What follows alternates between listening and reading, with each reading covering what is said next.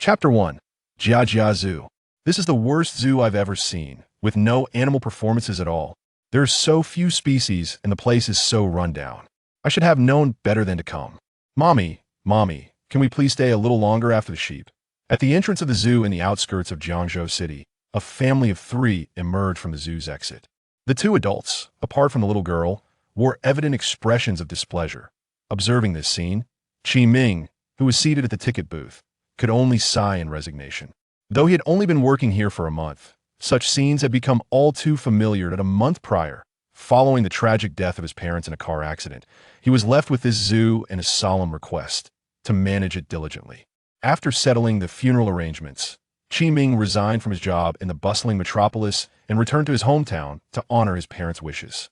However, the zoo was situated in a rather remote area, with facilities that had grown rather dilapidated over the years. It had been struggling financially for some time, and it was only through his father's use of the zoo and the land beneath it as collateral that they managed to secure a substantial loan from Jiangzhou Bank. Yet this reprieve was short-lived. After acquiring the funds, his father introduced a batch of rare animals in an attempt to revitalize the zoo, but ultimately, this endeavor failed. To repay the debt, they were forced to sell the newly acquired animals, only to find the losses continued to mount, plunging the zoo into significant debt. Sigh, I wonder how long we can hold on like this? With a heavy heart, Qi Ming noticed the ticket hall's plaza was devoid of visitors. The ticket seller, Xiao Li, had taken leave for personal matters and would not return soon. So Qi Ming decided to step outside for some fresh air. As he glanced toward the entrance, he saw a middle-aged man in formal attire, with a prominent belly, approaching the ticket booth. Upon seeing him, Qi Ming momentarily stood up, but then sat back down, hastily picking up the newspaper on the table to feign interest in reading. The man surveyed the empty plaza and sighed before walking to the ticket booth window and tapping on the glass. Xiao Qi, look at how bleak your business is. If it continues like this, you really should consider signing over the transfer contract. I've heard your father didn't leave you with much money. Why endure this hardship? Uncle Zheng, I truly cannot sign. This zoo is the last remnant of my parents' legacy. I simply cannot bear to see it shut down on my watch, Qi Ming replied, lowering the newspaper with a glum expression.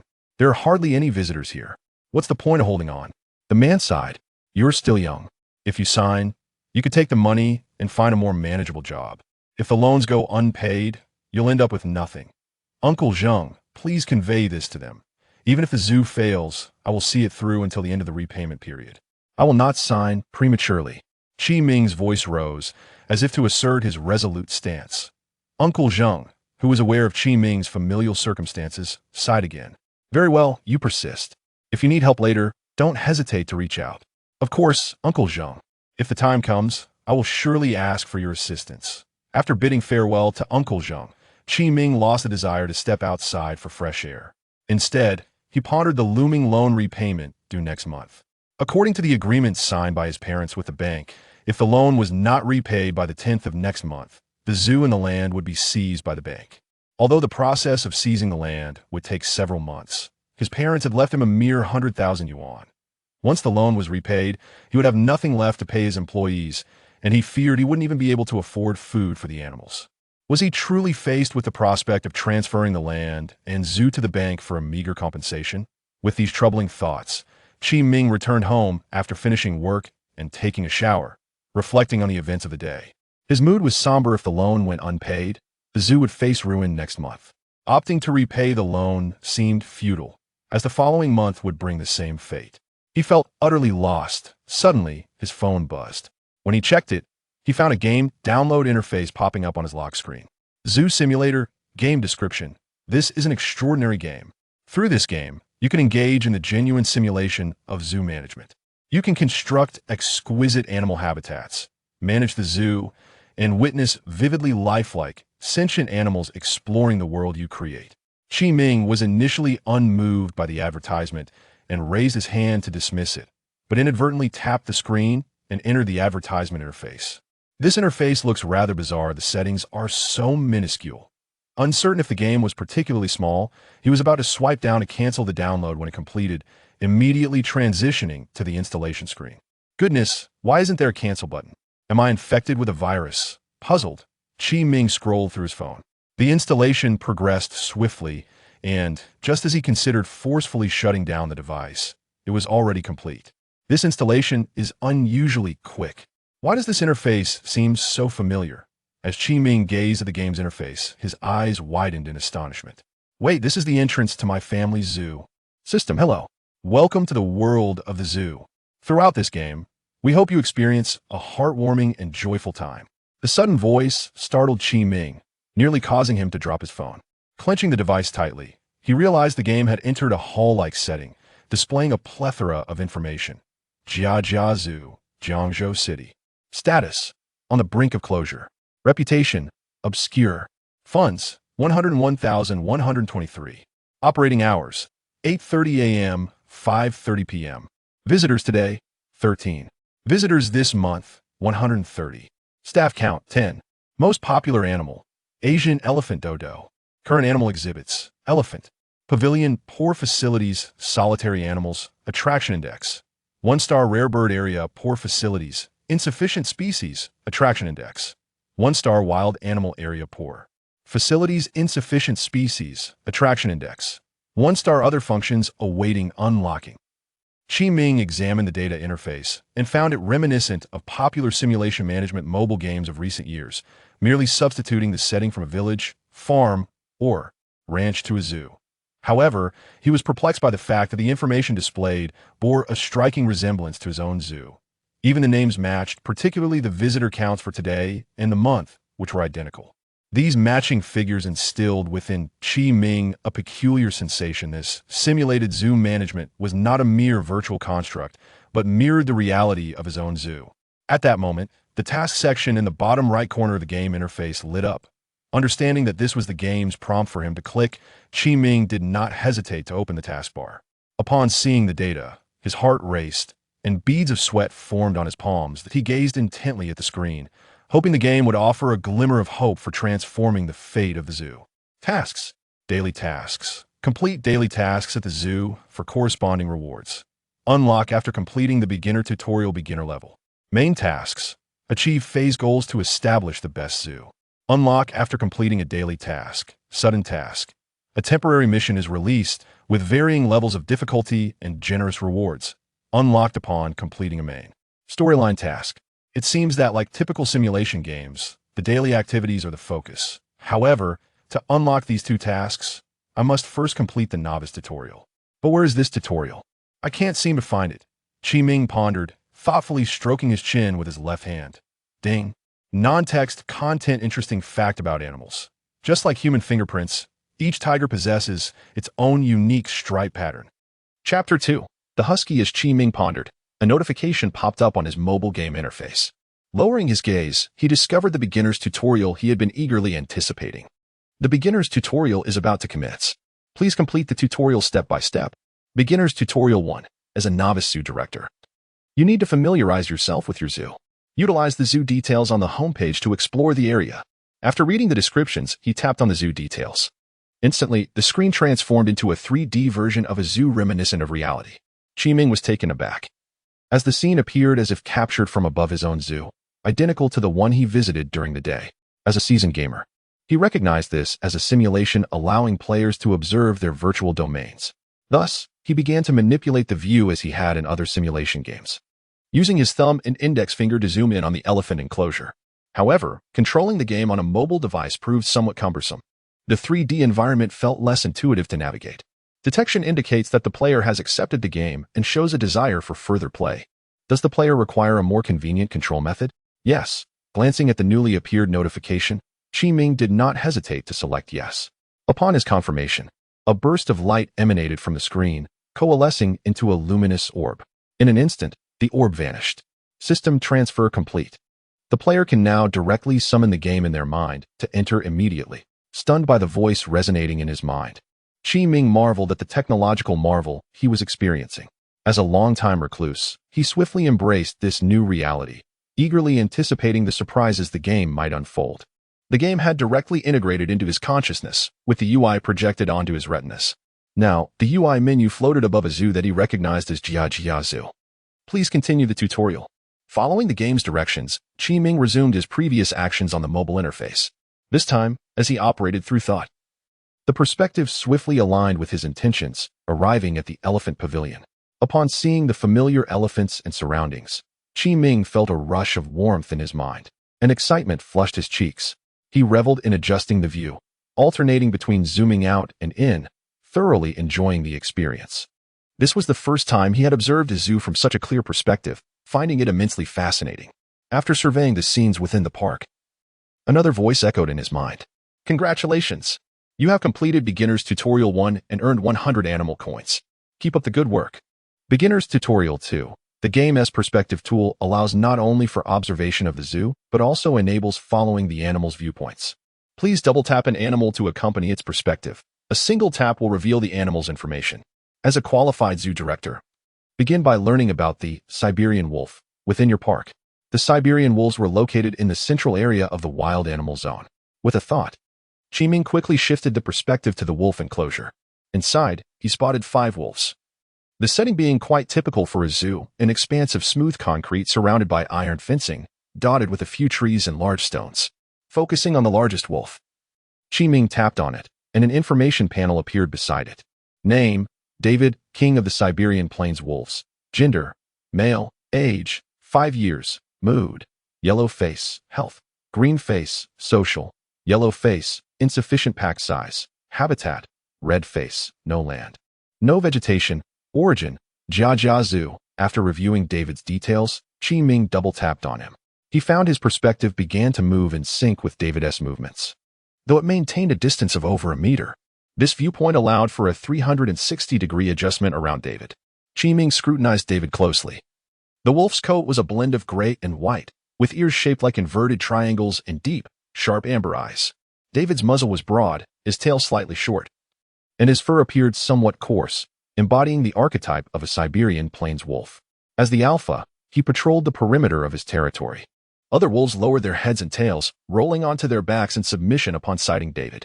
Following David, Qi Ming experienced the perspective of a wolf king. Just as he prepared to shift his view, he noticed an unusual glint in the eyes of a wolf on David's right. This wolf seemed distinct from the others, exuding a playful and quirky aura. Indeed, it appeared almost comical, prompting Qi Ming's curiosity. Wolves typically have sharp gazes. Why did this one seem so different? To unravel this mystery, Qi Ming disengaged from following David and elevated his perspective toward the peculiar wolf, tapping to view its information.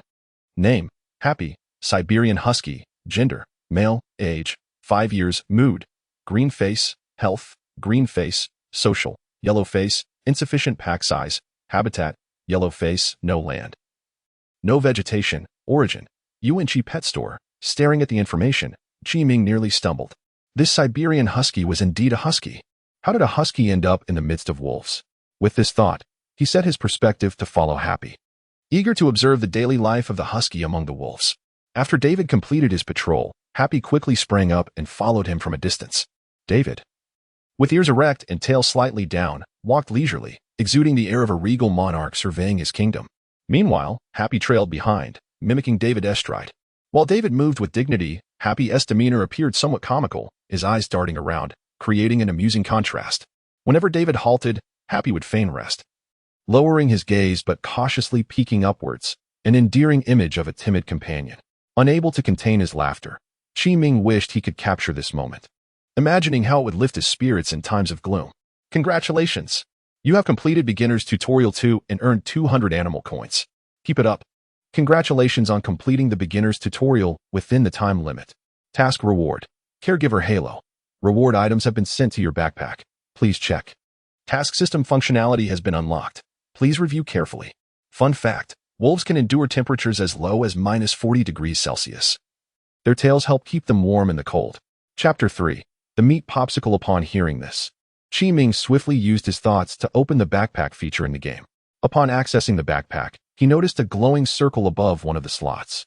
Upon clicking the circle's icon, he discovered Item Name, Breeder's Halo.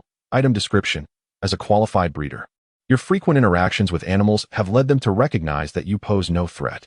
They are accustomed to your presence and even associate you with the provision of food, resulting in no hostility towards you. Item Effect. Equipping the halo will enhance the initial affinity of animals towards you, increasing your rapport with them. Equip immediately? Yes, no. Upon observing the item's effect, Ming did not hesitate for a moment and selected yes. For a zookeeper who regularly interacted with animals, this halo was nothing short of a powerful tool. Many animals, when they first arrived at the zoo, often experienced stress due to their unfamiliar surroundings. With this halo, they could acclimatize to the zoo environment more swiftly. Having equipped the halo, Ming accessed the task system and discovered that many tasks previously unavailable were now illuminated and accessible. Beginner tutorial basic completed.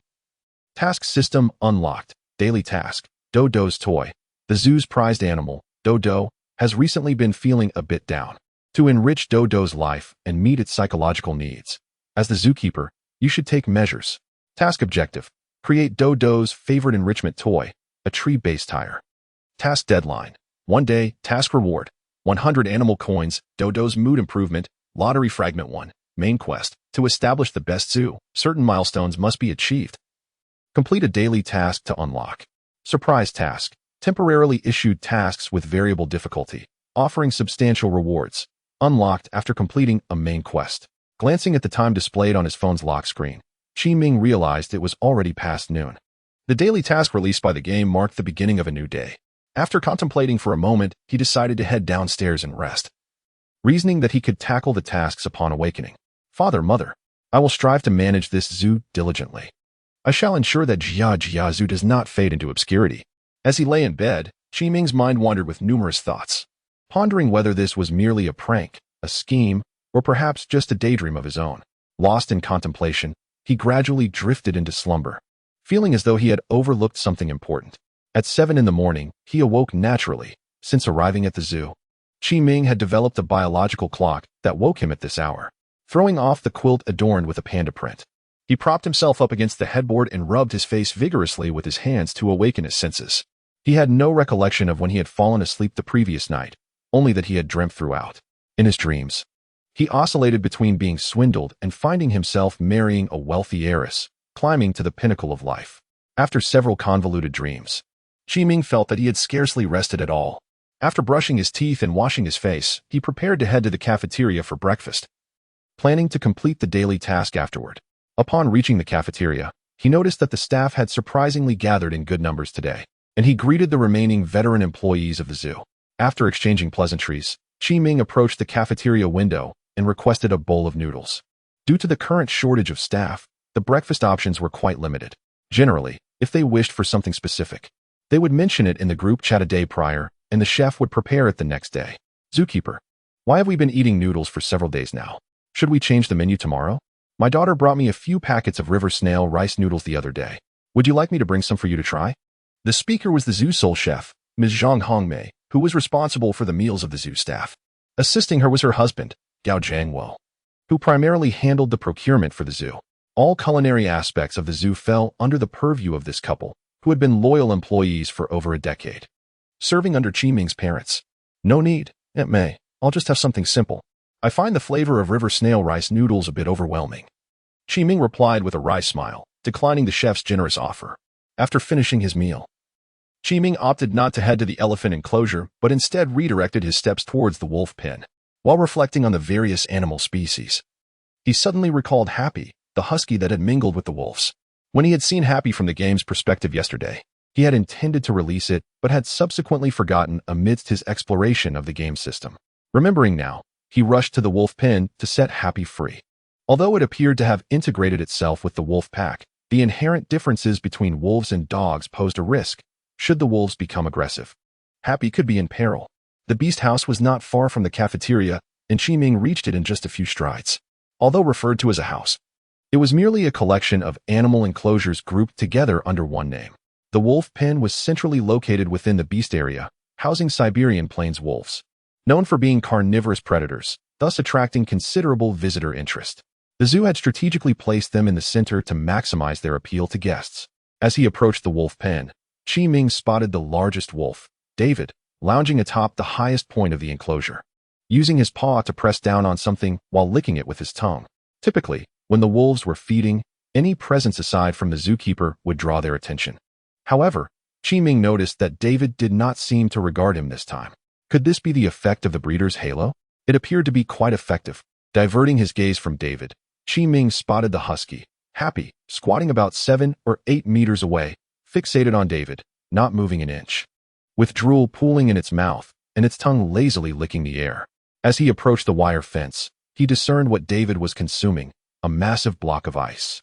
The area where David had crushed the ice revealed remnants of meat, and Qi Ming realized this large ice block was provided by the zoo to help the wolves cope with the heat. Jia Jia Zoo referred to it as a meat popsicle, created by freezing a whole chicken in a mold. Occasionally rabbit meat was used. The ice block was not entirely sealed. A gap was left for the meat to remain exposed, ensuring the wolves could still scent it and be enticed to eat. As the Wolf King, David had priority access to the food. Only after he had eaten his fill could the other wolves feed according to their ranks within the pack. Typically, zookeepers would place 1 or 2 additional ice blocks after David had finished, ensuring the entire pack could enjoy the specially prepared meat popsicles. After observing the feeding scene for a while, Qi Ming proceeded to the zookeeper's small cabin behind the wolf pen. The caretakers for the wolf pen were Lao Qin and Xiao Zhang, who were responsible not only for the wolves but also for the entire beast area. At present, only Xiao Zhang was in the cabin, busy cutting a roll of fire hose with tools for an unknown purpose. Xiao Zhang, whose full name was Zhang Ping, was in his 20s and, being younger than most of the zookeepers, was often referred to as Xiao Zhang. Despite his moniker, he had been working at the zoo for 5 to 6 years, residing in Zhangjia village just below the zoo. Once Xiao Zhang had finished with the fire hose, Qi Ming, who had been standing behind him, inquired, "Xiao Zhang, what are you doing? Making toys?" Chapter 4. The Novice Gift Pack. Upon hearing a sound, Xiao Zhang turned around and was somewhat surprised to find it was Qi Ming. Earlier, he had assumed it was the returning caretaker, Old Qin. "Hey, director, let me show you my latest enrichment toy. What do you think?" Xiao Zhang exclaimed, raising the toy in his hand, his face beaming with joy as he looked at Qi Ming. Curious, Qi Ming picked up the peculiar object crafted by Xiao Zhang and asked, "Why is this a bit heavy? I can smell meat inside." "Indeed, director. Your nose is quite sharp." Xiao Zhang chuckled, giving a thumbs up. "I placed a piece of meat and an apple inside." Pointing to the connection point of another fire hose, Xiao Zhang explained, "I cut a 60-centimeter fire hose into several segments. 3 hoses are bundled together, with the apple and meat placed in the innermost one. I also smeared some meat paste in the gaps to entice David and the others. Finally, I sewed the hose connections together, and thus, my enrichment toy was completed. Director, I have effectively repurposed discarded fire hoses, so you must consider giving me a performance bonus at the end of the month," Xiao Zhang said with a grin. "Haha. Xiao Zhang, you're quite impressive. This idea is truly remarkable, and I will definitely reward you at the end of the month. However, I noticed you made at least 13 enrichment toys today, while the wolf pack only consists of 6 wolves. You've clearly exceeded the limit," Qi Ming observed. Watching as Xiao Zhang, slightly frustrated, began to dismantle the hose to retrieve the meat. Not wanting to prolong the conversation, Qi Ming squatted down to assist him in removing the stitches. Although Xiao Zhang created 13 toys, 3 would have sufficed for today. It is essential to rotate different types of enrichment toys to maintain the animal's interest. As they were dismantling the toys, Qi Ming suddenly remembered the purpose of his visit, causing his pace to slow. "By the way, Xiao Zhang, isn't there a dog in the wolf enclosure? I noticed a wolf that resembled a dog when I checked the surveillance yesterday." Qi Ming expected Xiao Zhang to react with surprise or shock, but instead, Xiao Zhang continued to work, his expression indicating that he already knew. "Director, you must be referring to Happy. It has been with the wolf pack for 5 years, having been there since it was barely weaned," Xiao Zhang explained, placing the removed meat onto an iron plate on the table. "You knew about this? Why didn't you mention it before?" Qi Ming inquired, somewhat surprised. "Director, you underestimate me. I've been a caretaker for 5 or 6 years, so I'm quite familiar with the 5 wolves in the enclosure. I can tell what they've done just by observing them." Xiao Zhang rolled his eyes, patting his chest. Happy was acquired by the previous director during the establishment of the pet park. Unfortunately, when the pet park closed down after just 6 months, other animals were either sold or given away, but Happy remained since it had just arrived and hadn't yet been weaned. "Then what happened?" Qi Ming asked, starting to recall that the zoo had indeed opened a pet park a few years ago, but closed it shortly after. True, David had just been born then, so they decided to let Happy stay with Maria, David's mother, to nurse. You wouldn't believe it, Happy's fur and David's resemble each other quite a bit. In fact, Happy is technically David's brother. Xiao Zhang continued with a shrug. Upon hearing the backstory, Qi Ming felt that both his father and Xiao Zhang were quite carefree, seemingly unconcerned about the potential dangers of having Happy with the wolves. Unable to contain his thoughts, he directly asked, Xiaozhong, weren't you worried that the mother wolf might harm Happy when you placed it with her to nurse?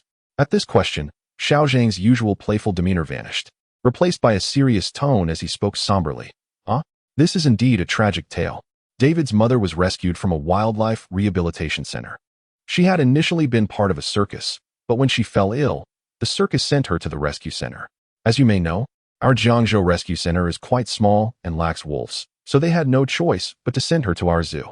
The previous director saved her, and so she remained. Xiaozhong paused, his voice filled with anger. Director, do you know what those circus animals endure? They were so afraid that Maria would bite someone that they ground down her teeth. It's infuriating just to think about it. When Maria arrived, her mouth was filled with pus, and her dental pulp was exposed. Nearly all her teeth were inflamed. Thankfully, the previous director was skilled enough to save her. But her teeth were rendered practically useless. We could only provide her with liquid food. Maria lived for just over a year in the zoo, gave birth to David, and passed away a month after David and Happy were weaned. She had suffered far too much in the circus, and her health was irreparably damaged. Otherwise, she could have lived for several more years. After hearing this, Qi Ming recalled that his parents had mentioned similar stories a few years back, though he had little memory of it due to the passage of time. It's all right, Xiaozhong.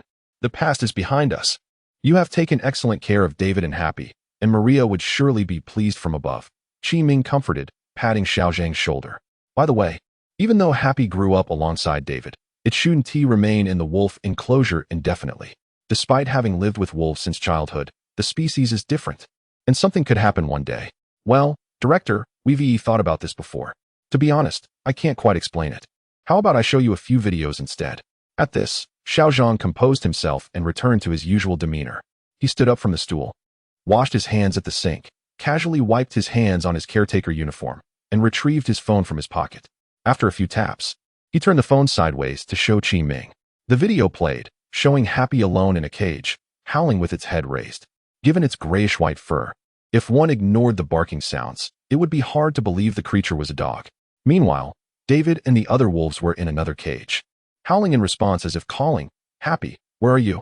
After the first video concluded, Xiaozhong swiped to the next one, revealing Happy lying low in a separate cage.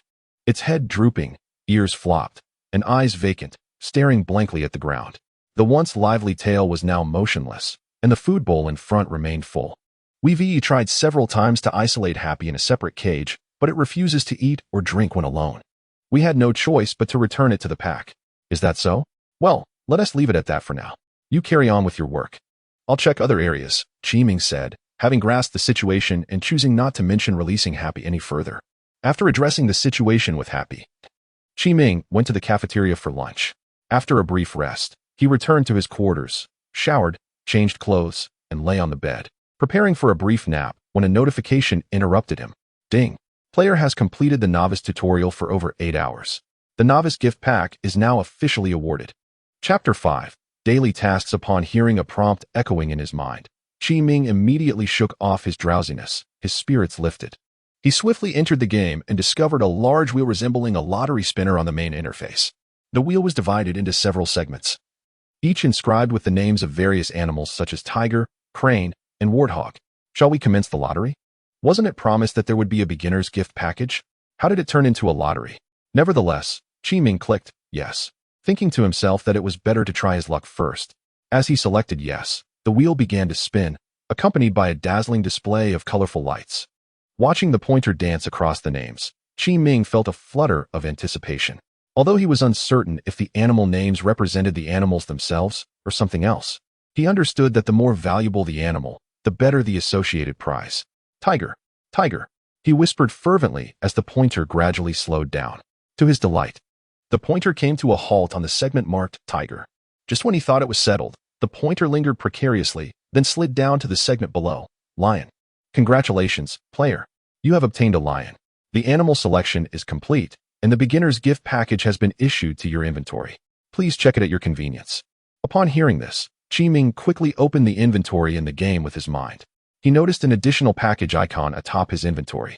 Clicking on it, he read, Item name, Beginner's Gift Package, Lion, Item description, a package designed to help newcomers integrate swiftly into the game. The items within will enhance the attractiveness of your zoo. Item effect, Open the package to receive an African male lion and acquire a 400 square meter African lion habitat. Shall we open it now? Yes, ding ding. Qi Ming groggily rose to silence his alarm clock, realizing it was already 1:50 p.m. Stretching and yawning, he ambled to the bathroom to wash his face. Reflecting on the beginner's gift package he had just received, he decided to open it later that evening. After tidying himself up, he descended the stairs, preparing to complete his daily tasks at the elephant pavilion. As he walked towards the elephant pavilion, he mentally retraced the layout of the entire Jia Zoo. Previously, the zoo spanned nearly 100,000 square meters, roughly equivalent to 10 football fields. However, due to annual losses and the need to sustain operations, many animals had gradually been sold to other zoos, leaving several exhibits vacant. Presently, only about 20,000 square meters remained in use, with only the elephant pavilion, rare bird house, and carnivore house still operational. Currently, the elephant pavilion housed only a single elephant, while the rare bird house was home to just an ostrich, pheasant, and peacock. The carnivore house offered a slightly greater variety, featuring warthogs, macaques, Siberian wolves, and llamas. Given the compact size of the zoo, Qi Ming reached the elephant pavilion in no time. As the star attraction of the zoo, the elephant enjoyed a commendable standard of living, receiving excellent care, and residing in the best accommodations available.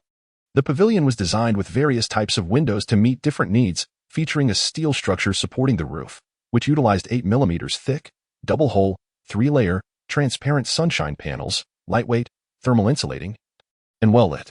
Upon entering the elephant area, Qi Ming spotted the elephant named Do from a distance. She was a deep gray, her intelligent head slightly raised, adorned with large ears that flapped periodically. Her 2 ivory tusks gleamed white, contrasting with her majestic appearance, complemented by her small, fluttering eyes. Dodo was a young male Asian elephant who had been at Jia Zoo for 7 or 8 years, brought in during the zoo's peak. Bobo. Dodo spotted Qi Ming from afar, letting out a distinct trumpet, as if greeting him. Qi Ming had visited Dodo frequently during his holidays, resulting in a familiar bond between them. Hello, Dodo. After exchanging pleasantries, Qi Ming entered the adjacent feeding area, preparing to craft enrichment toys for Dodo. Enrichment is a term used in zoo management to describe activities and measures taken to enhance animal happiness. It involves stimulating animals based on their biological characteristics and natural habitat, encouraging them to display more natural behaviors and restore their instincts. Upon entering the feeding room, Qi Ming noticed Dodo's caretaker, Old Wang, already preparing food. He refrained from interrupting Old Wang's work and instead headed to the tool room. A tree-based tire was a quintessential enrichment toy for elephants. It involved digging a slightly larger circular pit than the tire, about 5 tires deep, and pouring a ring of cement around the pit's edge. Once the cement set, a smooth tree trunk would be secured with chain links, followed by the placement of 4 discarded tires. Of course, the tires had to be fitted onto the trunk first, or else they would not fit later.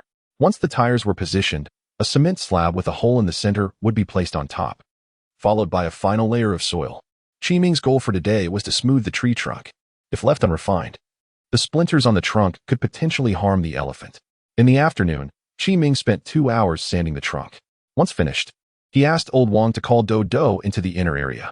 Together, they moved the trunk and tires into the outer exhibition space of the elephant pavilion. The outer exhibition area had been designed with a circular pit for the tree-based tire, a measure put in place during initial planning. Qi Ming approached the marked spot and pushed aside the cement slab covering it. Crack. Seeing the cement slab crack in two, Qi Ming realized that his workload had just increased. There was no choice but to create another slab. Fortunately, a ready-made mold was available in the tool room. All he needed to do was mix some cement and pour it in. The weather was pleasant today, and leaving it out for an hour or two would suffice for it to set. He grabbed a broom from the caretaker's room and swept away the cement debris around the pit, disposing of the remnants in the caretaker's room garbage bin. After setting the broom aside, Qi Ming re-entered the outer area. Non-essential content. Fun animal facts.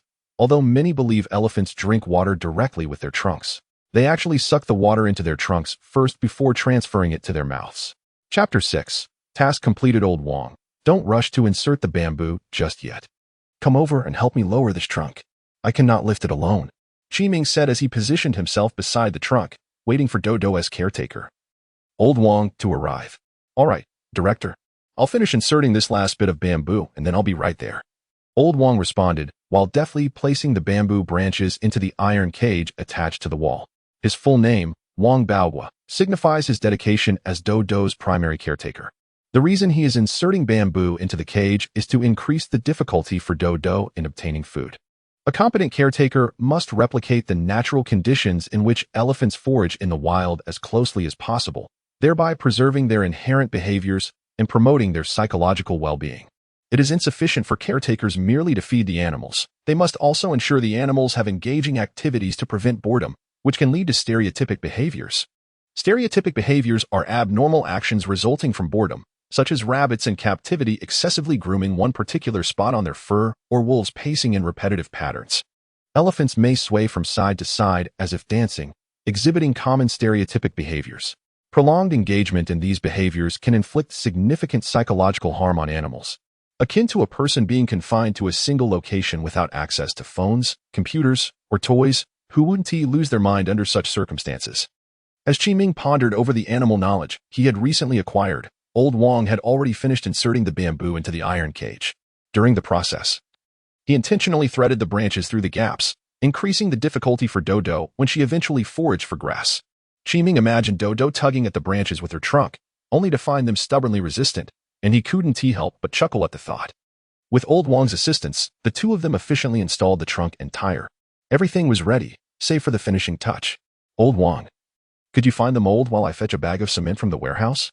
Qiming said as he walked toward the area behind the caretaker's quarters, where a flatbed cart awaited. The electric flatbed cart, commonly used by caretakers for transporting supplies, was compact, making it ideal for the zoo's narrow pathways. The warehouse was not far from the elephant enclosure, so as Old Wang located the mold in the tool room, Qiming returned with the cement. With all tools at hand, the two of them poured cement into the mold in just half an hour, leaving only the waiting period. Old Wang fetched a hose from the water tank to clean up the workspace, after which they both went about their respective tasks. An hour later, Qiming returned to the caretaker's quarters behind the elephant exhibit and opened the door. He found Old Wang seated in the monitoring room, watching the surveillance footage. Dodo appeared content, using her trunk to curl and munch on hay. Qiming recalled that an elephant consumes around 150 kilograms of grass and 25 kilograms of fruit daily, which meant Dodo spent most of her time eating. How is the cement board coming along? Qiming inquired. Director, I just checked. The surface seems dry, but the inside is likely still wet, Old Wang replied. Is that so? Qiming mused, stroking his chin. He contemplated whether to move the new cement board into place or wait another hour for it to fully cure. After considering the matter, he decided to proceed, aiming to complete the day's tasks. The two men approached the door where the cement board was laid. Qiming stepped onto the woven tarp beneath the board, and together with Old Wang, they lifted it. How has Dodo been doing lately? Qiming casually asked, recalling the image of Dodo eating hay on the monitor. Dodo has been in good spirits recently. Her skin and teeth look great, and her trunk is becoming increasingly agile. Enrichment has become more challenging than before, Old Wang replied, his dark face lighting up with a smile at the mention of Dodo. At this point, Old Wang's expression shifted from joy to hesitation as he paused. Director, I have something to say, but I'm unsure if I should. Intrigued by Old Wang's rare initiative to speak, Qiming felt a flicker of surprise. After a moment of silence, Old Wang awkwardly stated, Director, how do you plan to handle Dodo in the near future? What? Handle her? Handle what? Qiming was taken aback, initially believing Old Wang had concerns about certain recent practices. However, he soon realized Old Wang was worried about what would happen to Dodo if the zoo were to close down. Understanding the root of Old Wang's concerns, Qiming gazed at the clouds drifting overhead and spoke solemnly. Old Wang, rest assured, our Jia Zoo will not close. I still have funds to support it, at least until next year. After hearing this, Old Wang remained silent, his gaze fixed on the ground, and Qiming chose not to elaborate further. Following this brief exchange, their communication dwindled, and soon they arrived at their destination, where the tree-based tire had already been mostly set up, awaiting only the final cover. As they placed the newly poured cement board atop the structure and covered it with the last scoop of earth, the entire tree-based tire toy was completed. A familiar sound resonated in Qiming's mind. Ding. He recognized it as the notification for task completion.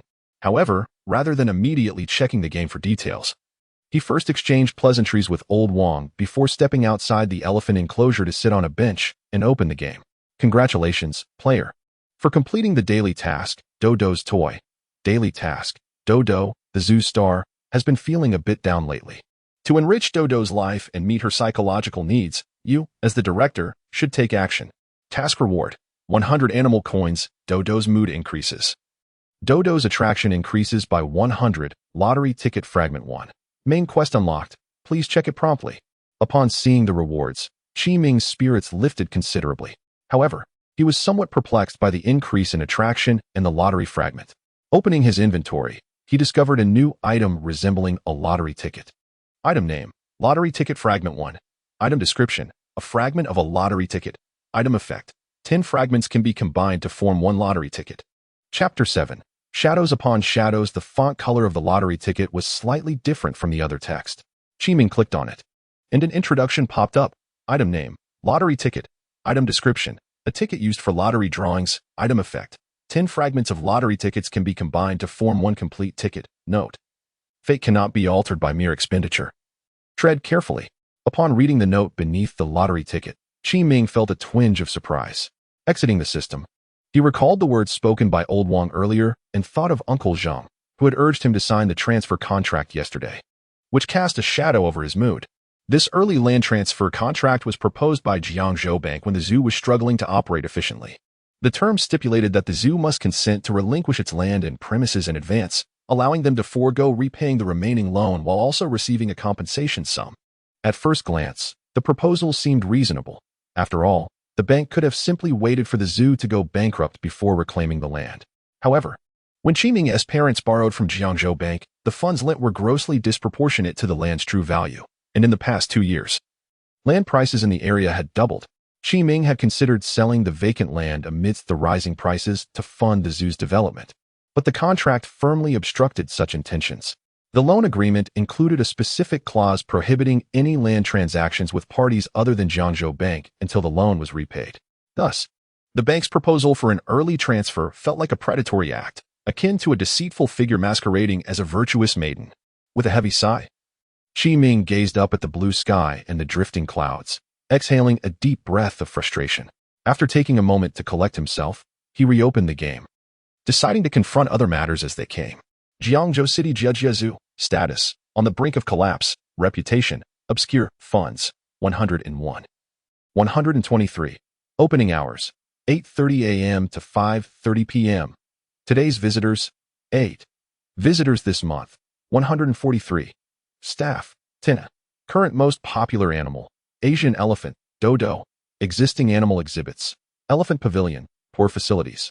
Solitary animals, attraction index: 1 star. Rare bird area, poor facilities, insufficient species, attraction index: 1 star. Beast area, poor facilities, insufficient species, attraction index: 1 star. Upon noticing the painfully low number of today's visitors, Qi-Ming's expression remained unchanged.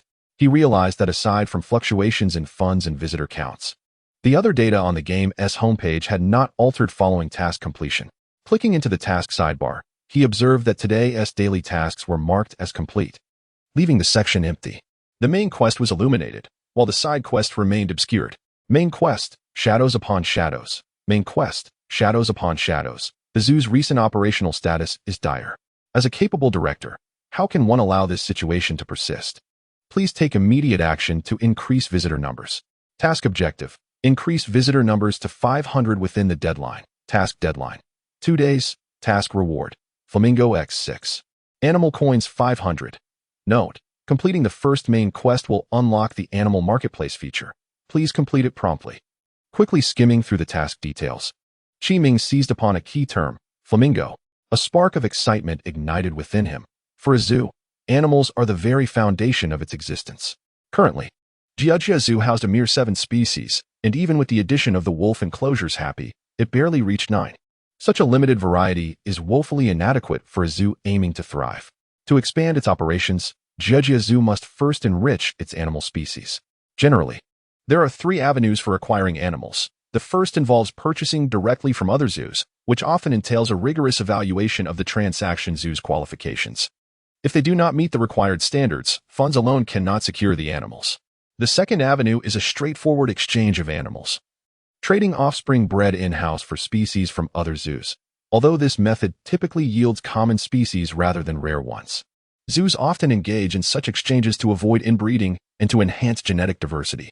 The final avenue consists of animals sourced from wildlife rescue stations or those intercepted by customs. Some rescued animals, unfit for life in the wild, are sent to zoos for care, though this method lacks reliability and is not the primary source. For Jiajia Zoo, the first option is not viable. They currently have just over 100,000 yuan left, which would vanish after repaying loans and salaries.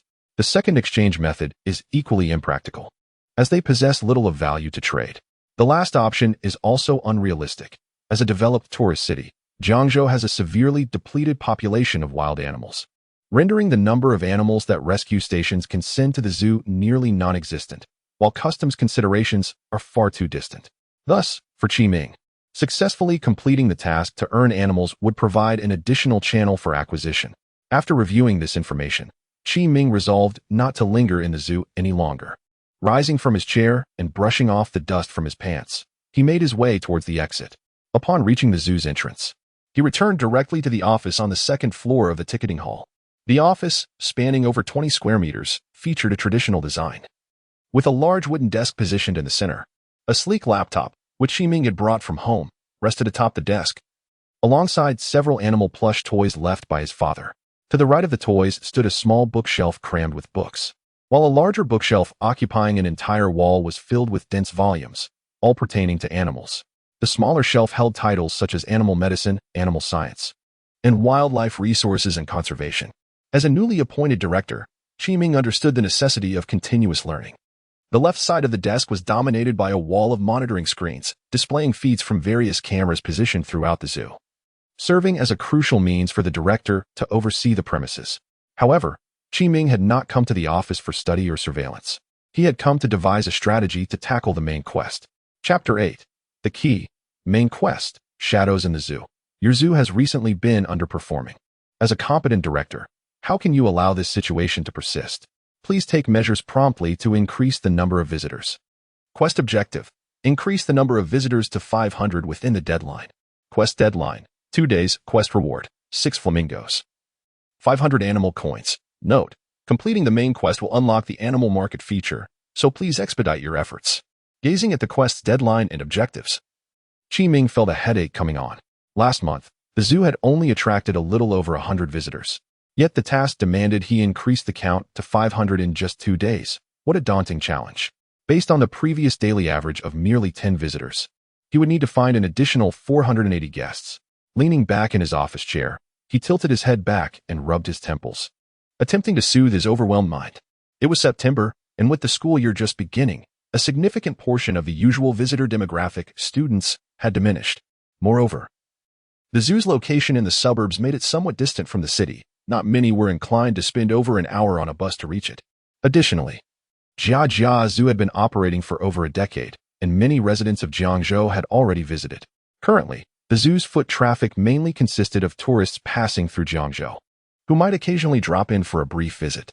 After pondering for a while, Qiming opened an app on his phone, navigating to the public reputation section. He typed in Jiajia Zoo in the search bar, and a photo of the zoo's entrance appeared on the screen. Jiajia Zoo 2. 7 to 108 reviews. Average ticket price, 20. Address, Jiangzhou Suburban Avenue. Contact, 1398-765-4321.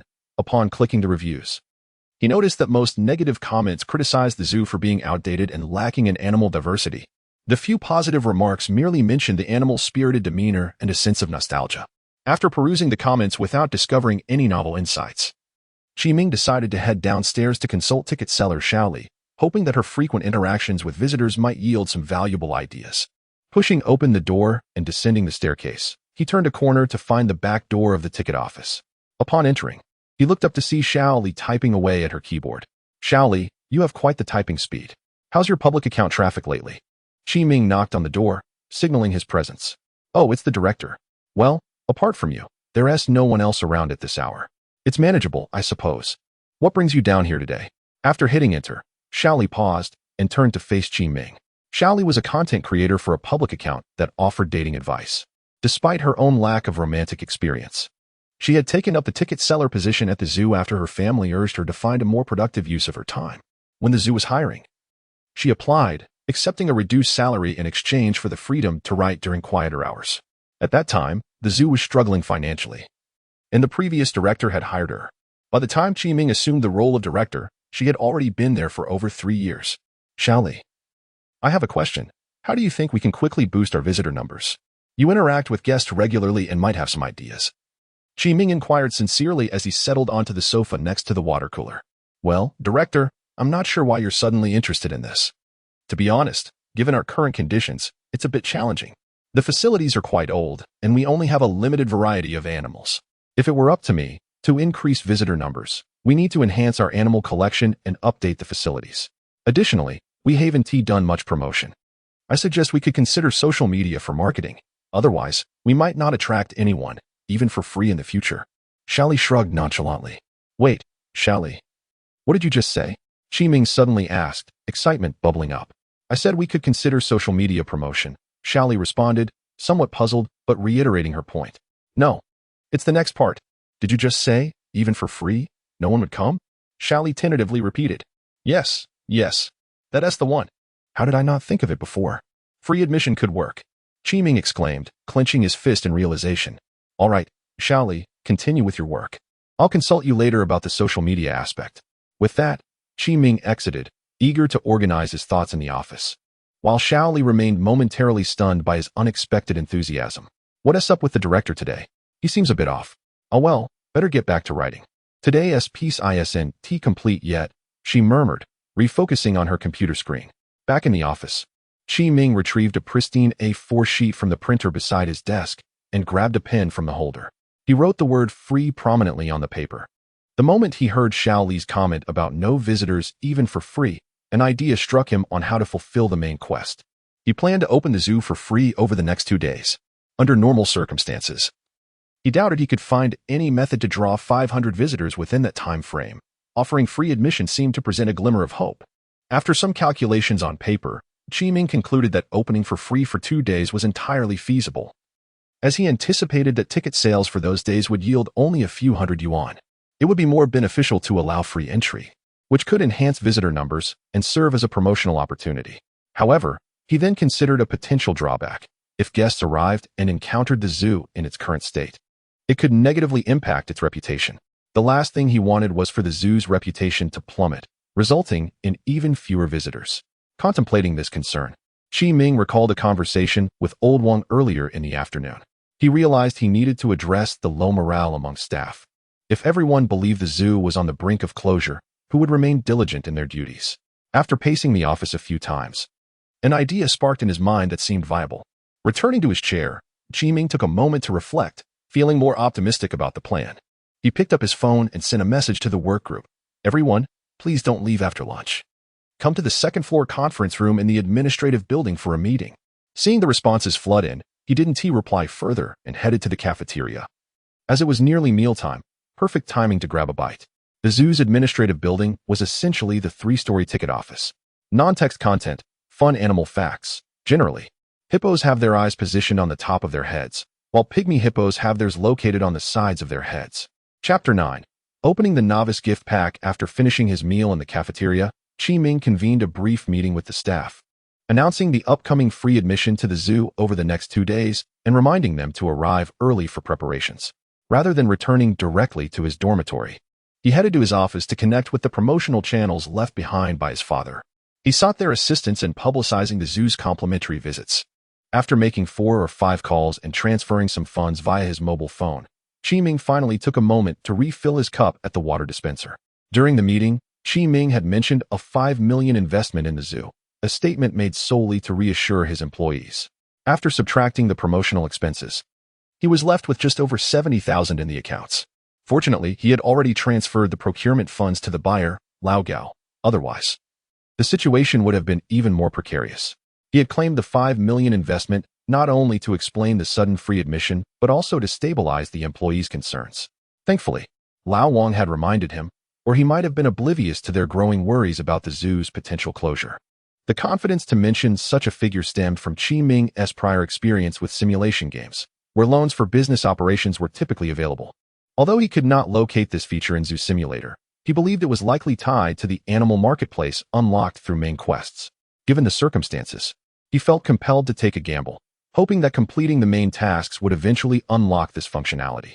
After all, even if it didn't, the zoo's situation couldn't deteriorate further. Even Lao Wang, typically taciturn and diligent, seemed to fear the zoo's impending closure. If Qi Ming did not act soon to reassure everyone, he might wake up one day to find himself the sole occupant of the zoo. With this thought, he quickly messaged Lao Gao to remind him to bring along some materials from the order he had placed earlier when he procured ingredients the following day. Ultimately, the success of their endeavors lay in the hands of fate, and the next 2 days would be pivotal for the completion of the main quest. Having dealt with the immediate matters, Qi Ming stretched his wrists and stepped out of his office. He washed his hands in the restroom before collapsing onto the sofa, excitement bubbling within him as he anticipated opening the gift pack. "Open the pack! Open the pack!" he exclaimed, rubbing his hands together. With all other tasks set aside, his mind was solely occupied with the thought of the novice gift pack. He swiftly entered the game and clicked on the gift pack in his inventory. Item name: Novice Gift Pack, Lion. Item description: a gift pack designed to help newcomers integrate quickly into the game. The items within will enhance the zoo's appeal. Item effect: open the gift pack to receive 1 African male lion and a 400 square meter African lion habitat. Would you like to open it now? Yes. Upon confirming, a typical animation of a gift pack bursting appeared on the screen, revealing a virtual sandbox depicting a quintessential African savanna, albeit with additional terrain features. Within it roamed a majestic African male lion. The animation played for a moment before retracting, transforming into a small map-like card in the inventory. Wasn't this supposed to be a grand gift pack? Why had it turned into just a card? Shouldn't it have included a plethora of materials and currency? Staring at the card in his inventory, Qi Ming felt a bit dazed.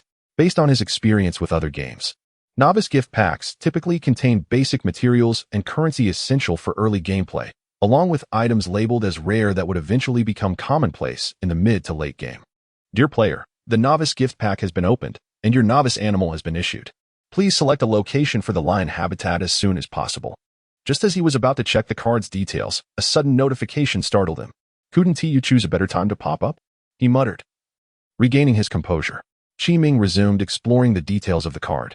Item name: Lion Habitat Scene Card. Item description: this is a 428 square meter lion habitat scene card, home to a robust male lion. Item effect: can generate a lion habitat on the map. Note: the habitat contains living creatures. Please place it promptly. Having read the card's description, Qi Ming understood its purpose.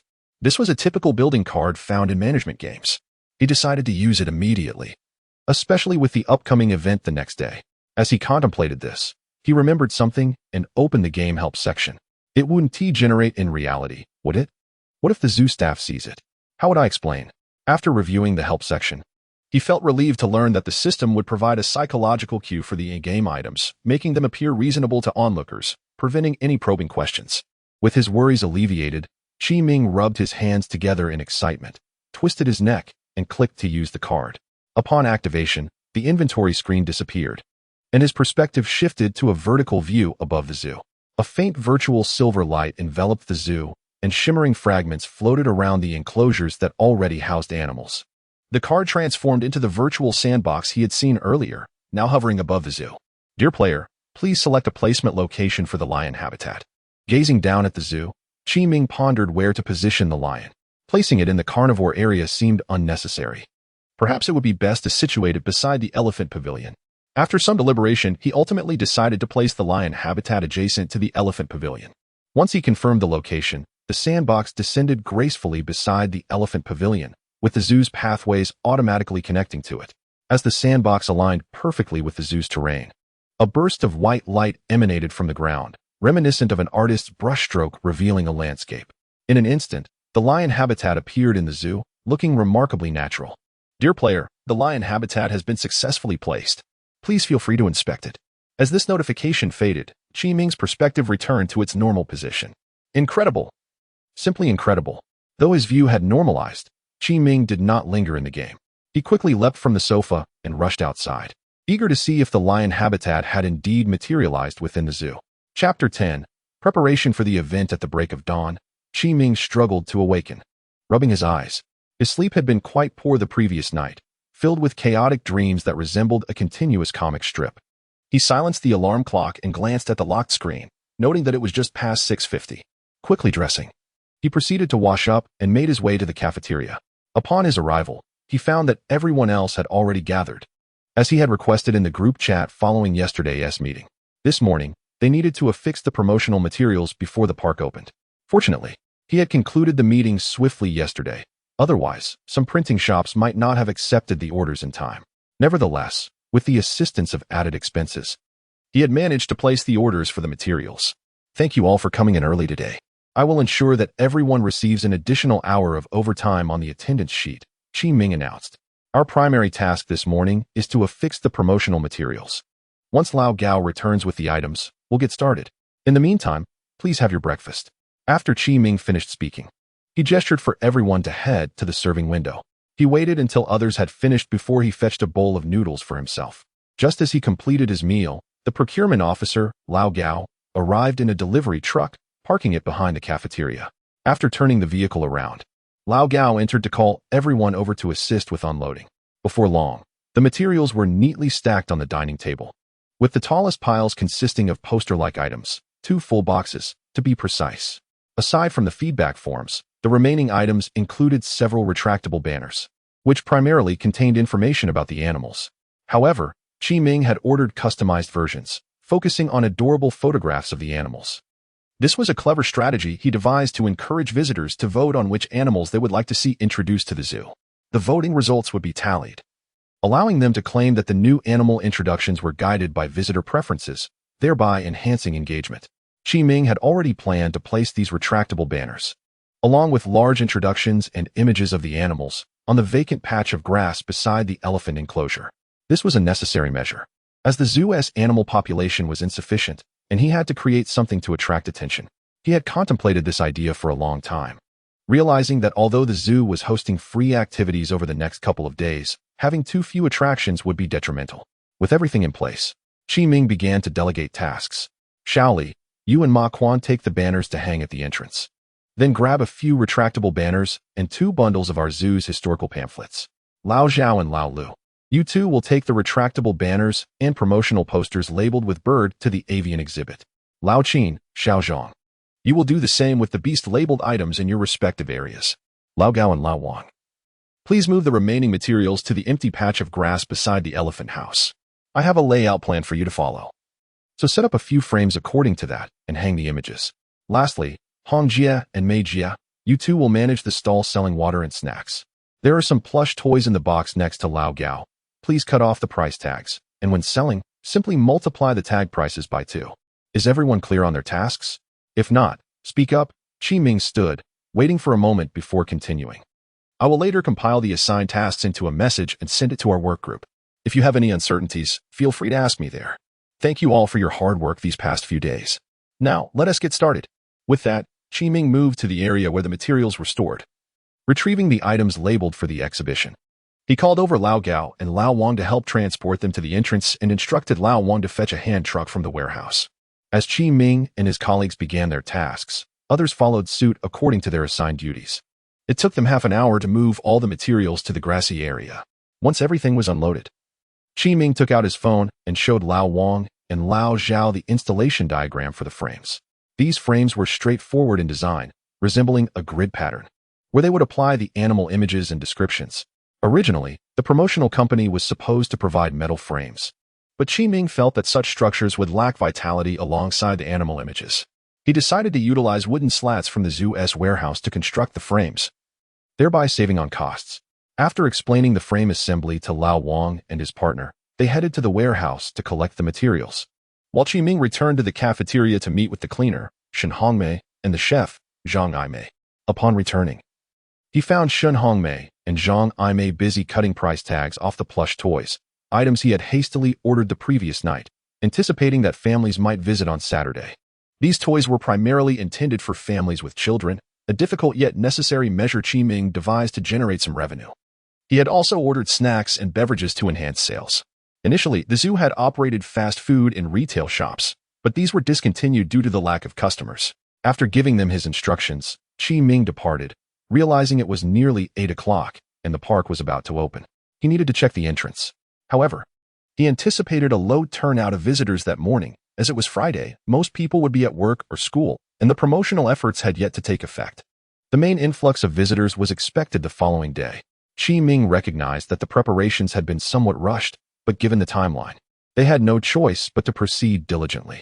Arriving at the zoo's entrance, Qi Ming observed the banner hanging prominently, "Welcome to all visitors for guidance and observation." On either side of the entrance stood two noticeable retractable banners, one detailing the zoo's history since its establishment and the other explaining the reason for inviting guests to visit. While the setup appeared quite rudimentary, given the zoo's current conditions, it was the best they could manage. Just then, Qi Ming's phone rang. "Hello, Director, this is Xiao Zhang. Lao Qin and I have completed our tasks here. What should we do next, sir?" "Awaiting your instructions." "Stop joking around. You finished, right? Head over to the grassy area and assist Lao Wang and the others. Once they're done, you can return to your regular duties," Qi Ming replied with a chuckle. Amused by Xiao Zhang's playful tone, after ending the call, Qi Ming decided not to linger at the entrance, but instead ascended to his office. He intended to utilize a gaming perspective to assess how well the various locations in the zoo were prepared. Non-text content. Fun animal facts. South African springboks can elevate their body temperature to 45 degrees Celsius. Chapter 11. Lying on the sofa in the office. Qi Ming began to immerse himself in the game. Once he entered the gaming perspective, he immediately zoomed in on the lion's habitat, adjusting the view to an appropriate height.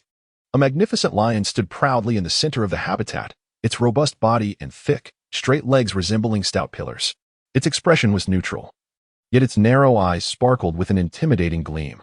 The lion's broad, rounded head was crowned with a mane of rich brown fur, akin to a light yellow velvet cap, while golden fur draped around its neck and its hindquarters gleamed with a golden hue. A tufted tail completed its regal appearance, embodying the very essence of a king.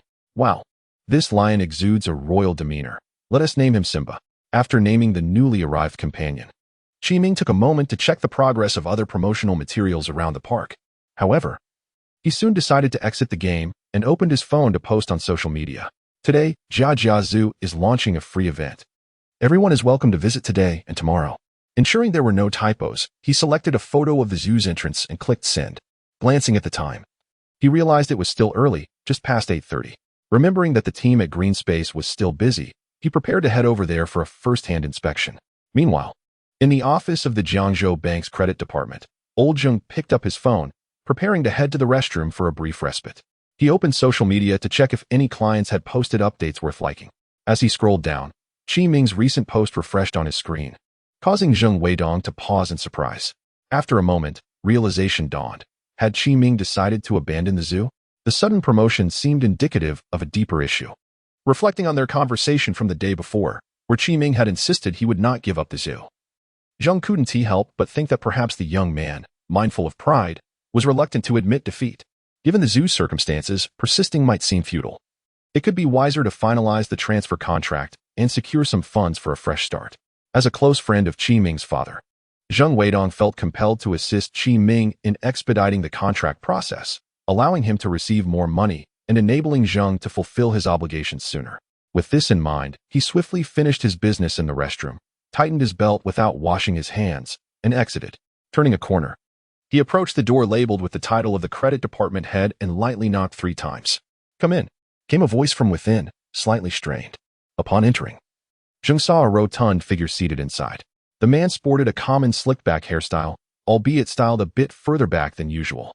This gentleman, Wang Guohua, was the head of the Jiangzhou Bank's credit department, Zheng Weidong's superior, and the key figure behind the initial contract with Jiajia Zoo. "Old Zheng, what brings you here? I must say, your performance lately has been lacking. You need to get out more," Wang Guohua remarked in a somewhat admonishing tone. "Director Wang, I have some work to report. It appears there are signs of movement regarding Jiajia Zoo." Zheng Weidong stepped forward, showing Wang Guohua the social media post Qi Ming had shared. Wang glanced at the post and reached a conclusion similar to Zhang's. The zoo was likely struggling to sustain itself, hence the free event. A pleased expression crossed his face. "Ah, old Zhang, it seems I must retract my earlier statement." Standing up from his chair, Wang approached Zheng and affectionately patted his shoulder. "Let us do this. Next Monday, we'll take the contract over and see if we can finalize everything in one go." "Director Wang, shouldn't we go this afternoon to take a look?" Zheng had hoped to visit that afternoon. Signing the contract today would likely benefit Qi Ming financially. But there is an event at the zoo today. And I suspect he might be too occupied, Wang Guohua suggested. You should head back and prepare the contract. While Wang Guohua and Zheng discussed the zoo, Qi Ming had finished posting all promotional materials. He instructed the keepers to return to their regular duties and made his way back to the entrance, eagerly anticipating the arrival of the first visitor. Standing at the entrance until 10 o'clock, Qi Ming was disheartened to find that no one had arrived. Despite understanding that mornings could be slow, he couldn't fathom why no one had come after such a long wait. Just as he was about to return to the office, a voice called from behind. Hey, young man, is it free to enter the zoo directly? Or is there something else we need to do? Turning around, Qi Ming saw a group of elderly men and women, the older gentleman who had spoken clearly inquiring. He promptly pointed towards the ticket booth. Sir, you can simply collect your tickets at the ticket window for the free admission. Ah, thank you. The elderly man smiled in return. Come on, Ingzi, Lao Litu, let us go get our tickets. Really, it's free, and we still have to get tickets? How troublesome, remarked an older gentleman with slightly graying hair. Despite the grumbling, the 3 elderly men and 2 women made their way to the ticket window. Recalling the man's question, Qi Ming realized he needed to add another promotional sign at the entrance. For free admission, please collect tickets at the ticket window. He remembered seeing a whiteboard in his office that could serve this purpose. As he walked back to his second-floor office, the group of elderly visitors had already collected their tickets and entered the park. Following his memory, he rummaged through the second-floor storage but couldn't find the whiteboard until he finally located it in a corner on the 3rd floor. The board was over a meter wide and about 80 centimeters tall, previously used for meetings. With the zoo size diminishing and staff turnover increasing, it had fallen into disuse. After dusting off the whiteboard, Qi Ming grabbed a cloth from the second-floor restroom to clean it. Using a black marker, he wrote, for free admission, please collect your tickets at the window. After receiving your tickets, please enter the park in an orderly manner. Pondering over the message, he added a note thanking visitors for their cooperation in helping staff gather data. Once he confirmed there were no typos, he lifted the whiteboard and made his way downstairs. Placing the board prominently on the left side of the entrance, Qi Ming noticed that 5 more elderly men and women had arrived. Thanks to the new sign, no one approached him with questions about entering the park. Did you see Ingzi's post? One lady with voluminous curls asked. Of course. If I hadn't seen her post about the free admission, I wouldn't have bothered to come. Chapter 12. Listening to the name Ingzi, Qi Ming felt a sense of familiarity, as it belonged to one of the elderly individuals who had inquired about directions earlier. He perked up his ears, eager to uncover the unfolding situation. Look at her posting so many updates on social media. Flaunting a scarf for a photo on such a hot day. How shameless for someone of her age, exclaimed a woman with voluminous waves of hair, her face etched with envy. It's precisely because you mentioned that the zoo was uninteresting and suggested coming later. Otherwise, Ingzi would have stolen the show, retorted another woman with short hair, her tone dripping with disdain. Having absorbed the conversation between the 2 ladies, Qi Ming began to grasp the circumstances. It seemed he owed a debt of gratitude to that social media-savvy Lady Ingzi. Her posts had undoubtedly drawn more attention to the zoo. Reflecting on their discussion about social media, Qi Ming contemplated organizing a sharing event for social media posts, which might entice even more visitors. However, after calculating the costs, he decided against it, as he had already prepared other promotional strategies, and time was of the essence with the event concluding the next day. Since the arrival of the 2 groups of elderly visitors, Qi Ming had noticed a significant increase in foot traffic at the zoo's ticketing square, predominantly comprised of middle-aged individuals and children, with young adults being notably absent. Yet, considering it was Friday, the lack of youth seemed reasonable. After a steady influx of visitors to the square, Qi Ming chose to retreat to his office, where he settled into his chair and began drafting documents. After writing for over an hour, he paused, leaned back, and closed his eyes, immersing himself in the game. GG Zoo. Jiangzhou status, on the brink of closure, reputation, obscure, funds, 65. 647. Opening hours, 8:30 a.m. to 5:30 p.m. Today's visitors, 78. Monthly visitors, 151. Staff count, 10. Current most popular animal, Asian elephant, Dadu. Existing animal exhibits, elephant pavilion, poor facilities. Isolated animal, attraction index, 1 star, rare bird area, poor facilities, insufficient animal variety, attraction index, 1 star, wild animal zone, poor facilities, insufficient animal variety. Attraction index, 1 star. Upon entering the game, Qi Ming's primary concern was the number of visitors for the day. Seeing that there were 78 visitors recorded, he felt a sense of relief.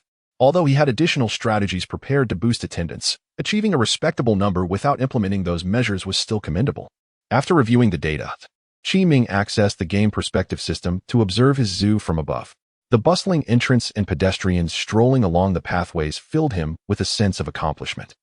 As he navigated through the park, his perspective shifted to the elephant pavilion, where he spotted a familiar face, none other than the social media enthusiast, Enchanting. She was holding a scarf aloft, letting the wind create waves that evoked a Mediterranean vibe, while a gentleman in front served as her photographer. Oh, what a delightful phase of life for the elderly.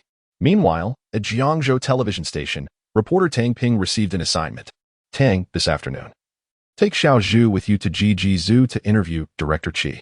Just gather some footage. The interview theme is laid out for you. Return early, as it needs to be aired tonight. Understood, leader. I will ensure the task is completed, replied Tang Ping. Excitement bubbling within him as he nodded enthusiastically and exited his office. Holding the interview outline, Tang Ping felt a surge of enthusiasm. Recently graduated. He had just transitioned to a full-time position at the station after an internship, and this would be his first opportunity to lead an interview independently. Determined to plan meticulously, he aimed to execute this assignment flawlessly. Back at his computer, he conducted a search for Ji Zoo, only to be met with disheartening headlines. Ji Zoo struggling to operate. Large number of animals transferred. When will Ji Zoo close? Why is Ji Zoo declining? As an outsider, he had heard that Ji Zoo was mediocre, but he was taken aback by its current dire state as the only zoo in Jiangzhou. What was the director thinking? Why send him to cover a zoo on the verge of closure? Surely this was meant to be a sentimental interview? The more he pondered, the more convinced he became, especially given the zoo's long history. There had to be individuals who still cherished it. Resolute in his belief, Tang Ping finally opened the interview outline provided by the director. After perusing the content, a perplexed expression crossed his face, as a large question mark seemed to hover next to his forehead. Wait, the zoo is undergoing renovations? So, they want me to gather information to assist with publicity? Placing the outline on his desk, Tang Ping, though bewildered, began preparing for the assignment.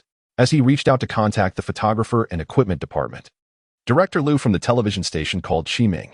Xiao Qi, our reporter is expected to come by this afternoon, and he will reach out beforehand. Thank you, Director Liu. Qi Ming responded.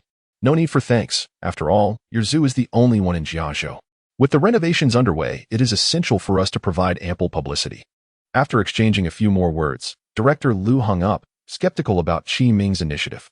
In this day and age, who still frequented zoos, investing in other ventures seemed far more prudent. After ending the call, Qi Ming shook his head. Such flattering words. Yet it was merely a matter of transferring 2,000 in promotional funds. Otherwise, would they even be inclined to cover us? Ding! Suddenly, his phone chimed. Refocusing his attention, Qi Ming swiped down to check his notifications, discovering that Director Liu had sent over the interview questions. After downloading and reviewing them, he noted that there were not many inquiries, mainly focusing on the zoo's history and the organization of free events. Future development was mentioned only in passing. Non-textual content. Fun animal fact. Unlike other subspecies of black bears, the TWB black bear does not require hibernation during winter. Chapter 13. Touring the park at noon. Qi Ming had just finished his meal when a call came in from a number associated with Jiangzhou television station. Hello, Director Qi, this is reporter Tang Ping. Who will be coming over this afternoon? May I inquire when it would be convenient for you to conduct the interview? Oh, hello, reporter Tang. I am available at any time. Just give me a heads up when you arrive. That's great. Thank you, Director Qi. Shall we schedule the interview for 2 o'clock? This way, it won't interfere with your rest. 2 o'clock? That works perfectly. Please contact me when you arrive. I look forward to seeing you this afternoon. All right, goodbye. Director Qi. After hanging up, Qi Ming left his office and headed downstairs, as it was almost mealtime, and he was planning to have lunch at the cafeteria. He wasn't too anxious about the afternoon interview. After all, the questions were likely to be rather straightforward. Meanwhile, at the television station, Tang Ping sent a message to the photographer after ending the call. We've been informed by the management to head to the zoo after lunch to capture some footage before the official interview at 2. Received. The decision to visit the zoo early was not a directive from Director Liu, but rather Tang Ping's own initiative. He wished to capture some material while the crowds were sparse, and also familiarize himself with the zoo. He didn't want the interview to be merely a perfunctory task. He aspired to uncover something new, especially since this was his inaugural independent assignment. Noticing that there were still 20 minutes until lunchtime was over, He quickly returned to his desk and opened a drawer. He pulled out 2 documents. One was an exit permit, and the other was an equipment requisition form. At the television station, both exiting for interviews and borrowing equipment required written authorization from management. After swiftly filling out the purpose and date on the exit form, Tang Ping proceeded to Director Lu's office, knocking on the door. Soon, he emerged with the signed documents. However, since there were still staff on duty in the equipment department during lunch, he decided to wait before collecting the equipment. With the signed documents in hand, he returned to his office and began planning the shooting schedule, all the while anticipating the end of the workday.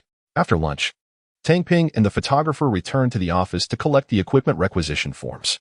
Once they had secured the equipment, they promptly set off for Jiajiazhu. After a 30-minute drive, they arrived at their destination, which was close to 1 o'clock. A few individuals stood scattered at the entrance, including several women wearing sun hats, seemingly preparing to collect their tickets to enter the park. Tang Ping instructed Xiao Zhu to power on the camera while he stood in the square at the entrance, marking the official commencement of their filming at Jiajiazhu. Hello, dear audience. I am reporter Tang Ping, and today we are visiting Jiajiazhu in Jiangzhou City, where an intriguing event is currently taking place. Let us explore together. Having delivered his introduction, Tang Ping signaled Xiao Zhu to pause the recording, intending to conduct a leisurely tour of the park while capturing footage. Walking ahead, he first collected tickets at the ticket booth, with the photographer following closely behind. Upon entering the park, they adhered to the signage and made their way to the exotic bird section. The first area they encountered was the enclosure for blue peacocks. As they approached the enclosure, a male peacock immediately displayed its magnificent tail feathers. The peacock's fan-like tail was adorned with vibrant, multicolored patterns and numerous oval-shaped eye spots, showcasing hues of purple, blue, brown, yellow, and red. The splendid display shone brilliantly under the sunlight, while the peacock's neck, chest, and abdomen exhibited a radiant blue, complemented by gleaming green plumage and a coppery sheen on its lower back, emitting soft rustling sounds from its beak. Xiao Zhu, did you capture that? It's a rare sight to see such a beautiful peacock displaying its feathers, Tang Ping exclaimed, excitedly snapping photos on his phone while urging the photographer to document the enchanting moment. Rest assured, the camera has been rolling since we entered the park, Xiao Zhu replied, adjusting the camera's angle. Once the peacock realized that these 2 peculiar objects posed no threat, it retracted its tail. The peacock enclosure, constructed of concrete, was smaller than that of the wolf pen, housing 3 blue peacocks, 1 male and 2 females. Both male and female blue peacocks sported small feathered crowns atop their heads, giving them an air of elegance. The female's plumage was less vibrant, primarily gray, lacking the stunning tail feathers of her male counterpart. After the peacock folded its magnificent tail, Tang Ping instructed Xiao Zhu to circle the enclosure for additional shots. Once completed, they proceeded to the right side, where ostriches were housed. The ostrich enclosure resembled that of the peacocks, but the wire fencing was noticeably lower, likely because ostriches cannot fly. The space allocated for the ostriches was significantly larger, approximately 30% more spacious than that of the peacocks. Within the enclosure, the ostriches boasted massive bodies, their long necks appearing slender in comparison. Their strikingly long eyelashes, paired with large brown eyes, made them resemble whimsical characters from a cartoon. Upon closer inspection, Tang Ping noted that an ostrich's beak differed from that of other birds, being triangular rather than round. Interestingly, ostriches also possessed only 2 toes, leaving distinctive prints shaped like a Y in the ground. Tang Ping recalled his last visit to the zoo during elementary school, though his memories were somewhat hazy. He could vaguely remember being struck by the giraffe's height and the tiger's strength, while other details faded from his mind. After elementary school, he had not returned to the zoo, viewing it as a place primarily for the elderly and young children. Years later, revisiting the zoo felt refreshing. The real animals were far more captivating than their virtual representations. Once Xiao Zhu completed filming the ostriches, the 2 began to make their way to the final exhibit in the exotic bird section. As they walked through the park, Tang Ping pondered why there were promotional posters for various birds displayed at intervals along the path. Non-text content, fun facts, among placental mammals. The size disparity between panda cubs and adult bears is the greatest. A newborn panda is 800 times smaller than its mother. Chapter 14. The arrival of the divine beast. As Tang Ping traversed the path from the blue peacock's enclosure to the ostrich area, he encountered a multitude of posters showcasing various avian species, including pelicans, flamingos, hornbills, and red-crowned cranes. With a sense of curiosity, he proceeded towards the pheasant enclosure, initially expecting to find more exotic creatures in the latter sections of the zoo. To his astonishment, upon closer inspection, he discovered that it merely housed ordinary wild chickens, albeit with a name that belied their commonality. The pheasant, commonly referred to as the wild chicken, possesses distinct features that set it apart from domestic fowl. The male pheasant is adorned with a broad white feathered collar around its neck, leading to its official designation as the ring-necked pheasant. Its neck is a resplendent shade of purple-green, while its cheeks are flushed of vibrant crimson, akin to a subtle blush. Furthermore, the pheasant boasts tail feathers that can extend between 40 to 50 centimeters, reminiscent of a diminutive peacock. He mused to himself, surely, this rare bird section cannot consist solely of these three species, resorting to the inclusion of a wild chicken as a filler. No wonder the zoo is struggling. Tang Ping shook his head, scoffing at the zoo's decision to present a wild chicken as an exhibit. However, he soon realized his misunderstanding. This particular pheasant had not been purchased by the zoo, but had been rescued from the wild by a rehabilitation center. Due to its inability to fly, having lost its flight feathers, it could not survive in the wild and thus found a home in the zoo, which, after all, is a form of wildlife. Upon exiting the exotic bird section, Tang Ping and the photographer Xiaozhu arrived at the adjacent area for terrestrial animals. As they observed the familiar animal posters adorning the pathways, Tang Ping speculated whether these might merely serve as decorative embellishments for the park. Yet, his instincts as a journalist hinted that the situation was more complex, given the stark contrast between the pristine posters and the dilapidated state of the enclosures. After pondering for a moment without reaching a conclusion, he decided to inquire with the director during their upcoming interview. In the first section of the terrestrial animal area, they were greeted by several grazing creatures resembling camels. "Oh my, alpacas!" exclaimed Xiaozhu, who had been relatively composed until this moment. "Xiaozhu, why are you using such language?" Tang Ping, momentarily distracted from his thoughts, prepared to retort. However, upon gazing at the animals ahead, he inadvertently echoed the words, "alpacas." The creatures they observed were indeed alpacas, colloquially dubbed grass mud horses, and recognized as one of the 10 mythical beasts created by internet meme culture. The name alpaca inherently encapsulates the unique characteristics of this creature, which shares similarities with both camels and sheep. Its physique bears resemblance to that of a camel, with an elongated neck and fleshy hooves. The gait of an alpaca, characterized by a swaying backside, further echoes that of a camel, albeit lacking a hump. In terms of appearance, alpacas are more akin to sheep, their bodies adorned with soft, curly white fleece, reminiscent of fluffy pom-poms. Of course, one cannot discuss alpacas without mentioning their remarkable hairstyles. Many exhibit strikingly unconventional hairdos. As Tang Ping observed the three alpacas within the enclosure, he couldn't help but notice that one of them sported brows resembling the character, lending it a rather unfortunate expression. Suddenly, a peculiar sensation caught Tang Ping off guard. "What the?" he began, bewildered. Just then, a second stream of saliva from the creature hit him, this time with a hint of yellow. Xiaozhu, engrossed in capturing the divine beasts on camera, turned at the sound of Tang Ping's exclamation and nearly dropped his camera, bursting into laughter while clutching his stomach. Tang Ping shot Xiaozhu a resentful glance before hastily retreating to the nearby public restroom to wash his face, which had been sullied by the alpaca's spittle. Just moments prior, while he had been captivated by the unfortunate expression of the alpaca, the creature had taken several steps forward. Initially surprised, Tang Ping had felt a surge of confidence, thinking his charm had drawn the creature closer. However, he was soon met with an unexpected splash of saliva. First a direct hit to his face, followed by a second, more unfortunate projectile, which left him with a sticky, yellowish residue that reeked of decades-old pickled vegetables. The stench was enough to make him wish for death. Upon returning from his impromptu face wash, Tang Ping resolutely refused to approach the alpaca enclosure again. "Tang Ping, come here. Just don't stare directly into the alpaca's eyes. There's a sign that explains it." Xiaozhu called out, still chuckling. "Can you please refrain from talking? By the way, I assume you didn't manage to capture that sign, right? I'm not even looking at it." Tang Ping replied, his voice weary, still haunted by the lingering odor on his face. "Quickly take your pictures. Once you're done, we can leave. This has truly been a stroke of bad luck." Xiaozhu responded, covering his mouth in a mock-serious gesture while signaling an okay to Tang Ping, all the while unable to suppress his amusement. After 2 to 3 minutes, Xiaozhu completed his photography and tidied up his equipment. As a parting gesture, he approached the warning sign at the enclosure and snapped a photo, sending it to Tang Ping. Ding!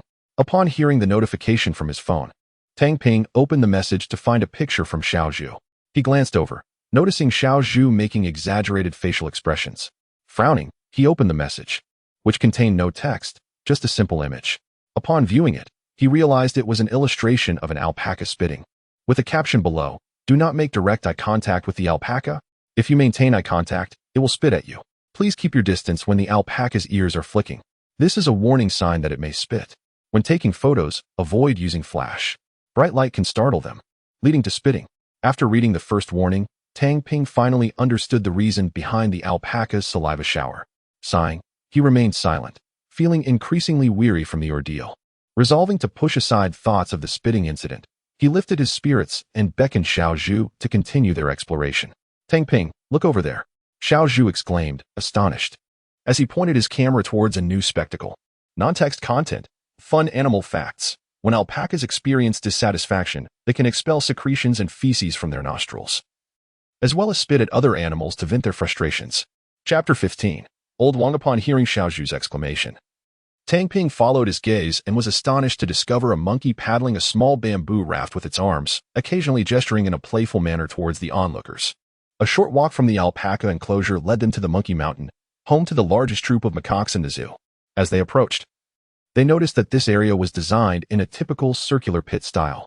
Surrounding the central stone structure of Monkey Mountain was a moat, and the monkey they had just seen paddling was now gliding across the water.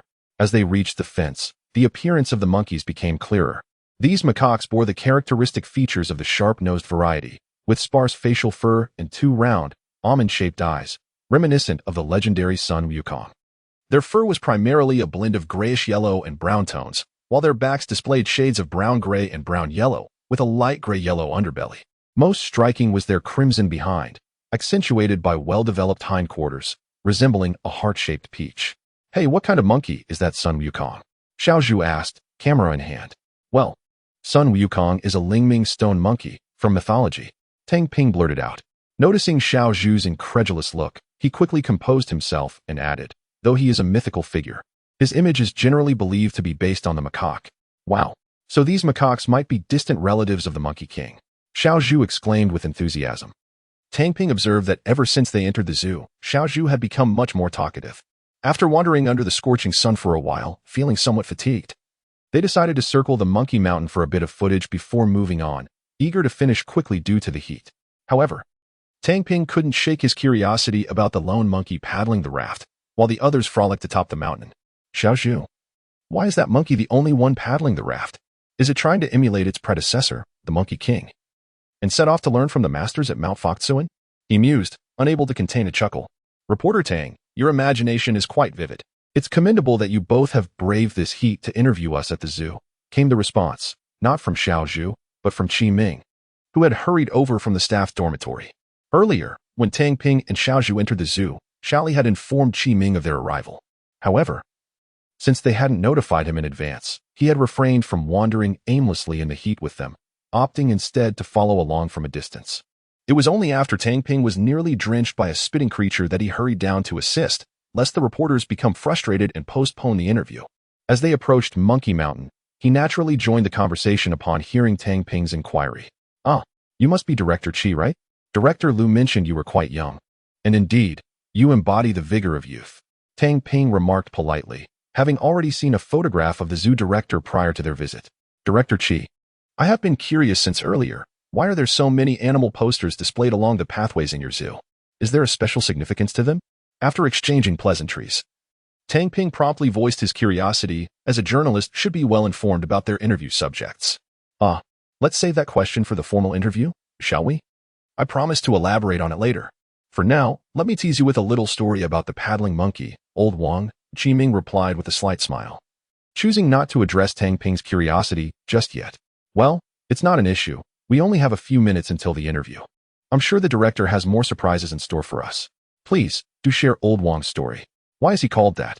Tang Ping replied, grinning and eager for more information, feeling his curiosity grow. "Indeed, the monkey on the raft is the former king of this troop, which is why we affectionately refer to him as Old Wang," Qi Ming explained, gesturing towards the monkey still paddling in the water. "I see. But why does Old Wang continue to paddle? In monkey troops, the leader typically changes every 4 years. In the wild, a dethroned king is often expelled and becomes a solitary wanderer, or lives out their days as the lowest-ranking member of the group. However, in a zoo setting, after failing to reclaim his position, Old Wong had nowhere to go and chose to remain within the troop. Unfortunately, due to his diminished status, he often struggles to secure enough food. Of course, the caretakers discreetly provide him with extra meals. Initially, they fed him directly, but they soon realized he was often bullied by the other monkeys after meals. Consequently, they began to serve him in a separate cage at night. But he still faced hunger during the day. Eventually, the caretakers discovered that Old Wong found solace in paddling his raft alone, so they decided to supplement his meals while he was at play during the day. Over time, Old Wong adapted to this unique lifestyle, becoming a beloved fixture of Monkey Mountain. After hearing Old Wong's story, Tang Ping pondered why they did not raise him separately.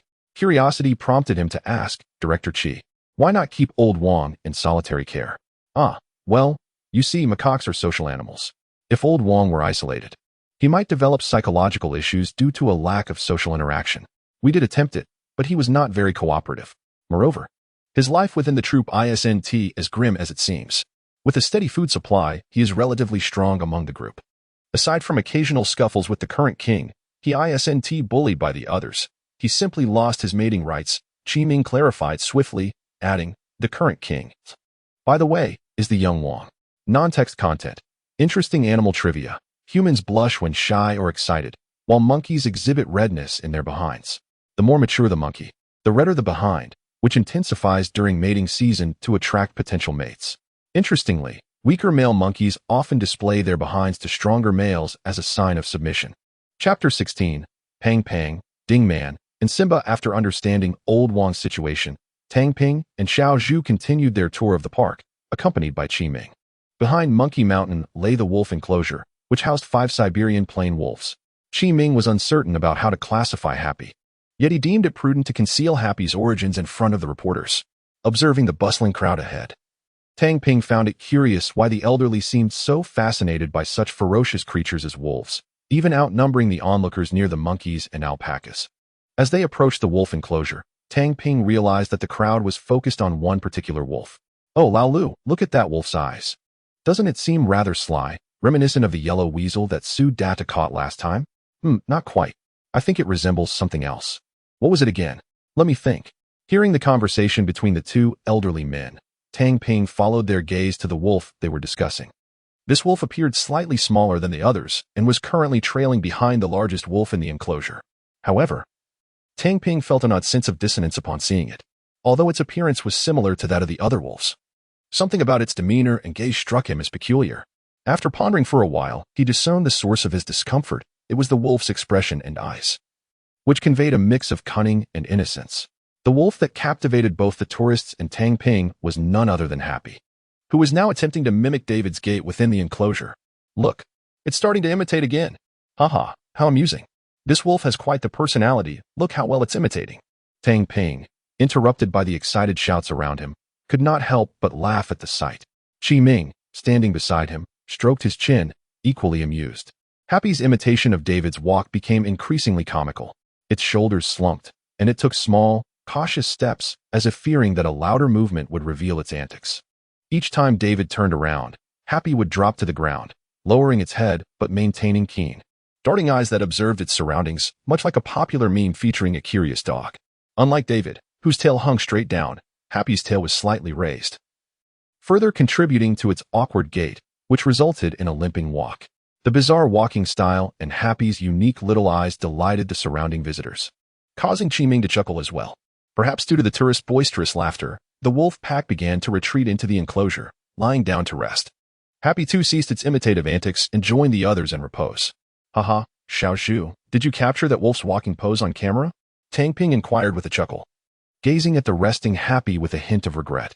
Don't worry, my camera has been rolling since we started filming the magical beast, Xiao Zhu replied, stifling laughter. Upon hearing Xiao Zhu mention the magical beast, Tang Ping felt a wave of discomfort wash over him, prompting him to gag slightly. Ugh, he retched. Tang journalist, what's wrong? Are you all right? Do you need to take a break? Chi Ming asked, perplexed by Tang Ping's sudden reaction. Cough, cough. It's nothing, Director Chi. I'm just so amused that I choked. Tang Ping managed a strained smile, signaling Xiao Zhu to keep silent about his retching incident. Chi Ming, Observing Tang Ping wipe his face with a wet tissue, quickly pieced together the situation. All right, Tang journalist, it seems you've seen enough of this wolf enclosure. Let's proceed with our tour. Qi Ming led the way, suppressing a chuckle. As they ventured deeper, Tang Ping's eyes fell upon a 100-square-meter cement enclosure, which featured a small 2-square-meter mud pit on the eastern side. Vines adorned the surrounding wire fence, adding a touch of color to the otherwise drab cement. In the center of the mud pit lounged 2 warthogs, one lying on its side, while the other squatted with its rear end in the mud. The 2 warthogs occasionally rolled in the muck, emitting grunting sounds, seemingly engaged in some form of communication. Their backs were adorned with a gray mane resembling long hair, and their faces sported a ring of bristles, while the rest of their bodies appeared somewhat sparse in fur. The mud clinging to their coats gave them a disheveled appearance, akin to 2 eccentric extraterrestrial dancers in the mud pit. Warthogs are medium-sized ungulates weighing between 50 to 150 kilograms, measuring 0.9 to 1.5 meters in length and standing 0.64 to 0.85 meters tall. Their heads are disproportionately large, comprising about 1/3 of their body length, giving them a rather top-heavy appearance. Qi Ming pointed to the 2 warthogs in the mud pit, explaining, those warthogs have 4 prominent tusks, which can be quite intimidating. One warthog's upper tusks measure approximately 26 to 64 centimeters, while the others are about 15 to 26 centimeters long, curving upward and outward. I believe their lower tusks could easily serve as knives. The warts beneath the warthog's eyes are the reason behind their name. Look at the left one. The male has a pair of smaller warts by its mouth. These warts protect their eyes when foraging in the dirt for food, and they also enhance the appearance of their heads, making them appear more formidable to deter predators. Qi Ming continued. The warts on their faces are indeed the defining characteristic of warthogs. It's quite simple to distinguish between males and females. Just count the warts on their faces. Males have 4, while females have 2. After Qi Ming's explanation, Tang Ping and Xiao Zhu each took photos and recorded footage, though they lamented the absence of any amusing incidents this time. Director Qi, is this warthog the inspiration for the character Pang Pang from the animated series Pang Pang and Dingman's Adventures? I see a resemblance, Tang Ping remarked, glancing at his phone's photo of the warthog. Ah, Tang journalist, your keen observational skills and imaginative prowess are evident. Yes, the character Pang Pang in the animated series is indeed based on an African warthog. After this revelation, Qi Ming led them to another area, gesturing for them to follow. Tang journalist, look. The animal depicted in this poster, the meerkat, is the inspiration for the character Ding Man. Our zoo plans to introduce meerkats in the future, allowing Pang Pang and Ding Man to reunite here. Non-essential content. Fun animal facts. Warthogs often hide in aardvark burrows, entering the holes backward to avoid ambushes from predators. Another theory suggests that their large heads make it difficult for them to enter the burrows headfirst. Chapter 17. The official interview after concluding their visit to the last section of the animal area, the warthog enclosure.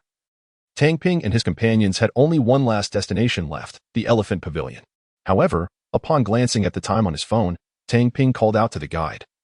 Qi Ming, Director Qi, could you please pause for a moment? Qi Ming halted in his tracks, looking back in confusion. What is it, Reporter Tang? Well, Director Qi, I've just checked the time, and it's almost 2 o'clock. Perhaps we could visit the elephant pavilion after the interview since we only need a few seconds of footage from there. Let's focus on completing the main interview first. What do you think?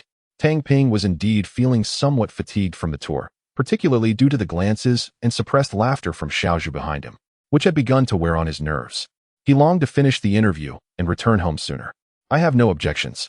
Then, Reporter Tang, let us proceed directly to the interview location. With that, Qi Ming led the way. The interview was scheduled to take place on the grassy area between the animal area and the elephant pavilion, which was not far, and they reached their destination in no time. To Qi Ming's surprise, there were quite a number of people viewing the illustrated panels on the grass. The zoo had organized this exhibition-like display, intriguing visitors with its novelty. Upon first seeing the display, Tang Ping momentarily felt as though he had stepped into an art exhibit. Wooden frames stood at intervals of about 2 meters apart, each adorned with vivid animal posters and descriptions. The high-definition images appeared particularly lively as they fluttered gently in the breeze. After surveying the area, Tang Ping chose a spot with favorable lighting. He signaled to Xiao Zhu to set up the camera and retrieved a microphone and a recorder from his bag. Director Qi, could you please wear this recorder? Just avoid placing it on your collar. Tang Ping approached Qi Ming and handed him the recorder. Once Qi Ming had donned the recorder, Tang Ping adjusted his attire and hairstyle. Director Qi, are you ready? Once you are prepared, we shall begin. He gestured to Qi Ming. Yes, I am ready. Let us start. Qi Ming straightened his clothing slightly, signaling to Tang Ping that he was set to go. Tang Ping gave Xiao Zhu an okay sign. Good evening. Esteemed viewers, I am Tang Ping, a special correspondent for the evening news. Today, I am at a place quite familiar to the residents of Jiangzhou, the Jejia Zoo. I am here because I have heard that the zoo is hosting a significant event and will announce something momentous. To swiftly grasp the details, we have invited Zoo Director Qi Ming to enlighten us. Tang Ping gestured for Qi Ming to enter the frame. Once Qi Ming was positioned, he began his inquiries. Director Qi, hello? I hear that there are considerable developments at our zoo.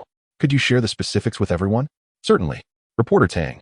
Our zoo is set to host 2 major events.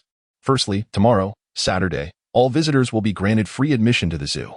Director Qi. What is the reason behind offering free entry?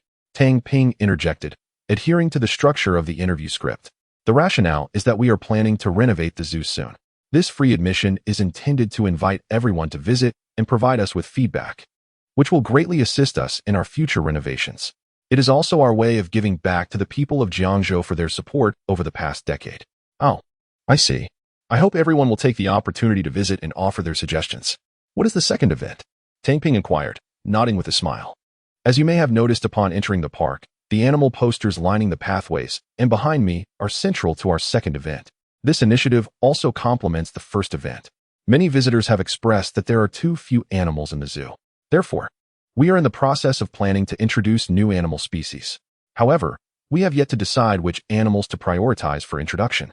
Thus, after inviting everyone to visit, we hope that you will indicate your preferred animals on the feedback forms based on the names displayed on the posters. Our zoo will consider the votes to determine the order of introducing new animals. I encourage everyone to take a closer look at the posters along the paths. Of course, you may also visit the exhibition area behind me, where the information is more comprehensive and detailed than that on the pathway posters. Thank you very much, Director Qi, for your enlightening explanation. However, I would like to ask on behalf of our audience, why has the zoo decided to undergo renovations suddenly? Tang Ping continued after Qi Ming's explanation.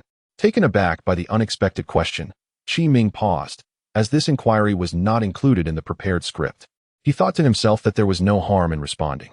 As you may know, our zoo's facilities have become quite outdated, and the variety of animals is limited. To provide the citizens of Jiangzhou with a wider array of animals and a better experience, we have decided to proceed with renovations. Director Qi, could you provide an overview of the future direction of the zoo's renovations? Tang Ping pressed on after Qi Ming completed his response. Qi Ming regarded Tang Ping calmly and replied, Our vision for Jejia Zoo is to transform it into an immersive animal experience. Many zoos today merely serve as displays for animals. I believe a zoo should represent the natural habitats of the animals rather than simply exhibiting individual creatures.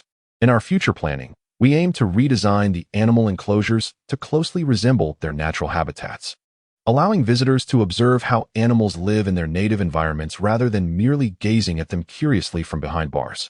Of course, this is just my personal opinion. Wow, it seems that Director Qi has a very constructive vision for the future of the zoo.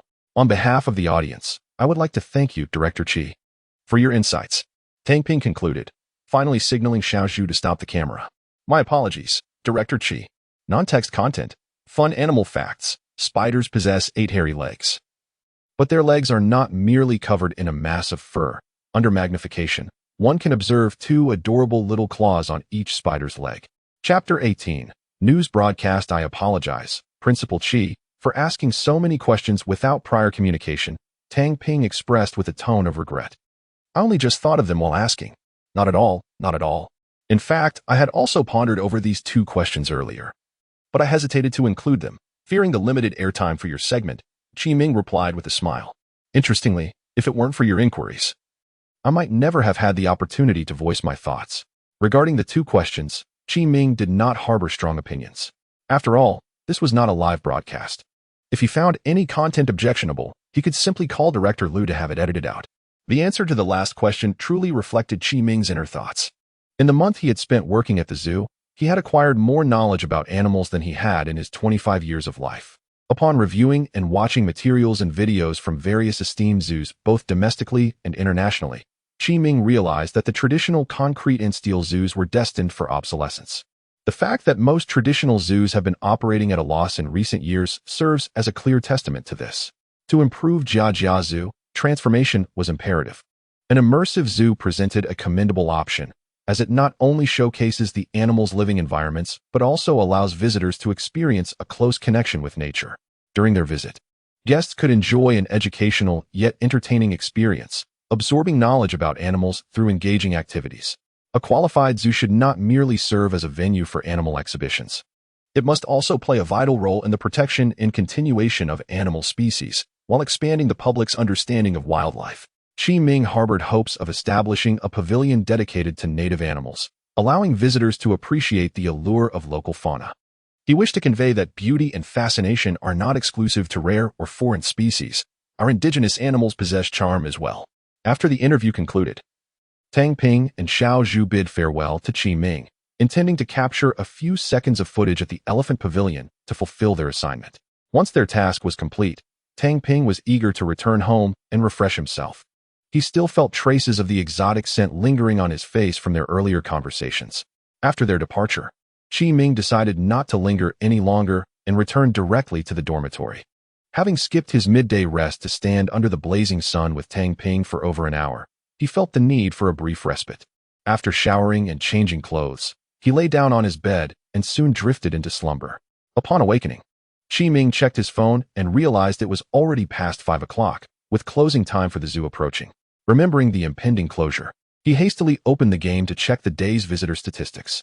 Jiangzhou Jiajia Zoo, status, on the brink of closure, reputation, obscure, funds, 76. 123. Opening hours, 8:30 to 17:30. Today's visitors, 177. Monthly visitors, 151. Staff count, 10. Current most popular animal, Asian elephant, dodo. Exhibit conditions, Elephant Pavilion, poor facilities.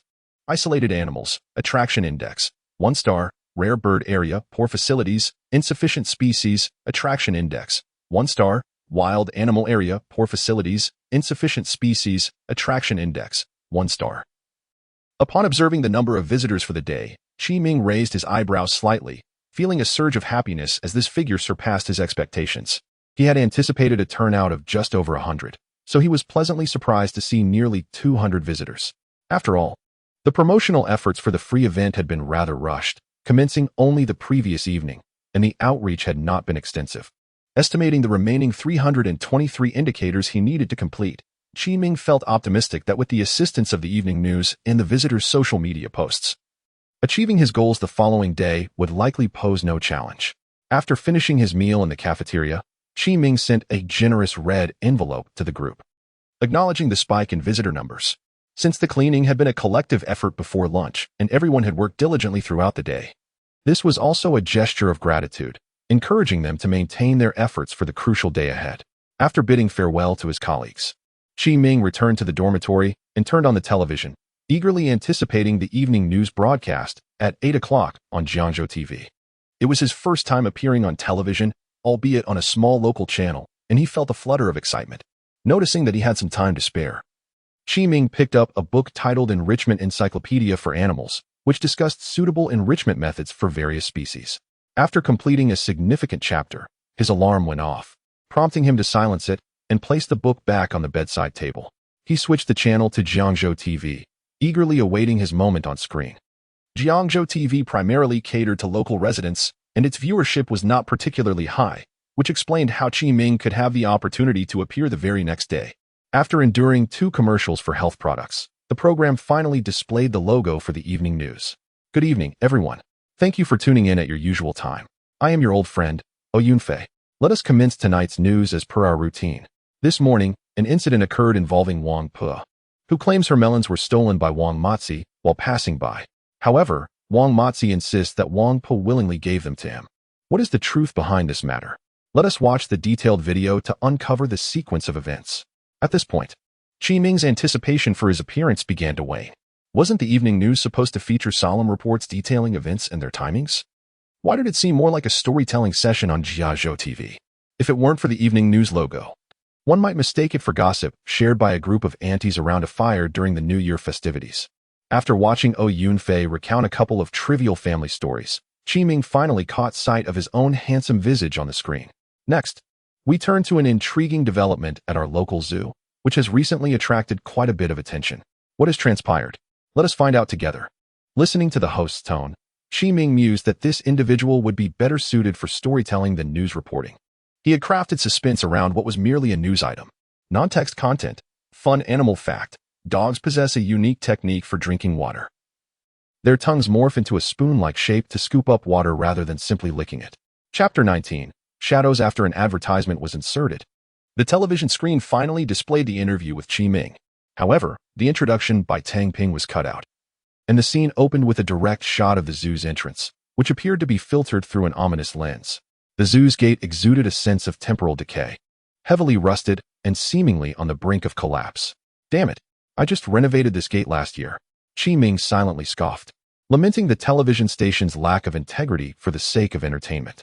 Fortunately, as the camera shifted to the zoo grounds, the visuals returned to normal. Although the facilities were indeed aged, the removal of the peculiar filter at least mitigated the impression of dilapidation. The footage of the zoo played in the order of Tang Ping and the photographer Xiao Zhu's exploration, featuring only the peacock displaying its feathers and Lao Wang navigating a bamboo raft. Other animals appeared as mere icons on the screen. Notably, the wolf pack was represented by Happy.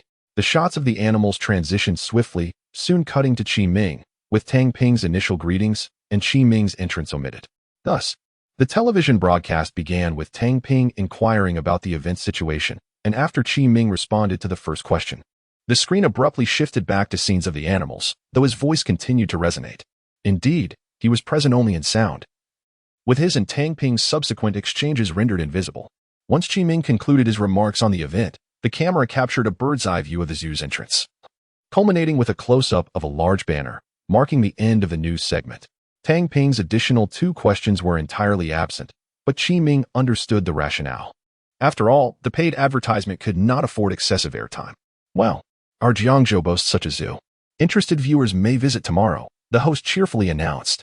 Now, let us turn to the next news item. Yesterday, an elderly man from Nan village reported that several sows in his pigsty suddenly screamed in the middle of the night.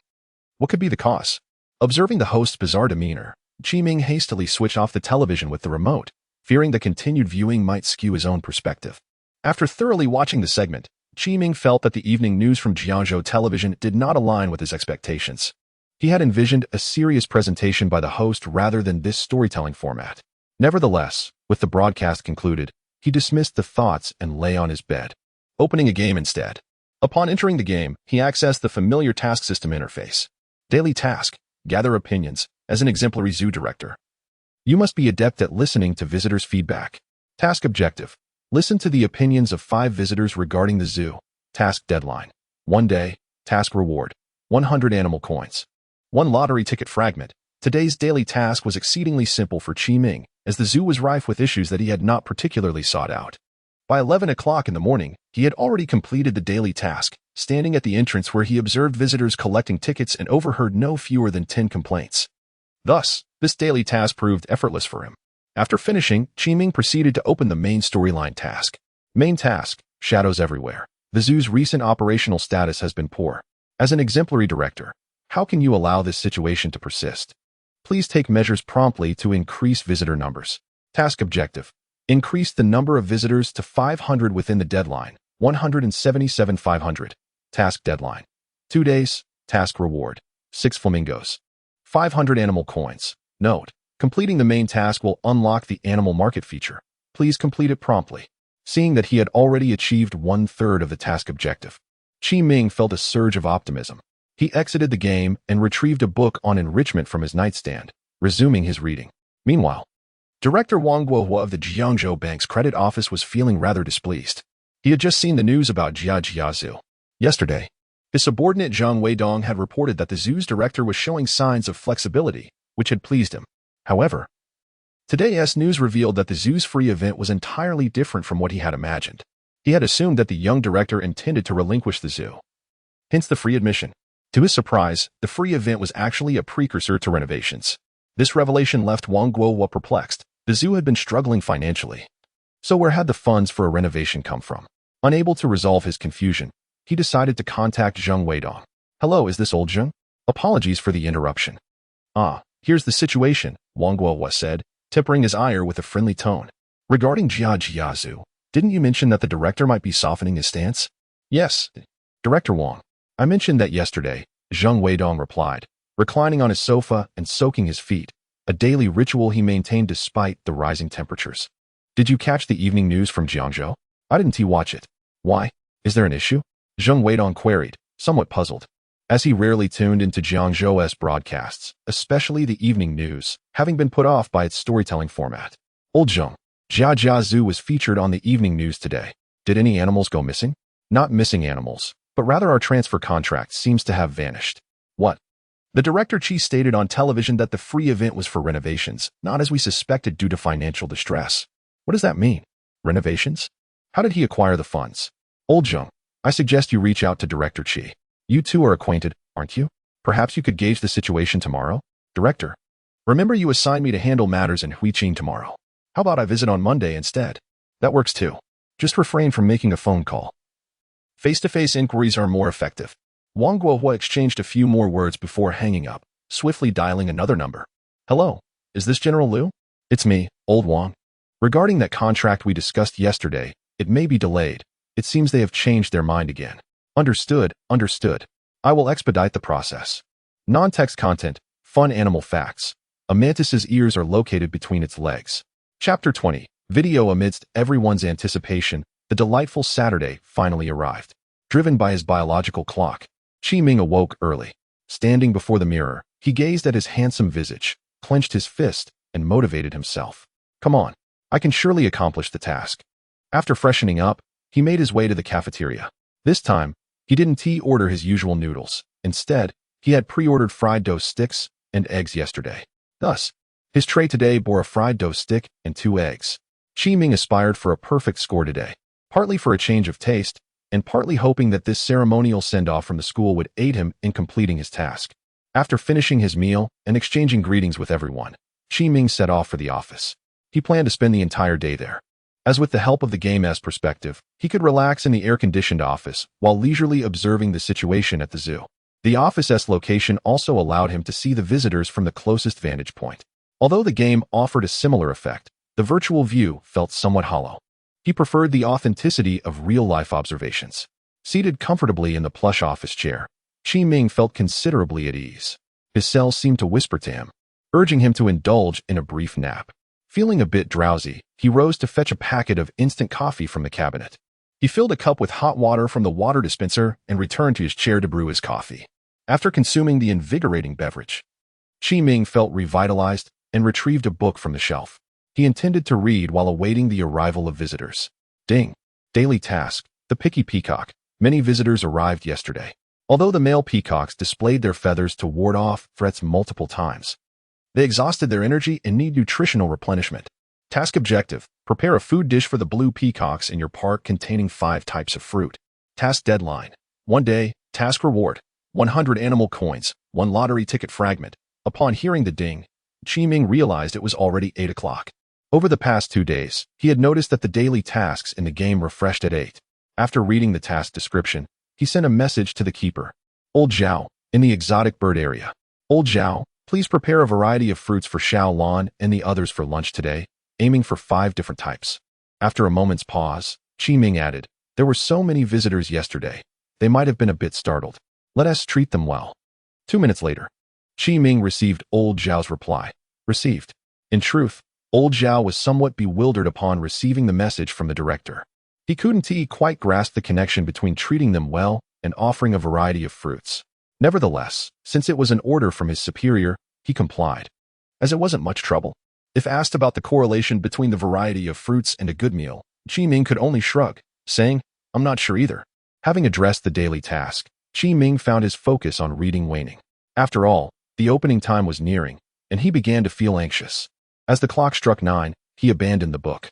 He felt somewhat uneasy, for the zoo had been open for an hour, yet aside from a few local elderly folks, there were no other visitors arriving. How did Qi Ming know that these visitors were from nearby villages?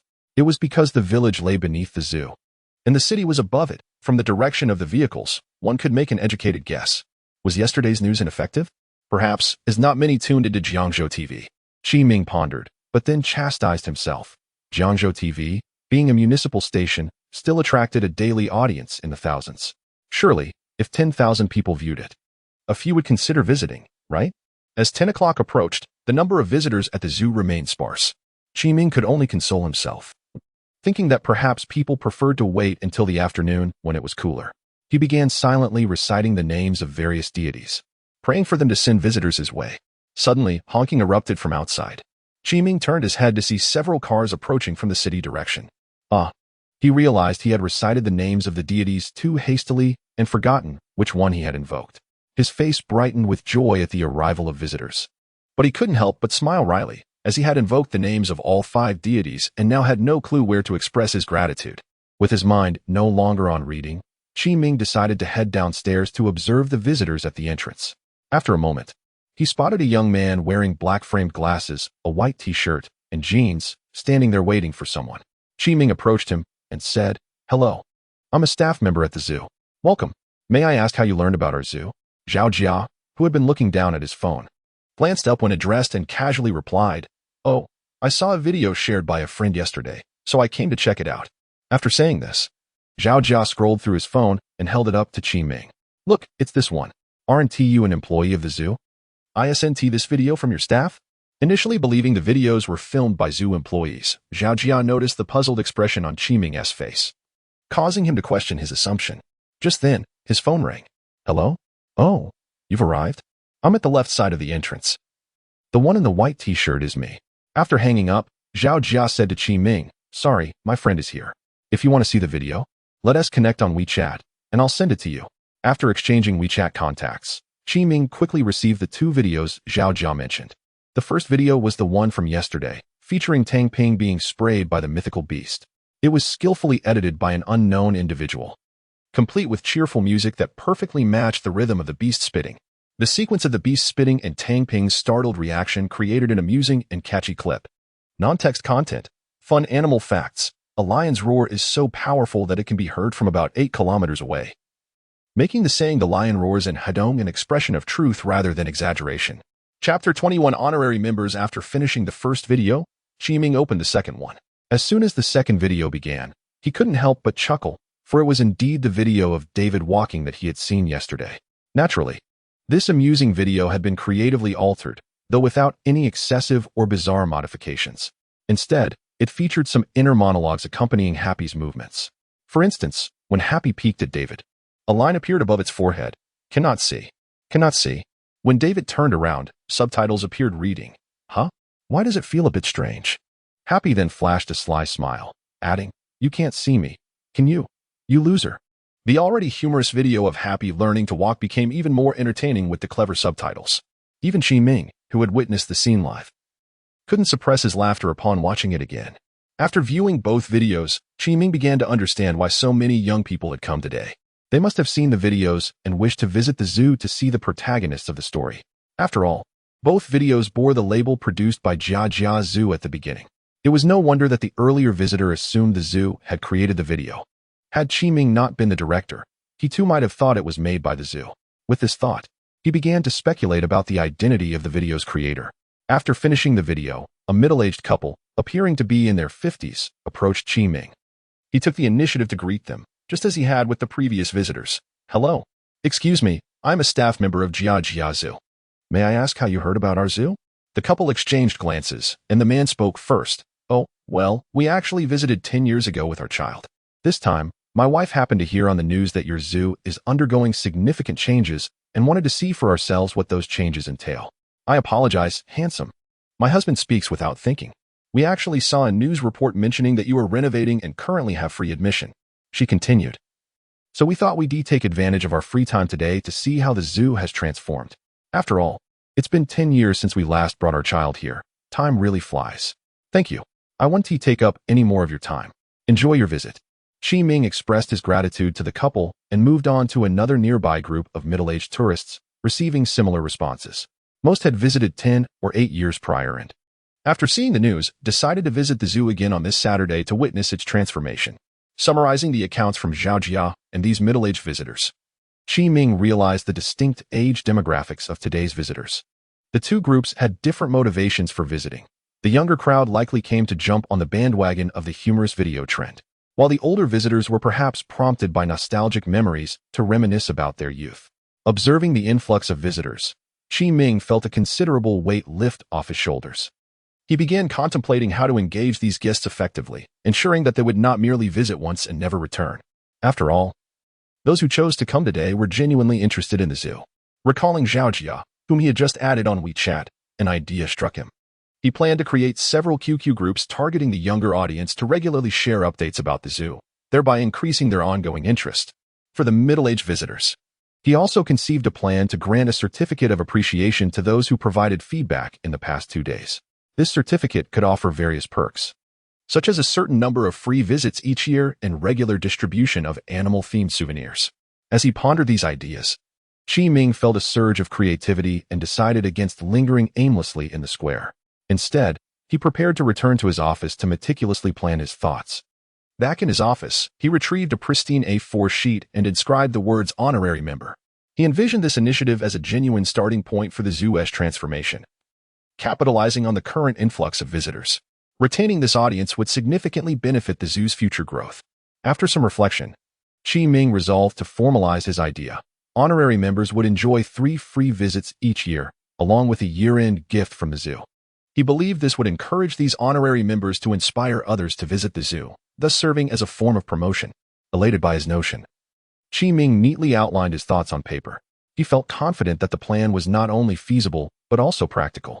Although these visitors would enter for free, they would still need to obtain tickets at the ticket office, which operated under a real name registration system. In addition, the feedback forms included a section for visitors to leave their contact information, ensuring that Qi Ming could reach out to every participant. Initially, he intended to invite these visitors back once the zoo had developed further, but serendipitously, this coincided perfectly with his newly formulated plan. Estimating that around 600 visitors would attend over the next 2 days, he anticipated that perhaps 100 or 200 would be willing to leave feedback and share their contact details. While many might express a desire to provide feedback, fewer would likely be inclined to leave their contact information. Thus, the overall cost would remain manageable as the zoo's growth would offset any expense related to tickets and souvenirs. The more Qi Ming considered this plan, the more viable it seemed. With that thought, he began to devise his QQ group strategy, aiming to foster a sense of involvement among young people in the zoo's development. After all, the youth's creative abilities could serve as a powerful promotional channel. Non-text content, fun animal facts. The African buffalo is robust and highly aggressive, often harassing other animals without provocation, and is responsible for the highest number of lion fatalities. Aside from humans. Chapter 22. Zhao Jia. While Qi Ming was in the office devising his plans, Zhao Jia, who had just added him on WeChat, was meeting up with friends. Old Jia, why are you here so early today? Aren't you usually busy gaming? Hoping for a serendipitous encounter? One of his friends teased. Zhao Jia's cheeks flushed slightly as he realized that his thoughts had indeed been guessed. Today, he and several university friends had agreed to gather for some fun. But he secretly hoped for an unexpected meeting at the zoo. Once the group assembled, they proceeded to collect their tickets and enter the park. Old Jia, this Jiangzhou Zoo seems quite aged, doesn't it? It has a nostalgic feel, remarked Xiao Qi, who was from the dorm next door. The 4 of them were all part of the same gaming community and had decided to visit the zoo together. Not only were they intrigued by the amusing videos circulating online, but it was also their first time discovering that Jiangzhou even had a zoo after a year of studying there. Inspired by the viral videos, they took the opportunity to have Zhao Jia, the local, show them around. As the sole local among the 4, Zhao Jia had only visited the zoo in his childhood. Had it not been for the recent popularity of the Jia Zoo videos, he might have forgotten that Jiangzhou had a zoo at all. The quartet, amidst laughter and playful banter, made their way to the first exhibit, the exotic bird area. Upon arriving, the first sight that caught their attention was a pair of blue peacocks. I wonder if Shaolin overexerted itself yesterday, as it hasn't displayed its feathers today. Zhao Jia mused, having waited for quite some time without witnessing a single peacock fan out its tail. Are both of these peacocks female? Why haven't they displayed at all? Inquired Qiantong, standing next to Zhao Jia. Are you foolish? Can't you see the long tail feathers trailing behind that peacock? Zhao Jia retorted, having grown up watching Animal Planet. However, he pondered why the peacocks were so calm, as they typically fan their tails during courtship or when threatened. With so many of us standing here, Shouldn't they be displaying to intimidate us? He scratched his head, puzzled by the disconnect between his knowledge and reality. If the peacock could understand Xiaoqi's question, it might have quipped, after fanning my feathers dozens of times yesterday. Do you think I have the energy to do it again today? The zoo's visitor numbers had surged unexpectedly the day before, leaving the peacock exhausted from welcoming too many guests. Today, it needed to replenish its energy before it could display its feathers again. What are you staring at the peacock for? Let's go see the mythical beasts. Xiaoqi interjected, uninterested in the peacocks. Yes, let us head to the next exhibit to see the mythical creatures. There's nothing interesting here besides the peacock, ostrich, and pheasant, another friend chimed in. For the youth of today, the allure of common animals like peacocks and ostriches had waned, especially since these creatures could be found in many ordinary parks. With a sense of regret, Zhao Jia followed his friend's wishes and departed the exotic bird area. They passed 2 more enclosures without pausing and continued onward to the beast area. Did you notice the numerous posters along the path? Look at that hornbill. It looks so lifelike. Xiaoqi pointed to a poster near the ostrich enclosure. Indeed, it seems all the posters we've seen so far are bird-related. What is going on here? Qiantong agreed. Zhao Jia, still pondering the peacock's behavior, had not paid attention to the exquisite posters lining the path. It was only upon Xiaoqi's exclamation that he took notice. The 4 friends, having missed last night's news, were oblivious to the purpose of the posters. After discussing, they reached no conclusion and continued their stroll, drawn primarily by the characters from the humorous videos. Though the Jia Zoo had seen better days, it was still lush with vegetation. The concrete walls of the enclosures had weathered over time, displaying a worn, muted appearance. In some areas, the surface had flaked away, resembling aged spots on the walls. Yet, amidst these signs of time, vibrant green life thrived. Various climbing plants, unfamiliar to Zhao Jia, enveloped the walls, shrouding the concrete's worn visage beneath layers of greenery. Hey, old Jia, stop staring at the wall. Look over there at those mythical beasts, the alpacas. Xiaoqi exclaimed, snapping Zhao Jia from his reverie. The mythical creatures met their expectations, resembling the whimsical depictions found online. Their fluffy curls hugged their bodies, while their faces bore a long, camel-like snout. With long, pointed ears atop their heads and large, round eyes, they appeared irresistibly adorable. As they watched the gentle creatures munching on grass, the friends struggled to reconcile these docile beings with the spitting animals from the videos. Old Jia, you know quite a bit about animals. These alpacas don't seem so dreadful, do they? Xiaoqi queried, looking at Zhao Jia with curiosity. They're scientifically known as llamas, Xiaoqi. Look at that one with the confused eyebrows. Doesn't it have strikingly beautiful eyes? Zhao Jia teased, pointing to a llama with a distinctive expression, though his gaze remained fixed on Xiaoqi. Really? Let me take a closer look. Xiaoqi approached to examine the llama Zhao Jia had indicated, staring into its eyes. Ah, my face, he exclaimed, bursting into laughter. Quick, run. The first spat didn't have any residue. Just wash it off. Zhao Jia chuckled, pulling Xiaoqi back. Realizing he had been tricked, Xiaoqi retaliated by smearing his hands across his own face, and then on Zhao Jia's. Ah, you scoundrel, Xiaoqi. How dare you ambush me? Zhao Jia protested, laughing. Well, you brought this upon yourself. After washing their faces, the 4 friends snapped a few distant photos before moving on. That mythical beast was too unsavory. Let us go see the cunning wolves, Qiantong suggested, eyeing his 2 friends still damp with water. The group's fear of the alpaca's saliva made them readily accept the proposal. Look over there.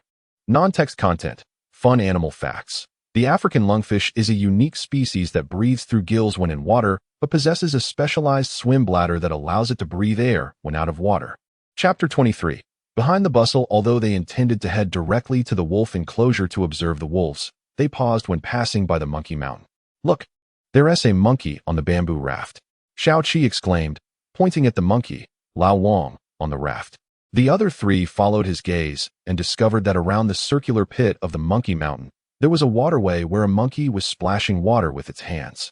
The bamboo raft drifted about as the monkey occasionally paused to bow in greeting. At that moment, onlookers tossed food into the water, apples, bread, corn, and even Zhao Jia spotted someone throwing in a bun. The monkey on the raft eagerly collected the food from the water's surface. Please don't throw food. We've already fed the monkeys. Xiao Zhang, who was cleaning the enclosure, gently admonished the visitors. It's fine, they can eat a bit more. We've helped you save on feed costs. A lady chuckled as she tossed down a piece of bread. Exactly. Your zoo is in such disrepair. We're just trying to help you save money, a young man added with a grin. Hearing the visitors, Xiao Zhang felt at a loss for words. He knew they wouldn't heed his advice. After all these years, he had grown weary of tourists who insisted on feeding the animals. Animal feeding should adhere to scientific guidelines rather than being impulsive. Caretakers often rely on the animals' eating habits to monitor their health. Tourists' feeding disrupts these routines, and the processed human food can lead to gastrointestinal discomfort and other issues for the animals. Yet, the visitors seemed oblivious to the potential problems. They were merely delighted to see the animals enjoy their meal. While Zhao Jia and his companions explored the park, Qi Ming remained in his office, refining his plans. The zoo should capitalize on the enthusiasm of animal lovers, yet he needed to contemplate how to enhance interactions with them. Feeling somewhat fatigued after deep contemplation, Qi Ming leaned back, immersing himself in a gaming perspective to unwind and observe the zoo. Recalling Happy's performance in the video, he quickly shifted his focus to the wolf enclosure. Upon arriving at the wolf enclosure, Qi Ming was surprised to find a considerable number of visitors surrounding it, all fervently capturing the moment on their phones. Look at that sneaky dog. Isn't that the cunning wolf? Xiaoqi pointed excitedly at Happy, who lay there in a rather distinct manner compared to the other wolves. While the others lounged normally, Happy sat with his front paws crossed, resembling a refined lady. As Qi Ming zoomed in on the wolf enclosure, he noticed that the overall mood of the wolves had been rather subdued since yesterday afternoon. Name: Happy, Siberian Husky. Gender: male. Age: 5 years. Mood: yellow face, too much noise around. Health: green face, social.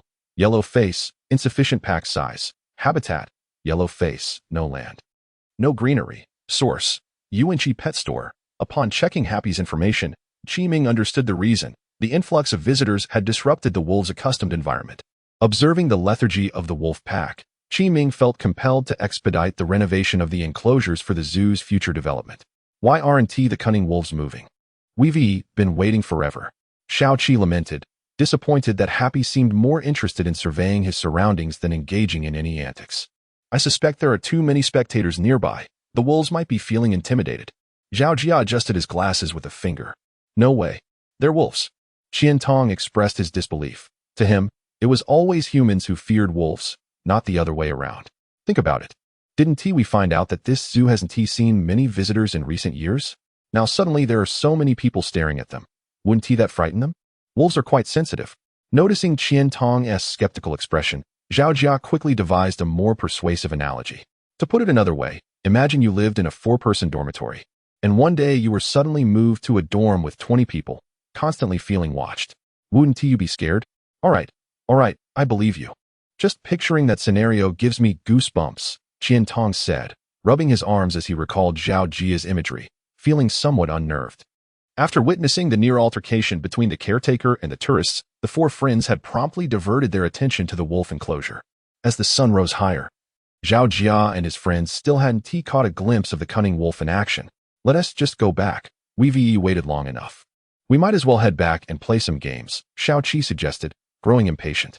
Given the warm weather and the free admission, he wondered why they shouldn't use their time to level up instead, having already seen the mythical beasts.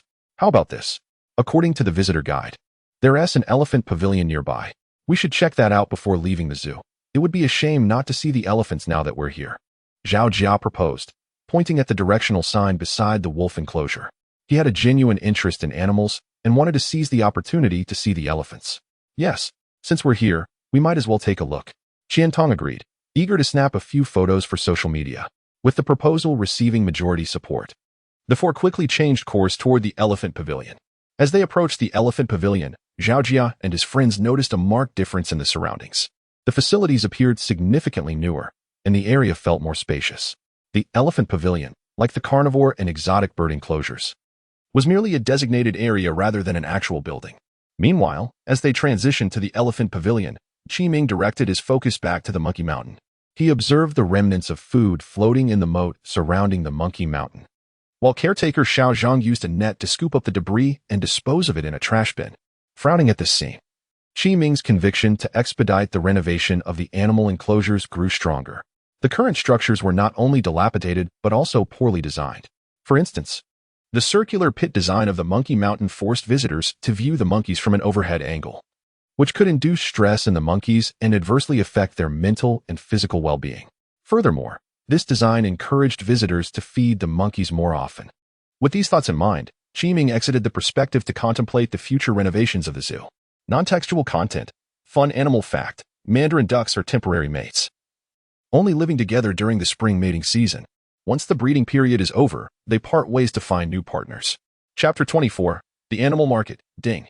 Congratulations, player, on completing the main storyline task, Shadows Everywhere. Task rewards have been dispatched. Please check. The Animal Market feature has been unlocked. Do remember to take a look. As fate would have it, just as Qiming stretched his arms around 4 in the afternoon, a notification echoed in his mind, announcing the completion of the main storyline. He hurriedly entered the game, discovering a new icon in the upper right corner of the homepage. The icon bore the character for market, which Qiming surmised was the Animal Market feature unlocked by completing the task. Upon clicking the icon, a new interface emerged, reminiscent of a typical in-game shop. The leftmost section displayed animal icons, alongside details such as gender, lifespan, health status, and price. The animal trading interface consisted of 3 pages, and Qiming skimmed through them. He noted that each page showcased 5 animals, with subsequent pages featuring different species. Perplexed by the limited selection, Qiming clicked on a question mark icon in the upper right corner. After reviewing the game's help section, he learned that the Animal Market refreshes every Monday. Each refresh presents a random assortment of animals, making it crucial to seize the opportunity to purchase them. If one hesitated and missed out on a desired animal, the next chance of its appearance remained uncertain. Realizing this, Qiming quickly revisited the refreshed animals. At the forefront was a zebra adorned with striking stripes. Following it were a warthog and a peacock, but no more animals were listed. This indicated that the weekly refresh yielded 3 distinct species, each with 5 individual options. Qiming speculated that the game likely included a feature to refresh the selection using in-game currency, and indeed, he spotted a button in the lower right corner of the market. Early refresh, 1000D, first time free. Noticing the note regarding the first refresh being free, Qiming inferred that the cost of subsequent refreshes would increase with each use. His meager supply of animal coins permitted only 1 refresh, and he anticipated that future refresh costs would follow a typical gaming pattern of escalation. Turning his focus back to the animals in the market, he observed that each page featured a single animal image, revealing subtle variations in fur and appearance among individuals. The second piece of information presented was their gender, while the third indicated their age through a circular display, deep green representing their current age, and an empty segment symbolizing estimated remaining lifespan. Additionally, an attraction score was displayed, and Qiming noted that animals with higher scores commanded greater prices. For instance, the top-ranked zebra had a score exceeding that of the second zebra by a mere 20 points, yet its price was 500 animal coins higher. With a mental click, Qiming selected the first zebra, revealing an information panel alongside it. This panel not only displayed the gender, age, and score visible in the market but also included details on body proportion, lifespan, reproductive ability, and immunity, alongside individual characteristics quite comprehensive indeed. After examining all 3 pages of animals, Qiming discovered that even the least expensive peacock was priced at 900 coins. Coupled with the peacock task he had completed earlier, he found himself with only 1,300 animal coins, enough for just a single purchase. Reluctantly, he closed the animal market, now that it had been unlocked, providing him with a new avenue for acquiring animals. He began to anticipate what the next main task would bring him. Remembering the main task, he quickly opened the task panel, realizing that with the completion of the previous task, a new main task should have been issued. Main task: more is merrier. Following recent events at the zoo, visitor numbers have surged, yet dissatisfaction looms over the scarcity of animals within the park. As an exemplary zoo director, how can you avoid disappointing your visitors? Please resolve this issue promptly.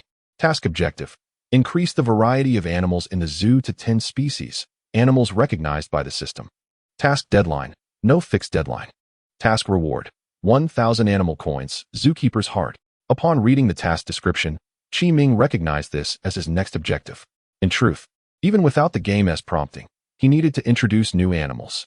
The recent surge in visitors was largely attributable to free events, and if the zoo remained stagnant, these visitors would likely not return. Free events were ultimately not a sustainable strategy. The zoo needed to cultivate its internal strengths for continued growth. Contemplating this, Qiming closed the task panel and returned to the homepage. Jiangzhou City, Jejia Zoo. Status: on the brink of closure, recent activities have not yielded economic benefits. Reputation: known far and wide. Thanks to the zoo's activities, the local populace has become aware of this establishment. Funds, 65647. Operating hours, 8:30 a.m. to 5:30 p.m. Today's visitors, 689. Monthly visitors, 328. Today's numbers will not be included. Staff count, 10. Currently most popular animal, Siberian Husky, happy. Existing animal exhibits, Elephant Pavilion, poor facilities, solitary animals, attraction index, 1 star. Rare birds zone, poor facilities, insufficient animal variety, attraction index, 1 star. Beast zone, poor facilities, insufficient animal variety, attraction index, 1 star. Upon seeing today's visitor count, Chi Ming smiled with satisfaction, recognizing the success of the recent promotional activities.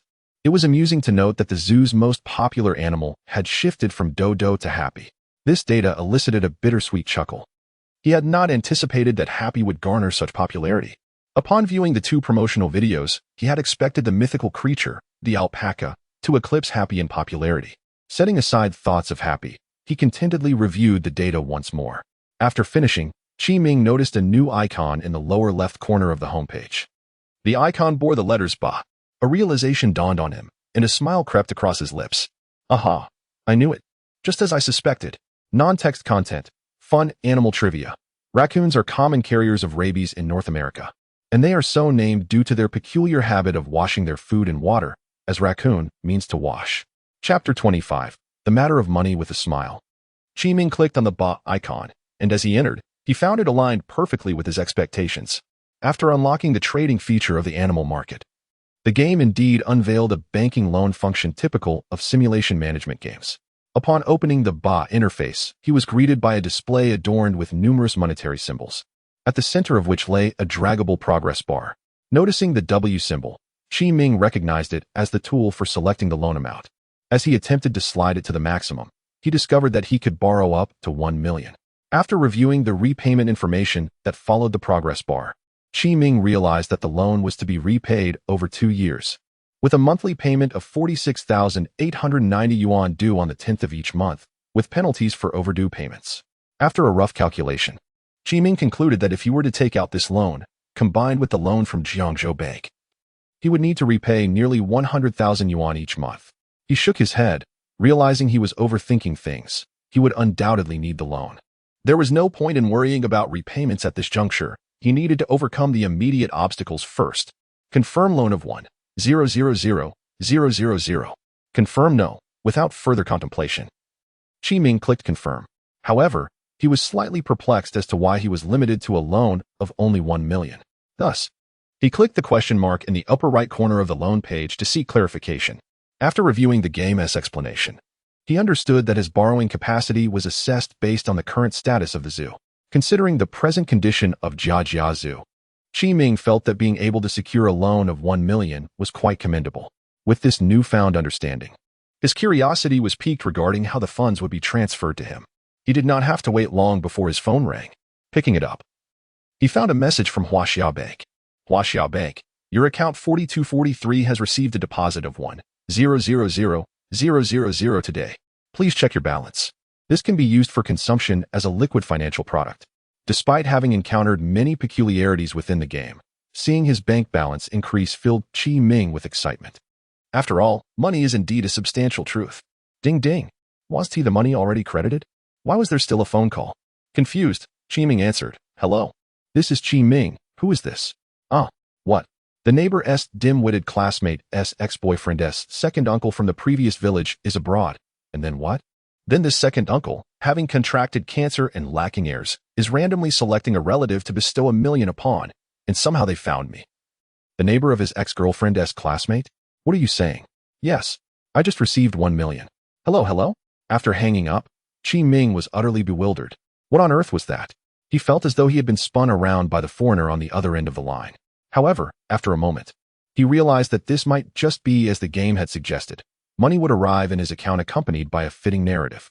But what was this distant relative from abroad? It seemed utterly absurd. But as long as the money was there, it was all that mattered. Setting his phone aside, Chi Ming shifted his focus to more pressing matters. Now that the funds had arrived, he needed to strategize their expenditure. After receiving the money, He had to prioritize repaying the bank loan before distributing salaries. He needed to update and maintain some facilities within the zoo. Existing enclosures required renovations. And if new animals were to be introduced later, additional staff would need to be hired.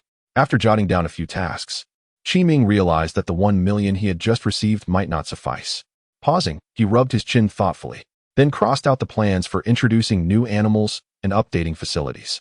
He left only the repayment of the loan, salary distribution, renovation of existing enclosures, and hiring of new staff on his list. Qiming decided to utilize the zoo's current facilities as long as they were functional. Funds must be allocated judiciously. Having determined the key expenditure items, he exhaled deeply and turned his attention to the renovation of the enclosures. If alterations were to be made, Qiming's vision was to recreate the animals' natural habitats as closely as possible. First and foremost, he aimed to minimize the use of concrete in the outdoor areas. The zoo's preference for concrete flooring largely stemmed from its ease of cleaning and its role in reducing the likelihood of animal illness. After all, using soil could complicate matters, as animal waste would necessitate manual collection, unlike concrete, which allowed for easy washing down with a hose after the animals returned to their indoor spaces for rest. While concrete may appear lifeless, it possessed its own advantages, primarily in terms of hygiene. Normal soil can harbor numerous pathogens, increasing the likelihood of illness among animals. Of course, animals have some natural resistance, but if soil were to be used, it would be best to utilize soil from their original habitats to mitigate health risks and enhance their overall well-being, albeit at the cost of increased labor for the keepers who would need to manage waste daily. In a zoo, the cost of treating a sick animal can be exorbitant, given the often inadequate medical care available and the potential for mortality. Thus, considering the costs associated with airlifting or sourcing soil, as well as the expenses incurred from animal illnesses, zoos tend to favor concrete flooring. However, for Qiming, soil was far from a concern. After all, aside from ostriches, the alpacas were all native to the Asian region. Both ostriches and alpacas exhibit remarkable adaptability to their environments, so transitioning to soil would pose little issue. Qiming prioritized the renovation of the enclosures as his first task, placing recruitment as the second. Currently, Jiajia Zoo was understaffed. For instance, the elephant exhibit should ideally be managed by 2 keepers, but only one was barely managing. Therefore, Qiming recognized the need to recruit new staff, particularly as the switch to soil would present challenges in managing animal waste. Having identified the 2 primary tasks to address, he did not cease his writing. Instead, he listed the existing animals in the zoo to establish a priority order for renovations. The blue peacock would be relatively straightforward to modify. Simply removing the concrete flooring and planting some vegetation would suffice. The same approach applied to ostriches and pheasants. Demolish the concrete and lay down soil with some shrubs. However, the carnivore section and the elephant area presented more complex challenges. Non-text content, fun animal facts. The swift-running ostrich has a small dilemma. It cannot walk backward. Chapter 26. The flamingo. Why is it said that the enclosures of the animals in the mammal area are particularly challenging to renovate? On one hand, the expansive size of their enclosures necessitates a longer renovation period and greater financial investment. On the other hand, if the opposite side is to be renovated, the protective facilities for these animals would also require updates.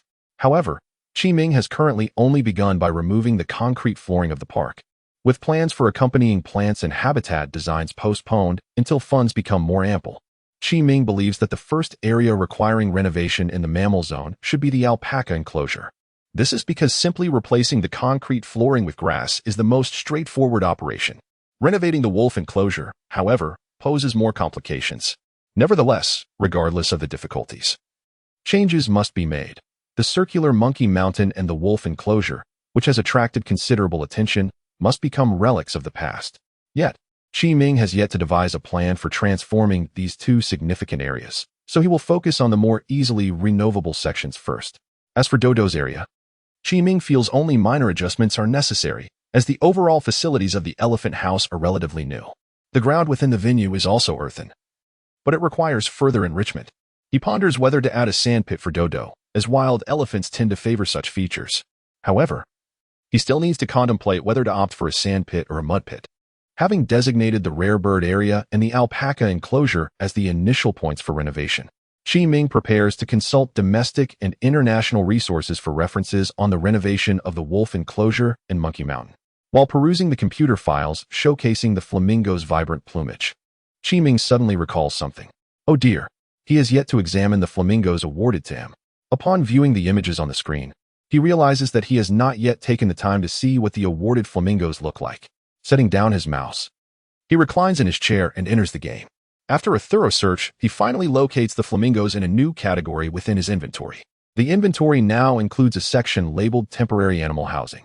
The flamingos, awarded as a task reward, are found within this interface, which is arranged differently from the usual game layout. Instead of stacking individual species together, each individual occupies its own row. Additionally, the introduction of each individual is organized similarly to the animal market, allowing a clear view of each flamingo's information. There are 6 flamingos awarded for the task, and Qiming notices there are precisely 3 males and 3 females. At the forefront of this information panel is a clear image of the flamingos. Most of their feathers are a delicate pink, interspersed with spots of pristine white. Their bodies are oval-shaped, resembling flattened eggs. Their long necks curve elegantly in an S shape, and their beaks are bent like black sickles. Their lower halves feature long, slender legs, creating a striking contrast to their bodies. Gazing at the beautiful flamingos in the photograph, Qiming can hardly contain his eagerness to introduce these exquisite birds into the zoo. However, as the initial excitement of seeing the new animals fades, he contemplates a pressing issue. How shall he release the flamingos? Furthermore, when the flamingos are introduced to the zoo, how will he go about filing the necessary paperwork with the Forestry Bureau? With a sense of regret, Qiming adeptly clicks on the question mark in the upper right corner of the interface. The temporary animal housing is a designated space for the temporary residence of zoo animals. Players are urged to arrange for the animals as soon as possible. To release animals from the temporary animal housing, select a habitat enclosure from the game view on the homepage, then click on the animal listed to migrate it. The source of the animals will be arranged through reasonable channels, so please do not worry. After reading this text and recalling the recent scene where the system allocated 1 million to him, Qiming begins to form a hypothesis regarding how these animals will come into his possession. Now that he understands how to migrate animals, he quickly closes the inventory panel and returns to the homepage. Upon entering the game view interface, Qiming notices that the 3D model of the zoo appears different this time. Above each animal enclosure, there is a faint boundary line, and an additional switch has appeared next to his view, indicating it is in the on position. Instinctively, Qiming suspects this switch controls the presence of the boundary lines around the enclosures. After attempting to turn it off with his mind, he finds that the zoo regains its authentic ambience.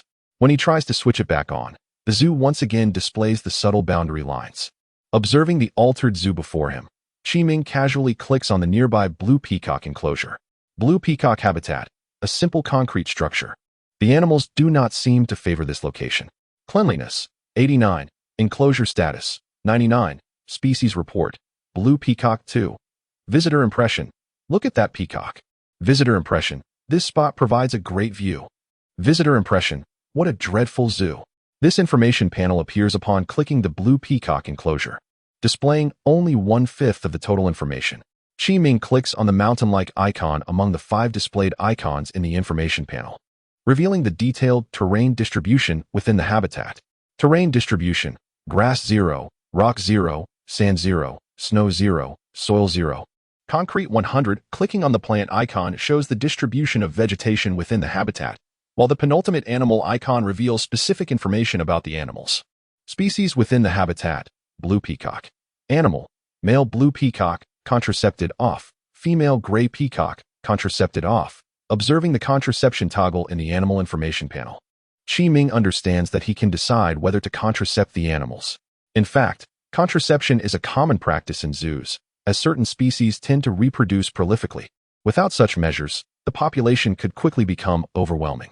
For instance, a blue peacock can lay up to 40 eggs in a year, and barring any complications, at least 30 of those eggs will hatch into chicks. The implications of not contracepting this species are quite staggering. Qiming appreciates this functionality, as most zoos employ contraceptive injections, which involve implanting silicone capsules containing hormones into the animals, releasing them gradually to suppress pregnancy for up to 3 years. Of course, this technology has only emerged in recent years, with earlier methods primarily relying on physical castration and separation during mating periods. Yet, the former approach often leads to psychological issues in the animals. Qiming recalls his father telling him about a lion named Simbak from a neighboring zoo, who was perfectly normal before his castration. sleeping soundly and occasionally bothering the lionesses. However, after the procedure, his temperament drastically changed. Simbak's once magnificent mane began to fall out, and his powerful roars became feeble. He lost the allure to attract mates, leading him to distance himself from other lions, ultimately becoming increasingly emaciated before passing away in his enclosure. Non-text content.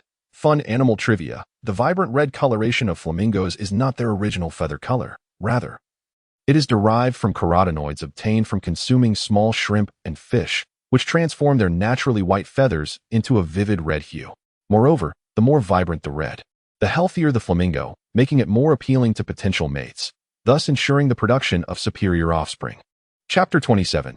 A new paradigm. The second method of contraception is physical isolation, effectively rendering male animals as monks and female animals as nuns. However, this mode of isolation often incites frenzy in the animals, posing a significant risk of harm to themselves. Alternatively, there exists another commendable method, crafting animal effigies imbued with the scent of females, which typically allows male animals to pass through their mating season with relative ease. Nonetheless, this technique has its limitations and is not suitable for mass application, being viable only for a select few animals.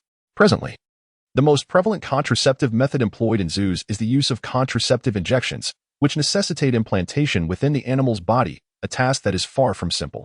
Upon accessing the information panel, Chi Ming discovered an icon representing the caretaker responsible for the habitats, complete with a record of the last feeding times clearly displayed. With this information, Chi Ming could now ascertain the feeding status of the animals within the park more effectively. After reviewing the data from 5 habitats, Chi Ming felt a deeper understanding of the zoo's operations. Although he was puzzled as to why the game referred to animal enclosures as habitats, he found the terminology acceptable and decided to adopt it. After dismissing the information panel for the blue peacock habitat, he noticed that the user interface for habitat management had gained several additional buttons: fence, habitat, nature, facilities, and construction. Upon clicking the first button, fence, he encountered a familiar selection interface for building enclosures, listing various common materials such as red bricks, glass, cement, wood, steel, and hedges. Due to the extensive options, Chi Ming did not delve into details, but noted that each material was accompanied by a price tag. Red bricks, for instance, were marked at 10 units, though it was unclear whether this referred to a single wall or per meter. Shifting to the habitat button, Chi Ming discovered items necessary for the animals' living spaces, including a variety of feeding dishes and enrichment toys, also marked with prices. Clicking on nature revealed an assortment of trees and plants, presumably for landscaping purposes. The facilities button led to a plethora of park amenities, such as public restrooms, ticket booths, caretaker cabins, and pancake stalls. Lastly, the construction button presented a typical building interface, featuring options for laying roads, terrain modification, and various architectural styles. Chi Ming was particularly intrigued by the terrain modification feature. Upon selecting a grassy area, he observed a glowing circle appearing on the ground. He tentatively clicked within the circle and watched as grass sprouted visibly at an astonishing pace. How fortunate I chose an empty space. Otherwise, it could have been troublesome. This function is quite powerful, he mused. Thus, Chi Ming spent over half an hour experimenting with the various features and reviewing the game's explanations, accessible via the help icon in the top right corner. He eventually grasped the fundamental functions of the habitat management system, which resembled construction systems found in other simulation games, albeit with finer distinctions. Moreover, Chi Ming now knew how to accommodate the flamingos, although he decided to wait until nightfall to implement any changes, as he had pressing responsibilities to attend to.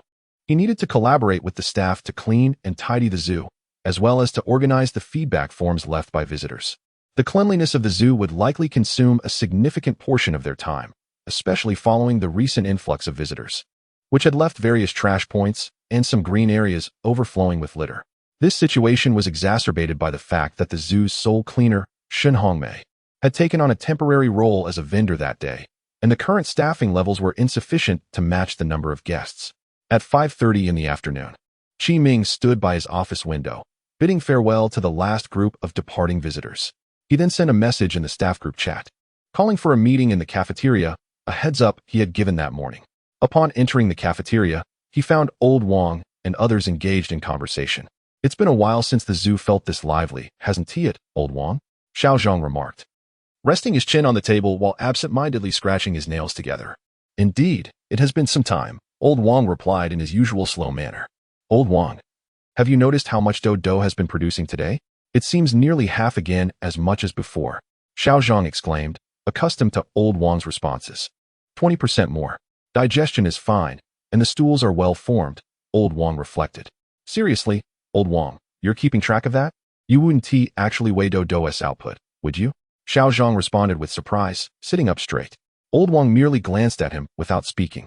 By the way, Old Wang, I think you should inform the director that Dodo needs another caretaker. Otherwise, with this volume, you won't manage on your own. Xiao Zhang insisted. Don't worry. The zoo will begin preparations for recruitment in the coming days. There will be milk, and there will be bread, Old Wang reassured him. Upon hearing this, Xiao Zhang did not turn to Old Wang, but glanced backward. My apologies for interrupting. I didn't want to disturb your lively exchange, Qi Ming said with a smile. Having overheard their conversation as he approached the cafeteria, the shoveling Xiao Zhang referred to primarily involved cleaning up after Dodo. In the zoo, being an elephant caretaker meant daily exposure to this unavoidable task. An elephant consumes approximately 150 kilograms of grass and 25 kilograms of fruit daily, with a 40 wastage rate. Consequently, each fecal output from Dodo can exceed 2 kilograms, with over 80 such deposits daily. When calculated, this equates to over 160 kilograms of feces each day, not including the uneaten grass. Thus, the total waste from a single elephant can reach around 170 kilograms daily, an amount equivalent to the weight of 2 adult men, making the role of an elephant caretaker exceedingly demanding. Non-text content. Fun animal fact. The platypus appears to be a gentle creature, yet if provoked, it can unleash venom from its hind feet. Due to this unique characteristic, the platypus is one of the few venomous mammals on Earth. Chapter 28. Construction at present. Dodo's sole caretaker is Old Wang, who bears the entire burden of preparing food and cleaning up after Dodo each day. Previously, financial constraints prevented the hiring of additional help. But now that funds are available, it is essential to augment the workforce to alleviate Old Wang's responsibilities. Naturally, both Old Wang and the caretakers in other areas must also begin to increase their personnel. With these thoughts in mind, Qi Ming ceased his conversation with Xiao Zhang and clapped his hands to draw everyone's attention. Thank you all for your hard work today. I won't waste time with unnecessary words. We will commence cleaning in the designated areas as discussed yesterday. Let us assist each other to finish quickly so we can return to rest. After Qi Ming's brief address, Old Wang, Xiao Zhang, and the others retrieved their cleaning tools from the back of the cafeteria and proceeded to their assigned zones. Qi Ming, however, walked out of the cafeteria empty-handed alongside caretaker Old Qin, who drove a flatbed cart toward the warehouse. Upon reaching the warehouse, the two men donned rubber suits and masks from a solitary locker in the corner. Their attire was a testament to the distinct task they were assigned, unlike their colleagues. Once dressed, they made their way to a small, independent room at the far right of the warehouse, near the wall. Without exchanging words, they soon emerged with a dozen large, sealed black barrels, which they placed on the cement ground outside the building. They remained in their suits, standing vigilantly as if awaiting something. Beep, beep. Before long, a familiar flatbed truck approached, honking as it entered through the side gate adjacent to the small room. Old Zhang, why are you so late today? The director and I are about to suffocate. Old Qin's muffled voice emerged from behind his mask, tinged with annoyance before the truck even came to a stop. Apologies. It's not that I didn't want to come earlier. The roadwork nearby caused quite a delay, replied a middle-aged man wearing a mask, who introduced himself as Zhang Yuang, an agricultural feed specialist. He frequented the zoo every few days to collect manure. Today, the reason Qi Ming and Old Qin were so heavily clad was to transport the animal waste stored in the compost room to Zhang Yuang for retrieval. Zhang typically visited every 2 days to collect the manure. Despite the unpleasant odor of animal waste, it is transformed into an excellent fertilizer after processing. Particularly, Dodo's excrement is highly sought after due to its substantial volume and the abundance of undigested hay within it. Furthermore, the hay used for Dodo's bedding, once contaminated by his droppings, also finds its way into the collection barrels, thus saving Zhang considerable composting material. After a brief exchange, the three men began loading the large barrels onto the truck's flat cargo bed. Once the barrels were secured, Zhang Yuan climbed into the cab, honked the horn, and called out, "Beep, beep. Director Qi, Old Qin, I'm off now. See you next rotation." With that, he drove away, indicating the cyclical nature of this waste collection task. Zhang typically came every 2 to 3 days, with male employees assigned in pairs to assist in moving the barrels when he arrived. Once Zhang departed, Qiming and Old Qin hurried to the nearby faucet, grabbing a hose to rinse off. After thoroughly cleaning their rubber suits, they quickly exited the warehouse. Back inside, they stripped off their suits, dried themselves with towels, and placed the garments back in the locker. Phew, the smell is quite strong today, Director. I'll have to wash again at home, otherwise it will be difficult to get rid of, Old Qin remarked, raising his hands to his nose, expressing his distaste. It is indeed a bit pungent. Let us shower before heading to the cafeteria. They should be about done with their cleaning, Qiming suggested. Unlike Old Qin, who openly questioned the odor clinging to him, Qiming was aware of the scent but opted to focus on their immediate task. The Jiajiazhu provided a shower facility beside the dormitory for caretakers, who often returned from enclosures carrying the scent of the animals. After Qiming and Old Qin finished their shower and made their way to the cafeteria, they found Old Wang and the others waiting for them. Qiming refrained from making further comments, simply reiterating the meeting scheduled for the following morning at 10 o'clock. Please remember to attend, and if there is nothing else, you can head home. I'll take care of attendance later. Concluding his remarks, Qiming announced the gathering was dismissed and led the way outside, eager to return and delve into the new game mode he had been contemplating. Back in his dormitory, Qiming lay on his bed, gazing up at the sky while envisioning the layout of the zoo. He contemplated the optimal location for the flamingo habitat, observing the crescent-shaped area of the zoo and considering the flamingo's preference for shallow waters. He noted the limited spots suitable for water flow. After careful observation, he concluded that the best location was right at the entrance of the rare bird section, which not only aligned with the zoo's design for that area, but would also allow visitors to immediately admire the beautiful flamingos upon entering. Once the location was determined, Qiming activated the habitat mode, watching as the entire zoo illuminated with a soft virtual glow in his view. Clicking on the selected vacant enclosure, a prompt appeared. Idle enclosure, simple cement structure. Would you like to demolish it? Yes, Qiming affirmed, opting for demolition as it served no further purpose. After confirming the demolition, he observed that the enclosure had transformed into a flat expanse of land, devoid of any remnants. Selecting an area of approximately 300 square meters, he clicked on the boundary options, momentarily overwhelmed by the variety of wall materials available. After some consideration, he chose a hedgerow, feeling that other wall types would be incongruous with the zoo's ambience. Non-essential content, fun animal facts. Sloths are among the slowest creatures on land, yet in water. Their swimming skills rival those of Olympic athletes. In fact, these sluggish mammals can swim nearly 4 times faster than they move on land. Chapter 29. The new breeding area. The walls of the Jiajia Zoo have become entwined with vines over the years. Opting for a different type of enclosure would disrupt the cohesive aesthetic of the park unless a simultaneous renovation of other breeding areas were feasible, which, due to financial constraints, is not a realistic prospect. After clicking on the hedgerow, Qiming noticed a segment of information displayed. Hedgerow, strength level 1, opaque, climbable, not waterproof. Upon reviewing this information, Qiming nodded, appreciating how accurately the game summarized the advantages and disadvantages of the hedgerow. Priced at 50 yuan per meter, he began by constructing a 1-meter hedgerow wall along the roadside in the open space. After completing the hedgerow, he took a moment to zoom in and observe its appearance. The hedgerow, a long rectangular structure, was unmistakably a wall, albeit one painted in green and filled with dense foliage that rendered it impenetrable to light. Its roots were cleverly concealed, making the wall appear as though it had naturally sprouted from the earth. Qiming scrutinized the intertwining branches and leaves within, yet could not recall any similar plant knowledge from his memory. The leaves were a vibrant shade of green, a blend between light and dark, seemingly larger and thicker than ordinary leaves. This lush, glistening greenery adorned the entirety of the hedgerow, exuding vitality. Although Qiming was merely observing through the game's perspective, the sight of the verdant wall significantly lifted his spirits. Convinced of the game's quality, he commenced the formal construction of the flamingo habitat. He felt it imperative to provide these distant flame spirits with the finest living conditions. Qiming had already formulated some preliminary ideas for the flamingo habitat upon receiving the task. Firstly, the area should be surrounded by water, with a gentle slope adjacent to the water, and the underwater terrain leveled to create a shallow area. The northern terrain should protrude slightly, where he envisioned placing towering rocks to form a small hill. As Qiming contemplated these designs, a miniature model of the breeding area appeared before him. This model depicted his envisioned flamingo habitat, with all the elements he had imagined materializing within the small replica. The model showcased the protruding rocky hill and the shallow terrain that occupied 40% of the habitat, precisely as he had envisioned. However, upon seeing his ideas manifested in the model, Qi-Ming realized he had perhaps been overly optimistic. The northern rocky hill appeared somewhat odd in conjunction with the expansive water surface, creating a disharmonious effect. After examining the model for a while, he understood that it served as a blueprint for the construction system, allowing him to utilize building mode features to establish his plans.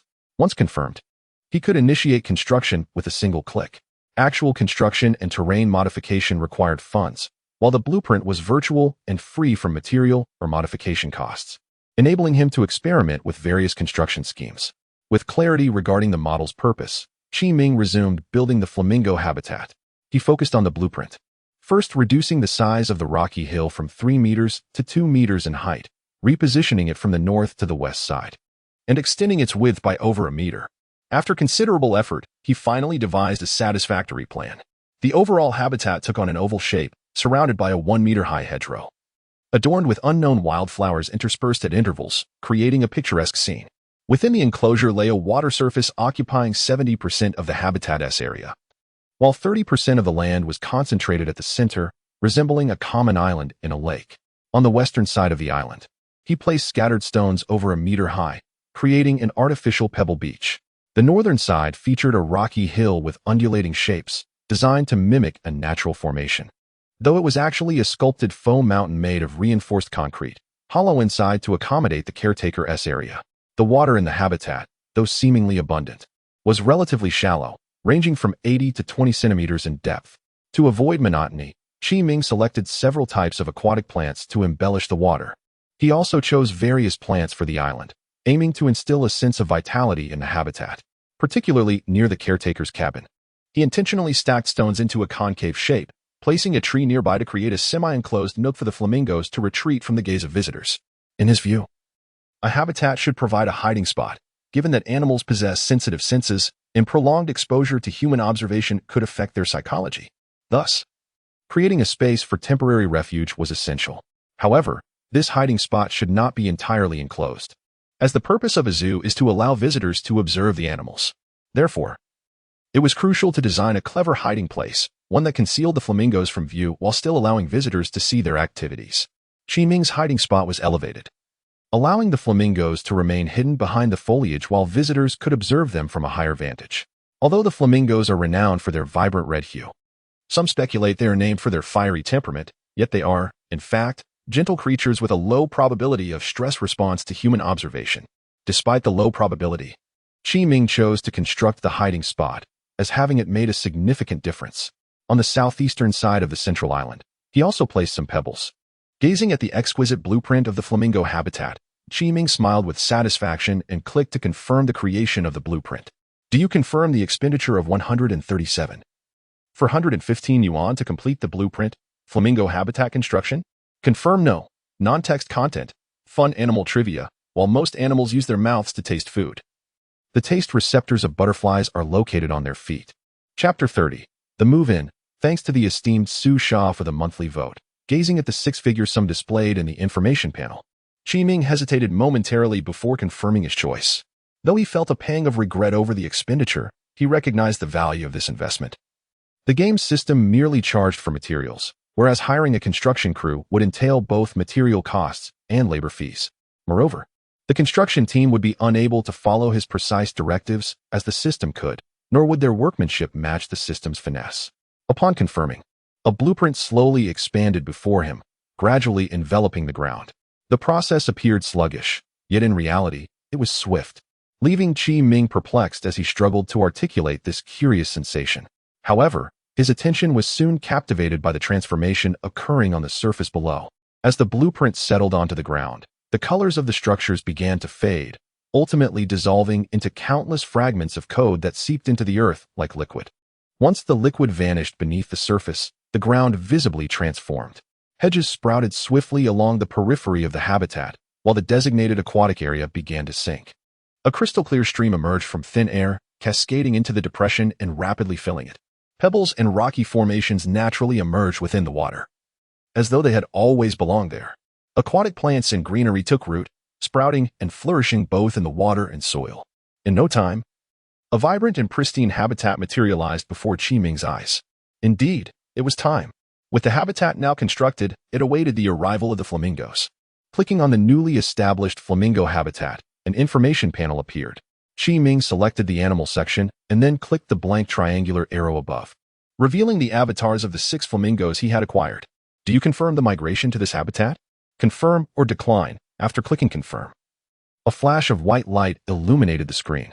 However, no unusual phenomena occurred. Following his confirmation, the icons of the 6 flamingos appeared in the animal section of the habitat's information panel.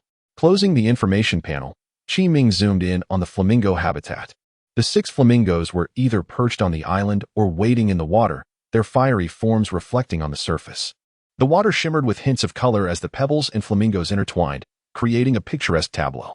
The living flamingos offered Qiming a sensory experience unlike any other. Upon their arrival in the new habitat, they displayed no signs of stress, swiftly acclimatizing to their surroundings. All 6 flamingos were mature individuals, adorned in vibrant red plumage. At that moment, they were not in their usual one-legged stance, but were instead scattered about, gracefully observing their habitat with their long legs. Qiming chose to follow the largest flamingo, whom he affectionately named Dahong. Dahong waded through the water, pecking at the floating algae with its large, dark beak. Its upper beak curved downwards, forming a distinctive shape, while the lower beak was broad and trough-like, the smaller upper beak resting upon it, creating a striking appearance with its red and black coloration. Dahong's legs appeared particularly slender in proportion to its body.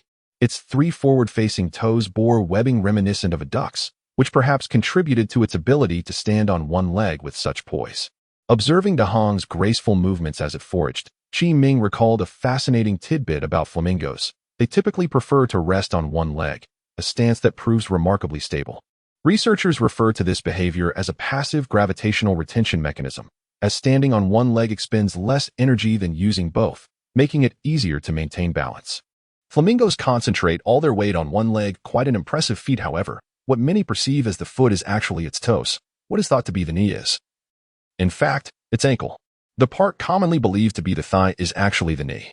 Hence, flamingos elegantly traverse on their toes, making them exceptional dancers. Reflecting on this knowledge, Qiming felt compelled to educate visitors.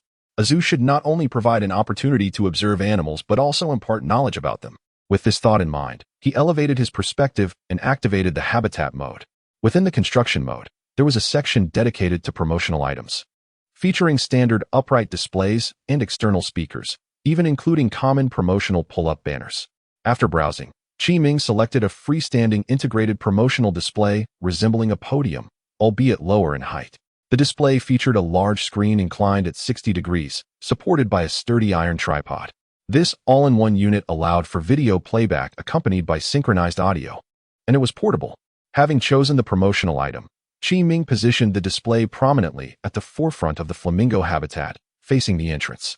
This location was conspicuous and frequented by visitors, making it ideal for promotion. In addition to the integrated display, he placed 2 external speakers at 2 other locations within the habitat. These speakers resembled black microphones with honeycomb-like heads, capable of broadcasting the audio from the integrated display, ensuring that visitors could learn about the flamingos during their visit. However, Qiming kept the volume at a moderate level, requiring visitors to lean in to hear clearly. He did not wish to disturb the flamingos living within. Furthermore, those eager to learn would not mind taking a few extra steps, while those uninterested would likely ignore even a whisper. After completing the final touches on the promotional setup, Qiming took one last glance at his creation before logging out of the game. After a yawn, he soon found himself drifting off to sleep in his bed. The flamingos would spend their first night in the new habitat, and the next day, others in the zoo would discover this delightful surprise. Non-text content, fun animal facts. Among all flying insects, bees are the most efficient. Theoretically, a spoonful of honey could fuel a bee to fly around the earth.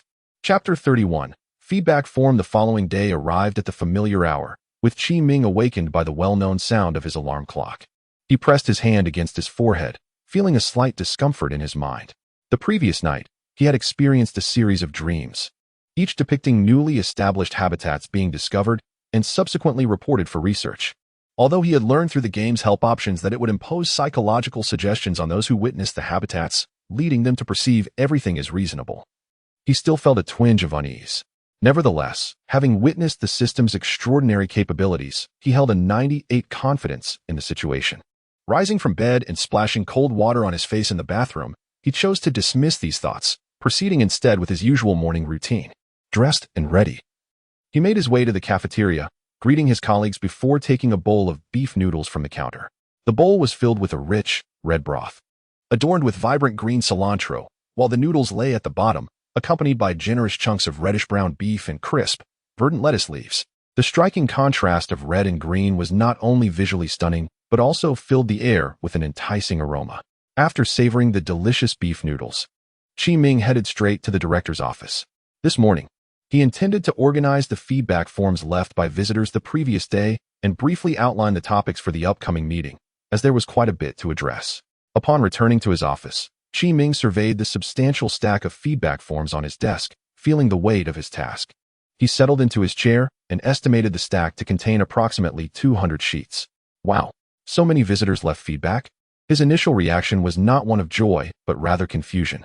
Based on the number of visitors over the past 2 days, he had anticipated around 100 forms. So discovering over 200 was indeed unexpected. The first form appeared to be written by a young individual who left no contact information, merely writing a single word, poor, in the feedback section. Flipping through several more forms, Chi Ming noticed that they predominantly lacked any contact details, consisting solely of simple comments. Determined, he decided to filter out the forms that included personal contact information first. The feedback could be reviewed later. After all, once read, it could not be altered. And there was a meeting to attend at 10 o'clock. Zhang Xi's form is blank. Wang Wu's form is completely filled out. Impressive. He reminded himself to categorize the feedback before reviewing it, yet he found himself unable to resist glancing at the comments as he organized them, causing his classification speed to noticeably slow. By just past 9 o'clock, Chi Ming had spent over 2 hours sorting through the 200 forms. Although the sheer volume seemed overwhelming, only about 50 contained contact information. Moreover, the feedback itself proved to be rather unhelpful. Most comments lamented that the zoo was too small, the facilities outdated, and the variety of animals limited. In Chi Ming's view, these criticisms were trivial, as he was already acutely aware of these shortcomings. The only truly valuable piece of feedback came from an individual who merely signed as Zhao. He suggested that the wolf enclosure should not be placed in the center of the area, as the odor from the wolves could induce panic among nearby herbivores. This was an insight Chi Ming had not previously considered. After researching online, he confirmed that the scent of carnivores indeed causes psychological stress for herbivores, necessitating a greater distance between their enclosures. However, for now, relocating the wolf enclosure was not feasible. Aside from this comment, only a couple of other suggestions appeared useful. Glancing at the clock, Chi Ming organized the feedback forms and set them aside. Pushing his chair back, he stood and walked to the window facing the zoo entrance. After contemplating for a moment, he turned and descended the stairs, arriving at the square in front of the ticket booth. Chi Ming took it upon himself to modify the message on the whiteboard outside the ticket booth to read, "Free activities have concluded." He feared that without such clarity, some individuals might misunderstand the situation, leading to potential disputes. After updating the whiteboard, Chi Ming did not return directly to his office. Instead, he grabbed a cloth and approached a large machine near the queue area of the ticket booth to clean it. This machine, resembling an arcade game, was an automatic ticket dispenser purchased by the zoo several years ago, which had fallen into disuse. It required a simple scan of an ID card, followed by a choice between cash or online payment, to function.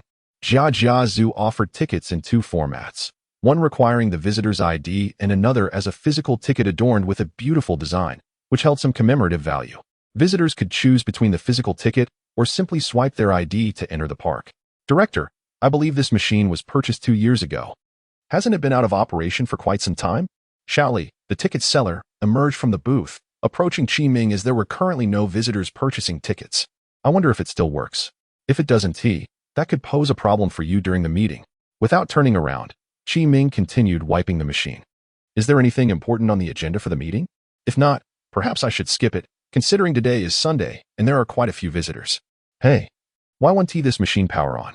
"Bang bang," Chi Ming exclaimed, attempting to start the machine, but the screen remained unresponsive despite his efforts. He gave it a few taps. "Welcome to the smart ticket machine. Xiao Huang is very glad to assist you."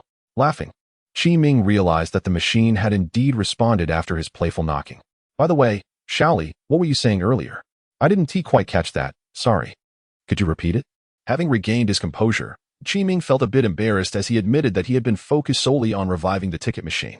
Oh, it was nothing. I was merely asking what time we should head to the meeting. Xiaoli glanced at the now-lit screen of the machine, feeling somewhat exasperated. She recalled that when she had attempted to start the machine during the free activities on Friday, it had refused to respond. Yet Qiming's simple taps had somehow revived it. Non-text content.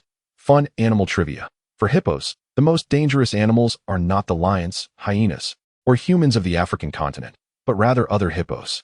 Statistics show that 80% of hippo fatalities are caused by their own kind each year. Chapter 32. The matter of the video. After perfecting the intelligent ticket machine, Qiming glanced at the time on his phone. Since there's still some time before the meeting, I thought I'd have a quick chat with you. Oh. Xiaoli replied with an air of nonchalance, showing no surprise. Are you so composed that you already know what I'm going to say? Qiming remarked helplessly, observing Xiaoli's calm demeanor. Never mind. I shall not beat around the bush. Xiaoli, was that viral video from the zoo, the one about the animal spitting, made by you? Director. Who else would it be if not me? Xiaoli responded, looking up at the sky before turning her gaze back to Qiming. I thought you would ask me about it yesterday. I didn't expect it would take you until today. Indeed, the videos that had recently taken Jiangzhou by storm, featuring the mystical creature spitting and the happy learning to walk, were the creations of Xiaoli. Upon seeing the opening line of the video, produced by Zhu, Qiming had a faint suspicion it was her handiwork, considering she and Xiao Zhang were the only young individuals in the zoo. Old Wang and the others didn't seem like the type to engage in such endeavors. Moreover, Xiaoli was already involved in self-media, making her the more likely candidate for video production. Impressive, Xiaoli. I never imagined you had such talent. I sincerely appreciate your efforts in bringing so much publicity to the zoo through your videos, Qiming said earnestly, a smile gracing his lips. Director. Your sudden seriousness is a bit unsettling, Xiaoli replied, feeling somewhat embarrassed by Qiming's unexpected gravity. On Friday, while heading home from work, I stumbled upon 2 videos posted by an account named Love Photography. My surname is Zhuan, a video sharing platform, Xiaoli continued, prompting Qiming to step aside as visitors began to approach the ticket machine. This intelligent ticketing system was quite common in Jiangzhou, and many preferred the simplicity of purchasing tickets through machines. One video was titled Moments with Colleagues at the Zoo, and the other Funny Wolves. When I clicked on it, I thought, isn't this our zoo? The content was amusing, and since I had recently been learning video editing, I wanted to create a secondary version. I messaged the user Love Photography. My surname is Zhuan. After obtaining their permission, I downloaded the video and began editing. Xiaoli beamed with pride as she recounted this. After editing, I posted it on my social media, and to my surprise, it suddenly went viral. At this point, Xiaoli's expression shifted as she mischievously asked, by the way, director, having saved the zoo a substantial amount in promotional costs, do I get any reward? Rest assured, I wouldn't let your efforts go unrewarded. The announcement to be made in the meeting later is related to this, but let us keep it under wraps for now, Qiming replied with a light chuckle. After discussing the video matter, Qiming and Xiaoli turned to ascend the stairs, as the clock inched closer to 10 o'clock, signaling the impending start of the meeting. As they climbed, Qiming opened a game application, noting that a new daily task had refreshed at 8 that morning. Daily task: overstuffed trash bins. The park's trash bins have been overflowing lately. They desire new companions to join them. Task requirements: add 5 trash bins, 4 color classification. Deadline: today. Task rewards: 100 animal coins, 1 lottery fragment. Note: waste classification is beneficial, blue for recycling, red for hazardous waste, green for food scraps, and yellow-gray for others. Upon reading this task description, Qiming found himself at a loss for words. Over the past few days, he had realized that the daily tasks were typically manageable and well within his capabilities. He intended to complete the task regarding the trash bins during lunch. After he finished reviewing the task, he and Xiaoli arrived at the conference room door. Director, you both finally made it. We were waiting for you, and Xiaoli. Xiao Zhang exclaimed as Qiming entered, quickly straightening up from his slouched position at the table. A few minutes isn't too long. Qiming signaled with his phone, then took a seat at the front. Now that everyone is here, I will swiftly address a few matters. We could have communicated via WeChat, but I wanted to ensure it felt formal. So I took the time to hold this meeting instead. Qiming paused, surveying the attentive faces of the veteran employees at the table. The last meeting had been met with a lackluster atmosphere, but today he sensed a newfound vitality, affirming the effectiveness of his recent efforts. Today, We will primarily discuss staffing and the establishment of a new department. First, let us delve into the issue of recruitment. As you all know, our zoo is currently understaffed. I am immensely grateful for everyone's hard work these past 2 years, which has allowed the zoo to endure despite the shortage. Now that we have secured investment, our priority must be to address this issue. How many new hires do you believe we need? Or how many additional staff does your department require? Please feel free to share your thoughts. Qiming concluded, leaning back in his chair, eager for the employees' responses. Come on, don't be shy. You all know I still have much to learn about the zoo, he encouraged when silence fell over the room. Director, I think we need to add another keeper for the elephant exhibit. Otherwise, it's easy for me to overlook things with Dodo, old Wang unexpectedly spoke up, breaking the silence. All right, I will note that down. Is there anyone else who wishes to speak? Qiming opened a note-taking application on his device and recorded old Wang's request before continuing. Director, I believe we need to add 1 or 2 more keepers in the carnivore section. Currently, while old Qin and I manage, we can only maintain a 2-shift system. When issues arise, we can only react afterward rather than address them promptly, Xiao Zhang chimed in, his usually jovial demeanor replaced by seriousness. Hearing Xiao Zhang's input made Qiming realize a significant concern. Non-text content. Fun fact, desert tortoises solve their water scarcity by absorbing moisture from plants and reabsorbing liquids metabolized by other species. Their secret to maintaining hydration lies in digging depressions to collect rainwater. Chapter 33. Social media. After listening to Xiao Zhang's words, Qiming realized a significant issue. The current staff at the zoo were indeed overworked. Typically, a standard zoo operates on a 3-shift system. Yet due to a continuous loss of personnel in recent years, Jia Zoo had predominantly adopted a 2-shift system this year, effectively completing the workload of 3 shifts. This meant that most employees were laboring under excessive strain. Previously, Qiming had focused solely on the animals and facilities, neglecting the aspect of employee working hours. Fortunately, Xiao Zhang brought this to his attention today. Otherwise, it could have led to complications. Oh, I had forgotten about this issue until you mentioned it, Xiao Zhang. Once we resolve the staffing problem, the zoo will promptly revert to the 3-shift system. I appreciate everyone's hard work during this transitional period. Qiming expressed with a sense of guilt, acknowledging that, as the director, he should have recognized this sooner. He could not use his short tenure as an excuse. As Lao Wang and Xiao Zhang began to voice their thoughts, others followed suit. Ultimately, Qiming noted the preparations for recruitment: 2 fixed keepers for the elephant house, 1 fixed keeper for the wild animal zone, 1 fixed keeper for the exotic bird area, and 3 mobile keepers. Additionally, 5 cleaning staff, 2 cafeteria workers, 2 security personnel, and 1 ticket seller were needed. This staffing plan was a collaborative effort between Qiming and the team, but according to Xiao Zhang, it reflected the previous standard staffing levels at Jia Zoo. All right, we have discussed the staffing issue sufficiently. Let us set it aside for now and move on to the next agenda item. Qiming set down his pen and cleared his throat before continuing.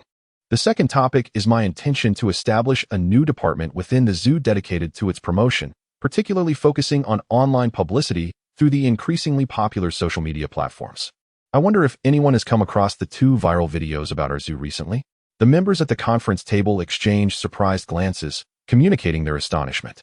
Finally, Xiao Zhang queried, "Is it the video of the llama spitting and the one featuring the happy moments? Didn't you film those, director?" "Actually, I saw them from my daughter," Zhang Hongmei interjected, scrolling through her phone to locate the conversation with her daughter. "I think I've seen them too. My wife mentioned them to me, but I didn't watch them." Hearing that everyone had either seen or heard about the videos, Qiming nodded with satisfaction. "I should clarify that I was not the one who created these videos." "What? Director, you didn't make those videos? But why does the introduction state the name of our zoo?" Xiao Zhang and Lao Song exclaimed in unison, displaying an unexpected camaraderie despite working in different areas. "Indeed, while I did not create them, they were produced by the zoo," Qiming said with a smile, observing the curious expressions of everyone present. After a brief pause of about 5 minutes, he continued, "In fact, the video creator is Xiaoli." "Oh, so it was Xiaoli. That makes sense." Considering her experience with public accounts and creating short videos, one remarked. "Xiao Zhang, don't backtrack now. Didn't you just suggest it could have been your late-night escapades?" Lao Qin, Xiao Zhang's longtime partner, interjected playfully. All right, let us not get carried away. I would like to announce that the newly established promotion department will initially consist solely of Xiaoli. Xiaoli, are you willing to join this new department? Even though for quite some time, you may be the only one responsible for it?" Qi Ming asked, directing his gaze towards Xiao Li, who was seated near the door. I would certainly be willing, Director. But if I move to the new department, who will handle the ticket booth? Xiao Li inquired, puzzled. Am I expected to continue working there? Ah, you guessed correctly. Until we recruit additional staff, you will need to manage the ticket booth for now.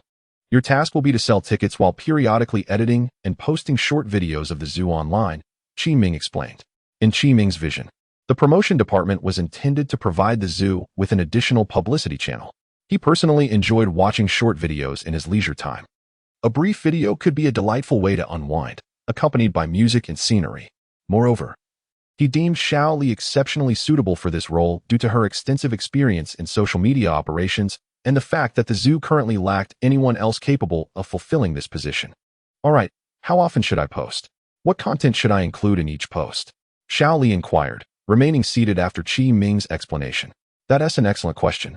But to be honest, I am unsure, Qi Ming chuckled softly. I am not well versed in this area, so I will rely on your expertise. Perhaps you could draft a plan, and we can discuss it further later? Okay. It seems I will have to exert my brain power significantly, Xiao Li replied, somewhat exasperated, as she had not anticipated the director would delegate such responsibility to her so abruptly. Now that we have addressed both matters, unless there are any further issues, you may return to your posts. I will be posting the recruitment information online this afternoon, and I appreciate everyone's efforts until our new colleagues arrive. With that, Qi Ming signaled for everyone to leave.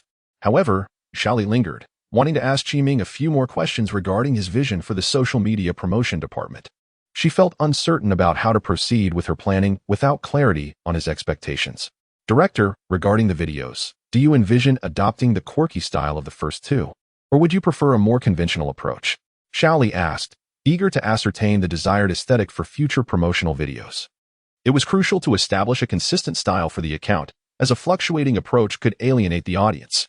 Non-textual content, fascinating animal trivia, the American woodcock, found in the Americas and Eurasia, possesses a remarkably developed visual system that allows for 360-degree vision. However, it moves at a leisurely pace of merely 2.22 meters per second, making it one of the slowest birds. Chapter 34. Acquaintances. Upon hearing Xiao Li's inquiries and explanations, Qi Ming pondered seriously and ultimately decided to pursue a conventional video approach. It was not that he disdained the appeal of eccentric videos. Rather, he believed that for a zoo, such a style was not conducive to sustainable long-term operation. After resolving the stylistic concerns, Xiao Li began to present further questions. While Qi Ming and Xiao Li deliberated in the conference room, two of Qi Ming's old acquaintances arrived at the zoo's entrance. What's going on? Why is everyone queuing beside the ticket booth instead of purchasing tickets? One gentleman, clad in immaculate white attire, a pristine t-shirt, white casual trousers, and dazzling white sneakers, was none other than Zhao Jia, who had returned specifically to witness the peacock's display after missing it the previous day. Having felt somewhat unfulfilled during his last visit with friends, he decided to return on this Sunday, free from obligations, as his mobile game had become stale. Approaching the ticket booth, Zhao Jia understood why others opted for the adjacent automated ticket machines. A sign read, "Window temporarily closed. Please purchase tickets at the nearby automated ticket machine. We apologize for any inconvenience." Ticket attendant Xiao Li. Assuming the attendant had stepped away, he turned and joined the queue at the smart ticket machine. Though there were few people ahead of him, he soon reached the machine. "Hello, esteemed visitor. The intelligent ticket machine Xiao Huang is delighted to assist you. Please place your valid identification." Following the voice prompt, Zhao Jia positioned his ID card at the designated slot. Based on your age, an adult ticket has been automatically selected for you. Please choose your payment method, cash or online payment. After opting for online payment, a QR code appeared on the screen. Upon scanning and completing the transaction, another interface emerged. "Thank you for your payment.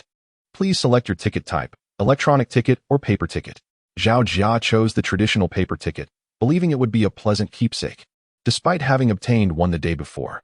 As the machine whirred, he retrieved his desired paper ticket from the output slot. The ticket featured an array of charming cartoon animal faces on its front, and the sturdy paper bore some intriguing animal trivia on the back. Zhao Jia's ticket informed him, if a venomous snake consumes an animal it has poisoned, will it be affected by the toxin? Answer, no. The venom consists of proteins and peptides, which can be digested by the acidic substances in the snake's stomach. Therefore, neither the snake nor a human consuming the envenomated animal will suffer from poisoning. Delighted to acquire this nugget of knowledge. Zhao Jia noted that the trivia on each ticket was random, a fact he had confirmed by comparing tickets with his friends the previous day. At the ticket validation entrance, he presented the QR code to the machine, which beeped affirmatively upon successful entry. Today, Zhao Jia observed that the crowd seemed less than the previous day, though there were still a fair number of visitors. Once inside the zoo, he followed the directional signs towards the exotic bird area. Alongside Zhao Jia, another familiar face had just arrived, Zheng Weidong, who had hurried back from a business trip, originally scheduled to return on Tuesday. He decided to come back a day early after receiving a call from his superior, Director Wang, regarding potential complications with a contract related to the zoo. However, he kept his early return a secret, intending to discuss matters with Qi Ming before making any decisions. Although he wished to help his old friend's son escape from a troubling situation, he did not want to impose his will if Qi Ming was not inclined to transfer ownership.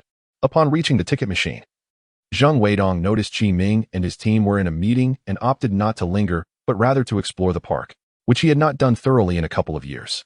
Most of his visits had been spent sipping tea and chatting with the former director in the office. Now, with time on his hands, he was eager to see how the zoo had evolved. As he purchased his ticket, opting for an electronic one, he chuckled at the machine's cheerful persona, which he found amusingly reminiscent of a scalper. After successfully entering the park, Zheng Weidong followed the signs towards the exotic bird area. Meanwhile, Zhao Jia, who had entered the park about 10 minutes earlier, was not at the coveted peacock habitat but rather outside the newly constructed flamingo enclosure. To his surprise, the area, which had been under construction, was now open. The sight of the flamingos standing on one leg filled him with joy, recalling how he had seen the enclosure being built during his previous visit. The vibrant crimson of the flamingos stood out beautifully against the lush greenery of the zoo, catching the attention of Zheng Weidong as well. "Are those flamingos?" he inquired of a nearby visitor, drawn by the vivid display. "Isn't there a loudspeaker here broadcasting information? Look at the display over there. It's still playing details about the flamingos." Non-text content. Animal fun fact. The giant Galapagos tortoise, discovered in the Galapagos Islands, is the largest tortoise in the world and one of the slowest animals, with its lethargy attributed to its hefty shell and short legs. The slowest of these giants averages 300 kilograms, can live up to 100 years, and has never exceeded a speed of 76 centimeters per second. Chapter 35. Photography. The young man standing before the hedgerow, questioned by Zheng Weidong, is Zhao Jia.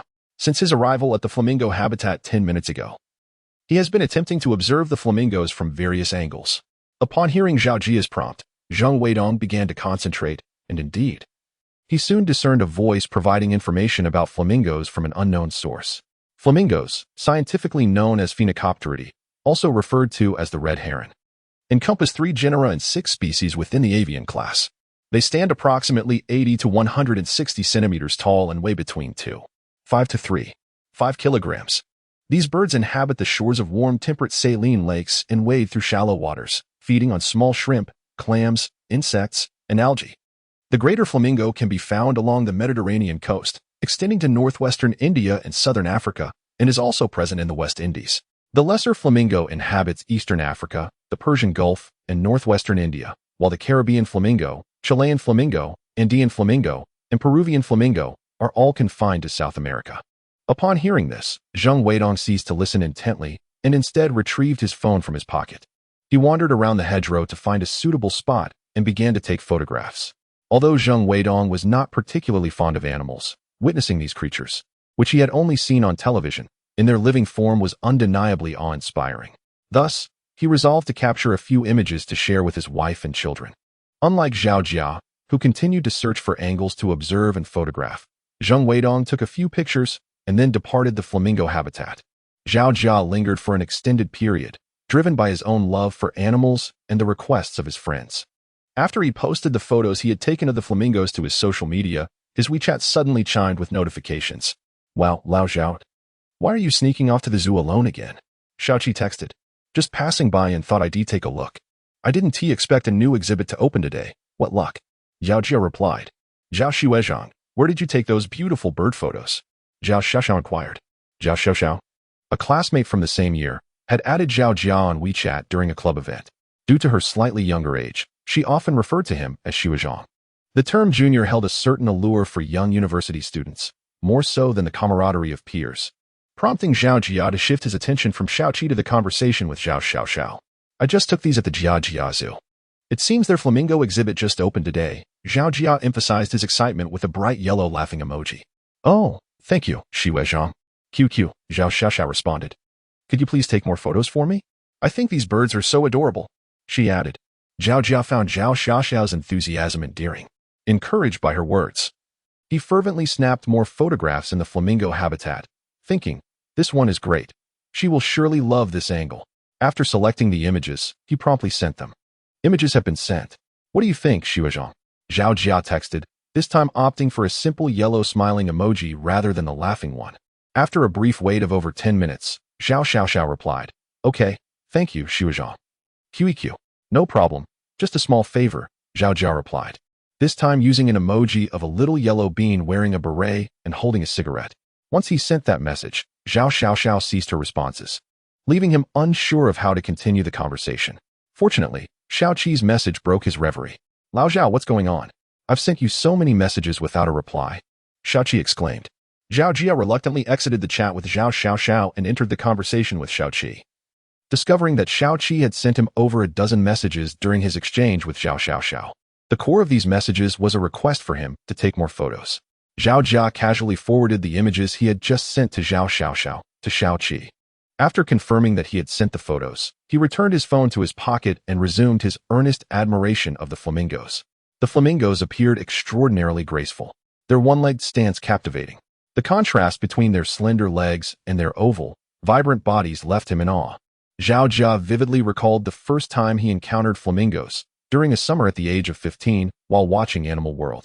There, amidst an endless expanse of shallow waters, thousands of brilliant red birds frolicked, leaving a profound impact on young Zhao Jia and igniting his passion for the animal kingdom. Though only 6 flamingos occupied the habitat at present, watching them leisurely peck at the surface for algae allowed Zhao Jia to find tranquility, easing the anxiety he had felt while awaiting Zhao Xiaoxiao's response. Meanwhile, Qiming and Xiaoli had reached a consensus regarding their social media promotion strategy. First, the Jia Zoo would need to establish an official public account, followed by registering on mainstream short video platforms. They also planned to create an account on the popular mid-length video platform, AB Station. Initially, they would focus on these 3 platforms, primarily sharing amusing moments of animals and periodically updating educational content about wildlife. Regarding animal videos, Qiming expressed his views to Xiaoli. Xiaoli, my requirement for the animal videos is that we must capture the natural behaviors of the animals. We should never force them to act or film them in ways that contradict their will, as often seen on short video platforms. I would rather miss out on capturing extraordinary moments than compromise the authenticity of their natural behavior. These sentiments reflected Qiming's true feelings. He often enjoyed watching cute pet videos online. However, seeing pet owners dress their animals in uncomfortable clothing for the sake of attention left him feeling repulsed, and he wished to avoid such scenarios in the videos produced by their zoo. Non-text content. Fun animal fact. Dolphins possess a remarkable ability to renew the outer layer of their skin cells every 2 hours, ensuring that their skin remains perpetually smooth and supple. Chapter 36. Tea time afterward. Qiming and Xiaoli chatted for a while before each returned to their respective workplaces. At this moment, Zheng Weidong, having finished taking photographs at the flamingo habitat, glanced at the ostriches and pheasants before preparing to head back to the office building. After observing the subsequent habitats, he felt there was little of interest left to see. Initially, when he first encountered the Flamingo Pavilion, he had thought the following exhibits had undergone renovations, but to his surprise, they remained largely unchanged. Not wishing to squander further time, he decided against continuing his exploration. As he was not merely visiting the zoo for leisure, calculating the time, he surmised that Qiming and the others must be concluding their meeting, and thus he set off to return. As he approached the flamingo habitat, he noticed a considerable crowd still gathered around. However, he could understand this situation. Although the flamingo habitat was enclosed by green hedges, its design contrasted sharply with that of the adjacent peacock habitat. One was a blend of steel and concrete, while the other exuded a more natural ambience with fewer signs of human intervention. Observing the flamingos standing gracefully on the shimmering water, Zheng Weidong felt a sense of relaxation wash over him. Returning after visiting the ostrich and pheasant habitats offered a completely different experience. Hey, uncle, weren't you just heading into the zoo? Why are you back out here? Zhao Jia, quietly admiring the flamingos, noticed Zheng Weidong's return with a hint of confusion. I had a look at the back, but found the flamingos here far more intriguing, so I came back, Zhang Weidong replied with a casual smile. The two exchanged knowing smiles, choosing not to elaborate further. During their second encounter, Qi Ming, who was in the office inputting contact details from feedback forms, finally recognized the two familiar faces. How is it that they both ended up here? I recall that college student Zhao Jia was here yesterday. And why is Uncle Zheng here today? Is he hoping to persuade me to sign the transfer contract once more? Qi Ming mused to himself as he lounged in his chair. After discussing the media promotion matters with Xiao Li, he began entering the contact information left on the feedback forms. A few minutes into this task, he suddenly thought of the flamingo habitat and opened the system to enter a gaming perspective. To his surprise, upon zooming in, he spotted the two acquaintances. Initially, he did not recognize Zhao Jia, dressed in white, until after observing him for a moment. Recalling him as the young man who had shared the amusing video with him the previous day, recognizing Zhang Weidong was even more amusing from his aerial perspective. The prominent dark-haired figure with a noticeable indentation quickly caught his attention. Lowering his view, he discerned Zhang Weidong. Despite spotting familiar faces, Qi Ming did not dwell on them. He glanced at the vibrant red flamingo and its companions, finding nothing remarkable before closing the game. He had no time to ponder Zhang Weidong's intentions, as he had a multitude of tasks awaiting him. Instead of continuing with the inputting of data, Qi Ming opened his browser and navigated to several recruitment websites. Preparing to commence the hiring process, he intended to handle the data entry at a more convenient time. Upon entering the recruitment site, he first browsed through the advertisements posted by competitors. Zookeeper, seeking zookeepers, veterinary qualifications preferred. Animal lovers with patience prioritized. Those without certifications but passionate about animals may be trained. The company will provide external training. Responsibilities include feeding, training, and ensuring the safety of the animals. Hiring 510 individuals. After reviewing several recruitment advertisements from other organizations, Qi Ming found them lacking in quality. Not having any better ideas for the wording, he decided to mimic one and prepared to publish it. Dear visitors, please log in first to complete the recruitment information posting. Didn't Firefox remember my password? I could have sworn I set that option, Qi Ming pondered, perplexed by the prompt. Oh well, I might as well take a restroom break. Work sometimes calls for a little diversion. Exiting the office and heading to the restroom, Qi Ming skillfully pulled out his phone while seated on the toilet and quickly opened a popular app. He had been utilizing this software to observe how other zoos conducted their promotions. This is quite interesting. I should save this for later.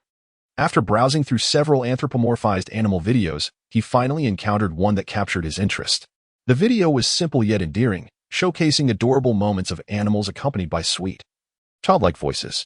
The star of the video was a charming little kitten, delicately licking its pink paws while emitting soft, gentle meows. Qi Ming felt his heart melting at the sight. I must ensure we bring in a delightful animal for the next market refresh, he thought to himself, pulling up his pants as he flushed. After washing his hands and closing the office door behind him, he had barely settled into his chair when a knock echoed at the door. Knock knock. Please come in. The door isn't locked, Qi Ming called out, somewhat puzzled as to who might be visiting at this moment. Oh, it's Uncle Zheng. You should have called me in advance. I could have come to greet you and avoid making you wait outside, Qi Ming said as he rose and walked toward the tea table, gesturing for Zhang Weidong to take a seat. Xiaoqi, I'm here again, rather shamelessly, I must admit, Zhang Weidong sighed as he settled onto the tea bench. Initially, after being rebuffed by Qi Ming last time, he had no intention of returning to persuade him again. However, witnessing the zoo's promotional efforts reignited his interest. And with the recent developments, he decided to attempt once more. Xiaoqi, I want tea beat around the bush. You surely know why I'm here, Zhang Weidong stated earnestly as he looked at Qi Ming. Instead of responding immediately, Qi Ming thoughtfully retrieved a package of black tea from the side table. Using a wooden spoon crafted from rosewood, he scooped the tea leaves into a covered bowl, pouring hot water from a nearby kettle over them. A fragrant steam wafted upward as he allowed it to steep for a few moments. With a gentle grip using his thumb, index, and middle fingers, Qi Ming lifted the celadone bowl and poured the tea into a glass pitcher. He then selected a small celadone cup from the porcelain tray, rinsed it with hot water, and, using wooden tongs, presented it to Zhang Weidong before finally serving him tea from the pitcher with a warm smile. Uncle Zheng, please enjoy a cup of tea first. We can discuss matters afterward. Non-text content. Fun animal trivia. Pufferfish release a significant amount of toxin when startled and in excessive quantities. This toxin can also be lethal to themselves. Chapter 37. Further discussion on the transfer. Observing Qi Ming, who calmly sipped tea, Zhang Weidong felt an inexplicable curiosity. It had only been 3 to 4 days since Qi Ming had declined his proposal, yet Zheng sensed a subtle transformation in him. Previously, when Qi Ming had been seated at the ticket booth, Zheng could discern that beneath the youthful bravado lay a lack of true confidence. He resembled a solitary wolf howling in the wild, whose cries would soon fade into oblivion. However, now, as Qi Ming smiled at him across the tea table, Zheng perceived a change, as if he had evolved from a lone wolf into one that had found its pack, brimming with vitality. Zheng Weidong remained puzzled by the drastic shift in Qi Ming's demeanor over such a short span, yet this did not deter him from inquiring further. Xiaoqi, I understand you may not wish to hear this, but I must ask you once more. What are your thoughts now? Is an early transfer truly so undesirable? Do you genuinely believe you can salvage the zoo? Uncle Zheng, we discussed this just a few days ago.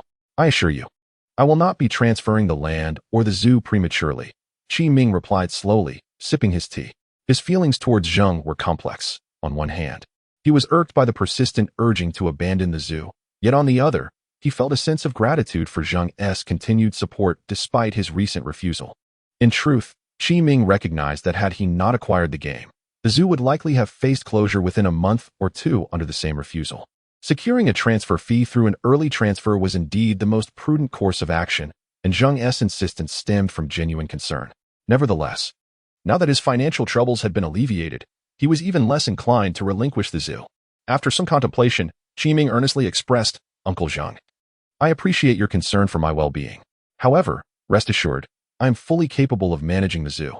Just recently, a friend of my father lent me 1 million. Thus, loans are no longer an issue. Upon hearing this, Qi Ming had anticipated a sense of relief from Zheng, yet the latter merely appeared surprised, his worry persisting. Very well. Let us leave it at that. I shall refrain from further discussion. Use that 1 million wisely. I'll take my leave now. Remember to persevere. After finishing his tea, Zheng Weidong forced a smile and turned to depart. Uncle Zheng, Qi Ming queried, perplexed by Zheng's seemingly disheartened reaction to the news of his newfound financial support. Unbeknownst to Qi Ming, Zheng was reminded of a similar scene from his past with the former director, Qi Lao. He vividly recalled an occasion when Qi Lao had sat in this very office before the same tea table, proclaiming with enthusiasm, Haha, old Zheng, the Jiajia Zoo is saved. I secured a loan from the bank, so operations will be seamless now. At that time, Zheng had rejoiced for his friend, unaware that Qi Lao's blind pursuit of rare animals would lead to a swift decline in the zoo's fortunes. As he recalled those memories, Zheng felt a wave of melancholy wash over him. Although he had entered with the intention of persuading Qi Ming to reconsider, he had felt a flicker of hope upon learning of the financial relief. However, thoughts of his old friend weighed heavily on his heart, prompting him to leave abruptly. Descending the stairs to the zoo entrance, Zheng Weidong retrieved his phone. Hello, is that old Zheng? What's the matter? I'm a bit busy here. Hold on. I have to take this call. Upon hearing the voice on the line, Zhang realized Director Wang was preoccupied. Ordinarily, he would have allowed Wang to finish his tasks before calling back, but today was different. Director, I've returned to Jiangzhou today specifically to discuss matters at the Jiangzhou Zoo. I've spoken with Director Qi, and he has no interest in a transfer. Wang Guohua had intended to hang up, accustomed to Zheng's usual practice of waiting until he was free to converse. However, upon hearing Zheng's words, he quickly turned to a familiar face and said, Lao Zhao, could you cover for me? I have something urgent to attend to. Once he had found someone to take over his call, Wang hurriedly stepped into the corridor. Hello, old Zheng, are you still there? Please explain the situation in detail. Zheng Weidong conveyed the information regarding Qi Ming's loan to Director Wang, who, upon hearing this news, furrowed his brow in displeasure. After pacing a few steps in the corridor, Wang collected himself and replied in a calm tone, All right, old Zheng, I understand. You should get back to your work. They need you there soon.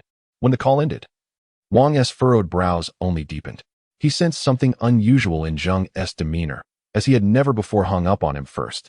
Nevertheless, he set aside his confusion and began to contemplate the implications of the news regarding Qi Ming's financial support.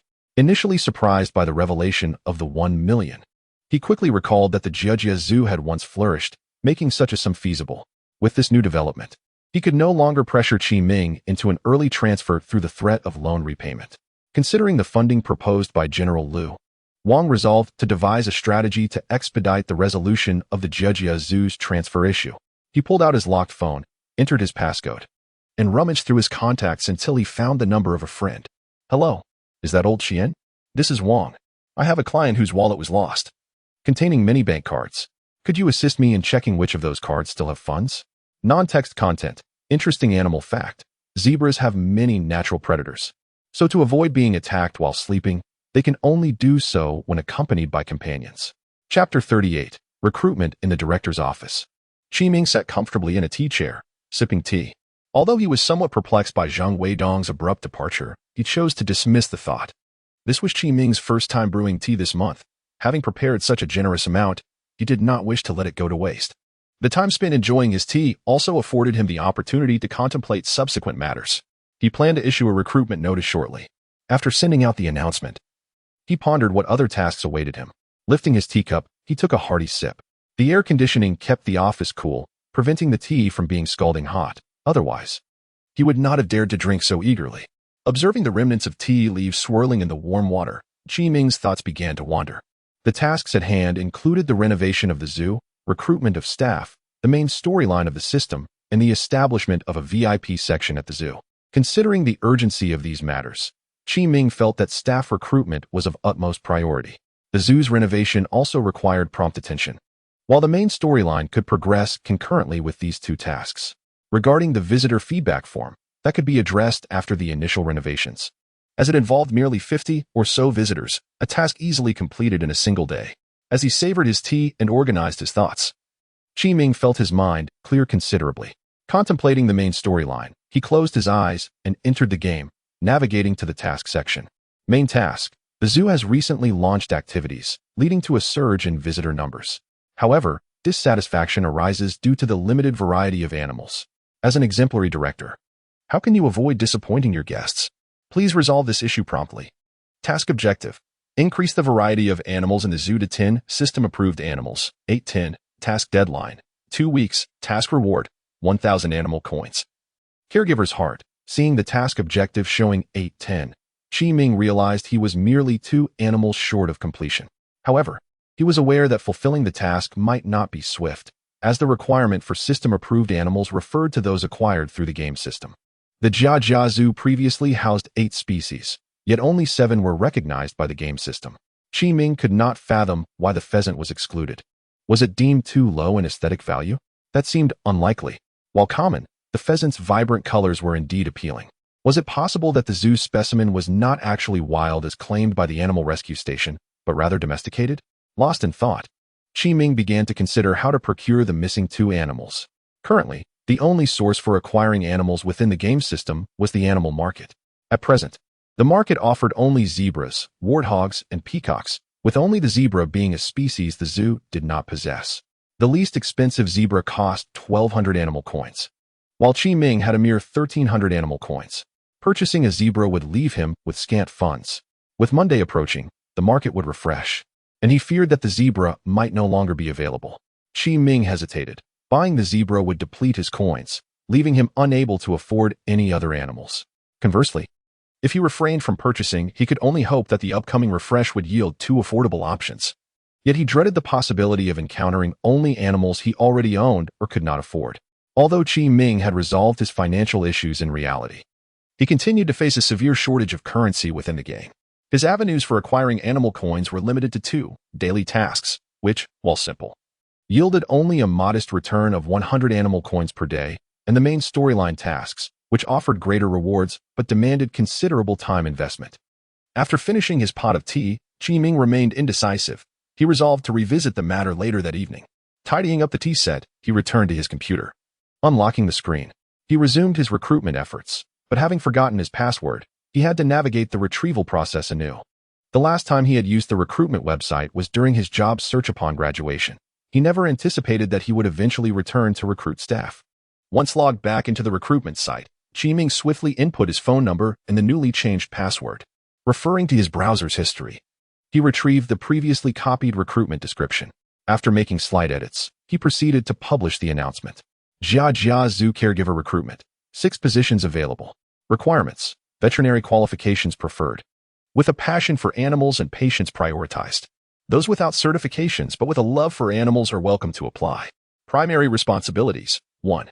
Under the guidance of technical staff, accurately mix animal feed and supplements, timely provide food and water, and oversee the daily care of animals in the exhibition area. 2.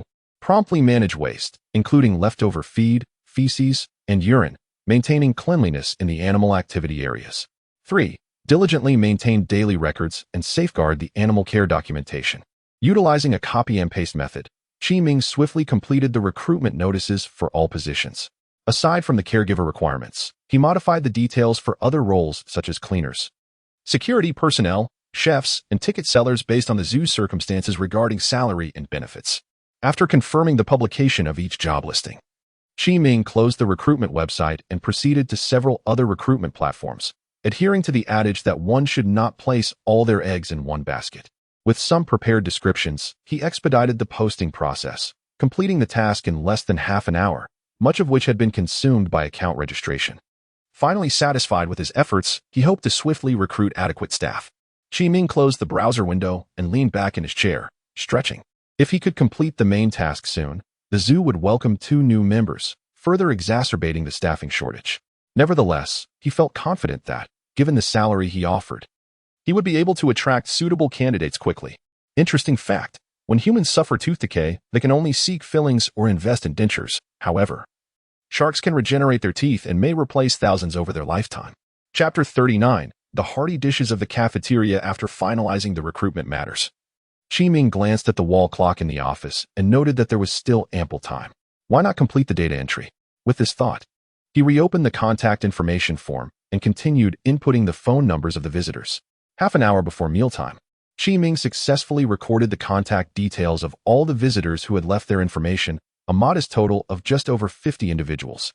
After tidying up the cluttered desk a bit, he carefully placed the paper feedback forms into a file folder for safekeeping. Chi Ming wished to preserve these items as mementos.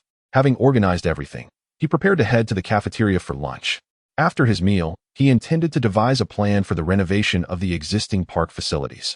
Before he even reached the cafeteria, a tantalizing aroma wafted toward him. The director had arrived, and today she had prepared several hearty dishes. "Come see what's on the menu," Zhang Aimei said with a smile, donning a pristine white chef's hat and wielding a large spoon. "Really? I must take a good look at these hearty dishes." Chi Ming chuckled as he moved closer to the window. On the sill, 5 plates of food were arranged. The first dish was spicy stir-fried pork cracklings, with the brown morsels scattered amidst a mound of peppers, their piquant aroma mingling with the rich scent of lard, provoking an involuntary salivation. The sight of the pork cracklings evoked memories in Chi Ming's mind, not of greasiness, but of flavor. He recalled standing by the stove as a child, eagerly watching the white fat sizzling, waiting impatiently for it to render. The freshly made cracklings were fragrant and crispy, delicious when dipped in a pinch of fine salt. As an aficionado of pork cracklings and chili, Chi Ming swallowed hard before turning his gaze to the second dish. A simple yet sumptuous braised pork knuckle.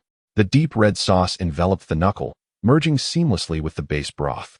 The skin of the knuckle wrinkled into undulating peaks. The meat seems filled with rich sauce, while a sprinkle of scallions on top awakened the appetite. After 2 meat-laden appetizers, Chi Ming anticipated the third dish to also be substantial, but to his surprise, he was greeted by a refreshing side dish, scallion salad with tofu.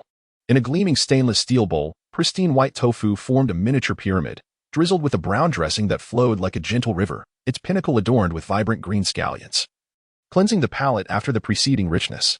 The fourth dish was a vibrant red oil-braised shrimp, the plump crustaceans curled into a circle on the plate, their bodies cloaked in a thin, crisp layer of brown skin that promised crunchiness, causing Chi Ming to involuntarily smack his lips, suppressing his saliva. He turned to the final dish, which was colorful and evidently juicy, a common fruit platter featuring cherry tomatoes and small cucumbers. "Zhang Jia, didn't you say all hearty dishes? Why is there a fruit platter?" Chi Ming laughed. "Oh, I thought if we had all heavy dishes, it might be too much for your stomachs. Besides, a light vegetable and some fruit would balance it nicely," Zhang Aimei replied, tapping the serving plate with her spoon. "Haha, that's true. Zhang Jia, please give me a portion of that braised knuckle. I haven't had it in ages. It's a real craving." Chi Ming pointed eagerly at the pork knuckle. "Well, Zhang Jia, what delicious food have you prepared today? It smells so good." The voice of Xiao Zhang from the animal area echoed before he even entered. Since the animal area was close to the cafeteria, the keepers from there usually arrived earlier than those from other sections. "You loud little monkey. Your voice is like a starving ghost reincarnate. Go wash your hands first. We have plenty of good dishes today." Zhang Aimei teased, hands on her hips, smiling at the newly arrived Xiao Zhang. Shortly after, staff from other areas began to trickle into the cafeteria. Aimei, today's meal is indeed excellent, so appetizing. Old Lu from the rare birds section exclaimed, eyeing the oil-braised shrimp, unable to tear his gaze away. He typically enjoyed shrimp and fish, but due to his gout, his wife forbade him from eating them. Thus, seeing shrimp on the menu filled him with delight, making his mouth water. Old Lu, don't even think about it. Chunxiu has already told me not to serve you any fish or shrimp, Zhang Aimei chuckled, signaling Old Song to divert his gaze from the shrimp. Chunxiu was Old Lu's wife's name, and since she occasionally visited the zoo, she had become acquainted with Zhang Aimei. All right, I'll settle for the knuckle, Old Lu sighed, glancing longingly at the pork knuckle. Hey, Old Lu, with gout, you should eat less meat and stick to lighter fare. How about you just take the tomatoes and cucumbers? His partner, Old Zhao, chimed in. Sure, I think Old Zhao's suggestion is splendid. Old Lu, how about we sacrifice the fruit for you? Xiao Qin, sitting nearby, laughed loudly while reaching for the knuckle. Hey, Uncle Qin, this afternoon, I'd like to shoot a video of the alpacas. Would that be convenient for you? Old Qin, still chuckling, was about to say more when he felt someone tap him on the back. Turning around, he found it was ticket seller Xiaoli. Oh, it's Xiaoli. Of course, that's fine. Just let me know when you plan to come, he replied. Thank you, Uncle Qin, Xiaoli said, carrying her tray to sit nearby. Hearing the praise for her dishes delighted Zhang Aimei, who felt her hard work was worthwhile. Compared to male chefs, it was evidently more physically demanding for a female chef to prepare such large quantities of food. The reason she endured this labor to become a cafeteria chef was the joy of witnessing satisfied smiles from those enjoying her meals. The meal concluded in a joyful atmosphere, and while the others returned to their keepers' quarters to rest, Qi Ming did not head to the dormitory, but instead returned to the office. He planned to simulate the renovation of the remaining enclosures in the zoo using blueprints before heading out with Xiao Li in the afternoon to shoot video of the alpacas. Non-text content. Fun animal fact. The snail is the creature with the most teeth in the world. Studies show that a snail possesses at least 26,000 teeth, which explains why they eat so quickly. Chapter 40. Blueprint renovation of the rare bird area upon returning to the office. Qi Ming first activated the air conditioning before reclining on the sofa. He entered the game and was greeted by the familiar interface. Jiangzhou City, Jeju. Status. Surviving on a thread. Recent activities have failed to yield economic benefits. Reputation. Known among the streets, due to the zoo's activities. The surrounding populace has begun to recognize this establishment. Funds. 935, 647. Opening hours. 8:30 to 17:30. Today's visitors. 159 visitors this month. 1017. Today's count is not included. Staff count. 10. Most popular animal. Flamingo. Current animal exhibits. Elephant pavilion. Poor facilities. Solitary animals. Attraction index. 1 star. Rare bird area. Poor facilities. Insufficient species. Attraction index. 1 star. Mammal zone. Poor facilities. Insufficient species. Attraction index. 1 star. Due to the perspective of the interface, Qi Ming felt as though he were hovering above the zoo, observing the visitors strolling along the paths. He noted the number of guests displayed on the panel, feeling somewhat gratified. Although today's figures were not as robust as before, they were certainly an improvement over the mere 7 or 8 visitors from the previous day. He recalled that he had yet to complete today's daily task. After admiring his zoo from above, Qi Ming suddenly remembered the unfinished chore. Today's task was to add 5 trash bins, a significantly simpler undertaking compared to previous tasks. Entering construction mode, he contemplated where to place the bins. The flamingo habitat was currently the most trafficked area. Perhaps he could position a few there? Rubbing his chin, he mused over the idea. No, the flamingo habitat was adjacent to the peacock enclosure, making additional bins unnecessary. Perhaps one could be placed at the entrance instead. After a thorough inspection of the flamingo habitat, Qi Ming quickly dismissed his initial thought. Through this visual exploration, he spent half an hour finalizing the locations of the 5 trash bins. The first was installed in front of the ticket booth on the main square, the second at the intersection leading to the flamingo habitat. The third and fourth were positioned in the mammal zone, where visitor retention had noticeably increased since the introduction of the mythical beasts and the Happy Fire attraction. Previously, the mammal zone had accumulated the most litter during the zoo's collective cleaning sessions. The final bin was placed on the lawn where an event had been held. Qi Ming decided to leave the animal posters up for now, as the lawn served no purpose at the moment. It was better for the posters to remain on display rather than gathering dust in storage. Ding. The task of placing the bins has been completed. Task reward has been issued. Please check your account.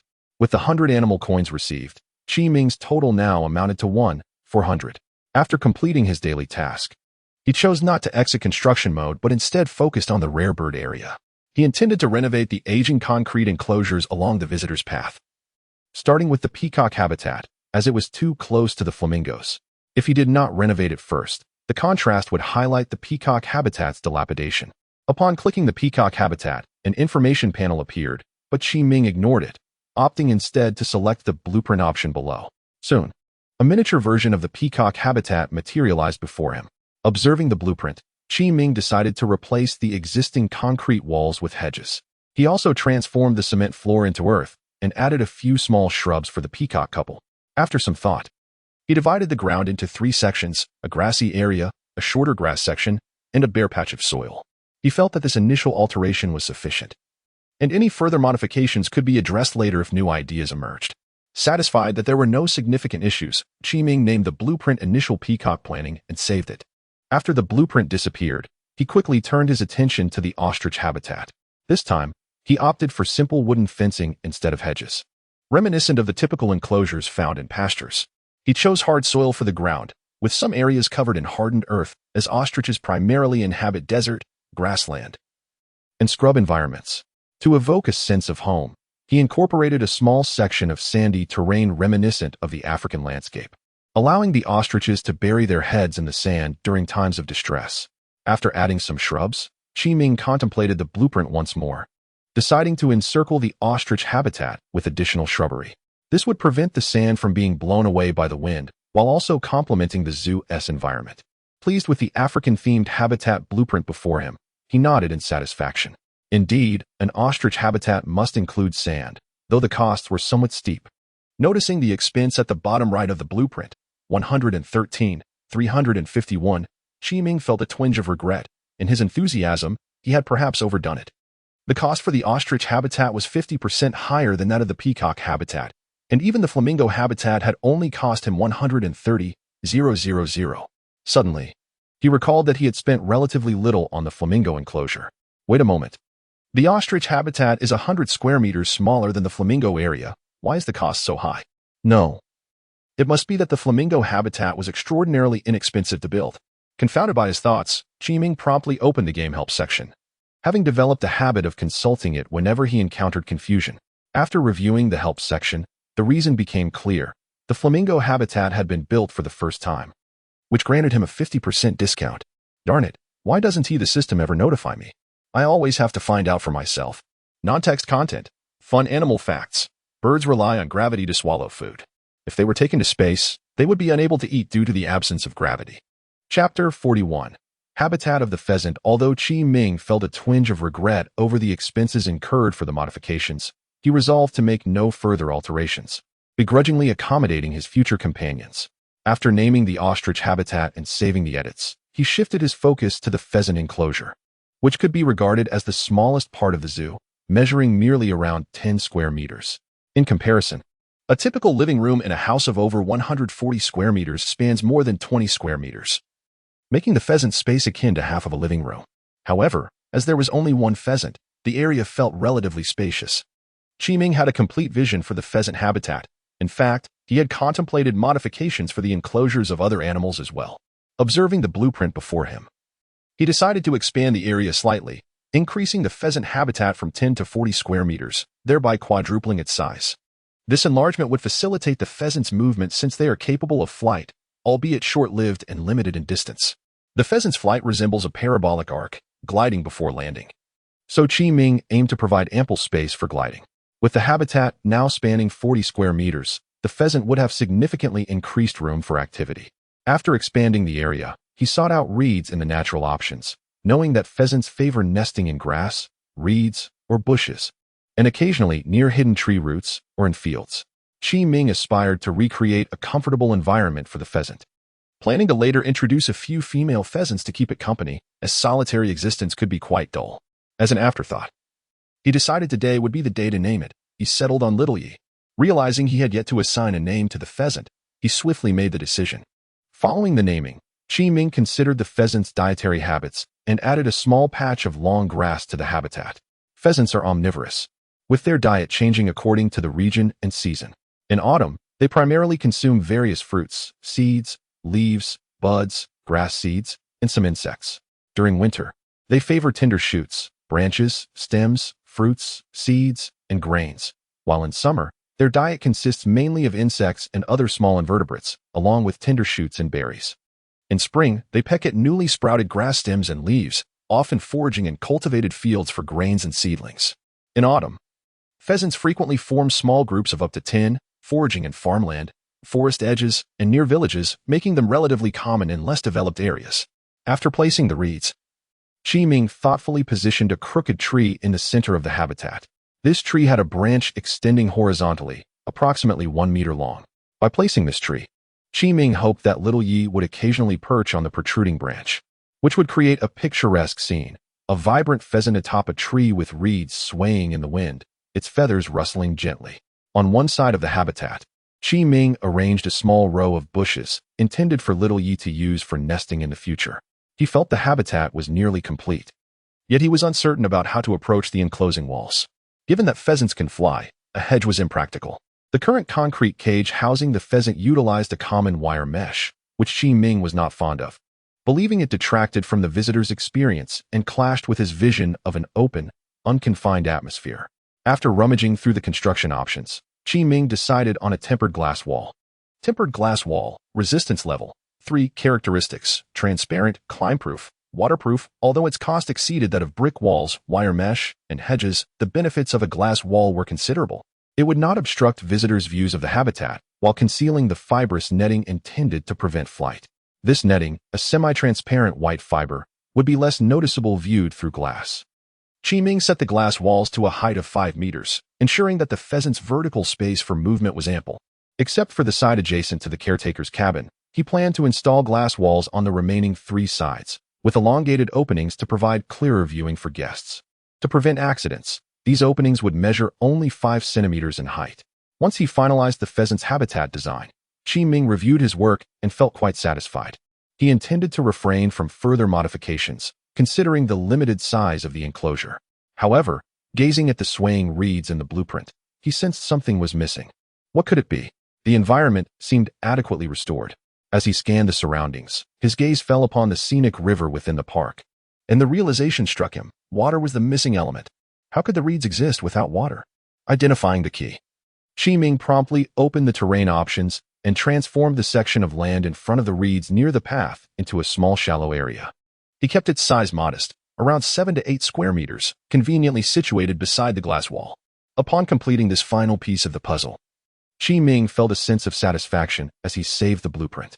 The pheasant habitat was now among the most satisfying he had created, second only to the flamingo habitat, and cost-effective as well, totaling less than $50,000 for all the enhancements and terrain alterations. Suddenly, a series of knocks echoed from the office door. "Who is it? Feel free to come in. The door is unlocked," Qi Ming called out, reclining on the sofa and gazing curiously at the entrance. Non-text content. Fun animal fact: the hatchlings of star tortoises are female when incubated at high temperatures and male when incubated at low temperatures. Extreme temperatures can lead to a single gender predominance. Chapter 42.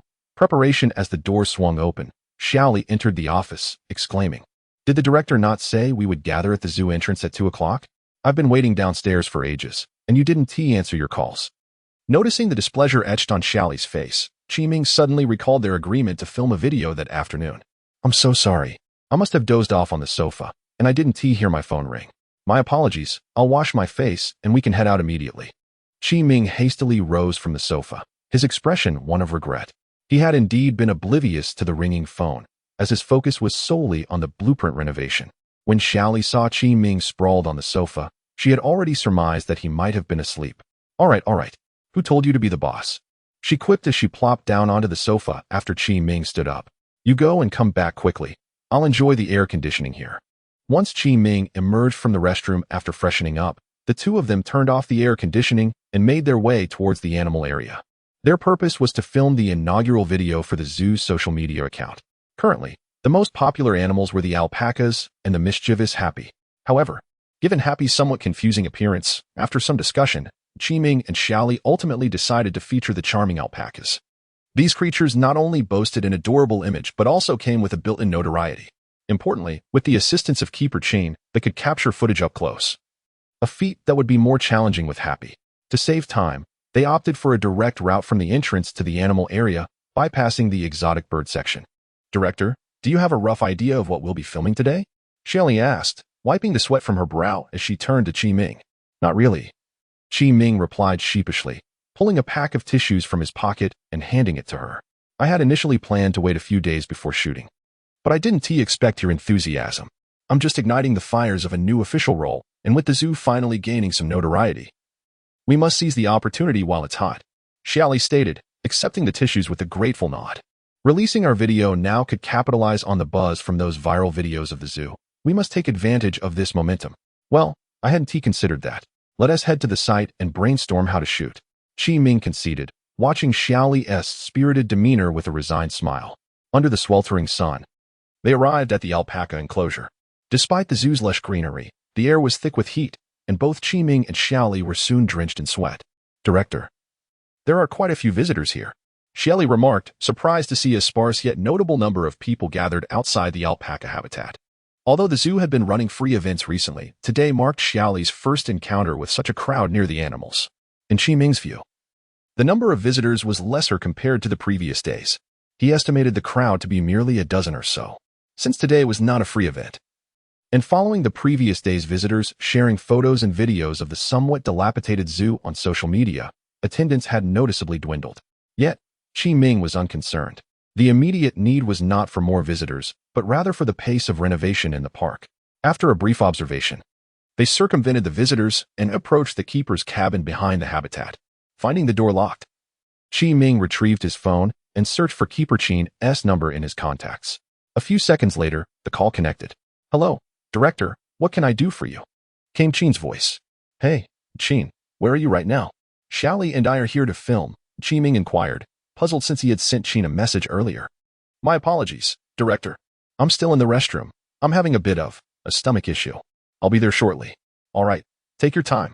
Did you perhaps indulge too much at lunch? I'm not quite sure. Maybe I overindulged and my stomach's not handling it well, Qin chuckled. After clarifying the situation, Qiming ended the call and waited with Xiaoli. After 5 or 6 minutes, they spotted Qin approaching them. I'm sorry for making you wait, Director Xiaoli. Allow me to unlock the door now. Qin hurried to the door, retrieving the key from his pocket. Once inside the cabin, Qiming and Xiaoli didn't rush into the alpaca habitat, but first engaged in conversation with Qin. Qin, would you like to film them up close? Is that all right? Qiming asked, his concern lingering from the last incident when a reporter was sprayed with saliva. Rest assured, Director. There's no problem as long as you don't startle them or stare into their eyes, Qin reassured them, pointing to a wardrobe in the cabin. However, for safety's sake, it's best if you both wear the work uniforms that Xiao Zhang and I have left behind. The scent will be familiar to the alpacas, making it safer. With Qin's assistance, Qiming and Xiaoli quickly donned the uniforms. Once dressed, they adjusted their phones and prepared to enter the filming area. Non-text content, fun animal facts. Female giraffes give birth while standing, so the calves fall from a height of 2 meters upon arrival. Within a herd of giraffes, there exists a nursery-like system where a single adult female takes turns caring for the young calves during the day. Chapter 43. The official shoot accompanied by the caregiver. Lao Qin, Qiming, and Xiaoli donned their feeding attire and traversed the corridor leading to the alpaca's habitat. This area, enveloped by towering trees, offered ample shade, allowing the alpacas to roam freely, munching contentedly. The alpaca diet is quite varied, comprising common vegetation found in their native surroundings. Typically, wild alpacas consume leaves, grasses, hay, and a modest assortment of berries from various shrubs. However, the alpacas in the zoo enjoy a more refined diet, enriched with higher nutritional content. They are often fed corn, soybean meal, wheat bran, and cake, supplemented with fresh forage to enhance their vitality. Upon entering, Lao Qin presented some fresh grass to treat the charming creatures. As they approached the alpacas, Lao Qin gestured for Qiming and Xiaoli to halt. Here, Director and Xiaoli, hold this corn. You can offer it to them shortly to foster their affection. In addition to the usual wheat bran, soybean meal, and other common feeds, alpacas also relish sweet, fresh corn and peanuts as occasional treats, which can uplift their spirits. This was the rationale behind Lao Qin handing corn to Qi Ming and Xiao Li. Isn't Jiang Mei a bit of an outcast? Why is it standing over there alone while the others are gathered on the other side? Qi Ming inquired, observing the divided groups of alpacas. It's simply because Jiang Mei tends to spit excessively, which discourages the other alpacas from mingling with it. Lao Qin replied with a smirk. Then shall we begin shooting over there? Should we start with the curly one or Jiang Mei? At that moment, 4 alpacas congregated on the left, while one remained solitary on the right. The leader among the 4 sported a distinctive, slanted fringe, which was curly rather than long and straight. Initially, they intended to name it Fei Luan Hai, but later opted for curly for convenience. Jiang Mei received its name due to its unique, confused eyebrows. Jiang Mei, currently chewing on grass, gazed curiously at Qi Ming and the others, pondering their purpose and whether it should spray them a few times. This was merely Qi Ming's imaginative interpretation as he observed Jiang Mei's woeful expression, which he found rather amusing. How about we create an animal introduction? Similar to the video you made for Happy? We can record some footage and add captions later. What do you think? Qi Ming suggested, glancing back at Jiang Mei before turning to the other alpacas. The other creatures appeared less melancholic than Jiang Mei, showcasing more delicate features, with Curly even wearing a slight smile, making it far more endearing. This might explain why Curly attracted so many admirers compared to Jiang Mei. Xiao Li, also observing the alpacas, responded, let us gather some material first, and then edit it later to see how it turns out. Agreed. Let us start with Curly since it seems more docile. We can film Jiang Mei afterward. Qi Ming nodded, and the trio, with fresh corn in hand, approached Curly. Lao Qin led the way, presenting the fresh corn in his palm. Director and Xiao Li, hold the corn like this when you feed them. After they eat, you can shoot your footage. This way, they won't shy away from your presence. Following Lao Qin's lead, Qi Ming and Xiao Li mimicked his gesture, holding the corn in their palms. Initially positioned apart, the alpacas turned their heads in unison towards Lao Qin and the others, seemingly enticed by the sweet aroma of the corn. The sight of the alpacas aligning their fluffy bodies while their bare faces faced the same direction was both amusing and adorable. Oh, Director, the alpacas are so cute. They are so fluffy and look so soft, Xiao Li exclaimed, her heart melting at the delightful scene, feeling that being a caregiver was far more enjoyable than selling tickets. She hoped that the angle of the camera mounted on her head would capture this moment perfectly. This head-mounted device was the only professional equipment in their filming team, hastily retrieved from storage while other shots would be taken with their phones. Director, Xiao Li, don't be fooled by Curly's seemingly silly demeanor. Its nose is quite sensitive, Lao Qin chuckled, then turned to Qi Ming and Xiao Li. I'll demonstrate first, since they're unfamiliar with you too. They will come to eat from my hand, and you can observe how it's done. Feeding alpacas is indeed a skill. With his back still turned, Lao Qin inhaled the scent of hay lingering in the air, closing his eyes in anticipation of the familiar sensation of being licked. Why aren't Curly and the others eating this time? Could the corn be stale? That shouldn't be the case. It looked fresh just a moment ago. Disappointed by the absence of the expected sensation, he opened his eyes in confusion. Where are Curly and the others? Wow, Director, they really like you. They don't seem as inclined to spit as they do in the videos, Xiao Li exclaimed in delight from behind. Hearing her voice, Lao Qin turned to see Curly and the others happily munching on corn from Qi Ming's palm. Look, they've come over to Qi Ming, Xiao Li remarked with surprise. Director, they seem quite gentle. They're not as hard to approach as you described. That is unexpected. I thought this was your first encounter with Curly and the others. Why are they so at ease? Could it be the corn or your clothing? Lao Qin pondered aloud, still baffled. He observed for a moment but could not comprehend the situation. If the corn and clothing were the factors, then Xiao Li should also be receiving attention from the alpacas. Yet none approached her. Director, Lao Qin, Jiang Mei is coming over. It won't spit at us, will it? Xiao Li suddenly nudged Lao Qin, indicating the approaching Jiang Mei. Chapter 44. Zhuge Qi. In the midst of Xiao Li's terrified gaze, Brother Jiang stepped leisurely towards Qi Ming and the others, his long legs striding with ease. However, upon reaching them, he did not exhibit the chaotic spitting behavior seen in the videos, but instead gently approached Qi Ming, lowering his fluffy head to nuzzle against Qi Ming's vacant left hand. Wow, Director, do you possess some kind of magic? Xiao Li exclaimed, astonished by the docile alpacas surrounding Qi Ming. I'm not sure. Perhaps it's my handsome appearance. Qi Ming replied with a chuckle as he began to share some corn with the alpacas, cautiously reaching out to stroke the curly-haired ones. Director, don't touch them. Alpacas can get agitated with strangers, Old Qin exclaimed, Yet observing the contented expressions on the faces of the curly-haired alpacas, even Cazalin's large eyes squinted comfortably. He could only continue. All right, forget I said anything. This is truly bizarre. Old Qing scratched his head, falling silent. At that moment, Qi Ming was gently stroking Brother Jiong's head, feeling the soft, silky fur beneath his fingertips. How does it feel, Director? Is it soft? Xiaoli gazed at Qi Ming with envy.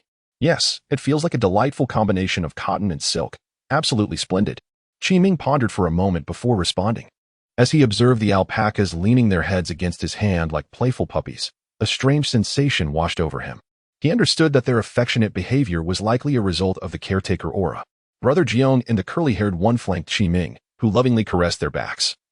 And they appeared quite pleased. The two alpacas emitted soft coos, their little hooves scratching at the grass, their moist eyes gently squinting in delight. As the visitors outside watched the trio's antics, they began to raise their phones, snapping pictures and excitedly discussing the scene. Look at that person. He is fearless. He isn't afraid of the alpacas spitting at him. A young man standing beside the alpaca habitat remarked in amazement. Wow, don't you think alpacas are adorable? Their squinty eyes are so kawaii. A young woman next to him chimed in. It must be an interactive activity organized by the caretaker. Oh, how I wish I could pet an alpaca. Look how much fun that man is having, with the help of their inherent charm. Qi Ming and Xiaoli allowed old Qin to attend to the habitat first. The two of them began filming, as the alpacas were inherently endearing, requiring no script. Qi Ming felt that close-up shots were sufficient. Who could resist the allure of these charming creatures?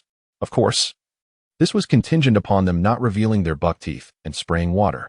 By 3:30, Qi Ming and Xiaoli returned to the administrative building, laden with footage. All right, Xiaoli. You can head back to edit the video. I'll return to my office to take care of some things. After parting ways with Xiaoli, Qi Ming headed directly to his office. Upon entering, he adjusted the air conditioning to a comfortable temperature before washing his face in the adjacent restroom. The bright sun and the walk had left him glistening with perspiration. After drying his face with a few tissues, he settled down in front of his computer. Logging into the job recruitment website he had posted earlier that morning, he frowned at the gray status. What on earth? Did it not go through? After discovering that the recruitment information had indeed not been submitted, Qi Ming read the notification. Dear employer, your job postings have not been published due to excessive submissions. We recommend purchasing a promotional package to increase your job exposure. Seriously? Wasn't it supposed to be free? Now they want money for visibility. This is all a scam. Shaking his head, Qi Ming reluctantly succumbed to the reality and made the payment. Once the payment was complete, he suddenly remembered he had forgotten to post the recruitment notice at the zoo entrance. Given the zoo's current high visibility, it was an opportune moment. Qi Ming thought he could even add the recruitment notice to the end of the video he had filmed that day, as the zoo was in dire need of personnel. After sending messages to the security and Xiaoli, Qi Ming confirmed that the job postings could be published normally before closing the webpage. He hoped to expedite the staffing process. As they had added 2 new habitats, and without more employees, the zoo's operations would falter. Ding dong. Just as he was about to lie down on the sofa, Qi Ming received a notification on his phone. Dear employer, someone has applied for the caretaker position you posted. Please log into the website to review. This payment certainly expedited things.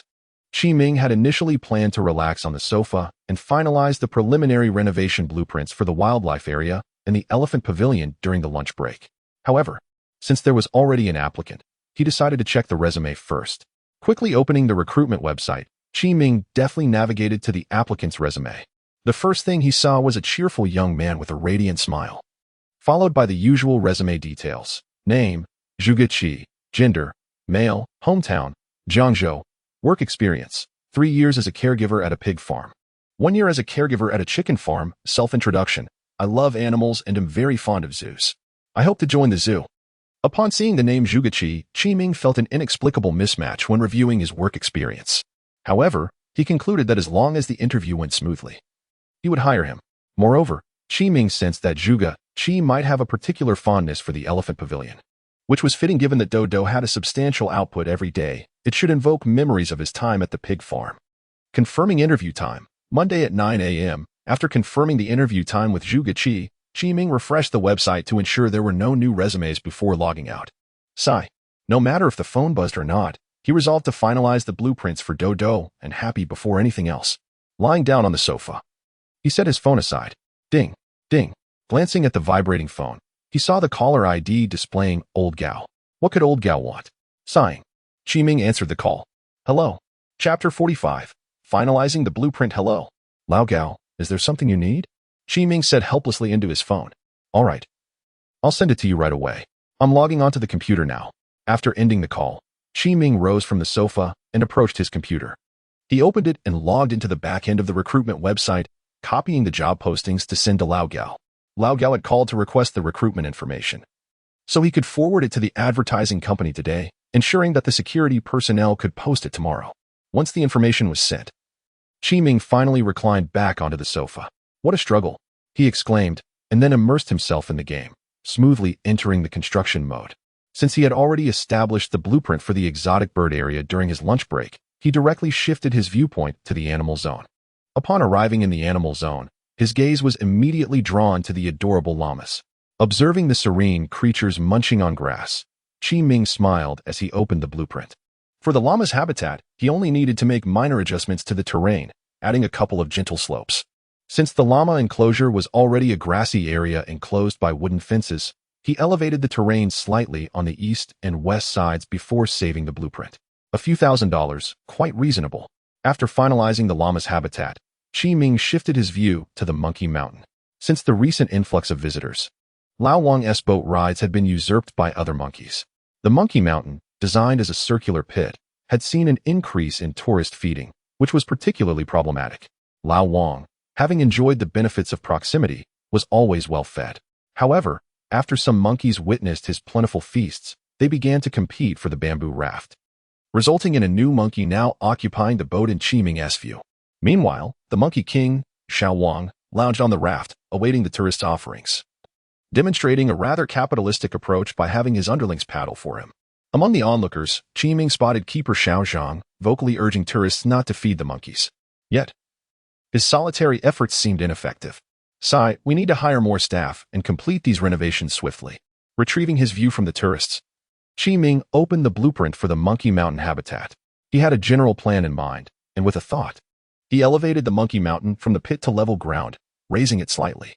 The surrounding concrete blocks were replaced with cement walls designed to resemble rocks, approximately 2 meters high, with a smooth surface on the side facing the Monkey Mountain, topped with fine steel wire fencing to prevent the monkeys from escaping. Transparent glass walls were installed on both sides for visitor viewing. The height of the walls was primarily to deter reckless feeding from the tourists.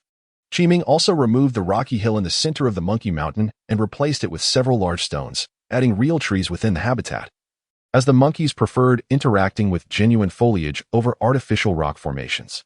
Additionally, he established a 20-square-meter water pool on the western side, surrounded by rocks for the monkeys to frolic in, with half of it positioned in front of the viewing glass for close observation by the visitors. After confirming there were no further modifications needed, he saved the blueprint. Next came the main event, the wolf enclosure, where Qiming felt somewhat conflicted about the arrangements. As he pondered, Happy appeared in his view, looking rather disinterested while keeping a watchful eye, akin to a schemer plotting mischief. David remained perched at the highest point of the enclosure, surveying his pack. The unnamed wolves exhibited low spirits, likely due to the recent surge in visitor numbers that had unsettled them. Gazing at the blueprint for the Siberian wolf habitat, Qiming decided to proceed with his original design. Once resolved, he envisioned the virtual model transforming into his imagined layout. The ground was converted to natural soil, adorned with several common Siberian fir trees, and the terrain was shaped to mimic a hilly landscape. The surrounding walls were similarly constructed to those of the monkey habitat. Qiming refrained from further alterations, fearing that additional changes might strain his budget. After saving the wolf enclosure blueprint, he shifted his view to the warthog habitat. The warthog area was quite simple to modify. He replaced the fully enclosed wire mesh with a wire fence approximately 1 meter high, adding some vines to encircle the enclosure before saving the blueprint. Finally, Qiming breathed a sigh of relief, grateful that the design was nearly complete. If not for the blueprints, the labor and time required would have been daunting. He exited the game, reclined on the sofa, and took a moment to collect his thoughts, gently massaging his temples. As for Simba's area, Qiming decided not to alter it for now, finding the system's design quite satisfactory, aside from the fencing, which was rather commendable.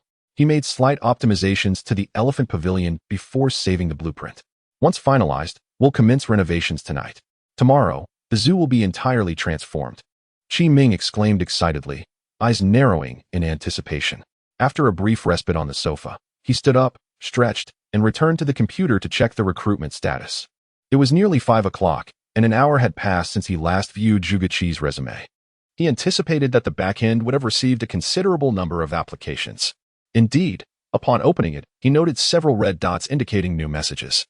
Clicking through, he discovered they were all applications for cleaning, security, and kitchen positions, with none for zookeepers. It appeared that aside from zookeepers, other positions were relatively easy to fill. Let us have everyone come for interviews tomorrow. After briefly screening the resumes, he arranged for all candidates without work experience or unrealistic salary expectations to come for interviews at 9 o'clock the next morning. Currently, there was only one applicant for the zookeeper position, a former pig farm keeper. Quite sparse indeed. He hoped the recruitment notice would yield better results tomorrow.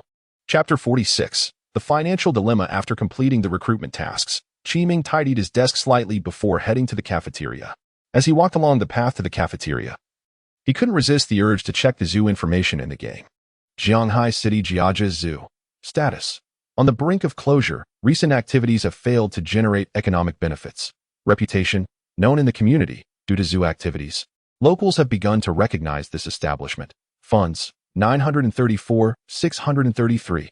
Opening hours. 8:30 a.m. to 5:30 p.m. Today's visitor count. 259. Total visitors this month. 1,017. Today's count is not included. Staff count. 10. Current most popular animal. African lion. Simba. Existing animal exhibits. Elephant pavilion. Poor facilities. Solitary animals. Attraction index. 1 star. Rare birds area. Poor facilities. Limited species. Attraction index. 1 star. Mammal zone. Poor facilities. Limited species. Attraction index. 1 star. Lion zone. Average facilities. Insufficient animals. Attraction index. 2 stars. Observing the visitor count for today, Qiming noticed a gradual decline following the free event. However, this was much better than he had anticipated. He initially thought there would be hardly any visitors today, but the numbers were somewhat encouraging, which he attributed to previous videos and social media posts. After a simple meal in the cafeteria, Qiming chose to return to his dormitory directly. After showering and lying on his bed, he logged into the recruitment website's mobile app, reviewed the resumes in the recruitment backend, and organized the interviews for the following day before entering the game. Rather than hastily implementing the previous construction plans, Qiming opened the animal market. He decided to postpone the blueprint construction as the designs were already finalized, and it would not matter if he waited a few moments longer.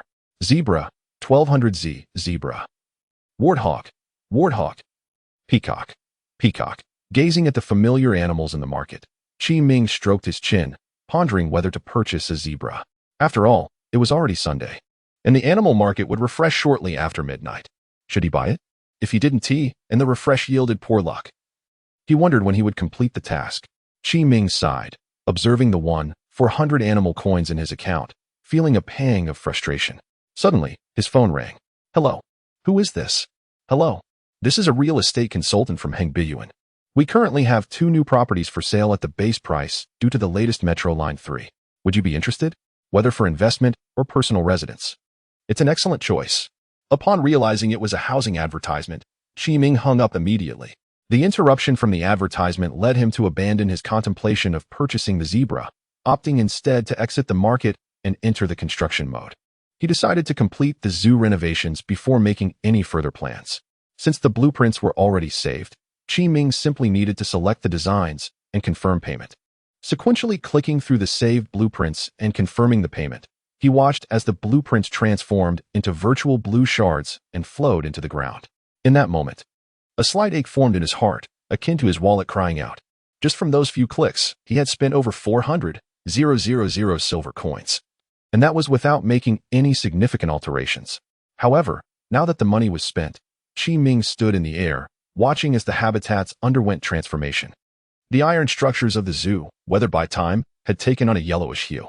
Yet, as the blueprints descended into the ground for renovation, the zoo appeared to be rejuvenated, shedding its yellow tint and restoring its original silver sheen. Whether it was merely a psychological effect or not, he felt that the zoo had gained an air of vitality after the renovations. Farewell, Qiming quietly murmured, uncertain if he was bidding adieu to the old zoo. This time, he not only revamped the animals' habitats but also repaired some damaged pathways and public restrooms within the zoo. satisfied with the newly revitalized zoo. Qi Ming exited the construction mode, hoping that the pig farmer he was interviewing tomorrow would pose no issues and could start working promptly. Having resolved the renovation matters, Qi Ming returned to his earlier dilemma. Should he purchase the zebra? However, considering the zebra's price and his animal coin balance, he ultimately decided against the purchase.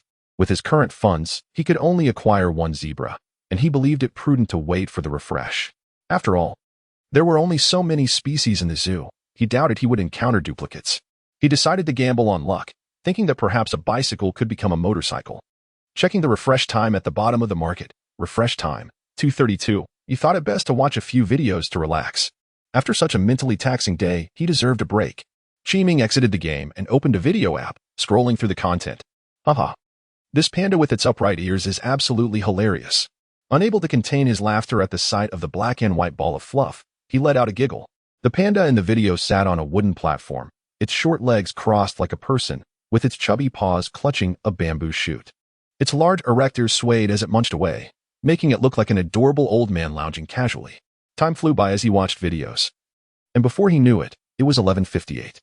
Qi Ming stretched his wrists and neck before diving back into the game. Opening the animal market, he nervously stared at the refresh timer. Refresh time, 0:01:25. Please let it be something I can buy. Otherwise, I'll have to wait another week. Qi Ming felt a rush of excitement as he watched the numbers count down, reminiscent of the thrill of unboxing in mobile games. Refresh time, 00:00:00. It was time to witness a miracle. The animal market interface rippled like water, and the information began to distort with the waves. As the ripples subsided, the information and images of the animals had been replaced with new ones. Oh, I truly need money, Qi Ming exclaimed, staring blankly at the refreshed information, embodying the essence of a despondent fish. Chapter 47. The Little and Big Kings. As Qi Ming gazed upon the newly refreshed interface of the animal market, he once again felt the sting of his own poverty. Small-tailed mongoose, 1000Z. Small-tailed mongoose, 1023Z. White rhinoceros, 3012. White rhinoceros, 3112. Warthog, 1121. Warthog, 1221. I should have purchased a zebra earlier. By Saturday, I would have saved enough money. Observing the prices of the newly listed animals, Qi Ming felt a twinge of regret. Had he spent his money on a zebra before the refresh, he would have had 400 animal coins left. By completing daily tasks, he could earn 100 animal coins each day, allowing him to save enough for a small-tailed mongoose by Sunday. Oh well, it is what it is. There's nothing to be done now. I might as well go to bed early. After a moment of contemplation, Qi Ming decided not to dwell on it any longer. Exiting the game, he pulled up his comforter, turned off the light with his right hand, and drifted into a dream filled with regrets. A restful night ensued. On Monday morning at 7 o'clock, Qi Ming awoke at his usual time, rubbing his eyes and yawning. Yesterday, he had enjoyed a sound sleep, rare for him, without dreams. It could be considered the most restful slumber he had experienced in recent times, uninterrupted until dawn. The previous nights had been a whirlwind of dreams, one after another. After speaking, he turned off the air conditioner and began to dress.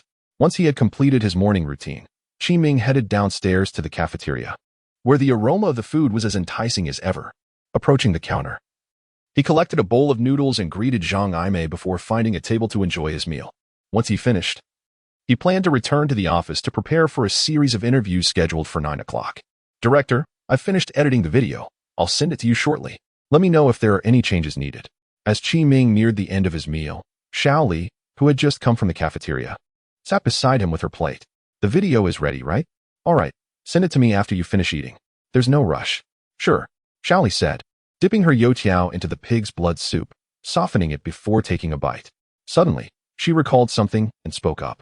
Director, have you set up that tourist group you mentioned before? If so, we should announce our public account and video account in the group. Otherwise, no one will likely view them initially. It would be best to include a QR code for the public account on the tickets. I'll finish the interviews in the morning. In the afternoon, I'll focus on establishing that tourist group. Qi Ming replied, sipping his noodle soup. The tourist group was something he had intended to set up after the zoo's renovations, and now that the initial changes were complete, it was time to proceed. With Xiao Li's assistance, he felt confident in making over 50 phone calls in an afternoon. After finishing their meal, Qi Ming and Xiao Li returned to the administrative building of the zoo together. Upon parting ways with Xiao Li downstairs, he did not head straight to his office. Instead, he walked over to the whiteboard next to the ticket booth, erasing the old text with a marker and writing new instructions. Interviewees, please proceed directly to the second-floor conference room from the left side of the ticket booth. Now, he could only wait for the interviewees to arrive. Qi Ming brushed off the dust from his hands, eagerly anticipating the upcoming interviews.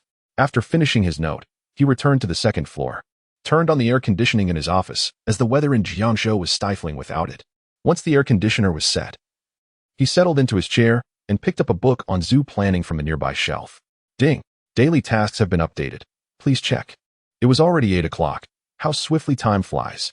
Qi Ming marked his place in the book with a bookmark, closed his eyes, and entered the game. Daily task. Old Wang's dilemma. After the moat around Monkey Mountain disappeared, Old Wang noticed the weather seemed to have become much hotter, and the pool has been occupied by Little Wang, leaving him to cool off by pressing his belly against the ground. Task objective. Install an air cooler in the macaque habitat. Task reward. 100 animal coins, 1 lottery fragment. Note, the weather has warmed. Remember to monitor the temperature in the animal habitats. Upon reading the task description, Qi Ming recognized that he had overlooked certain aspects while designing the macaque habitat. By removing the moat, the habitat's ability to regulate temperature had indeed diminished. Reflecting on the macaques, he exited the task panel and shifted his perspective to the macaque habitat, where a group of monkeys was gathered by the pool, grooming each other. What is happening? Why is Little Wang getting along so well with Old Wang? Qi Ming was puzzled as he observed Old Wang squatting behind Little Wang, tending to its fur. Little Wang leaned against the pool's edge, its lower body submerged in the water, while its golden-furred arms were busy grooming its legs. Old Wang, focused on his task, occasionally found something in Little Wang's fur and happily popped it into his mouth, while the other monkeys nearby mimicked the behavior. Many observers might mistakenly conclude that the monkeys were picking lice, but in reality, they were engaging in a grooming behavior that involved a secretion appearing as white granules, primarily composed of salt, trace elements, and other substances. This behavior was a crucial source of salt for the monkeys and served as a social ritual among them. Typically, such grooming is performed by lower-ranking monkeys on higher-ranking ones, indicating a gesture of appeasement or flattery. Moreover, mother monkeys often groom their offspring as a display of maternal affection. Although grooming is common in monkey groups, the significance of the action varies depending on the individuals involved. Could it be that Little Wang has begun to accept Old Wang again? Qi Ming watched the affectionate interactions among the monkeys, feeling somewhat astonished. He decided to inquire about the situation with Xiao Zhang later. For now, he needed to focus on installing the air cooler, not fully comprehending the dynamics between Little Wang and Old Wang. Qi Ming entered construction mode and spent over 1,000 animal coins to add an air cooler for the macaques. The system's air cooler had a defined range. As long as it covered an area, it could regulate the ambient temperature, though its limitation was that it could only lower the temperature to 28 degrees, and it consumed a considerable amount of power. Chapter 48. The interview. Upon securing the rewards for completing the daily task, Qi Ming exited the game. He lifted his gaze to the wall clock and noted that it was already 8:30. He then made his way to the conference room adjacent to his office. After activating the air conditioning, Qi Ming took his seat and began to await the arrival of the interviewees. Recalling a scene from the game involving Lao Wang and Xiao Wang, he seized the opportunity to pull out his phone and locate Xiao Zhang's number. "Hello, what's up, Director?" Xiao Zhang answered, having retrieved his phone from beneath his attire. "I wanted to inquire about the situation between Lao Wang and Xiao Wang. How did Xiao Wang come to view Lao Wang so amicably? It's not like their previous confrontational nature." Qi Ming expressed his curiosity over the phone. "Ah well, it's like this. Oh, I see now. All right, you carry on with your tasks. It seems to be a positive development." After hearing Xiao Zhang's explanation, Qi Ming comprehended the reasons behind the reconciliation between Lao Wang and Xiao Wang. Lao Wang had been in a daily routine of discreetly caring for himself, and unlike the common elder monkeys in the wild, his physical condition had not deteriorated as severely. Thus, aside from Xiao Wang, he held a prominent position in the monkey troop. However, under Xiao Wang's leadership, Lao Wang had refrained from overt resistance. Yet, after enduring enough, Lao Wang retaliated the previous night, catching Xiao Wang off guard and inflicting a minor injury. Aware that Xiao Wang would likely escalate the bullying once healed, Lao Wang had offered an apple during dinner as a gesture of goodwill. Perceiving that Lao Wang still possessed some strength, Xiao Wang accepted the gesture, which gradually elevated Lao Wang to the second-in-command of the troop. A series of knocks interrupted Qi Ming's reverie. Recognizing that the interviewees had arrived, he called out, "Come in." The door is unlocked. As the door swung open, a large group of approximately 17 individuals filed into the room. Once they had settled, Qiming welcomed them warmly, expressing his delight at their attendance for interviews at Jiajia Zoo. He outlined the interview process, indicating that they would proceed to the office next door for their respective positions as listed on the whiteboard, while others could enjoy the air conditioning for the time being. Pointing to the first position on the whiteboard, our first interview is for the position of zookeeper. May I ask if Zhugeqi is present? Please join me in the adjacent office. Upon hearing this, a slender man with high cheekbones rose from his seat. Despite being only 25 years old, his demeanor suggested a maturity beyond his years. Greetings, Director Qi. I am Zhugeqi. Excellent. Please accompany me to the office for a more detailed discussion. Qiming gestured for Zhugeqi to follow him. After a brief walk, they entered the office, where Qiming took a seat and motioned for Zhugeqi to do the same. Hello, Mr. Zhuge. Although I have expressed my gratitude already, I wish to reiterate my appreciation for your presence today. Our zoo is in dire need of experienced talents such as yourself. I am equally pleased to be here, and I hope to join the zoo after today, Zhugeqi replied with a smile. Wonderful, let us commence the interview, Qiming said, returning the smile. Of course. Zhugeqi nodded. Please begin with a self-introduction, Qiming encouraged. Greetings, Director. My name is Zhugeqi, a native of Jiangzhou. I previously worked as a zookeeper at Spring Joy Pig Farm, where I accumulated several years of experience in animal care. Zhugeqi shared his background and work history. Impressive. Now that you have introduced yourself, allow me to provide you with some information about our zoo and the salary package we offer. Our zoo encompasses 4 main areas, 2 large and 2 small, with a current count of 10 animal species, which you may have noted in the job description. Qiming summarized the zoo's particulars and compensation details while smiling at Zhugeqi. Do you have any questions regarding the position or the offered benefits? None at all. I have a profound love for animals, which is why I applied for this position as soon as I saw the listing. Additionally, this role aligns closely with my previous experience, Zhugeqi replied courteously, a smile gracing his gaunt face. Very well, please report for duty tomorrow at 9 o'clock. Qiming felt elated to finalize the first zookeeper candidate so swiftly. Thank you, Director. I will head home to prepare. Zhugeqi stood, shook Qiming's hand, and turned towards the door. By the way, Zhuge, could you kindly summon Yudashi from the next conference room? Qiming requested. Of course, Director. But you may call me Xiao Zhu instead. My surname is Zhu, not Zhuge, Zhugeqi said with a hint of embarrassment as he grasped the doorknob. However, I have grown accustomed to it. After all, my parents chose this name for me. With that, Zhugeqi exited, leaving Qiming seated in a moment of awkwardness. Surprised by the unexpected mix-up. Perhaps I am still too inexperienced, Qiming mused, reflecting on his youth. Knock, knock. Just as he pondered this, the next interviewee arrived promptly. Hello, Director. I am Yudashi, here to apply for the security position. It wasn't until after 11 o'clock that Qiming completed the interviews for the 20 or so applicants who had attended that day. The first several candidates had come in a steady stream, while the latter arrivals were sparse. However, Qiming had already mentally dismissed these later candidates for their tardiness. Those unable to arrive on time would undoubtedly be a ticking time bomb if hired. Regarding Zhugeqi, Qiming had already envisioned a role for him. He would assist Lao Wang in managing the care of Dodo and Xian Ba, as Lao Wang had been somewhat overwhelmed by the responsibilities of caring for them alone. Chapter 49. Video after successfully managing the interview. Qiming sifted through several resumes in the recruitment backend, only to be disheartened by the absence of any applications for the zookeeper position. Is it truly so challenging to find a zookeeper now? Qiming pondered, shaking his head at the screen. Ding! Just as he was lost in thought, his phone on the desk chimed. He picked it up to find 2 video clips sent by Shaoli. Director, please take a look at the videos and let me know if any adjustments are needed. All right, let me review them. Thank you for your hard work. Qiming accepted the videos and began watching the first one. The cover of the first video featured a simple artistic title, Jiajia Zoo is here. The video opened with a shot of the zoo's entrance, accompanied by a familiar female voice narrating. Hello everyone, we are Jiajia Zoo. In the days to come, we will introduce our zoo to you through videos, showcasing our members.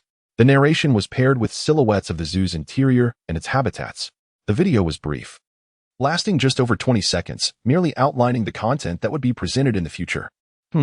This editing is quite beautiful. Qiming nodded in satisfaction. Although the silhouettes were not the most stunning, they aptly represented the current state of Jiajia Zoo, where the number of animals was still limited, thus creating an air of anticipation through the use of silhouettes. After finishing the first video, Qiming returned to the home screen and proceeded to the second clip. This video was significantly longer, spanning over 3 minutes.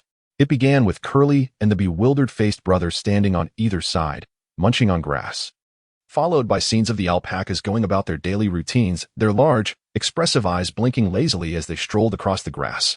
The visuals were complemented by light, soothing music, and the familiar narration from the female voice. Currently, the most popular creatures in the zoo were these adorable alpacas. Yet they also happened to be among the most aggressive and formidable animals in the zoo.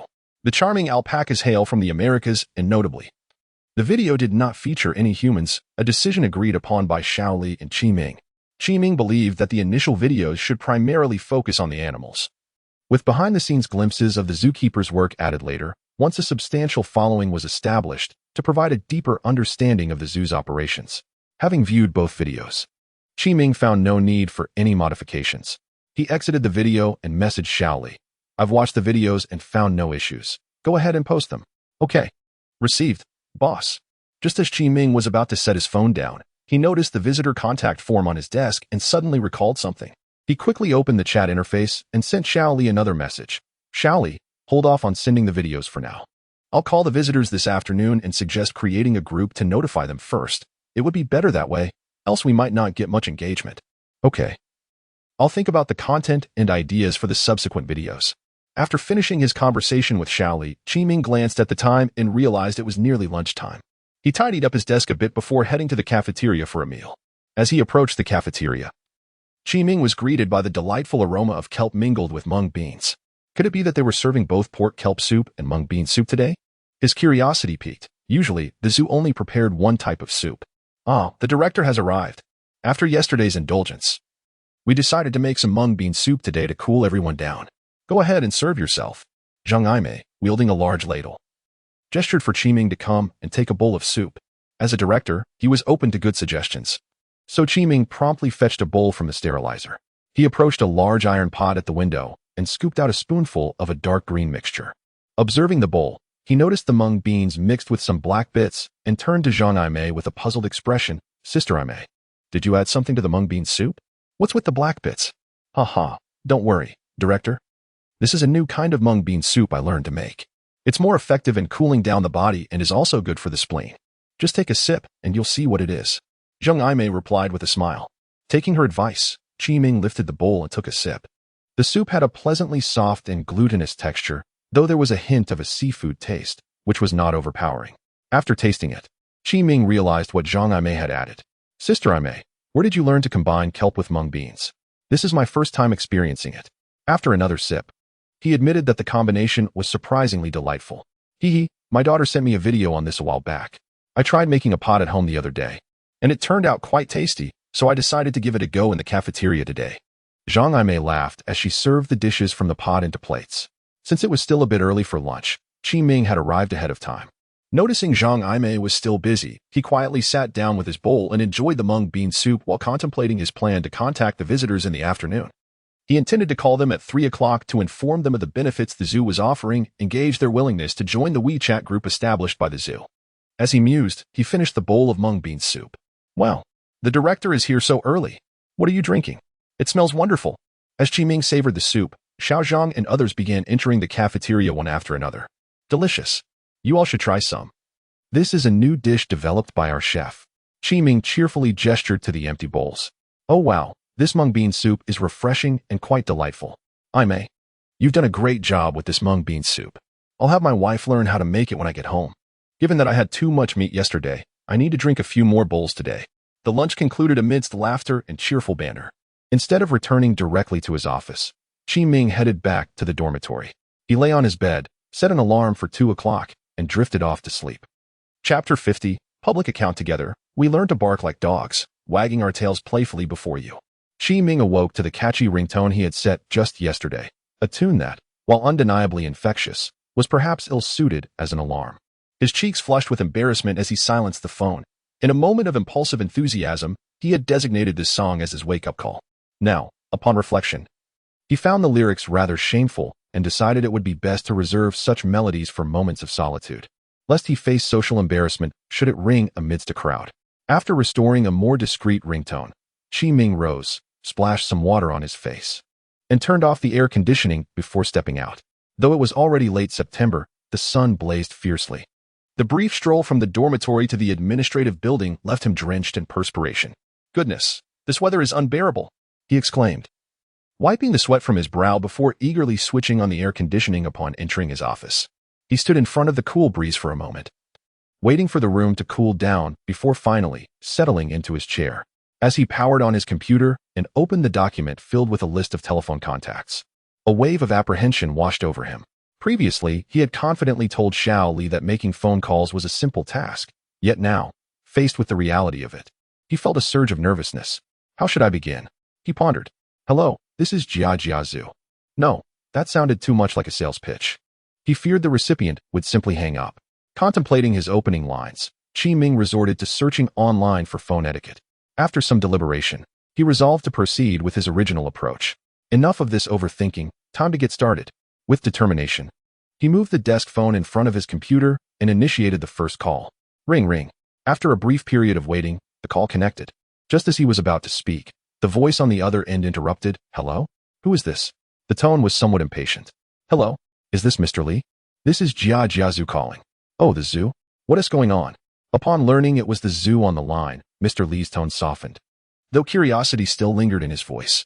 "Mr. Li, the reason for my call is that you previously submitted a feedback form to express our gratitude for your valuable insights.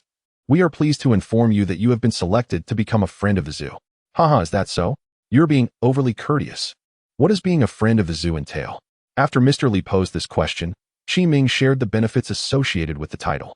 As part of his proposal, Friends of the Zoo would enjoy complimentary admission once each season, allowing for a total of 4 free visits per year, exclusive to the individual member. Additionally, all expenditures within the zoo would receive a 20% discount, and at the end of each year, members would receive a complimentary animal-themed souvenir from the zoo. Qi Ming intended to finalize the number of visitors wishing to join the Friends of the Zoo before reaching out to a service for custom membership cards. He also planned to order a batch of bespoke pins as gifts for the new members. After a clear and pleasant exchange with Mr. Li, Qi Ming felt reassured by the friendliness of the visitors. With this auspicious start, the following hours unfolded smoothly, with almost all contacted visitors eager to accept their membership, relishing the free benefits offered. However, it was only as the park was nearing closing time that Qi Ming concluded all his calls. At last, it's done. After dinner, I'll create the group chat, he mused, stretching languidly in his chair before shutting down the document and opening a recruitment website. Still no resumes for zookeepers? Really? In such a large city as Jiangzhou, is it truly this hard to find a few? He frowned at the data on the recruitment site, still contemplating the issue over dinner. The shortage of zookeepers at the zoo was quite pressing. Alas, what to do? This recruitment site is utterly unhelpful. Perhaps a visit to the job market is in order? Sitting at the dining table, Qi Ming picked at his meal, his appetite waning. "Director, what's wrong? You look as wilted as a frostbitten eggplant, and autumn is still a while away," remarked Xiao Zhang, who had taken a seat beside him with a tray of food. "It's the recruitment issue. I posted a job ad on the website 2 days ago, and only one person has applied. At this rate, it seems unlikely I'll fill the positions this week," Qi Ming confessed, revealing his concerns. "Oh, is that all? That's easily solvable," Xiao Zhang replied, his worry dissipating. "Director, you've misdirected your recruitment efforts. The current websites are not effective. Consider advertising in the local job market or through public accounts. Many recruitment efforts are now conducted via public accounts. I know of one called Food, Fun, and Leisure that is quite popular among Jiangzhou residents. You might want to reach out to them." With that, Xiao Zhang pulled out his phone, opened the subscription account, and pointed to an icon. "Director, look here. This is the public account I mentioned." "All right, let me take a look." Qi Ming took the phone and examined the content. He found that the account primarily featured local culture and various exploration videos. Browsing through the segments, he clicked on several vlogs showcasing a young woman with a charming appearance exploring local venues. Besides news and exploration content, there was also a section dedicated to job advertisements, complete with contact details. Business contact, 139. This seems decent. I'll follow them with my own account and check back tonight. If it looks good, I'll get in touch, Qi Ming said, returning the phone to Xiao Zhang with a word of thanks before grabbing his own phone to follow the public account. Well, I didn't realize so many of my acquaintances followed this account. Chapter 51. Friends of Animals. After following the WeChat account dedicated to food and entertainment in Jiangzhou with his own account, Qi Ming discovered that over 30 of his acquaintances had also subscribed to this public account. How come I've never heard of this account before? given its popularity? He pondered, glancing at the information displayed on his phone. Hehe, I told you that this public account has quite a following. Xiao Zhang, who had just finished his meal, was about to take his plate away. Director, I'm leaving now. There are still matters to attend to in the park. Take your time. All right. Thank you for your hard work. I will expedite the recruitment of new staff, Qiming replied. After bidding farewell to Xiao Zhang, he hurriedly finished a few bites of his meal, preparing to return to his office. He returned his plate to the recycling station and walked towards the administrative building. On the way to his office, he re-entered the public account he had just followed. He found that this account resembled a daily platform for news and life in Jiazhou, featuring timely updates on local livelihood news, with new content posted almost daily. However, videos showcasing shops and travel destinations were updated much less frequently, perhaps only 2 or 3 times a week. The content truly aligns with the name of the account. Qiming mused, reflecting on how it encompassed all aspects of dining, entertainment, and various local happenings. He marveled at the rapid development of self-media. Upon arriving at the office, he decided not to continue browsing the public account. Instead, he opened a document titled Friends of Animals on his computer desktop. This document contained the results of his earlier phone calls in the afternoon, primarily listing the basic information of the animal friends, though not in great detail. It included their names, genders, and contact information. After opening the document, Qiming began to cross-reference the information and add them as friends on WeChat. Hello, I am from Jiajiazu. We spoke earlier this afternoon. Please accept my friend request. The account he was using to add friends was one he had only applied for the day before. With the nickname set as Jiajiazu, Qiming intended to use this new account solely for communication with the zoo's friends and would eventually hand it over to Xiao Li's department for management. Ding dong, ding dong. Since he had already communicated via phone in the afternoon, the process of adding friends was remarkably smooth. Nearly every friend request he sent was accepted immediately. Once the requests were approved, Qiming added them to a WeChat group named Friends of Animals. At around 8 o'clock, he successfully included all 52 accepted animal friends into the group. Everyone, hello. Welcome to our family of animal friends. We will keep you updated with the latest information from the zoo in this group. Wow, amazing, exclaimed Super Ant. When will the zoo introduce new animals? I can hardly wait. Indeed, the variety of animals in the zoo is too limited. If the species don't diversify soon, I wouldn't even want to go for free. Added incongruous. Will the zoo open volunteer activities in the future? I am a university student and absolutely love animals. I hope to have the opportunity to engage with some zoo work, inquired Zhao Laosher. After Qiming sent his first message, the group quickly buzzed with activity. Seeing the lively discussion brought him joy, and he began to contemplate how to respond to the questions. Noticing that most of the participants were quite young, he was somewhat puzzled as to why the contacts he received were predominantly from younger individuals. In response to everyone's inquiries, I would like to clarify that the zoo has recently introduced flamingos and will be accelerating the process of bringing in new animals in the future. As for the volunteer activities, I will need to consult with the leadership. If there are any opportunities, we will inform everyone. Awesome, cheered Yi Jieji Shi. Reflecting on the matter of self-media, Qiming composed another message. Everyone, the zoo has launched a public account, WeChat account, and C-Station account. Friends with accounts can follow Jiajiazu. We will begin uploading videos tonight. Definitely next time, responded Qin Tian. Newcomer seeking followers. Added Super Ant. Qiming continued to interact with the animal friends until after 8 o'clock. Once the activity in the group began to wane, he exited the chat. After leaving, he switched to his personal WeChat account and sent a message to Xiao Li. The Friends of Animals group has been set up. You can send the videos now, and I will share the link in the group. A few minutes later, Xiao Li replied with a simple OK. After managing the group and the self-media video tasks, Qiming returned to the WeChat subscription account and clicked on the food and entertainment in Jiazhou. This time, he did not browse the articles, but directly navigated to the recruitment section to find business contact information. He copied the contact number into the friend request function on WeChat. Confirm sending a friend request to Jiangzhou Foodies? Confirm. Within 5 minutes, the friend request was accepted. Hello. The message you see is an automated response. Please send us your collaboration content, and we will respond as soon as possible. Okay, that was quick. I thought it was a real person, Qiming remarked, noticing the automated reply.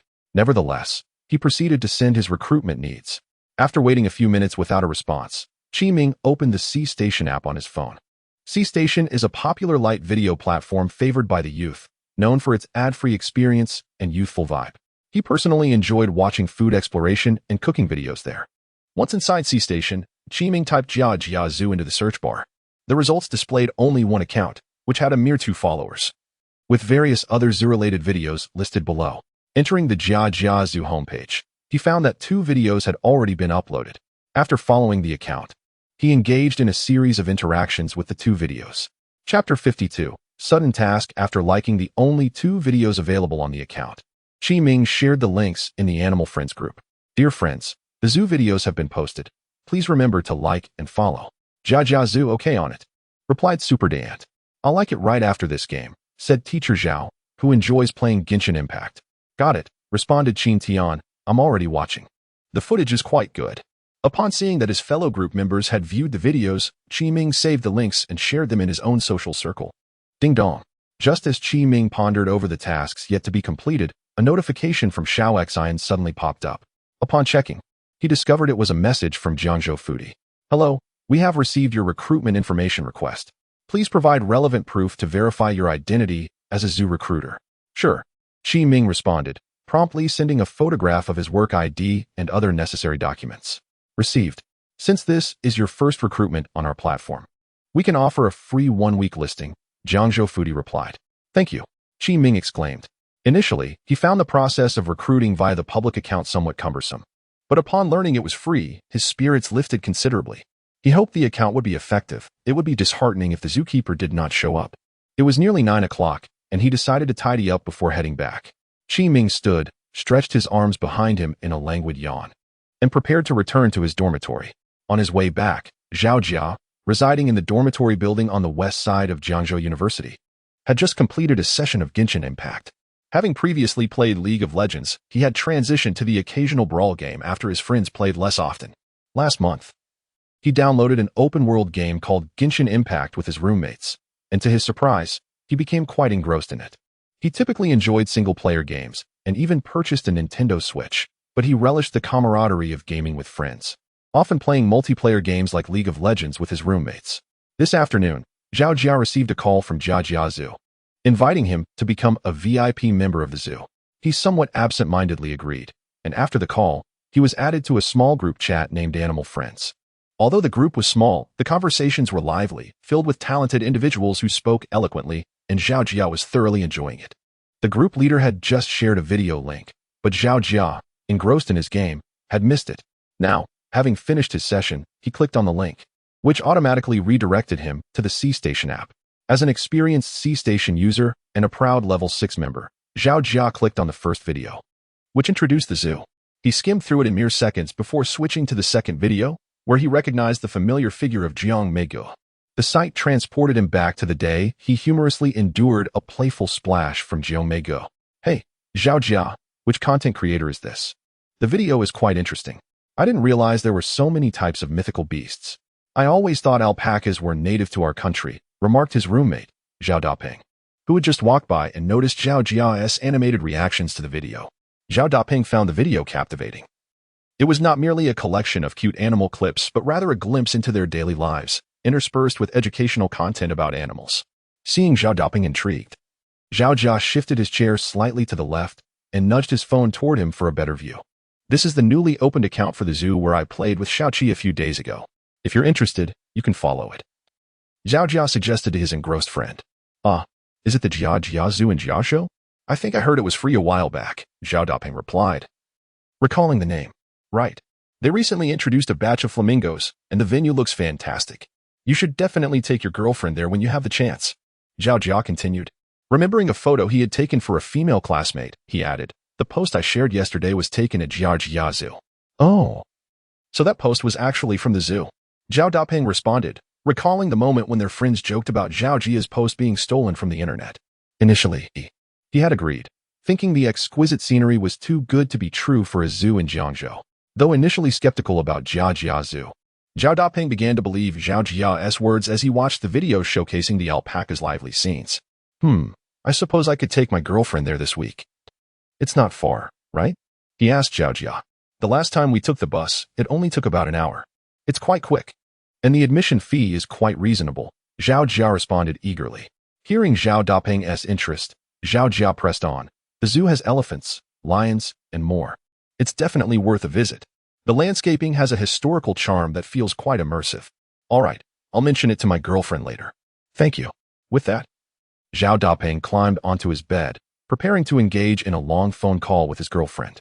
How I envy those with girlfriends. Why has my classmate been replying to me slower lately? Zhao Jia mused enviously as he glanced at Zhao Dapeng, then opened the Animal Friends group to send a message. Zoo, I've been promoting the zoo today, convincing a few friends to check it out this weekend. Is there any reward for my efforts? Thank you. Thank you for your support, Teacher Zhao. We will certainly arrange something in the future, came the zoo's reply. As Zhao Jia sent this message, the group, which had been quite calm, suddenly buzzed with activity. Meanwhile, Qi Ming, who had not participated in the chatter, was still on his way back to the dormitory. Just as he contemplated replying to Zhao Jia, a notification rang in his mind, startling him. He was now checking the new message. Ding. A sudden mission to rescue Dehei has been activated. Players are urged to review promptly to avoid missing the opportunity. Chapter 53. Assistant happy as Qi Ming stood on the road. He noticed an urgent task displayed on his device and promptly accessed the task system to investigate. At last, the spontaneous mission had arrived. Qi Ming rubbed his hands together in excitement. Urgent mission. Save Dehei, the star of the night circus. Dehei has long refused to cooperate with the animal trainer's performances. Tonight, the circus plans to sedate him and sell him to a nefarious restaurant. As an animal lover, you cannot tolerate such actions. Mission objective. Locate the transaction site between the circus and the restaurant before 3 a.m. tomorrow and call the authorities. Mission reward. 4,000 animal coins. A book on animal behavior management. Dehei the black bear. Note. For this urgent mission, you may bring one animal as an assistant. Please select. After reviewing the mission details, Qi Ming comprehended the essence of the task. He merely needed to find the transaction location before it occurred. Thus, in a strict sense, this was a search mission. However, the circus's name struck him as peculiar. Being a native of Jiangzhou, Qi Ming had never heard of such a circus. Contemplating this, he clicked on the assistant selection system adjacent to the urgent task section. When he examined the game introduction, he discovered that the assistant was an animal chosen from the zoo to accompany him on his mission. Each animal possessed unique abilities, and selecting one as a companion would enhance their bond. Smaller animals could even assume the appearance of common pets like cats or dogs. After familiarizing himself with the assistant system, Qi Ming clicked on the blank plus sign under the task assistant section. A list of animals appeared, each accompanied by a description of their abilities. Animal assistants. Simba, African lion. Ability. Intimidation, usable once per hour, instills fear in enemies for 1 minute. Happy, Siberian husky. Ability. Scent tracking, can distinctly identify scents within a radius of 500 meters. David, Siberian plains wolf. Ability. Intimidation, usable once per hour, instills fear in enemies for 30 seconds. Daodu, Asian elephant. Ability. Earthquake strike, usable once per hour, can slow enemy movements. Dahong, flamingo. Ability. One-leg stand, enhances players' one-leg jumping ability. Lao Wang, Chinese macaque. Ability. Water walking, enhances rowing capability. Jiong Mage, llama. Ability. Spit attack, player's saliva inflicts a foul odor attack that can slow down enemies. Upon reading the amusing descriptions of each animal's abilities, Qi Ming found the selection rather intriguing. However, upon seeing Jiong Mage's skill, he resolved never to choose it as his assistant, as the description was simply too repulsive. After reviewing the abilities, he noted that the animals listed were all quite popular within their respective zoo communities, with lesser-known individuals absent from the selection. The ability seemed quite impressive. Yet he felt that Happy's scent tracking capability would prove most advantageous for this mission. Qi Ming stood on the road, thoughtfully stroking his chin, and ultimately decided to select Happy as his assistant. His decision was primarily based on Happy's scent tracking ability, which he deemed most beneficial for the task at hand. Do you confirm the selection of Happy as your assistant for this mission? Confirm cancel. Upon clicking confirm, a flash of white light enveloped him, and he felt a leash materialize in his hand. Looking down, he found himself gazing into a pair of blue eyes. The man and the dog shared a moment of bewildered silence before regaining their composure. Woof, woof. Happy looked up at the peculiar bipedal creature before him and barked a couple of times, still slightly dazed from the sudden transition. After barking, Happy trotted over to Qi Ming, feeling inexplicably drawn to this strange being. Seeing the suddenly materialized Happy, Qi Ming was equally astonished. He had anticipated having to retrieve Happy from the wolf enclosure, yet here he was, having appeared before him directly. As Happy approached, Qi Ming crouched down and began to pet Happy. Woof woof. Happy wagged his tail happily, enjoying the affection. Happy, I'll be relying on you, Chi-Ming said, grasping Happy's front paw. Woof, arg. Happy responded with a couple of barks, his expression exuding an air of indifference, as if to say, no problem, you silly human. Happy, you truly are a remarkable creature. It would be a waste not to take on a role as an MT. Your taunting skills seem maxed out. Observing Happy's canine visage, Chi-Ming couldn't shake the feeling that Happy was mocking him. After exchanging greetings, Chi-Ming began to strategize how to complete the mission within the brief span of 6 hours. Presently, aside from knowing the circus's name, he had little else in terms of information.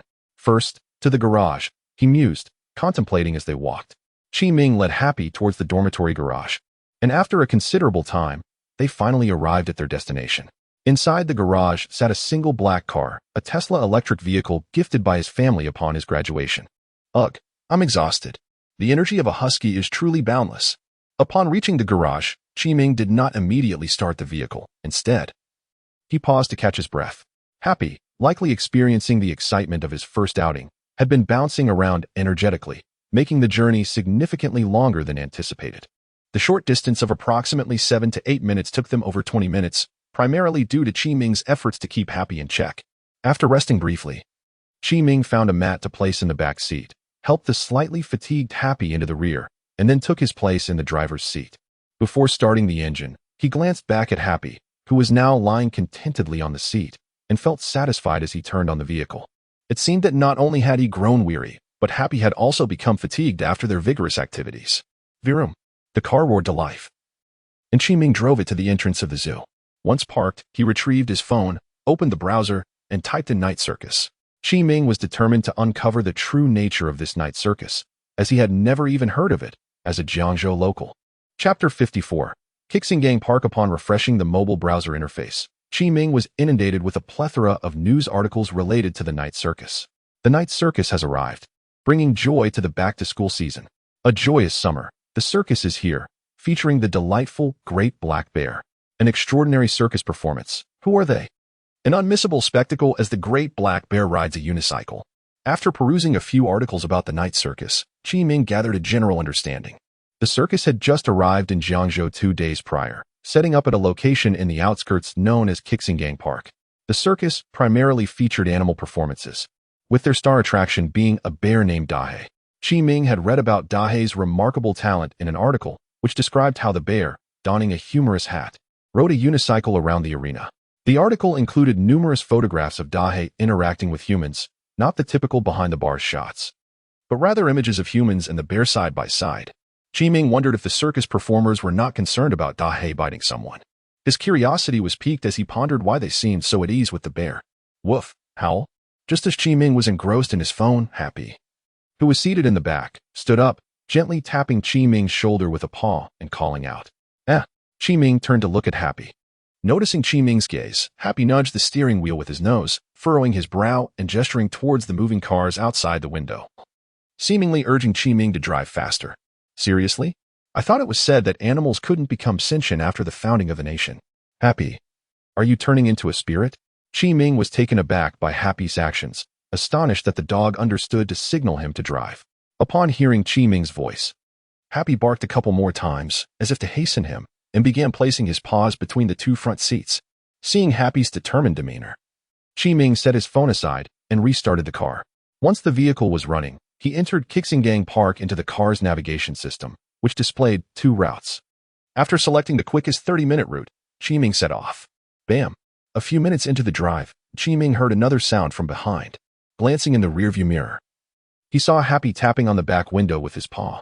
The grin on Happy's face further amazed Chi-Ming, reinforcing his belief that the dog was indeed becoming sentient. With Happy persistently tapping, Chi-Ming noticed the road ahead was relatively clear, so he lowered the window just enough for Happy to stick his head out, cautious that the enthusiastic dog might leap from the vehicle if he opened it wider. As soon as the window was ajar, Happy perked up, joyfully extending his head outside, barking excitedly. Huh. Silly dog, Happy. Chi-Ming chuckled, having observed Happy's reaction. When Happy opened his mouth to bark, the wind rushed inside, momentarily silencing him. As Happy closed his mouth, the wind caused his cheeks to puff out, and his ears, blown back by the breeze, made him resemble a comically cute seal. After a brief spell of windblown amusement, Happy retracted his head and rested it on Qi Ming's seat, gazing sadly at the road ahead. Now you understand that sticking your head out isn't the best idea, Qi Ming remarked as Happy withdrew his head. He accelerated, having previously slowed down for the dog's comfort. After enduring the rush of wind, Happy calmed significantly. Their journey proceeded without incident, aside from encountering a flashy advertising vehicle. After about 10 minutes, they finally arrived at their destination. At last, let's get out, Happy. No lounging in the seat. Qi Ming parked the car at Kixingang Park's lot, only to find Happy suddenly reluctant to exit. After some coaxing, Happy eventually stepped out. Observing the dog's wide eyes and cautious movements, Qi Ming began to suspect something. Really? Happy, I thought you were the life of the party. Turns out, you're just a timid creature in unfamiliar territory. Qi Ming deduced that Happy's hesitance stemmed from being in an unfamiliar environment, overwhelmed by the myriad scents. With this thought, Qi Ming, despite his teasing, crouched down to pet Happy's head, attempting to provide some reassurance. After receiving his comfort, Happy began to settle, as the presence of a familiar companion helped him adapt. Once Happy appeared more at ease, Qi Ming led him toward the park's exit. As they approached the entrance, a loudspeaker announced, "Good news, good news. The night circus has arrived in Jiangzhou. The annual circus carnival will grandly commence on September. This is an unprecedented spectacular performance, a unique entertainment extravaganza.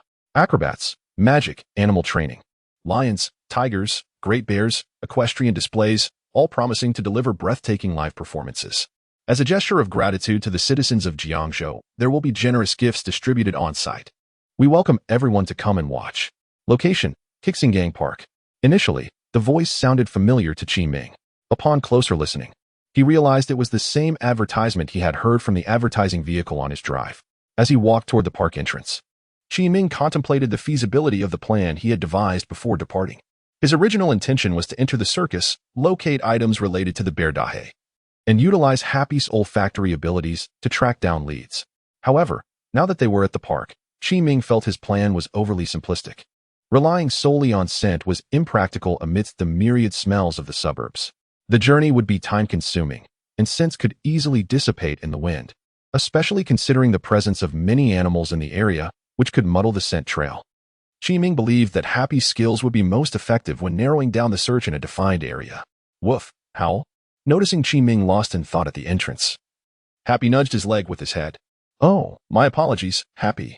I was daydreaming. Let's go," Qi Ming replied, pulling Happy along as he resumed walking. Having lost his train of thought, Qi Ming decided to first explore the circus before making any further decisions. Truth be told, he realized he had never been to a circus in his life and was curious to see what it was like inside. Upon reaching the park's entrance, they were approached by a clown, his face painted white, eyes heavily lined, and mouth and cheeks adorned with vibrant colors. "Welcome to the night circus." Chapter 55. The caretaker. As the jester approached to greet him, Qi Ming smiled naturally and said, "Hello, Mr. Jester. I came here after seeing your advertisement, but I couldn't find your grand tent." Seeing the large circus poster at the entrance, Qi Ming felt quite intrigued by the circus's grand tent. "Ah, that is, of course, situated within the park. If you look over there by the entrance, you'll see our directional sign. Just follow the sign, and you'll get there." The jester replied with a peculiar tone, and after a moment's thought, he pulled a coupon from the bundle of tickets he held and handed it to Qi Ming. "Sir, this is a discount voucher for our circus. With this coupon, you can receive a complimentary bag of popcorn at the circus." "Thank you. I shall head in now," Qi Ming responded, taking the coupon from the jester's hand and leading Happy into the park. Normally, he would have engaged in more conversation with the jester, especially since it was his first time being so close to one. But today he was pressed for time due to his mission and would have to save the opportunity to visit the jester for another day. Although it was already past 9 o'clock, the park was still bustling with people. Upon entering, Qi Ming quickly spotted the directional sign the jester had mentioned, featuring a circus-themed background with a long arrow drawn on it. Following several signs, Qi Ming soon arrived at the circus. The circus tent was erected in the center of a large square within the park, which housed 5 or 6 tents. The entire square was brightly illuminated by the circus's colorful lights, resembling a grand light show. A plastic fence encircled the perimeter of the circus. As Qi Ming and Happy approached the ticket booth, he could distinctly sense an unusual odor in the air. Happy was the first to notice this, even from a distance. The dog's nose was twitching, its head darting left and right. Observing the ticket booth sign, Qi Ming glanced around and noticed that there weren't many people near the circus. "Why is it so quiet? I thought the advertisements were quite abundant, he pondered aloud, perplexed. To Qi Ming, it seemed that with the use of an advertising vehicle, a circus visiting a small place like Jiangzhou should attract a considerable audience. Sir, it is nearly closing time now. If you're looking for a crowd, you might want to come back tomorrow between 7 and 8 in the afternoon. That's when we have the most visitors, the ticket seller cheerfully replied. Suddenly, a booming laughter erupted from within the circus. Sir, the circus is currently showcasing its last few performances.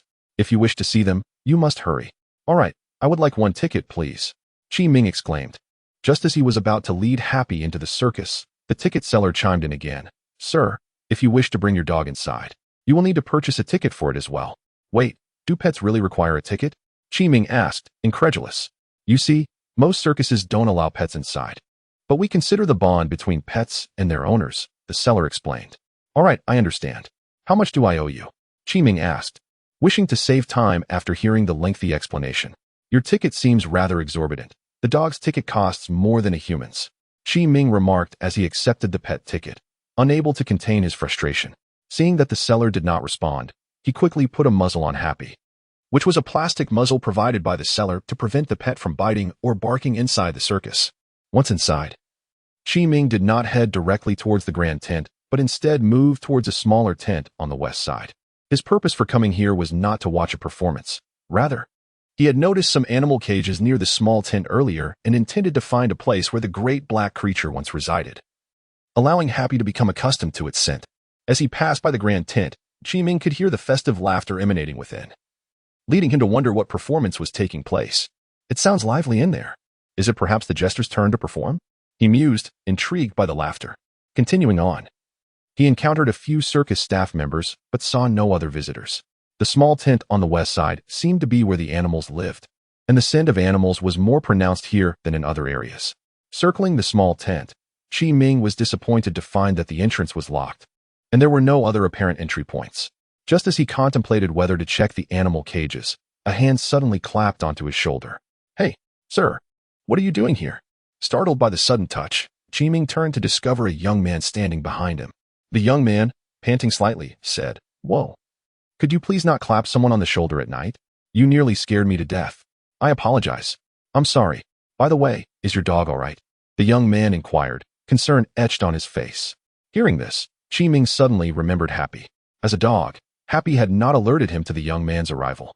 Was something amiss? He quickly looked down at Happy. Upon seeing Happy's state, Qi Ming couldn't help but smile wryly. Happy's eyes were wide, its head and ears drawn back, and it was crouched behind Qi Ming, clinging to his leg. From this, Qi Ming understood that Happy had been quite scared by the sudden approach. Happy, you really are a useless dog. Your presence has truly lowered my expectations of canines. Qi Ming lamented. Haha, it must be the strong scent of animals on me. Being near the animal tent might have made it hard for your dog to detect me. But your dog is rather interesting, and it does resemble a wolf, the young man remarked as he glanced at Happy before turning back to Qi Ming. By the way, I forgot to introduce myself. I am Zheng Feng, the caretaker of the circus. If you wish to see the performances, you need to head to the grand tent. There are still 2 acts remaining, but if you don't hurry, you'll miss them. At first, Qi Ming was somewhat speechless when Zheng Feng referred to Happy as that dog, but upon learning that Zheng Feng was the circus caretaker, his eyes brightened with interest. Chapter 56. Dehe. Upon hearing Zheng Feng introduce himself as a circus animal trainer, Qi Ming immediately struck up a conversation. Well, hello there. I'm a visiting guest drawn by your advertisements, which mention the opportunity for close photographs with the Great Bear.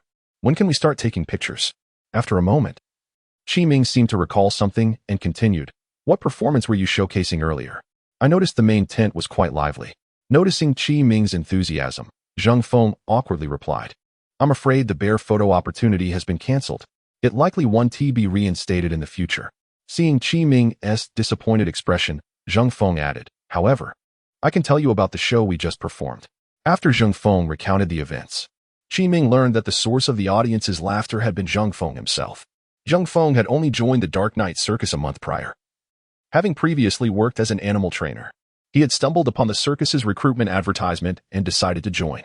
Tonight marked his debut performance, where he was to present a routine featuring lions and tigers standing on their hind legs.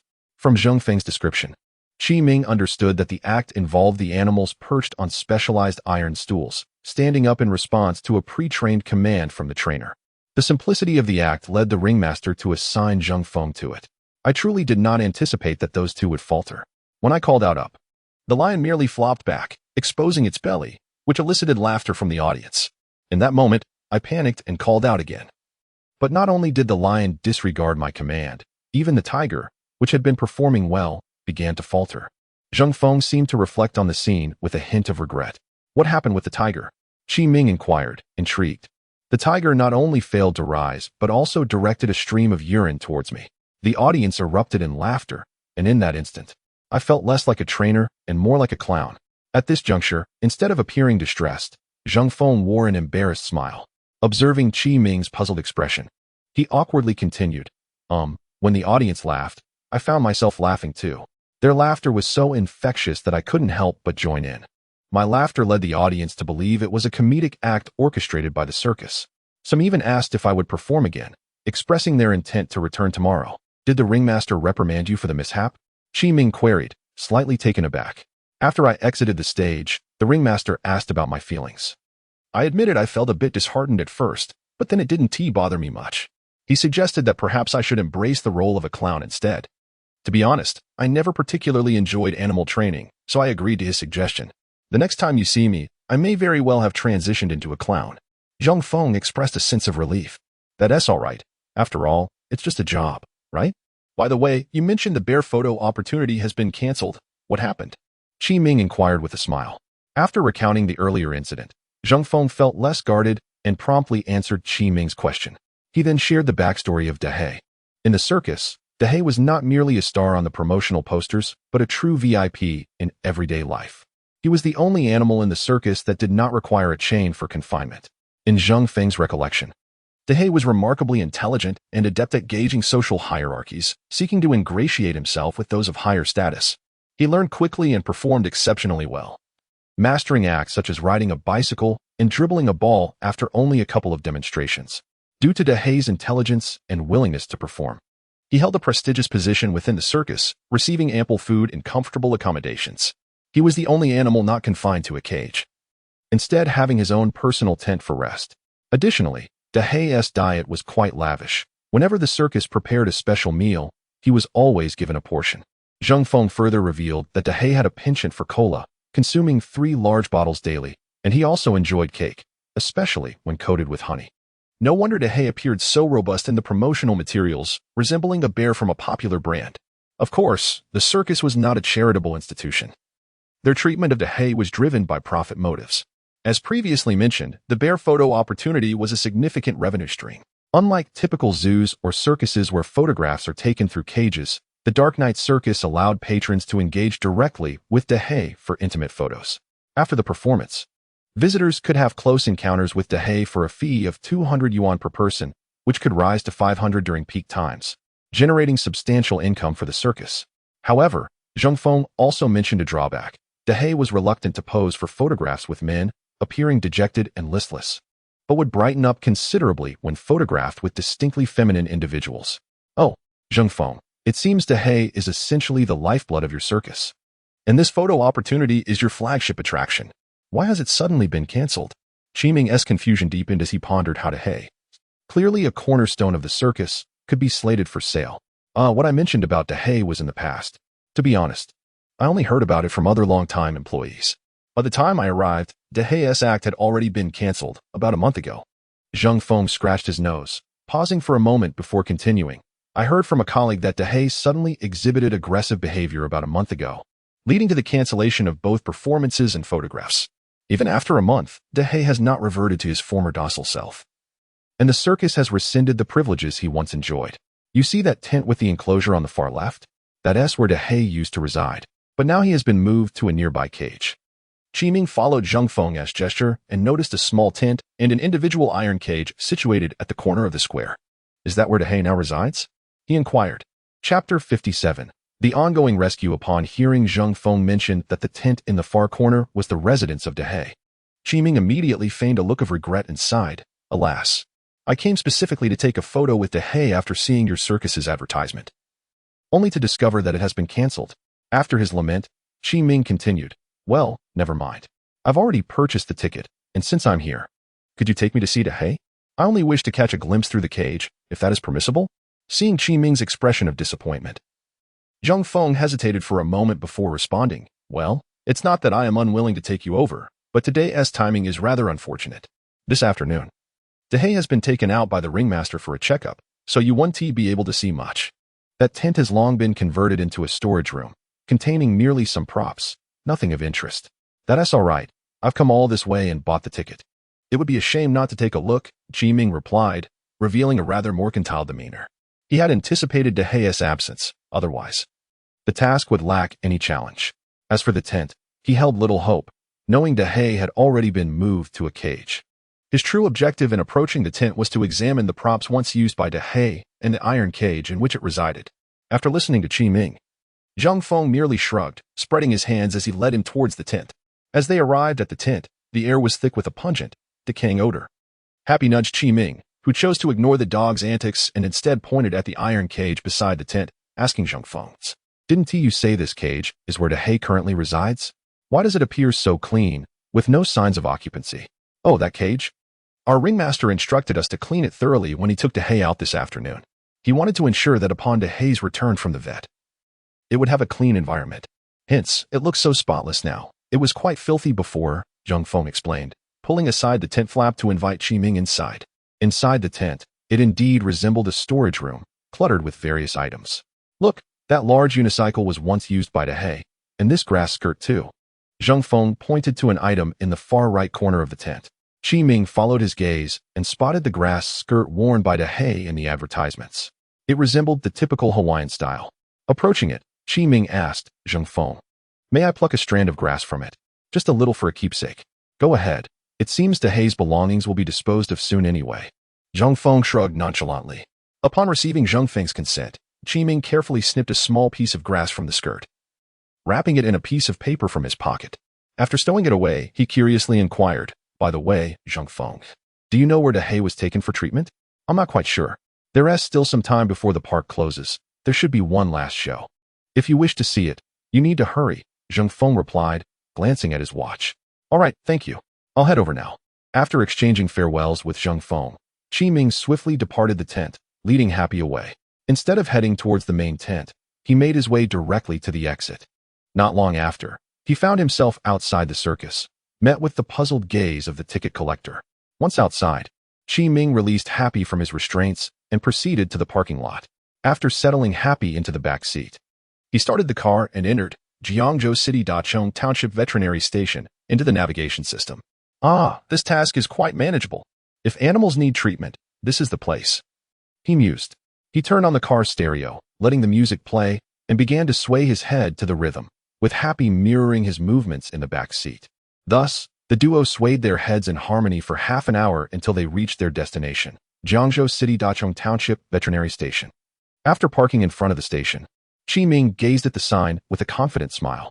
"Happy, stop shaking your head. It's time to get to work." He playfully patted Happy, who was still bobbing his head, then retrieved the wrapped piece of grass from his pocket, presenting it to the dog's nose. "Take a whiff. Let us finish this quickly so we can head back to rest." "Wong wong, howl." Happy covered his nose with his left paw and began to shrink back. "Oh." Qi Ming feigned a fierce expression, saying, "Hee hee, if you refuse to sniff, there are veterinarians inside, and I'll have to snip your lineage." With that, Qi Ming began gesturing around Happy's body. Whether it was his words, gaze, or gestures that had an effect, after Qi Ming was done, Happy lowered his paw. Though still displaying a face of disdain, he began to sniff the air. As Happy proceeded, Qi Ming followed closely behind. However, it soon felt amiss. Happy was leading him towards a crossroads. Could it be that the circus folks didn't bring Dehei here? Qi Ming pondered, believing firmly that they would. As institutions like circuses and zoos are required to report animal transactions or deaths to higher authorities, the nearest place capable of issuing such reports was this station. Why haven't they come here? Qi Ming felt a twinge of frustration. Observing Happy sniffing along the path as if preparing to retrace their steps, he decided to lead Happy back to the parking spot. After ushering Happy into the back seat, he took his place in the driver's seat and opened the map of Jiangzhou City, inputting the keywords for the veterinary station. He remained convinced that the circus personnel would eventually arrive at the veterinary station, as the task description indicated that the circus intended to sell Dahe to a restaurant. Consequently, they would need to secure a death certificate to report to the relevant authorities. Otherwise, they wouldn't pass inspections. Yet, once a death certificate is issued, the remains of an animal such as a bear must also be reported and handed over to the authorities for proper disposal. How would they manage this process? The more Qi Ming contemplated the situation, the more convoluted he found the matter of the circus selling the bear to be. Given the numerous regulations established by the state to prevent illegal animal trafficking, how were they navigating these protocols? Chapter 58, The Rescue in Progress. Seated in the driver's seat, Qi Ming found himself growing increasingly anxious. Gazing at the myriad veterinary stations displayed on the navigation system, he felt a sense of uncertainty regarding their next destination. With less than 5 hours remaining before the deadline for their mission, it seemed implausible to visit each of these numerous locations one by one. Where would they go? Pressing his hands against his temples, he focused intently on the various stations refreshing on the map. Suddenly, he heard the bark of Happy. Turning to find the dog had taken a seat in the passenger seat, looking at him with its paws resting on his shoulder, seemingly attempting to offer comfort. "Thank you, Happy. I'm fine." To his surprise, Happy disregarded his words. Upon noticing Qi Ming's gaze, it withdrew its paw and proceeded to tap on the passenger window. "Oh, come on. I knew it." This interruption from Happy alleviated Qi Ming's frustration. After cracking the window a bit for Happy to breathe, he began to calm down and ponder how to break the deadlock. If the circus intended to sell Dahe to a restaurant, they first needed to resolve the issue of a death certificate, followed by circumventing the regulatory oversight of the body disposal process. Otherwise, Dahe's disappearance would undoubtedly raise alarms with the authorities. Rubbing his chin, Qi Ming began to retrace the sequence of events. No, I might be seeing this too narrowly. As he contemplated, it struck him that he had been trapped in a mental deadlock. Presuming that the circus members would surely provide Dahe with a death certificate, this realization sparked a new possibility in his mind. Reflecting on the circus's previous promotional posters and Zheng Feng's earlier comments, Qi Ming's conviction grew that this second notion was indeed practical. With a newfound determination, he retrieved his phone and opened the browser, typing Jiangzhou Wild Wei and Jiangzhou's exorbitantly priced restaurant, a must-visit for authentic cuisine. The search yielded several pages of news articles, prominently featuring a restaurant named Jiangzhou Shizhenguan, which boasted a rating of 4.7 with 108 reviews and an average price of 1,000. The restaurant's description indicated it specialized in natural foods, and its pricing positioned it among the high-end establishments in Jiangzhou. After perusing the articles and the restaurant's details, Qi Ming formulated a general plan. Let us hope I don't make any mistakes this time. With that, he re-entered Jiangzhou Shizhenguan into the navigation system. The destination was confirmed, with an estimated travel time of 34 minutes. Before setting off, Qi Ming moved Happy to the back seat, fearing a sudden interruption during the drive. With Happy settled, Qi Ming started the car. He chose Jiangzhou Shizhenguan because he realized he had previously overcomplicated the matter. Seeking the circus leader directly could take an indefinite amount of time. It was far more efficient to head straight to the transaction's target location. Qi Ming was convinced that Jiangzhou Shizhenguan was likely the restaurant referenced in the mission description, as it not only possessed ample financial resources, but also aligned perfectly with the type of ingredients featured. After a half-hour drive, Qi Ming and Happy finally reached their destination. The restaurant was even more secluded than the Jia Zoo, nestled at the foot of a mountain with a small artificial lake nearby, and it was quite tranquil, devoid of human presence. The restaurant's architecture resembled a traditional Sihiyuan, albeit several stories taller than usual.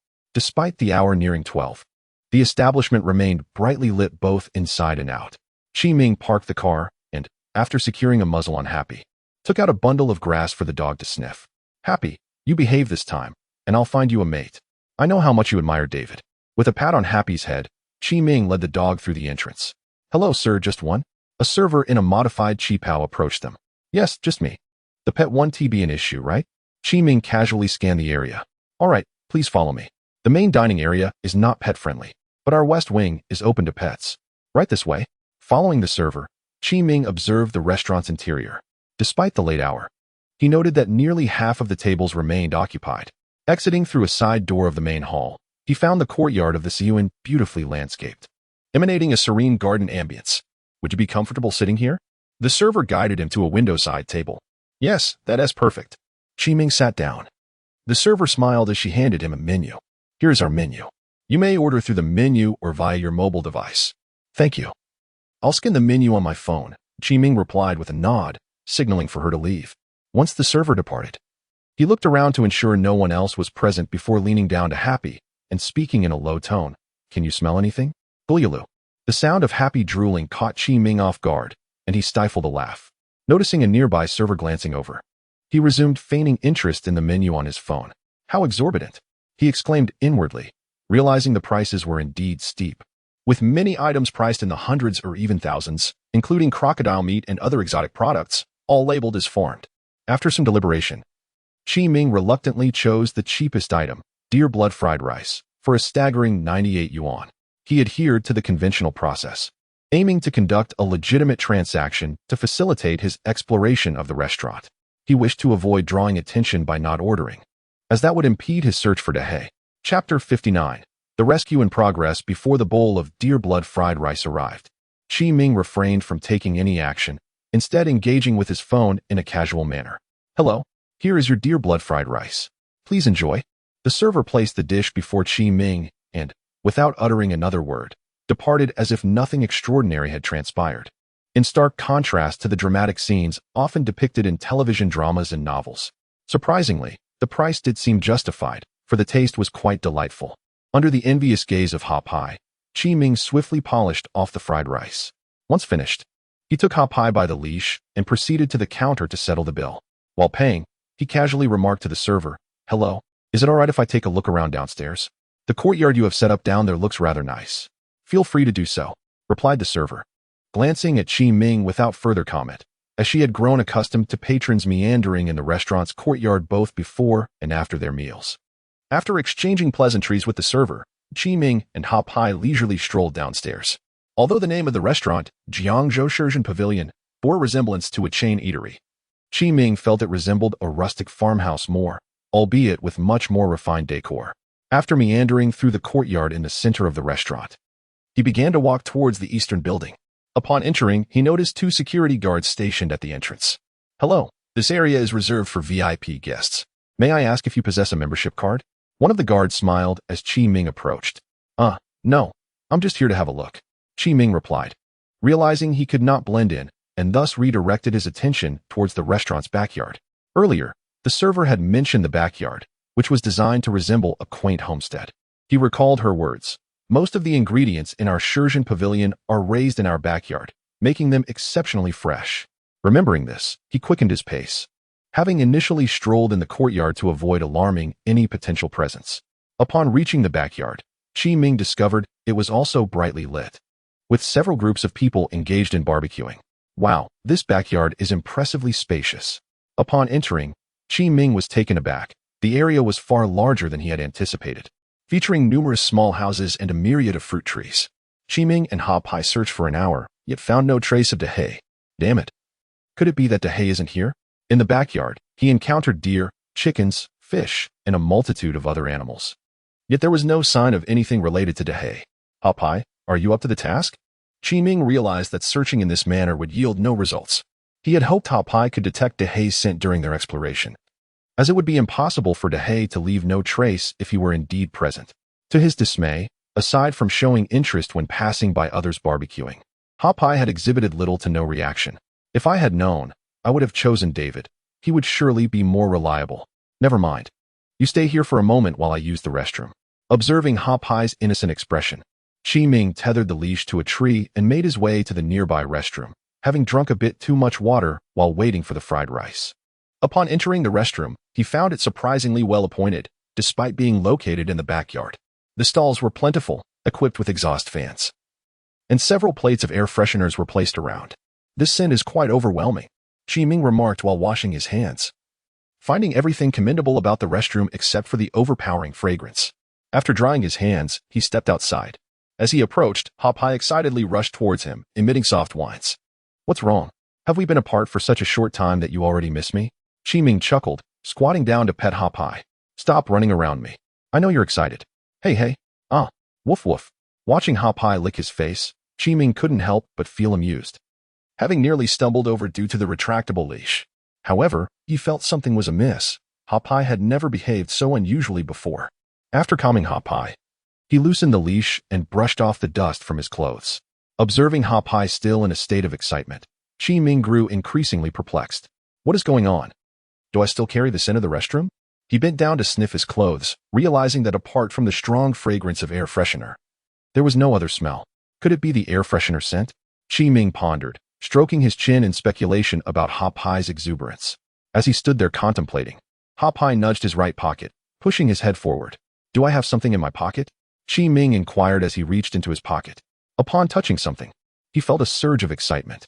Well done, Hop Hai, you finally contributed, he exclaimed, pulling out a paper-wrapped bundle of herbs. Come on, Hop Hai, take a whiff. Let us complete our task quickly so we can head home. Tomorrow, we'll have Xiaozhang treat you to a special meal.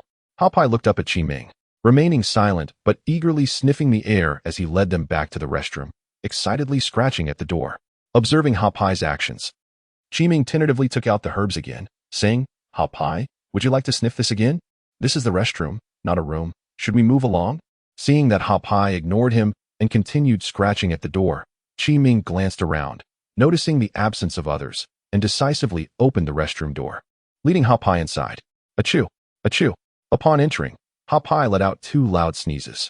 Looks like tomorrow will be a clear day. When dogs sneeze, the weather improves. Hop Hai, hurry up. Someone might come in soon. Qi Ming felt a wave of disappointment wash over him. It was unlikely that the restaurant would conceal De Hei in the restroom. He had only brought Hop Hai along to experience the surroundings.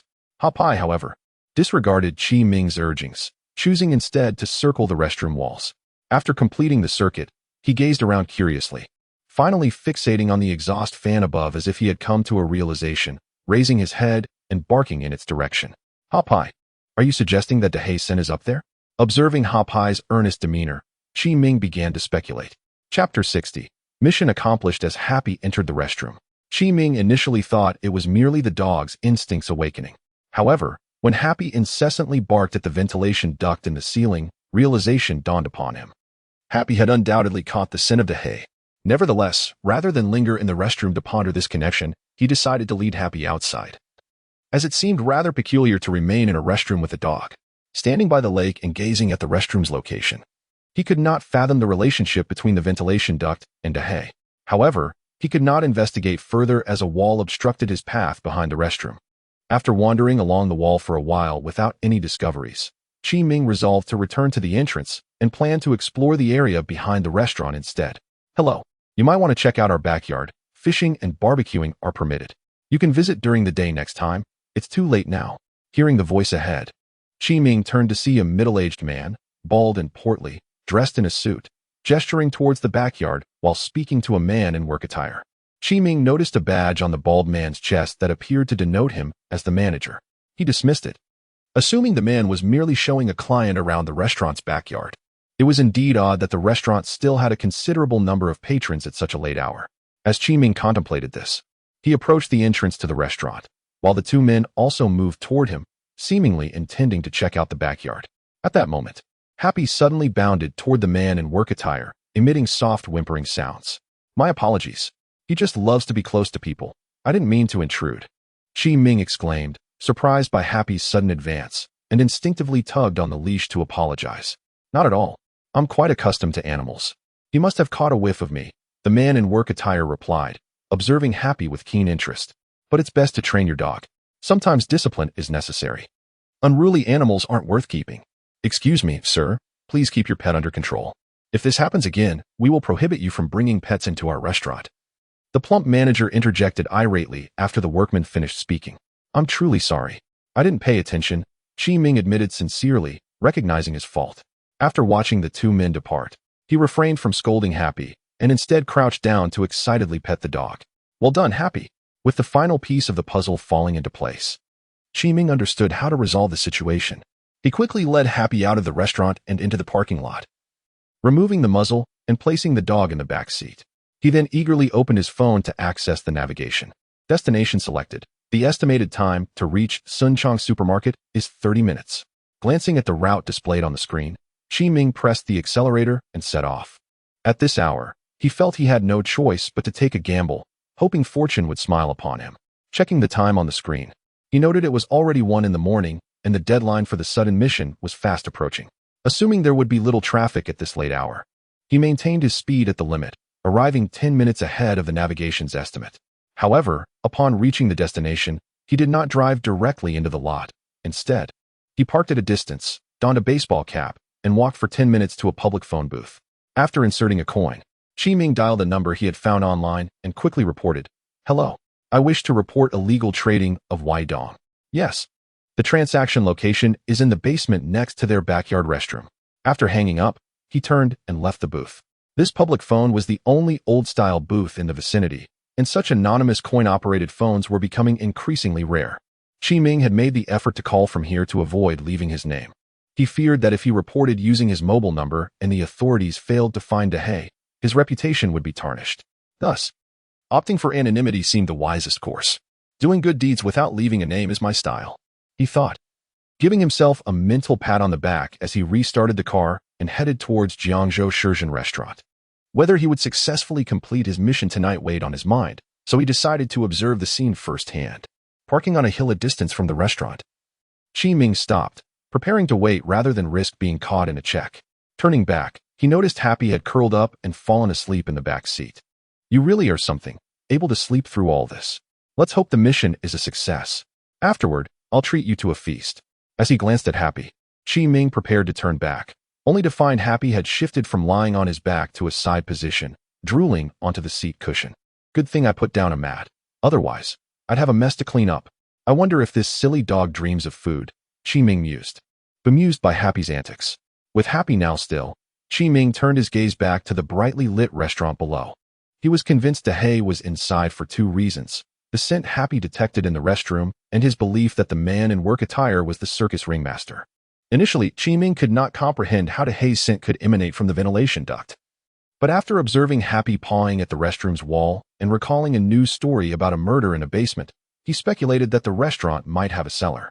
He had intended to inquire with a staff member for more information, but unexpectedly encountered the workman and manager instead. The scent that attracted Happy to the workman and his words further convinced Chi Ming of his suspicions regarding the circus ringmaster.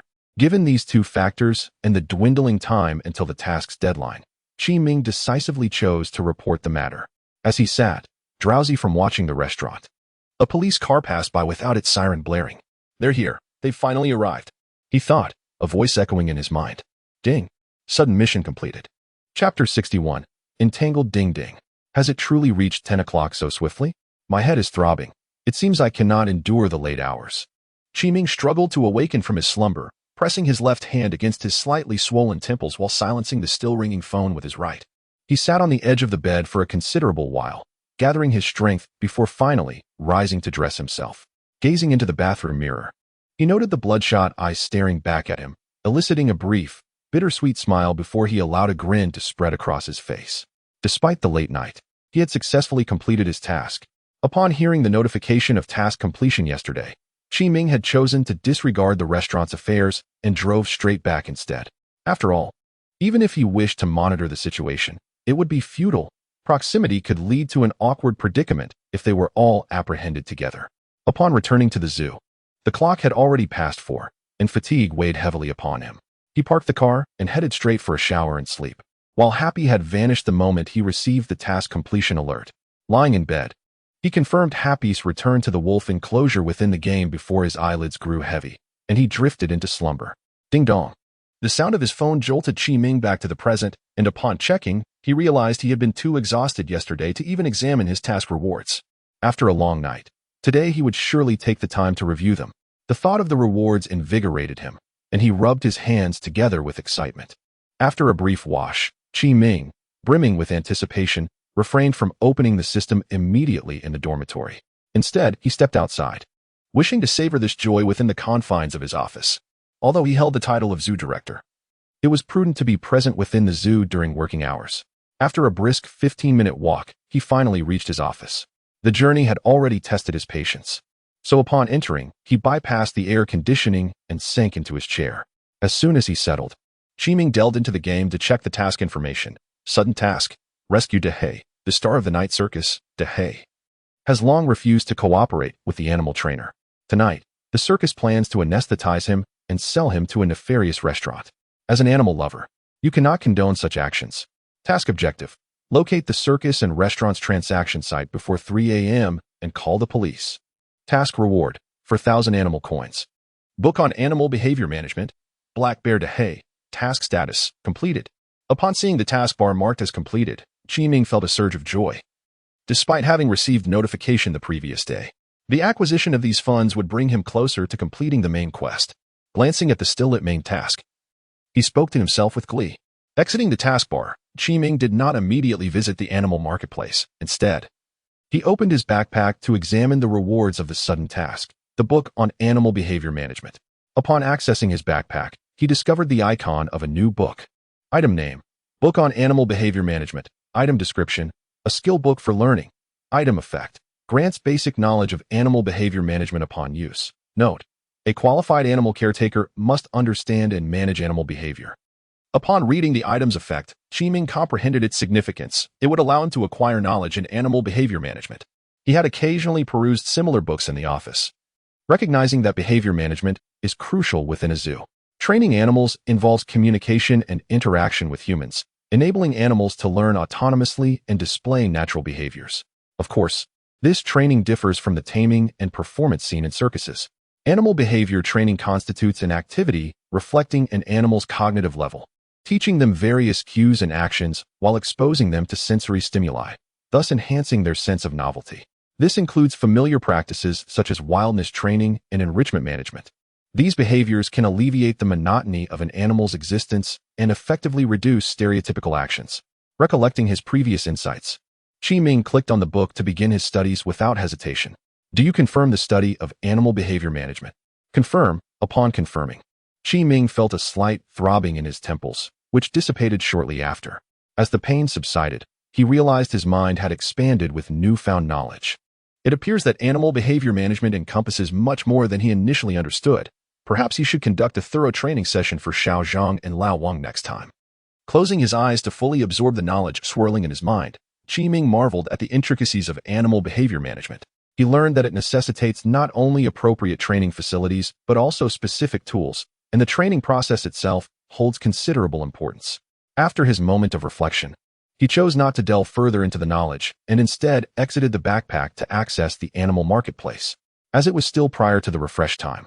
The marketplace displayed the familiar three interfaces: small-tailed mongoose, 1000Z, small-tailed mongoose, 1023Z, white rhinoceros, 3012, white rhinoceros, 3112, warthog, 1121, warthog, 1221, animal coins.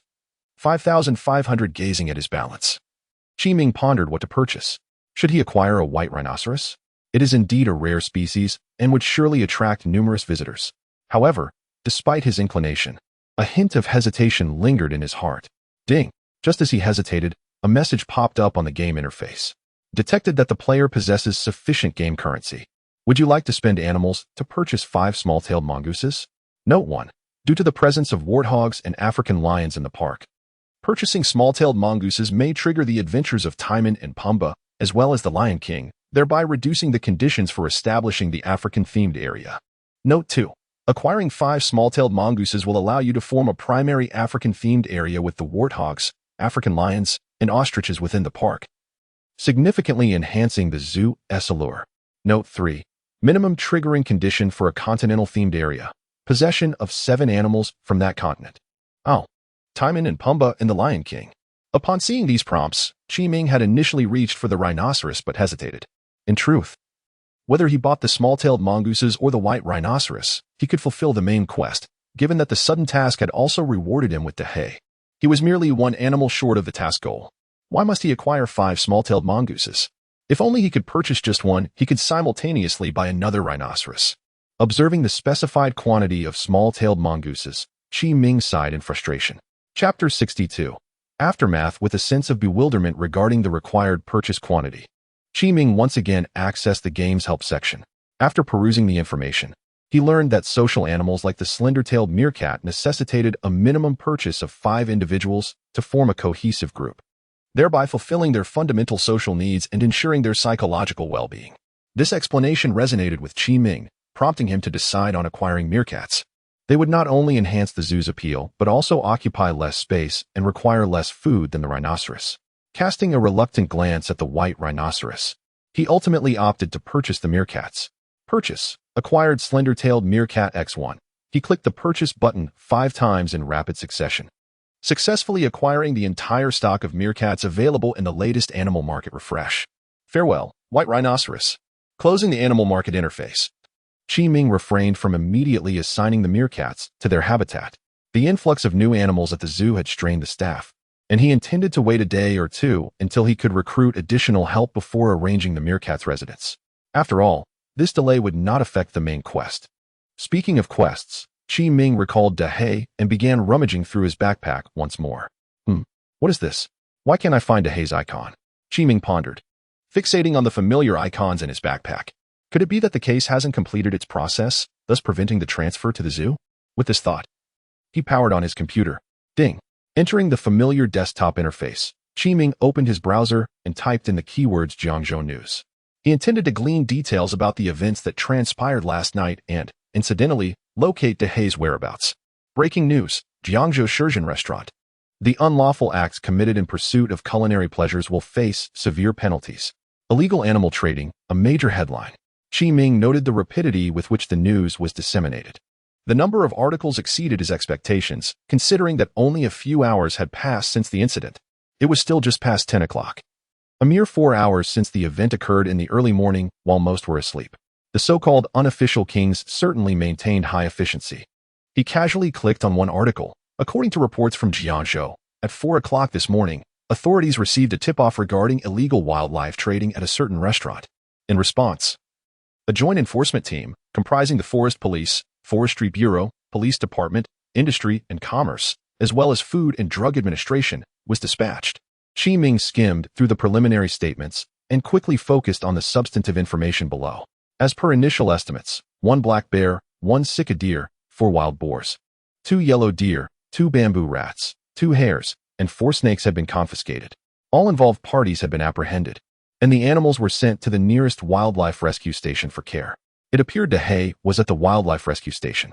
Upon reading this information, Qi Ming felt reassured about Dahei's situation. Now that he was aware of Dahei's whereabouts, he saw no reason to continue browsing the news. According to the system's nature, it would not be long before Dahei would be transferred to the zoo. If Dahei were to join the meerkats, it would be imperative to recruit staff swiftly. The thought of the personnel shortage at the zoo made Qi Ming's head throb, even without considering the newly arrived animals. The situation had become urgent. With this in mind, he exited the game and opened a recruitment website. Upon checking the back end, he discovered that no suitable candidates for the zookeeper position had applied. Sighing, he wondered how the public account was faring, if all else failed. He would have to recruit from the breeding grounds.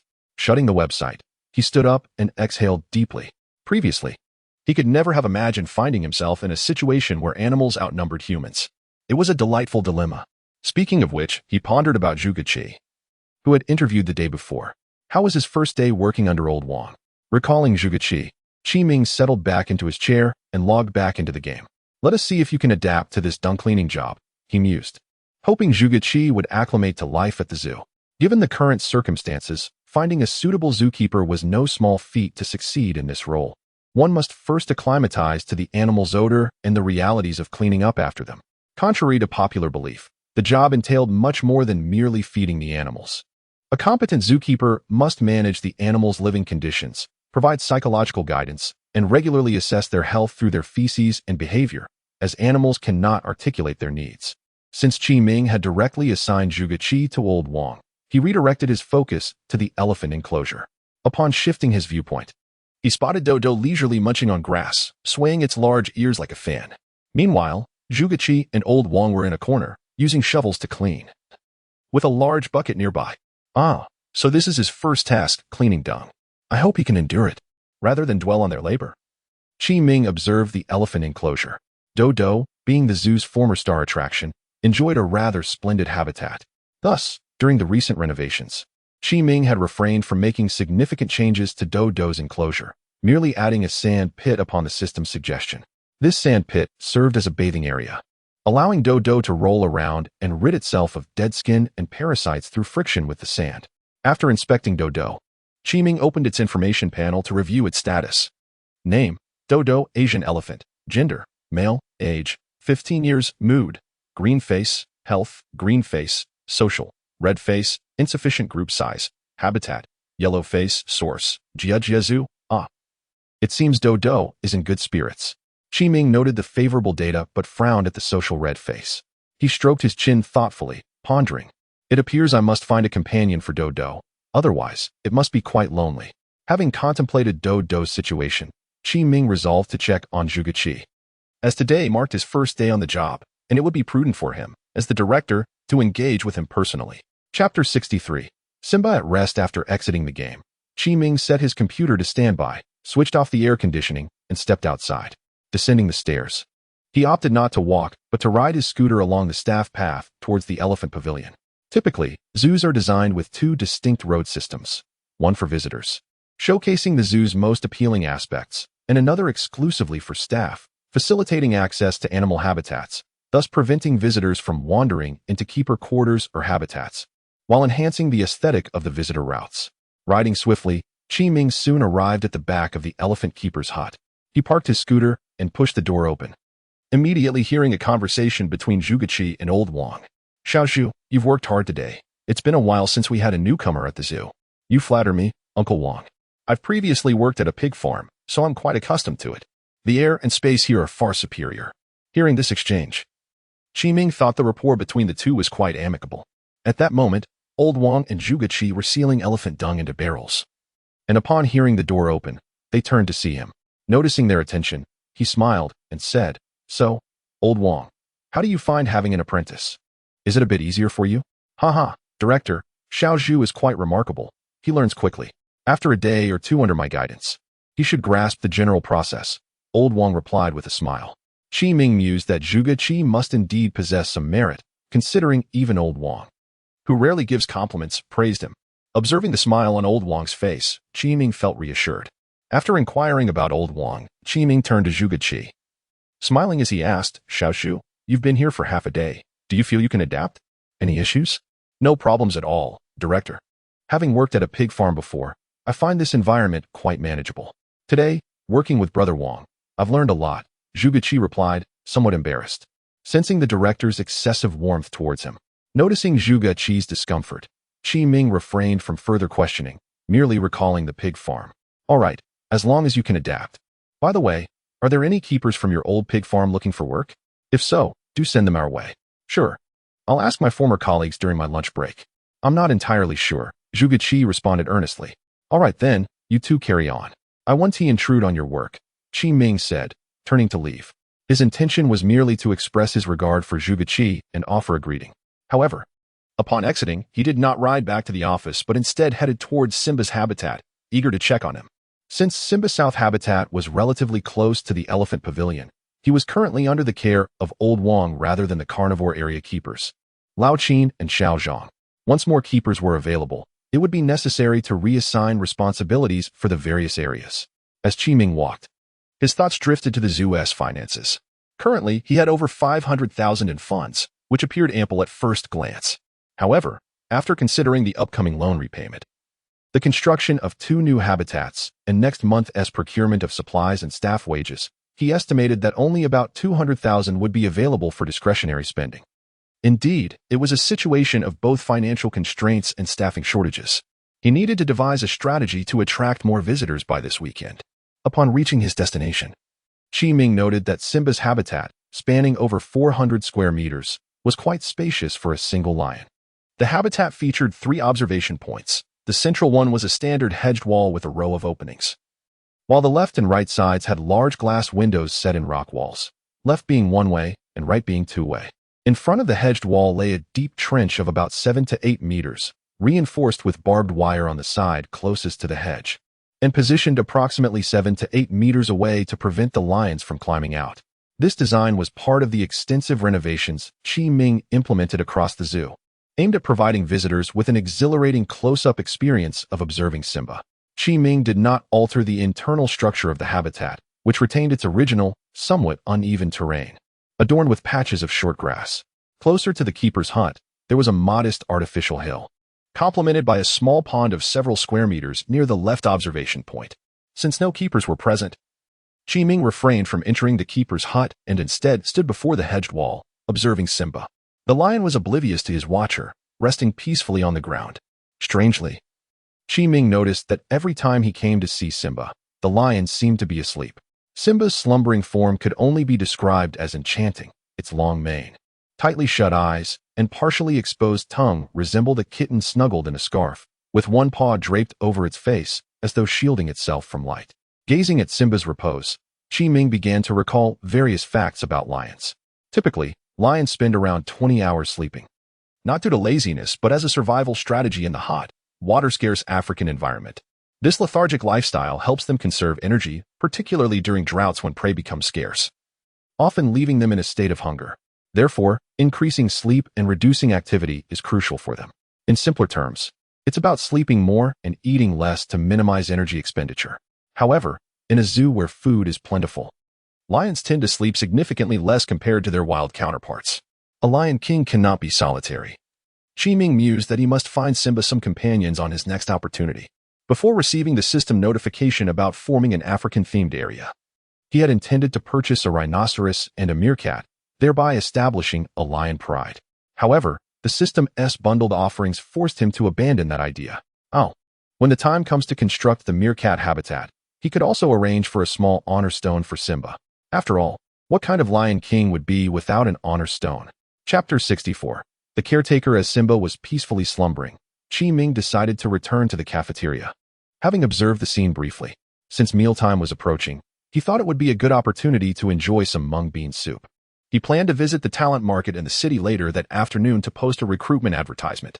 The shortage of keepers was currently the most significant constraint on the zoo's development, and Ming intended to tackle this issue from multiple angles to expedite a resolution. While en route to the cafeteria, Zhuge took a moment to reflect on his morning. Arriving at the zoo at 8 o'clock, he recalled the director's instruction for him to come at 9, but being his first day, he opted to arrive early. By 8:30, he initiated contact with Lao Wang. Zhuge had Lao Wang's contact information because, during a sudden assignment the day prior, Ming recalled the arrival of a new employee and, uncertain about returning the next morning, decided to pass Lao Wang's contact details to Zhuge for convenience. Upon reaching the zoo, Lao Wang promptly greeted Zhuge at the entrance. As it was their first meeting, they exchanged introductions during their walk. Initially, Lao Wang was quiet apart from his self-introduction, which made Zhuge feel a bit anxious. Once they arrived at the elephant house, Lao Wang opened up, explaining their primary responsibilities. Zhuge nodded attentively as Lao Wang spoke, noting that his main tasks involved the elephant house and caring for Simba, who, being the only lion, required less attention as he often slept. Consequently, they would spend significantly more time in the elephant house. Lao Wang led Zhuge to a wardrobe to don his work attire and then mentioned, due to Dodo's substantial appetite, we need to allocate considerable time for feeding and cleaning. Be prepared, the quantity is quite substantial. Initially dismissive, Zhuge thought to himself, having come from a pig farm, how could an elephant's consumption possibly exceed that of pigs? After donning his mask and attire, Lao Wang gestured for Zhuge to take a shovel and bucket as they entered Dodo's enclosure. Guided by Lao Wang, they swiftly arrived at their designated area. Dodo was leisurely grazing, and upon noticing Lao Wang, he dropped the hay he had been eating and ambled over. With a playful trumpet, he approached Lao Wang and gently nudged his arm. Soon, you'll be out to play. How did you sleep last night? Don't waste food. I'll change your grass in a few days, so be good. Lao Wang affectionately reached out to caress Dodo's neck, smiling softly. Zhuge observed this interaction with a sense of intrigue. He had anticipated that the typically stoic Lao Wang would exhibit such tenderness towards Dodo. After their brief exchange, Lao Wang opened the door to the enclosure, allowing Dodo to venture outside. Once Dodo was out, Lao Wang closed the door and indicated for Zhuge to bring in the tools. I've already prepared the food for outside. So our main task now is to manage this enclosure, Lao Wang explained, pointing to the remnants of Dodo's meals and the bedding. All right, Brother Wang. Zhuge replied promptly, noting Lao Wang's stoic demeanor had returned. This is quite a lot. Why is there so much plant residue? Is his digestion problematic? Oh, it's not an issue with Dodo's digestion. All elephants exhibit this trait. Their digestive efficiency is merely over 40%, which accounts for the fibrous remnants in their dung. Lao Wang elaborated. Once their conversation concluded, they commenced the task at hand. An adult elephant typically defecates around 6 to 8 times a day, with each instance weighing several kilograms. By the time Ming arrived, they had nearly completed the cleaning of both the indoor and outdoor areas. After Ming departed, Zhuge Qi and Lao Wang took up the hose to wash the enclosure, finishing just past 11. Brother Wang, how did you manage all this work alone before I arrived? This is even more than my tasks at the pig farm, Zhuge Qi exclaimed, catching his breath. He was genuinely impressed by Lao Wang's ability to manage two areas single-handedly. It's not as severe as you think. Simba only came to the zoo recently. Before you arrived, I would spend an entire morning and afternoon on Dodo, and if I couldn't finish, I'd have to work overtime, Lao Wang replied, continuing to prepare fruit for Dodo's lunch. Seizing the opportunity during Lao Wang's brief respite, Zhuge Qi took out his phone to research information about elephants, as he would be interning with Lao Wang for the week. Upon reading, he discovered that elephant dung could serve multiple purposes, even as a raw material for paper. The dung is rich in undigested plant fibers, allowing for the creation of exquisite paper, which is utilized in certain regions of Africa and Sri Lanka, often gifted as diplomatic tokens. Furthermore, fresh elephant dung is abundant in moisture and contains few bacteria. When explorers find themselves in dire need of water in the wilderness, squeezing elephant dung can yield life-saving hydration. In food-scarce Africa, many animals utilize elephant dung as a dining establishment. Dung beetles and termites reside within, feasting on it, while jackals forage for larvae and seeds. Butterflies often gather around elephant dung to obtain essential minerals, and even elephant mothers frequently visit, as the semi-digested plants serve as vital nourishment for their young. Such a remarkable resource. Perhaps I should suggest to the director that we try making some elephant dung coffee? Chapter 65. Good fortune comes in pairs. After finishing lunch in the cafeteria, Qi Ming headed straight back to his dormitory, intending to take a nap before venturing into the city. At around 2 o'clock, the alarm clock sounded, rousing him from slumber as he prepared to depart. Just after washing his face, a sudden chime echoed in his mind. Ding! Main quest. More is better. Completed. Quest rewards distributed.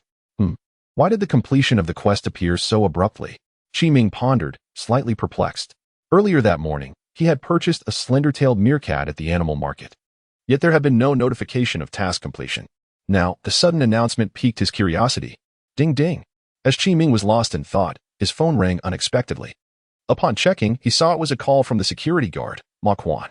Hello, Ma Quan, what is the matter? Qi Ming inquired, a hint of confusion in his voice. Hello, director.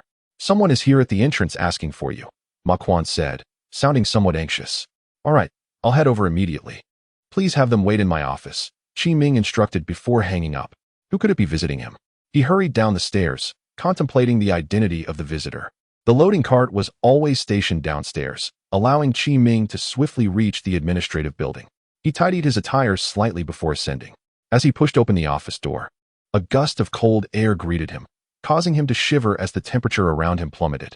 Several men in uniforms were seated on the sofa, and upon his entrance, they all rose to their feet. Greetings, comrades. I am the director of Jia Zoo. What brings you here? Qi Ming exclaimed, taken aback by the number of visitors. He had expected only one person, yet here stood a group. Upon recognizing their uniforms, his confusion deepened. Had a report been filed against him? With such thoughts, he engaged in conversation with them. After a brief discussion, Qi Ming's worries dissipated. He learned that these individuals were from the Forestry Bureau, delivering a bear named Dehe to him. No wonder the main quest had suddenly shown as completed. Dehe had arrived. After a while, the apparent leader among them spoke. Very well, Director Qi. Time is of the essence. Let us proceed downstairs for the handover. Once completed, we shall take our leave. All right, let us go, Qi Ming replied, leading the way out of the office. He promptly contacted Xiao Zhang, instructing him and Lao Qin to prepare an empty enclosure in the carnivore area. After concluding the call, he guided the Forestry Bureau officials through the side gate of the zoo and directed them to the carnivore section. Director Qi, please sign here, and we can depart, the officials said as they unloaded the cage containing Dehe. Watching the bear, which lay motionless with closed eyes, Qi Ming realized it had been anesthetized. This was his first encounter with a living Dehe. Previously, he had only seen it in posters.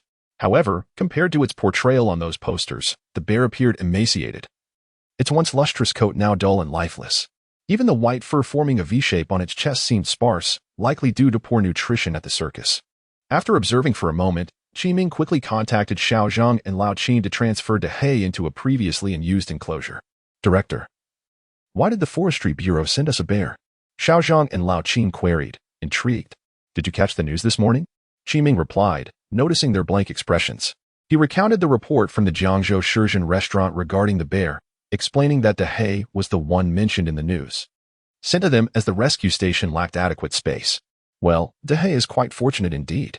Had that kind-hearted person reported a bit later, it would have been in dire straits, Xiao Zhang remarked, glancing at the bear in the cage. Since you both have some experience caring for black bears, please manage its care for now. If any issues arise, feel free to contact me. I have some matters to attend to this afternoon, Qi Ming instructed before leaving. With Dehe's arrival, he realized the necessity of recruiting more staff. However, rather than rushing to the city's talent recruitment center, he returned to the administrative office. He had yet to review the rewards for the completed main quest, and the new quest had refreshed. After turning on the air conditioning, Qi Ming entered the game. But instead of immediately accessing the quest menu, he first opened his inventory. Clicking on a heart-shaped icon, he recognized it as the recently awarded Keeper's Heart. Item name, Keeper's Heart. Item description, a sincere heart of a caretaker. Item effect, when equipped, allows the wearer to sense the emotions and feelings of animals. Note, a qualified animal caretaker must soothe the emotions of the animals. What a powerful ability! This could significantly enhance my capabilities, Qi Ming thought with delight. Equipping the item, he now had 2 pieces of equipment: the caretaker's aura, which increased animals' affinity towards him, and the newly acquired Keeper's Heart, which helped him perceive their emotions. Both items would facilitate better interactions with the animals. Based on his gaming experience, Qi Ming suspected that there were more pieces of equipment for caretakers. Ding dong. Just as he finished examining the equipment and was about to exit his inventory for the quest menu, his phone on the desk rang again. Concerned that something might have gone awry with Dehe, Qi Ming swiftly exited the game and picked up the phone to discover a message from Jiangzhou Foodie. Hello. We have received 7 resumes, and they have been sent to your email. Please check it. Impressive. The efficiency of Jiangzhou's local connections is remarkable, Qi Ming thought, sending a quick message of thanks before hastily logging into his email account. Seeing the prominent red dot in his inbox, he clicked it open, finding indeed an email from Jiangzhou Foodie. Today truly is a day of double blessings. Not only was the main quest completed, but progress was also made in securing a caretaker. Qi Ming smiled as he downloaded the email attachments. Chapter 66. The new main quest. After downloading the attachment sent by Jiangzhou Foodie, Qi Ming opened it to find a collection of resumes for animal caretakers. Oh, this one previously raised chickens, and this one tended to sheep. They all possess relevant experience. Thus, he decided to schedule interviews for them tomorrow. Satisfied with the information in the resumes, Qi Ming began contacting the applicants through the provided contact details, arranging for them to come to the zoo for interviews at 9 o'clock the next morning. Having organized the interviews, he returned to the game, opening the taskbar to reveal a newly illuminated quest. Main quest, Star Level Pavilion. A zoo cannot be without a representative pavilion. As the director, you must construct a star-level pavilion. Quest objective: upgrade any habitat in the zoo to a 2-star pavilion. Quest deadline: 1 week. Quest reward: 2,000 animal coins. Caretaker's hand. As he contemplated the quest description, Qi Ming found himself pondering the function of the caretaker's hand reward. After some idle speculation, he exited the taskbar and returned to the game's main view. Qi Ming sought to ascertain the requirements for upgrading a habitat to 2 stars. As the previous quest description had not specified them, he casually zoomed in on the nearest flamingo habitat, quickly noticing the vibrant red of the birds. Their striking crimson feathers were undeniably eye-catching, and the number of visitors near the flamingo habitat far exceeded those by the adjacent peacock enclosure. This time, the flamingos were not standing on one leg as they had during his last observation. Instead, they were leisurely wading through the water, their wings folded gracefully behind them, reminiscent of leisurely strolls taken by elderly gentlemen. After a while, one of the flamingos lowered its other leg, pecking at its feathers to scratch an itch.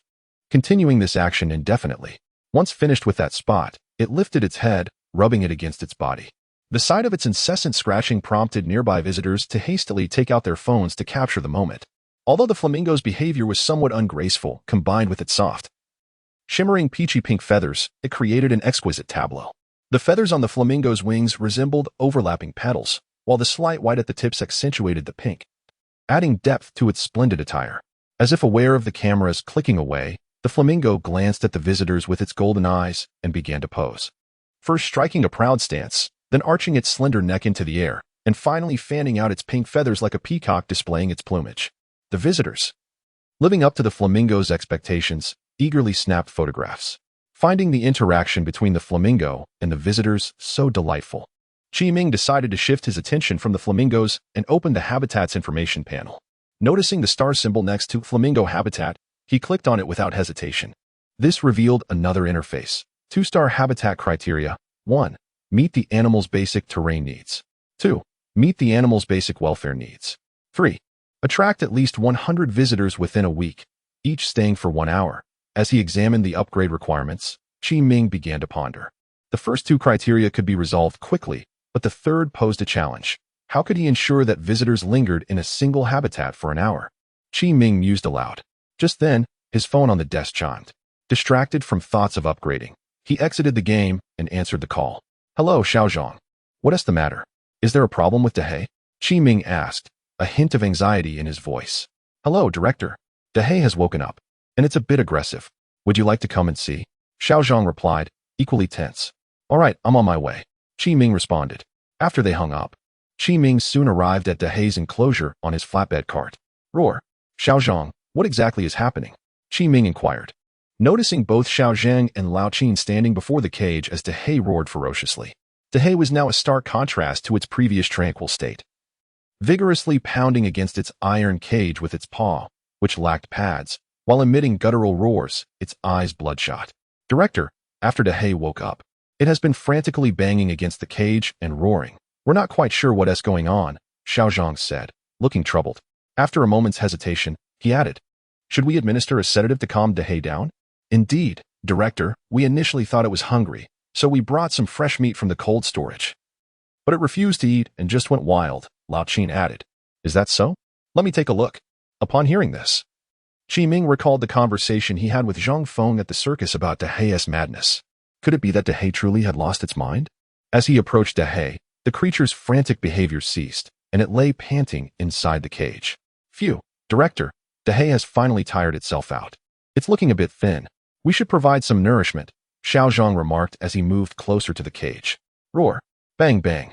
Unexpectedly, as soon as Xiao Zhang stepped forward, Dehei resumed its frantic pounding, startling the trio. Xiao Zhang quickly retreated, and upon doing so, Dehei stopped once more. Director, does Dehei have an issue with me? Why is it calm when you approach, but goes wild when I do? Xiao Zhang said, feeling somewhat disheartened. Perhaps so. Let me assess Dehei's condition. Observing Xiao Zhang's previous action, Qi Ming understood that Dehei's reaction to him was not due to any other reason, but rather the caretaker's aura he possessed. As he neared Dehei's enclosure, he could sense the pain and hunger emanating from the creature. Taking advantage of Dehei's momentary rest, Qi Ming carefully observed its condition. After a thorough examination, he reached a conclusion. Dehei's situation was precisely as indicated in the game's information panel. It was suffering from dental issues. Within its open mouth, he could clearly see blood-stained teeth, blackened and riddled with dark spots, resembling ants crawling over them. Coupling this observation with the account given by Zhang Feng about Dehei's treatment at the circus, 3 bottles of soda and a small cake daily, he quickly deduced the cause of its ailment. Alas, this was all the circus's doing. It had been overindulged, leading to its dental decay. Chapter 67. The toothache bear. Upon discovering the source of Dehei's distress, the solution became remarkably straightforward. After all, the Jiajia Zoo has been operational for quite some time and possesses considerable experience in dealing with dental issues in animals. In truth, many animals can develop cavities in their daily lives, especially omnivorous creatures like bears, due to their dietary habits. The gaps between their teeth are significantly larger than those of tigers or lions, and their penchant for sweet treats makes them particularly susceptible to dental decay. If it is indeed a cavity, the remedy is simple. I shall retrieve a couple of large femurs from the cold storage. Upon hearing Qi Ming's words, Xiao Zhang scrutinized Dehei's teeth for a moment and, feeling relieved, replied, All right, hurry back. It seems to be quiet for now. Qi Ming turned to Xiao Zhang and waved him off, indicating he should proceed. The zoo has established a preliminary protocol for treating dental cavities in bears.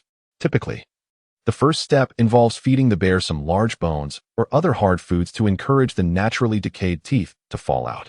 Following this, the bear is given a dental cleaning. Lao Qin, please fetch the dental tools from the storeroom. After it finishes its meal, I shall brush its teeth. Understood, Director. I'll head there now, Lao Qin acknowledged before departing. Fortunately, having perused a previous log kept by his father, a former zookeeper, Qi Ming felt prepared for this situation. He observed Dehei, who was still panting heavily in its enclosure. Every zookeeper is required to maintain a comprehensive care log for each animal under their supervision. This log should not only include basic information such as the animal's name and identification number, behavioral records, dates, and weather conditions, but also document the animal's weight and dimensions, changes in vital signs, sex determination, as well as breeding and contraceptive measures, in addition to daily feed supply and the condition of the animal's excrement. If there have been any updates or renovations to the exhibit's facilities, those must also be recorded regularly. These data serve as vital references for zookeepers to assess the physical and psychological well-being of the animals. For instance, if Dowdu was in good spirits yesterday, but suddenly appears distressed today, Lao Wan can cross-reference yesterday's data with today's to pinpoint the issue. As a former director, Chi Ming's father also maintained a care log, though it primarily documented various emergencies that occurred within the zoo and their resolutions.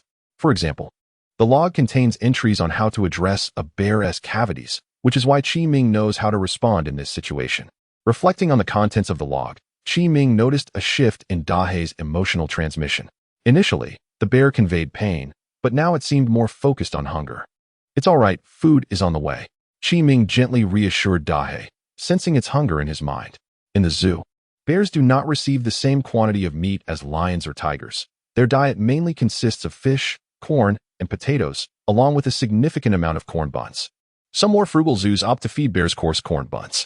Typically, these buns are made from cornmeal mixed with seasonal vegetables and bits of meat. Though they may not be visually appealing, they are quite nutritious. The reason zoos refrain from frequently feeding bears meat is due to their intelligence. If bears are given meat too often, they may become picky eaters. As omnivores, a meat-heavy diet is detrimental to their health. Moreover, balancing their diet is essential for cost efficiency. A bear consumes approximately 40 to 50 kilograms of food daily, and a meat-based diet would be prohibitively expensive. Director, I'm back. Not only did I bring 2 large bones, but I also got some chicken frames and potatoes. Just as Chi Ming pondered whether to venture into the adjacent wolf enclosure to procure additional food for Dahe, Xiao Zhang returned with his bounty. Roar. Seemingly sensing the aroma of the food Xiao Zhang had brought, Dahe instantly sat up in its enclosure. Its somewhat cloudy eyes sparkled with life, fixating on Xiao Zhang's hands. Its nose twitching as it emitted sounds of anticipation. Recognizing Dahe's ravenous state, Chi Ming and Xiao Zhang decided to toss in the chicken frames first to stimulate its appetite. As the chicken frames landed in the enclosure, Dahe emitted deep, gruff breaths, its expression one of bewilderment. Chi Ming surmised that Dahe had likely not encountered such meat in quite some time, or it wouldn't appear so emaciated. The bear cautiously approached the chicken frame, sniffing it before gingerly taking a bite. Once it realized that the icy remnants were indeed edible, it tore apart half of the chicken frame, gulping it down in a few swift chews, and then seized the remaining half, bones and all, swallowing it whole. In mere moments, Dahe devoured the 7 or 8 chicken frames they had thrown in. Witnessing Dahe's voracious eating pace tugged at Chi Ming's heart. It was clear the bear had endured a prolonged period of hunger.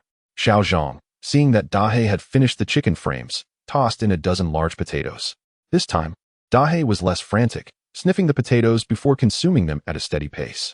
As Dahe feasted, Chi Ming noticed some yellowish-red liquid seeping from its mouth. The bear panted heavily while eating, and Chi Ming couldn't shake the feeling that Dahe's mouth must be quite painful. Director, don't worry. I've mixed some anti-inflammatory medication into the potatoes, so after a few days, Dahe's mouth should heal. Xiao Zhang quickly reassured Chi Ming, aware of his concern. As an experienced zookeeper, he was well-versed in these matters. Director, I've brought what you requested. Oh, you beat me back. Just as Xiao Zhang spoke, Lao Qin arrived with the dental tools. Lao Qin, your timing is impeccable. Dahe just finished eating, and it's the perfect opportunity to brush its teeth before it experiences discomfort from overeating. Chi Ming responded, taking the tools from Lao Qin. The dental kit consisted of 3 items: a tube of fluoride toothpaste, a bottle of milk in a mineral water container with multiple holes, and a custom-made large toothbrush. The milk container had numerous openings, while the toothbrush was a 1-meter-long rod fitted with a brush head. Director, how about I take over? You've likely never brushed a bear's teeth before, have you? Noticing Chi Ming deep in thought, Lao Qin stepped forward. Brushing Dahe's teeth? Very well, you take the lead. Chapter 68, Classification. Old Qin, may I follow you to learn a thing or two? Upon determining the individual responsible for cleaning Dahe's teeth, Chi Ming and Old Qin approached the cage with their tools. Inside, Dahe was engrossed in his battle with a potato, oblivious to their arrival. When Dahe remained unperturbed, Old Qin lightly tapped the iron cage with a specially designed toothbrush. Hearing the sound, Dahe immediately lifted his head to regard Qi Ming and Old Qin. Noticing Dahe's attention had shifted, Old Qin began to squeeze a bottle of mineral water, causing milk to spray forth. Sensing the sweet aroma in the air, Dahe eagerly licked the liquid with his tongue.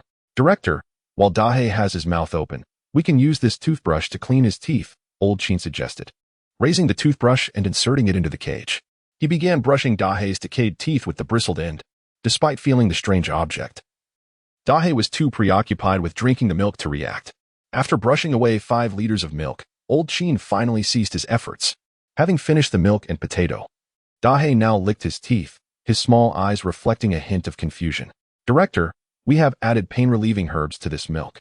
If we brush for half a month and there is still no improvement, we may need to call a veterinarian for a root canal treatment. However, I believe his symptoms aren't too severe," Old Qin remarked as he tidied up the tools, glancing at Qi Ming. "All right, I appreciate your efforts in taking care of Dahe." Qi Ming nodded in response. After attending to Dahe's needs, he returned to the dormitory building, headed to the garage, and drove out. Due to Dahe's unexpected arrival, his plans to recruit personnel in the city had been significantly delayed, prompting him to head directly to his vehicle upon leaving Dahe's enclosure. At 7 o'clock in the evening, after finishing dinner, Qi Ming reclined on the office sofa, contemplating how to advance the main storyline. With the recruitment posts on social media and at the job market, he believed he could fill the zookeeper positions by week's end. Reflecting on the job market scene, Qi Ming felt confident that he would soon achieve his hiring goals. However, he found himself at a loss regarding the new main quest. The requirements for the first 2 tasks were easily met, yet the one requiring a 1-hour stay posed a challenge. Many zoos rely on animal performances to enhance visitor retention, but during the establishment of Jiajia Zoo, no such performances had been developed, rendering this strategy unhelpful for Qi Ming. "Should I consider street rewards?" he mused, only to dismiss the notion as impractical. "Never mind. Perhaps I should read a book and seek inspiration." After some time, Qi Ming still found himself without solutions. He picked up a book from the coffee table to peruse. Ding dong. Having read less than 2 pages, his phone on the table rang. Upon checking, he discovered a message from Xiaoli. "Director, the recent materials have been sent. What should we shoot tomorrow?" Contemplating Xiaoli's message, Qi Ming replied after a moment, "Xiaoli, as the department head now, you may decide for yourself." "Okay," came her prompt response. Qi Ming smiled slightly, setting his phone down. In recent days, the zoo's visibility had been steadily increasing, aided by a video featuring alpacas. He had also viewed Xiao Li's latest updates, which primarily showcased the daily antics of Curly and Jiang Mei, albeit briefly. Xiao Li had previously mentioned the similarity in video types. She aimed to first create a few videos for practice before refining her technique later. With Xiao Li's message breaking his concentration, Qi Ming lost his inclination to read. "Well, since I have some free time, I might as well work on the habitats for the meerkats and Dahe." Closing the book, he returned it to the coffee table and entered the game, intending to establish the habitats while waiting for the new zookeepers to arrive before relocating Dahe and the others. Upon entering the game and opening the construction system, Qi Ming did not immediately dive into building but instead observed the map. Suddenly, he recalled the African-themed area that had been suggested when he purchased the meerkats. He remembered that, due to the presence of warthogs and Simba in his zoo, the construction conditions for the African zone could be lessened. "Perhaps I should categorize the habitats within the zoo this evening." The previous random classification for wild beasts and rare birds was far too haphazard. Pondering the African-themed area, Qi Ming resolved to categorize the habitats tonight.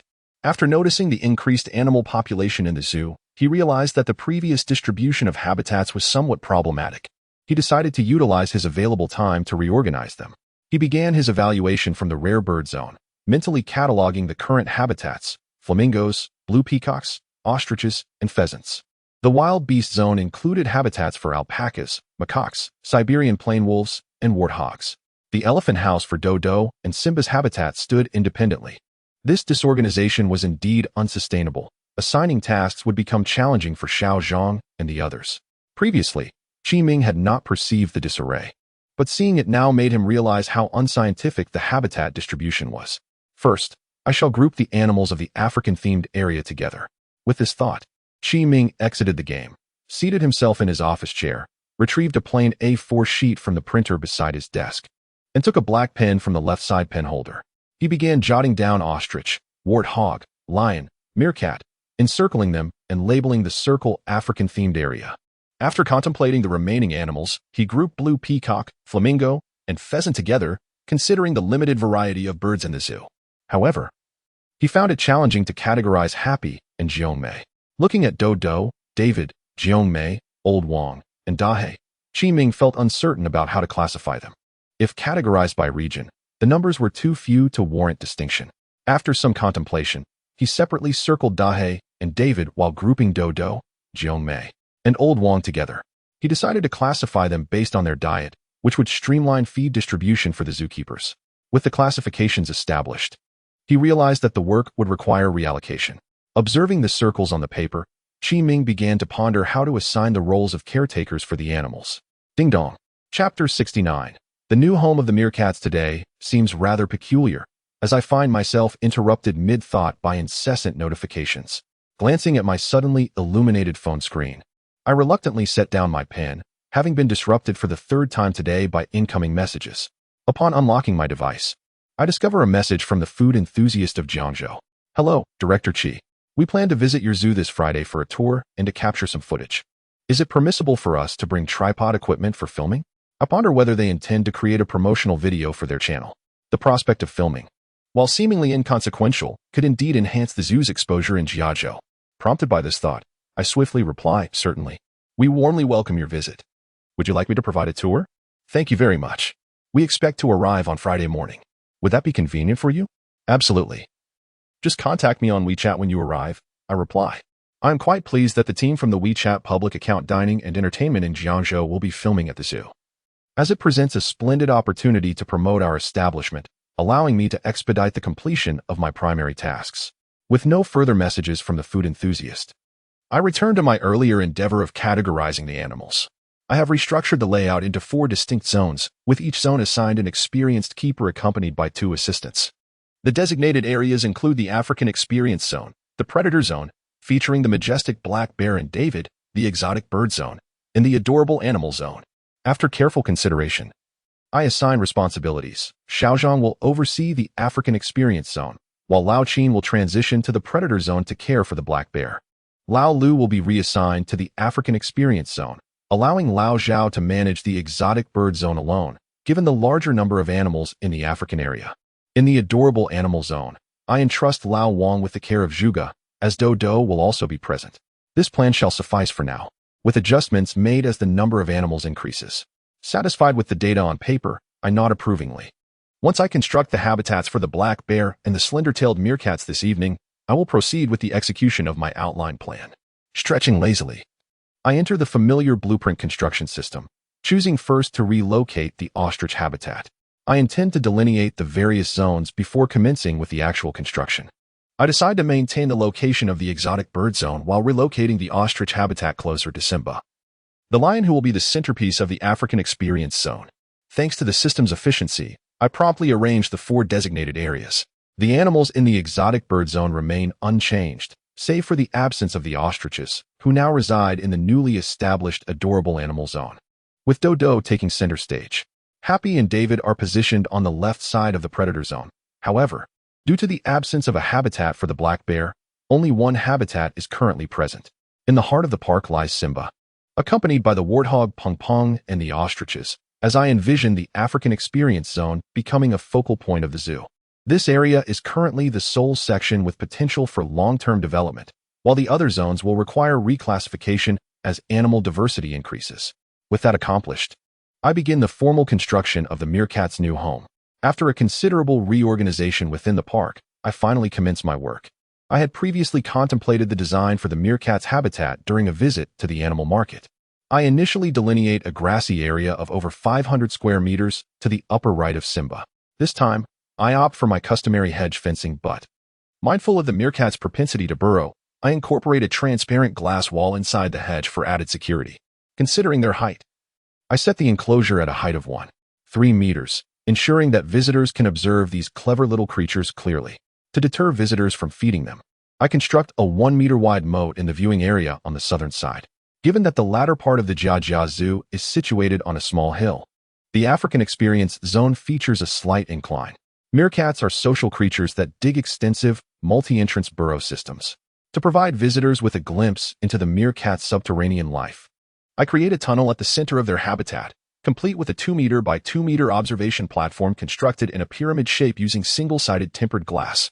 This platform is elevated to 1.3 meters, aligning the visitor's line of sight with the standing height of the meerkats. To evoke the essence of an African desert environment, I designed the habitat accordingly, as meerkats thrive in areas nearing desertification. In harmony with the observation tunnel, I scatter yellow stones within the habitat, not meticulously arranged, but placed haphazardly to create a natural appearance. These stones serve not only as decorative elements but also provide shade and hiding spots for the meerkats. For vegetation, I select palm trees, yucca, cacti, and snake plants, while incorporating some dead tree roots and branches to enhance the parched desert aesthetic. Overall, I am quite pleased with the outcome. After saving the blueprint, I shift my focus to the predator zone to begin constructing a new habitat for the black bear. As the black bear is solitary, I do not allocate excessive space, enclosing an area of just over 400 square meters. I replicate the previous layout designed for the wolves, but considering the differences between bears and wolves, I add 2 climbing structures for the black bear. For now, I can only offer you a basic setup, but once funds allow, I shall construct a proper bear exhibit. I muse, observing the somewhat rudimentary habitat before me. After saving the blueprint, I set aside any lingering thoughts and eagerly anticipate the arrival of the meerkats in their new home. Chapter 70. I want to see the mermaid, all right. Let the formal construction commence. The expenditure flows like water. Chi Ming lamented about his dwindling finances as he clicked the construction button beneath the blueprint. As he mourned his wallet, the blueprint disintegrated into fragments, merging into the ground. While 2 habitats gradually rose into existence at a swift, yet measured pace, completing their construction in no time. Observing the newly erected habitats, Chi Ming found his financial woes temporarily forgotten. Exiting the construction mode, he selected the newly established suricate habitat, right-clicked to access the information panel, and began relocating the suricates into their new abode. In a flash of white light, 5 suricates arrived at their new home. They stood on the ground, surveying their surroundings, their hind legs firmly gripping the earth, while their front paws rested adorably on their chests as they curiously glanced around. The suricates were fluffy, with triangular heads and eyes resembling black grapes, adorned with dark patches around their eye sockets. Nature's sunglasses meant to protect their vision. Shielded by these natural goggles, they could gaze at the sky even under the scorching sun, maintaining a clear line of sight. On either side of their heads were small, black, crescent-shaped ears, which possessed a remarkable function. These petite ears could close while digging, preventing sand from entering. Their bodies were remarkably proportionate, slender, and elongated, embodying the physique of a perfect model, well suited for traversing through the grass. Their agile limbs allowed for swift movement, while their long tails aided in maintaining balance during their runs. The fur on their bodies displayed a light tawny brown interspersed with gray, bronze, or a hint of silvery brown, with short, parallel stripes traversing their backs from the base of their tails to their shoulders, each stripe unique. The lower part of their bodies bore no patterns, revealing sparse fur on their abdomens that exposed the black skin underneath. This dark area served to absorb solar heat. It is well known that the temperature in the African desert varies drastically between day and night, and after enduring a chilly night, they emerge at dawn to bask in the sun and absorb warmth. To ensure their black bellies are exposed to sunlight, they typically adopt an upright posture while sunbathing. Squeak, squeak. While Chi Ming pondered the suricates and their characteristics, 3 of them, after familiarizing themselves with the habitat, turned to engage in a playful tussle, emitting squeals of excitement. Their backs arched high, fur bristled, and even their tails appeared stiff, while the other 2 stood by, watching intently, acting as the audience. Why must they squabble for dominance so soon? Why are only these 3 fighting, while the other 2 merely observe? Confused by the sudden commotion among the adorable creatures, Chi Ming curiously clicked on the information panel of the 2 onlookers, and soon understood the reason. The 2 bystanders were males. Suricates are highly social animals, typically living in groups ranging from 2 to 50 individuals, structured around a matriarchal society. The leadership consists of a male and a female leader, with the male being chosen by the female. Thus, the 2 observing males awaited the selection of a queen among the 3 females. Understanding the context, Chi Ming decided to remain patient, anticipating the emergence of the queen. Squeak.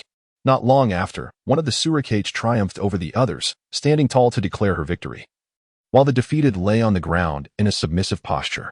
The newly crowned queen possessed a delicate face, adorned with long tufts of fur resembling eyelashes atop her natural sunglasses. Observing her refined features, Qiming decided to name her Xiaomei, for she was not only the most formidable, but also the most charming among them. After vanquishing her rivals, Xiaomei began calling to the two males, who quickly approached her, eagerly grooming her fur. Squeak. With the arrival of the males, Xiaomei commenced delegating tasks. The one on the left, with a slightly darker back, stood up as a sentinel, surveying the surroundings, while the other female joined the two males in digging a burrow, seeing them prepare their new home.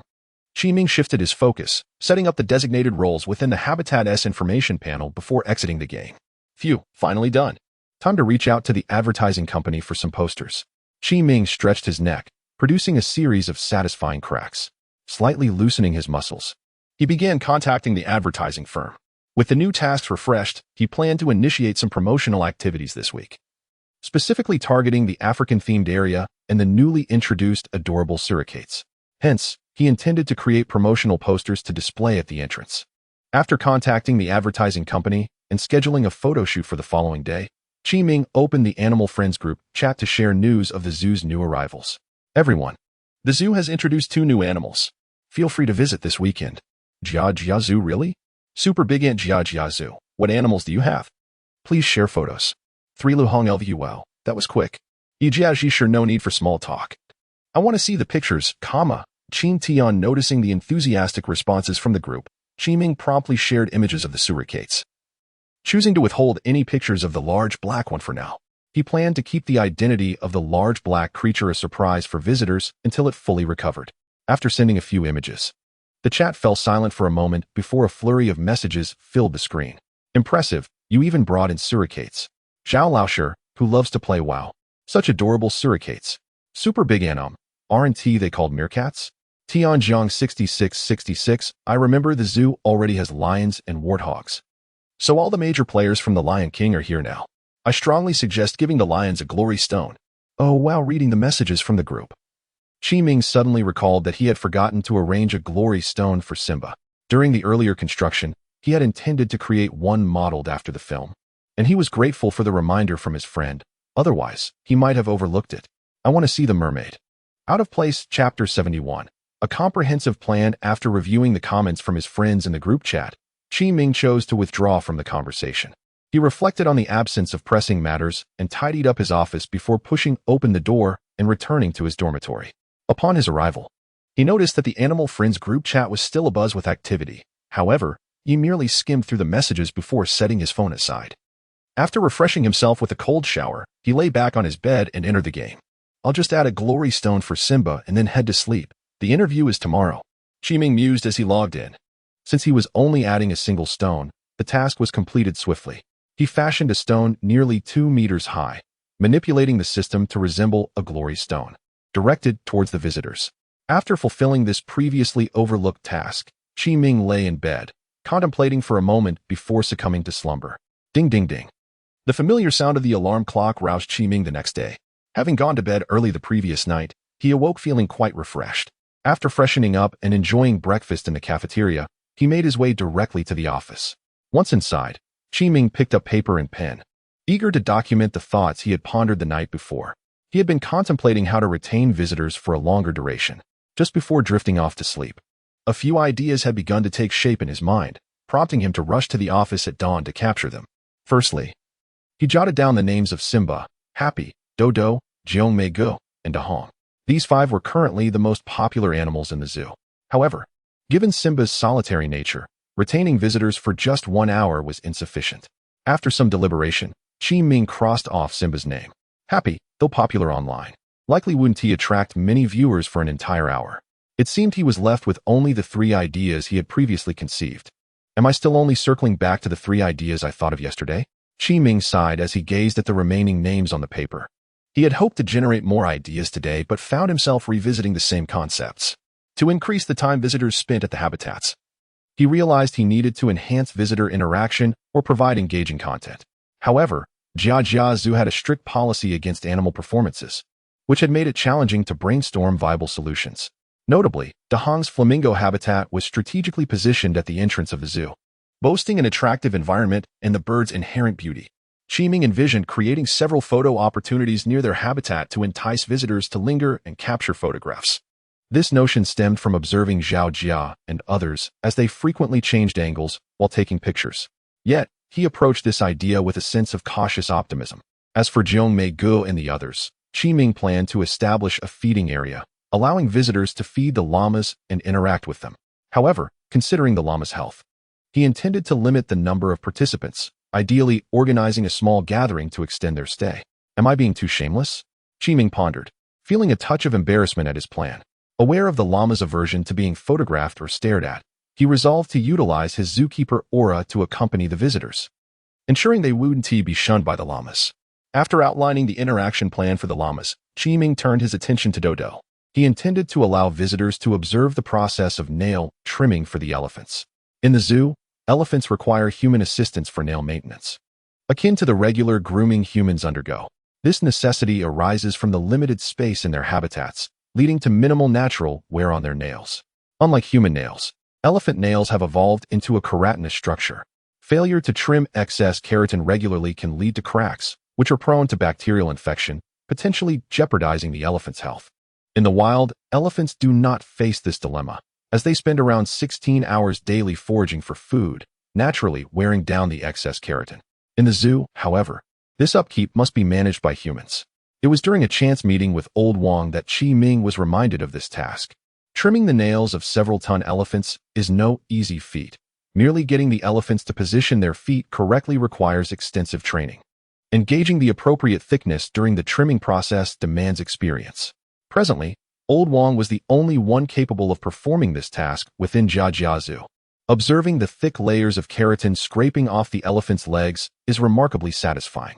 Thus, whenever Old Wang prepares to trim Dodo's nails, he often inquires if anyone is available to watch. Typically, the process takes around 3 hours, during which the keratin is removed, followed by careful filing. Historically, this procedure has been conducted privately without visitor access. However, Qiming envisioned opening this experience to the public to extend their stay at the habitat. With the weekend approaching, he planned to trim 2 feet each day, ensuring the overall duration was neither too short nor too lengthy. Let us see how this unfolds. And I'll discuss it further with Xiao Zhang and Old Wang later on, he thought, reviewing the 3 outline plans on paper. Qiming felt optimistic about the potential for success. After collaborating with Xiao Zhang and Old Wang to refine the plans, he aimed to promote the activities by Friday, hoping to boost visitor numbers over the weekend. Tomorrow the eating and fun team will also be coming to film. I'll see if they can expedite the editing process, he recalled, reminded of yesterday's conversation with Jiangzhou Foodie about their upcoming visit. After their discussion, he had researched the eating and fun account online, discovering that they not only operated a public account, but also maintained a presence on various video platforms. He planned to discuss promotional strategies with Xiaoli during lunch. Standing at the window and gazing at the zoo's entrance sign, Qiming felt a wave of satisfaction wash over him. He believed his zoo was steadily improving. Chapter 72. Promotion. Suddenly, the office was filled with a sound, and Qiming turned to walk towards the sofa. The door is unlocked. Please come in. Hello. We are here for the interview. A middle-aged man with a darker complexion entered, followed by 2 or 3 others. All right. Please head to the conference room next door and wait for me. I will be there shortly, Qiming replied with a smile. Once the interviewees had exited, he glanced at the clock and realized it was already past 8:50. He hadn't anticipated that time would pass so swiftly while he was writing. Shaking his head, he gathered several resumes and some materials from his desk before heading out. After more than an hour of interviews, Qiming had selected 4 candidates. You can explore the park this morning to familiarize yourselves with the zoo's environment, and then come to see me tomorrow morning, he said cheerfully to the 4 keepers before extending his hand. Welcome to our zoo. I wish you all a delightful time here. After bidding farewell to the interviewees, Qiming promptly walked to the office adjacent to the conference room, the self-media promotion department. Xiaoli certainly set this up swiftly. He chuckled upon seeing the new sign at the office door. Ever since the last recruitment of a new ticket seller, Xiaoli had moved her office upstairs. Knock, knock. The interviews are in the next office. Are you all not checking the signs? Xiaoli's voice could be heard through the door even before it opened. My apologies, Director. I thought the interview was mistakenly knocking at the wrong door, Xiaoli said, slightly embarrassed, upon opening the door and seeing Qiming. Haha, no worries. I came to discuss the content for today's shoot with you. Qiming replied with a smile as he followed Xiaoli into the office. As he entered, he surveyed the office environment. This office had been used by administrative staff a few years ago, so it was quite well equipped. However, Xiaoli was the only one working there. After observing, Qiming took a seat in the empty chair beside her. This office feels a bit spacious. Are you managing well alone? Director, you're saying that as if I wasn't alone in the ticket booth before, Xiaoli replied, rolling her eyes as she placed a bottle of mineral water on the table for Qiming. All right, I won't dwell on that. For the afternoon shoot, I have two ideas. One is to film scenes in the African-themed area, and the other is to capture some of Dodo's daily activities. Qiming took a sip of water and continued. Which do you think we should prioritize? Director, this is for the weekend promotion, right? Let me think for a moment. Earlier in the morning, Qiming had shared some preliminary thoughts with Xiaoli. The focus on Dodo was primarily to promote the nail trimming event for the weekend, while the African-themed area was simply to enhance the zoo's reputation.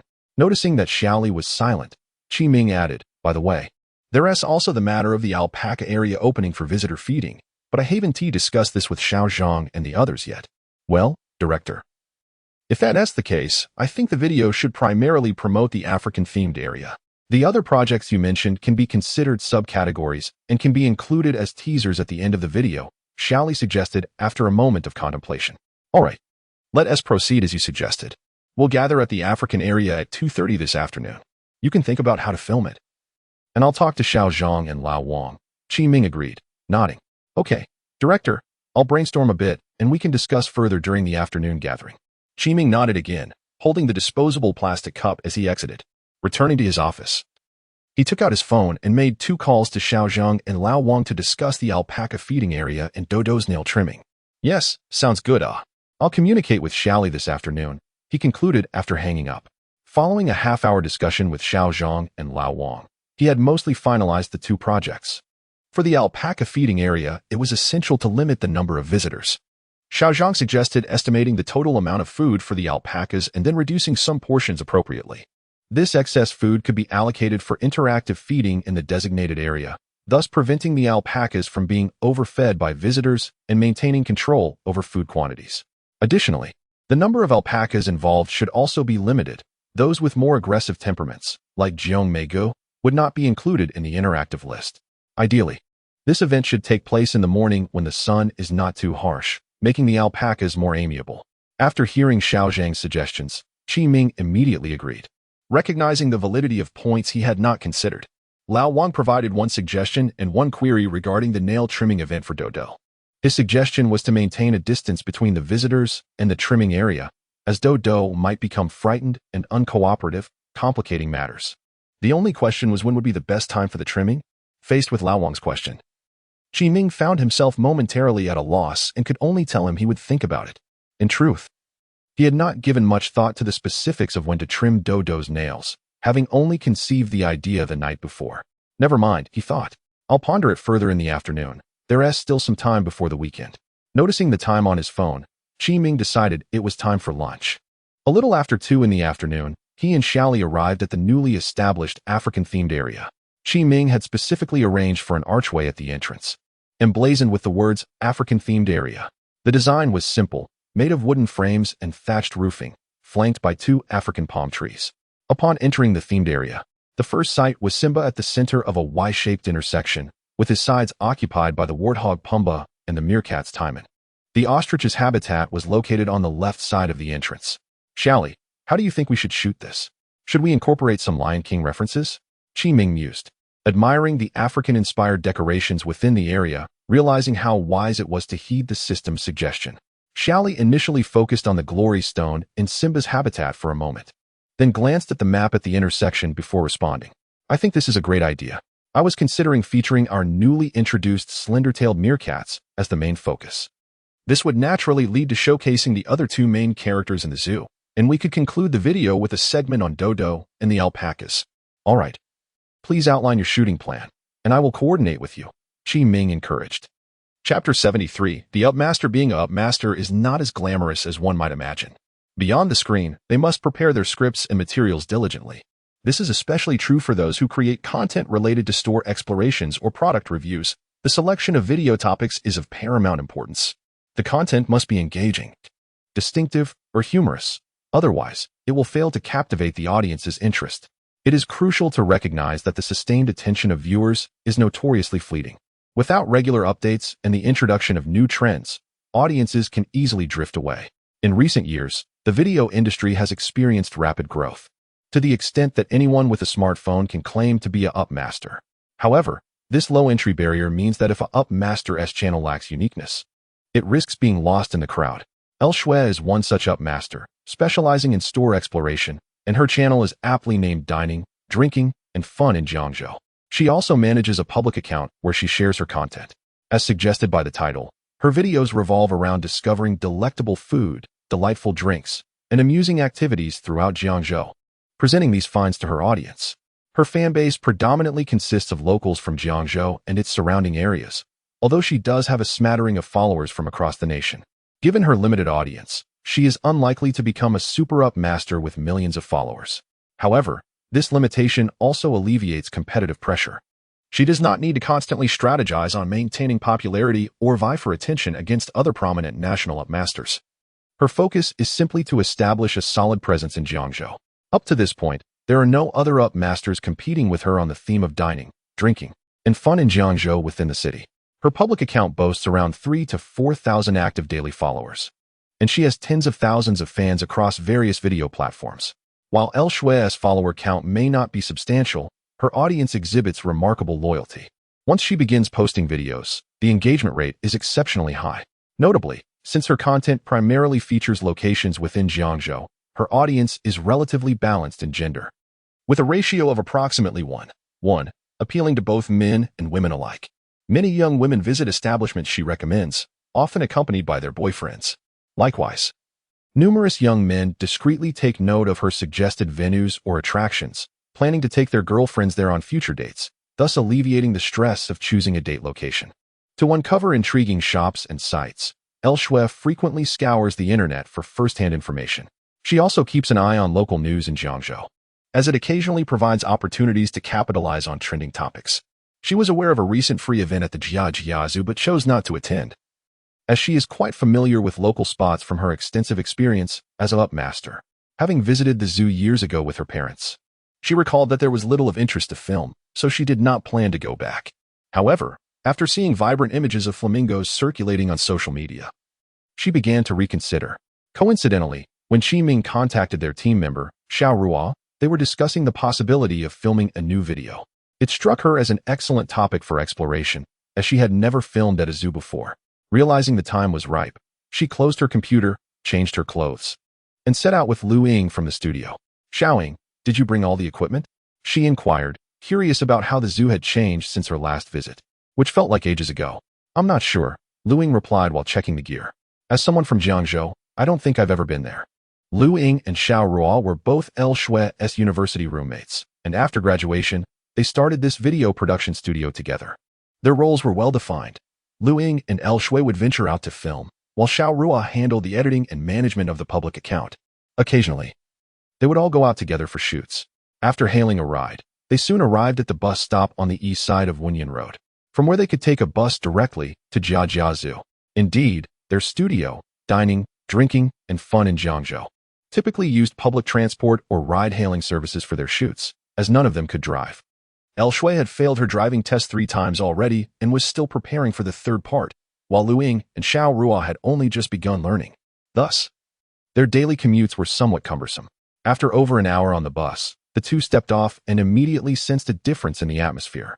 Xiao Shui, the air here is quite pleasant, Lu Ying remarked, surprised. Given that Jiangzhou is a tourist city, its air quality is generally acceptable, but she could distinctly feel the freshness upon arrival, which struck her as unusual. Not sure. Let us go in and take a look, El Shui replied, unfurling an umbrella to shield herself and Lu Ying from the sun. She noticed a small square at the zoo's entrance featuring a fountain and a little statue that appeared to be a mermaid. The mermaid held her hands to her chest, with a spout in the center from which the fountain's water flowed. The cascading water produced delicate layers of spray, resembling an upside-down glass flower. Some droplets splashed onto the surrounding low shrubs, shimmering under the sunlight. At that moment, a few people were gathered near the fountain, engaged in conversation and occasionally checking their phones. After observing the fountain for a while, El Shui and Lu Ying made their way to the ticket booth. Meanwhile, a bespectacled man nearby had been watching them intently. He had noticed El Shui as she arrived and had been searching for something on his phone.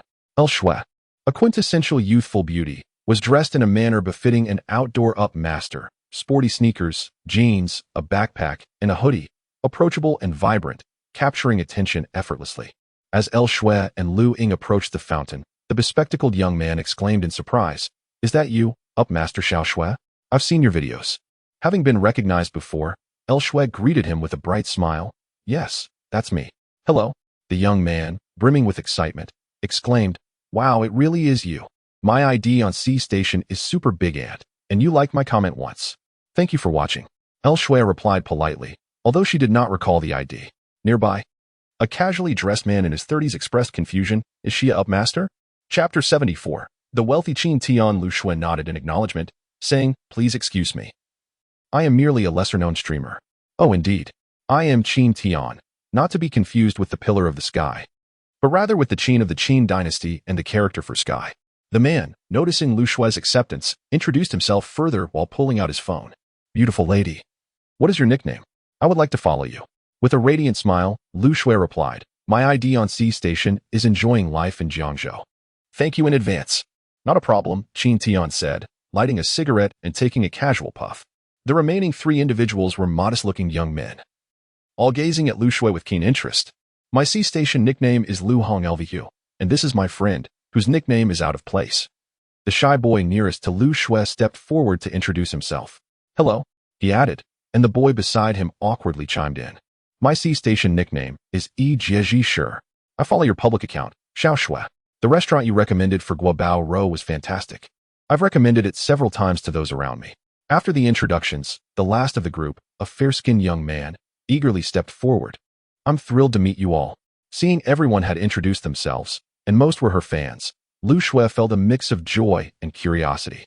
"Thank you all for your attention. Are you all here to visit the zoo today? Why are you standing here instead of going in?" "We are animal friends from Jia Zoo. We saw in the group chat that new animals have arrived, so we decided to come together today. We've just gathered," said the Super D ant, explaining the origins of their animal friends group to Lu Shui. "Wow, I didn't know there were so many perks. I envy you all," Lu Shui exclaimed, astonished by the zoo's offerings. "By the way, Xiao Shui, are you live streaming or filming today? Can we appear on camera?"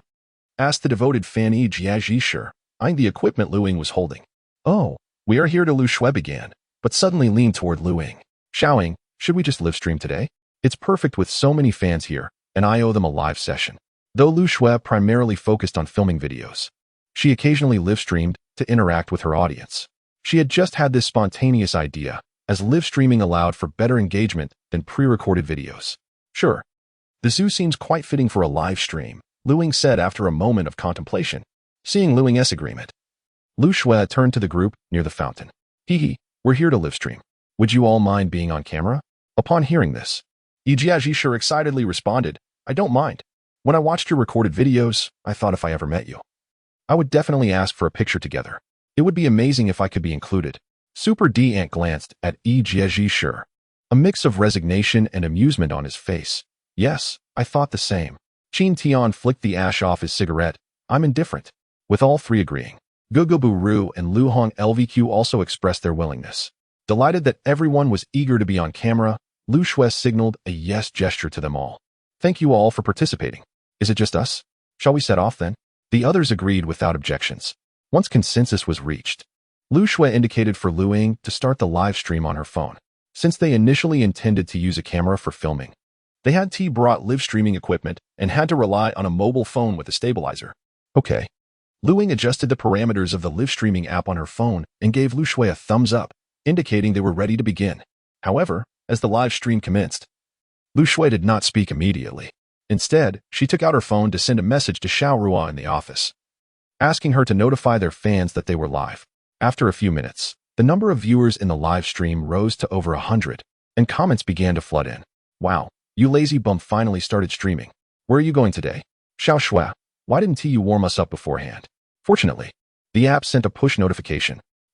The incredibly cute Xiao Shui. Noticing the comments, Lu Shui raised her tone and adopted a cheerful demeanor as she addressed the camera. "Hello everyone. I am Xiao Shui, and welcome to my live stream. Our motto is eat, drink, play, and enjoy in Jiangzhou. As the live stream had just started, there were only 200 to 300 viewers, but the numbers were rapidly climbing. Xiao Shui, we've been waiting for you. Who are those people beside you? Shuai-chan. I took my boyfriend to the Indian restaurant you recommended yesterday, and we loved the curry chicken. It was absolutely delightful. Tian Miao sent a health potion as a gift, equivalent to $5, but the streaming platform would take half. Hey, this fountain backdrop looks somewhat familiar. My heart is snowing. Sent a money gun, equivalent to $100. Watching the comments and gifts on the screen, Lu Shui expressed her gratitude. Thank you all for the gifts. Today, we are indeed at a place many of you are quite familiar with. Is it Kixingang Park? I remember there's a small fountain there too. Wherever it is, as long as it's Xiao Shui's stream, I'm watching. Lu Shui gestured for Lu Ying to turn the camera towards the fountain, indicating the 5 individuals beside it. These are my special guests today. Petite. A few of them are fans. Seeing the camera sweep toward them, the 5 individuals standing by the fountain eagerly waved at the lens, their smiles a bit bashful. Xiao Shui, hurry and share the location. I want to go too. Is Xiao Shui finally going to openly interact with her fans? I thought she only ate scallop fans. Where are the beauties? I want to see beautiful fans. As the camera turned, Super D and opened the live streaming app on his phone. Hello everyone. I'm on site. Super D Ant sent 10 health potions and commented. After sending the gifts, he waved at Lu Shui's camera. I'm here too. Ejie Sure sent 10 blue potions and commented. Dog thief, take my sword. How enviable. I don't want to work anymore. I want to find Xiao Shui. Noticing the comments on the screen, Super D Ant and Ejie Sure exchanged a glance and shared a knowing smile. The envious remarks from the viewers filled them with a sense of satisfaction. There are quite a few people here. Qin Tian is not Qin Tian, sent a rocket. After sending it, Qin Tian also shook his phone towards the camera. Isn't he impressive? Look at this wealthy guy. What are you pretending for? Show us the treasure map, if you're capable. Haha. Qin Tian is not Qin Tian, sent a treasure map. Wow, what a comeback. The wealthy are impressive. Tian Gu is amazing. Chapter 75. The mysterious guest observing the comments on the screen, Qin Tian displayed a facade of disdain, yet internally, he was in turmoil. Oh dear. I just lost 6,000 yuan. How am I to explain this to my wife upon returning home? As he gazed at the consumption notification popping up on his phone, Qin Tian felt an urge to slap himself twice. Following the unveiling of a treasure map, the popularity of the live stream surged, drawing many viewers eager to open treasure chests. El Shui smiled gratefully at Qin Tian and the others, saying, "Thank you all for your gifts." Watching the number of new viewers in the live stream continuously rise, she cheerfully announced, "All right, we have arrived at the destination of this broadcast. Can you guess where we are?" Lu Ying, following her gesture, pointed the camera towards the zoo's sign, Jia Zoo. Incredible. They actually went to the zoo. Oh, I wanted to see you eat cold noodles in elementary school. Didn't this zoo go bankrupt? Oh, I just visited last week. Are there any red pandas? I adore red pandas. El Shui took out her phone and dialed a series of numbers, smiling at the camera while waiting for the call to connect. By the way, we have invited a mysterious guest to today's live stream. Let us look forward to it while I make the call. There was no escaping it. El Shui had already revealed that the guest was, in fact, me. Nonsense, it's clearly me. I just finished the call. The viewers must be mesmerized by the live stream. As comments flooded the screen, El Shui's call connected. Okay, you've arrived, right? I'll be there shortly. Qi Ming hung up the phone and approached the window, observing a group of people near the fountain at the entrance. Their team seems rather large. After confirming their arrival, Qi Ming hurried downstairs. While descending, he received a message from Jiangzhou Foodie, Xiao Xian. Director Qi, I'm sorry, but our team has switched to a live broadcast. I hope that's all right. That's fine, Qi Ming replied, momentarily taken aback before continuing down the stairs. To him, the shift from a filming session to a live stream was inconsequential. In fact, it could enhance publicity, so why not embrace it? Hello, is this the eating, drinking, and enjoying life in Jiangzhou team? Qi Ming waved at El Shui and her group. El Shui pointed to Qi Ming as he waved. Everyone, look, our mysterious guest has arrived. Let us go greet him. The mysterious guest, me.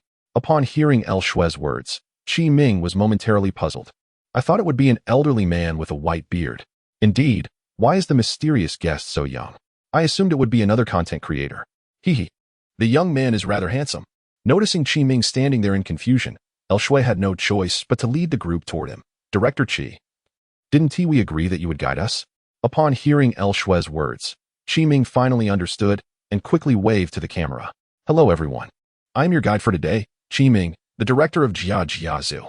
After introducing himself, Chi Ming led El Shui and the others to the self-service ticket machine. While waiting for El Shui and the others to purchase their tickets, he took out his phone, opened the live streaming application, and entered the eating, drinking, and enjoying life in Jiangzhou channel. He even changed his nickname to the gardener of Jia Zoo. Is the zoo now so technologically advanced? There are self-service ticket machines. The ticket prices are quite reasonable. I just wonder what the inside is like. I want to see Xiaoshui's ID. Watching the barrage of comments in the live stream, Chi Ming silently remarked, is no one interested in the animals inside the zoo?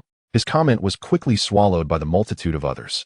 As Chi Ming engaged with the live stream, El Shui and her group completed their ticket purchases. Seeing that everyone had their tickets, he put away his phone and led them into the park. Our first encounter will be with a vividly red bird. Can you guess what species it is? Chi Ming, walking at the front, asked with a smile and genuine curiosity. Is it a parrot? El Shui giggled sweetly, pretending to ponder. Noticing Chi Ming's grin, she quickly added, it must be a flamingo. Director Chi, we've known all along. You underestimate us. My wife is indeed clever. Well done, Shui Jiang. Observing the delighted El Shui and the bewildered expressions of the others, Chi Ming felt a surge of embarrassment. Oh, you all know, huh? Ah. Director Chi, we are members of the Animal Friends group. Yes, we spoke on the phone earlier. Upon hearing their words, Chi Ming began to converse with them. He then realized that aside from the 2 women from the food team, the other 5 men were members of the Animal Friends group.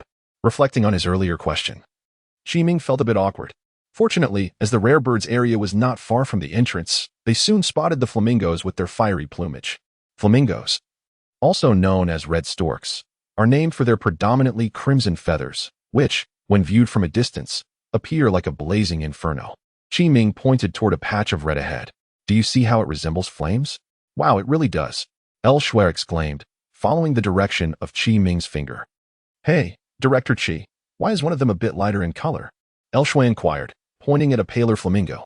With great interest. Qin Tian and Yi Jie turned their gazes toward the flamingo El Shui indicated. Oh, you mean Xiaohong? Actually, the red is not the original color of the flamingo's feathers. They are naturally white. The vivid red hue comes from the carotenoids they ingest from shrimp and small fish. Moreover, the more vibrant the red, the healthier the flamingo, making it more attractive to potential mates, leading to superior offspring. Seeing that they remained skeptical, Chi Ming led them to the information booth in front of the flamingo habitat. Look, this is the coloration of juvenile flamingos. The image shows flamingos with insufficient carotenoid intake. As Chi Ming displayed the images of a white juvenile flamingo alongside a half-red, half-white flamingo, El Shui and the others quickly began to believe his earlier explanation. Oh dear, I've learned something new. I always thought flamingos were born looking like this, El Shui said, touching her petite nose with surprise. Chapter 76. Representing the moon to vanquish you unperturbed by the presence of El Shui and Chi Ming at the habitat's edge. The flamingos ambled gracefully through the water on their slender, elongated legs, their elegant S-shaped necks bending as they sought algae and plankton. Unlike other birds that devour their food hastily and indiscriminately, these majestic creatures opened their long beaks with a leisurely finesse, scooping up their finds, rinsing them before tilting their heads and savoring each morsel with unhurried deliberation. How exquisite their dining ritual is. El Shui's attention was swiftly captivated by the flamingo's feeding process. And, with her exclamations of wonder, the audience in the live stream soon turned their focus to the mesmerizing sight of the flamingos at meal. It is my first time witnessing flamingos feeding. How beautiful.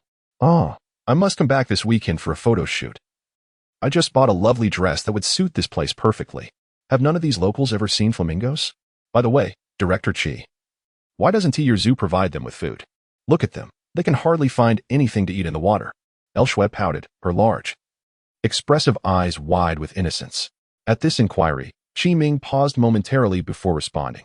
Well, our caregivers typically feed them around 11 in the morning.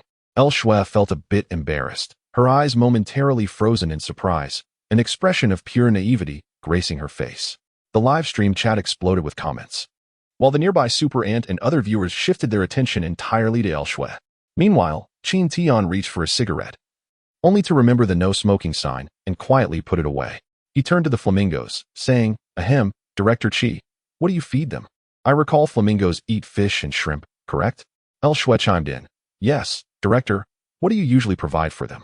Observing the growing interest among the group, Qi Ming pointed to the circular feeding platform within the habitat, explaining, in our zoo, we primarily feed them marine shrimp in a liquid diet made from a mixture of congee, crushed cooked duck eggs, fish fillets, dried shrimp, steamed buns, carrot puree, complete granules, and various vitamins for poultry.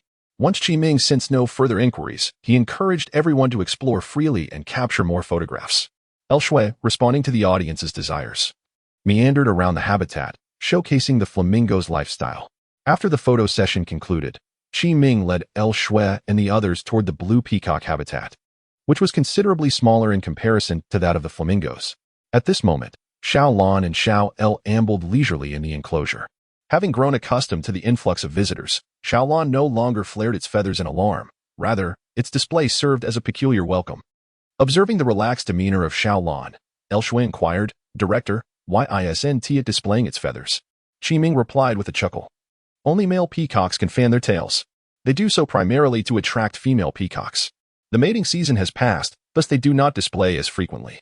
Typically, they showcase their plumage more in spring, and only when feeling threatened do the males fan out their tails. However, Xiao Lan has grown accustomed to the presence of visitors and seldom displays anymore. El Shui felt a twinge of disappointment, lamenting, oh, does that mean I won't get to see one display during my visit? Yet her dismay was fleeting. Her large, glistening eyes turned back to Qi Ming with renewed curiosity. Director, did you just refer to the peacocks as Xiao Lan and Xiao El? Qi Ming admired her swift change in mood and responded promptly. Xiao Lan is the larger male peacock, while Xiao El is the smaller green one. It's quite easy to differentiate between male and female peacocks. Just observe the length of their tail feathers. Noticing the shared expressions of regret among the group, Qi Ming, considering the significance of this live broadcast, added, actually, if you wish to see a peacock display, there is a little trick. Really? What trick? El Shui eagerly asked. Qi Ming smiled slyly. You just need to make this gesture. With that, he mimicked a playful pose reminiscent of a magical girl. Give it a try, Xiao Shui. We want to see. The audience erupted with comments, expressing their disbelief. Is he joking? There is no way that works. El Shui blushed. Director Qi, please don't tease me. I'm being serious. Whether you believe it or not is up to you. Qi Ming replied with utmost seriousness. Xiao Shui, don't fall for this. But I really want to see it, viewers chimed in. Despite her skepticism, El Shui ultimately decided to give it a try.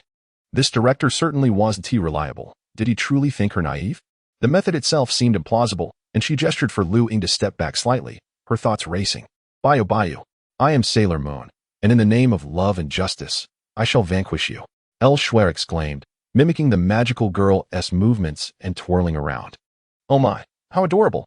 Is anyone recording this? The comments flooded in, and gifts began to pour in as El Shui completed her antics. Yet, her focus was not on the screen, but rather on the habitat before her. Just as she finished her performance, the peacock, Xiao Lan, approached. Its body lifted majestically, neck held high, and its train fanned out in a stunning display, amidst the gentle rustling illuminated by the sun. Its tail shimmered like a cascade of thousands of blue gemstones, radiating brilliance under the golden rays. The magnificent feathers showcased a striking pattern of vibrant colors, with numerous oval-shaped eye spots adorned in hues of purple, blue, brown, yellow, and red. The breathtaking display sparkled in the sunlight, resembling an exquisite silk fan. Wow, it's so beautiful. El Shui was entranced by the resplendent peacock before her. Wow, it really displayed its feathers. Was this planned? The peacock's display captivated not only the live stream viewers, but also those standing beside El Shui, Super Ant, Ejie Shi, Luhong LVQ, Gugubu Ru, and Qin Tian, who gazed in astonishment.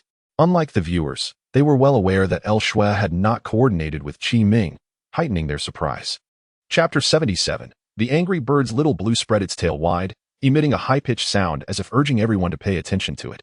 After a while, Little Blue retracted its tail and cast a glance at Qi Ming before returning to Little Green's side. Isn't it beautiful? Qi Ming said with pride. Do you believe me now? The peacock's display is simply stunning. El Shui's fair face flushed with a hint of red. Director, that peacock's display must have been trained by you, right? Indeed, Director, you must have trained them, chimed in the super ant nearby. Seriously? Is that true? Another voice interjected. I believe it must have been the zoo's training. Otherwise, I can't accept it. I believe it. With snow so beautiful, the peacock must have willingly displayed itself. Such a sycophant. Haha. I must keep the exact reason a secret. It is our zoo's special skill, Qiming said, observing the puzzled expressions on their faces while grinning mischievously. Oh, come on, director, please tell us. El Shui pouted, her misty eyes gazing pitifully at Qiming. Don't cry. Snow. I'll be there in a moment. Snow is truly enchanting. 6666. A woman who acts coy has the best life. Under El Shui's pleading gaze, Qiming felt an increased pressure, as if failing to respond would be akin to letting her down.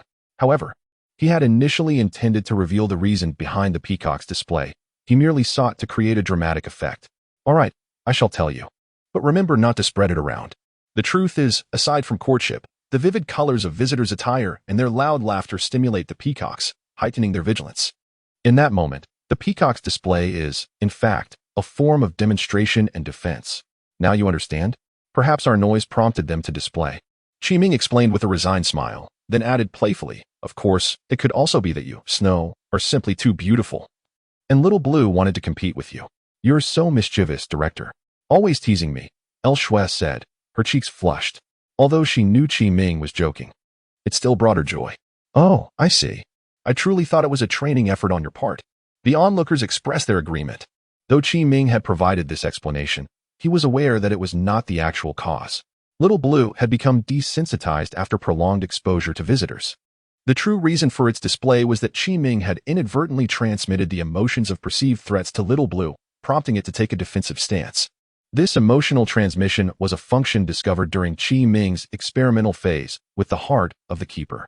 Besides sensing animal emotions, it allowed him to relay general emotions to the animals.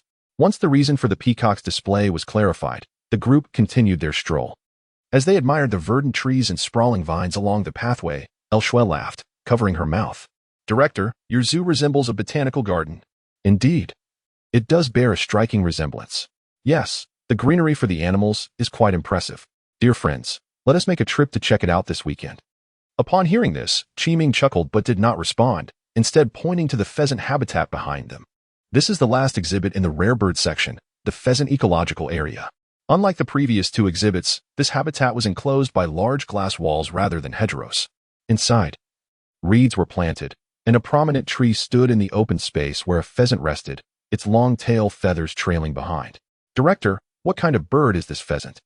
I don't think I've heard of it. El Shui looked at the colorful pheasant in confusion. She seemed to have a vague recollection of the name of this petite bird, but couldn't quite place it. Snow. I know. This is the common wild chicken. A nearby observer interjected eagerly. Pheasant is its scientific name. You might know it better as mountain chicken or wild chicken.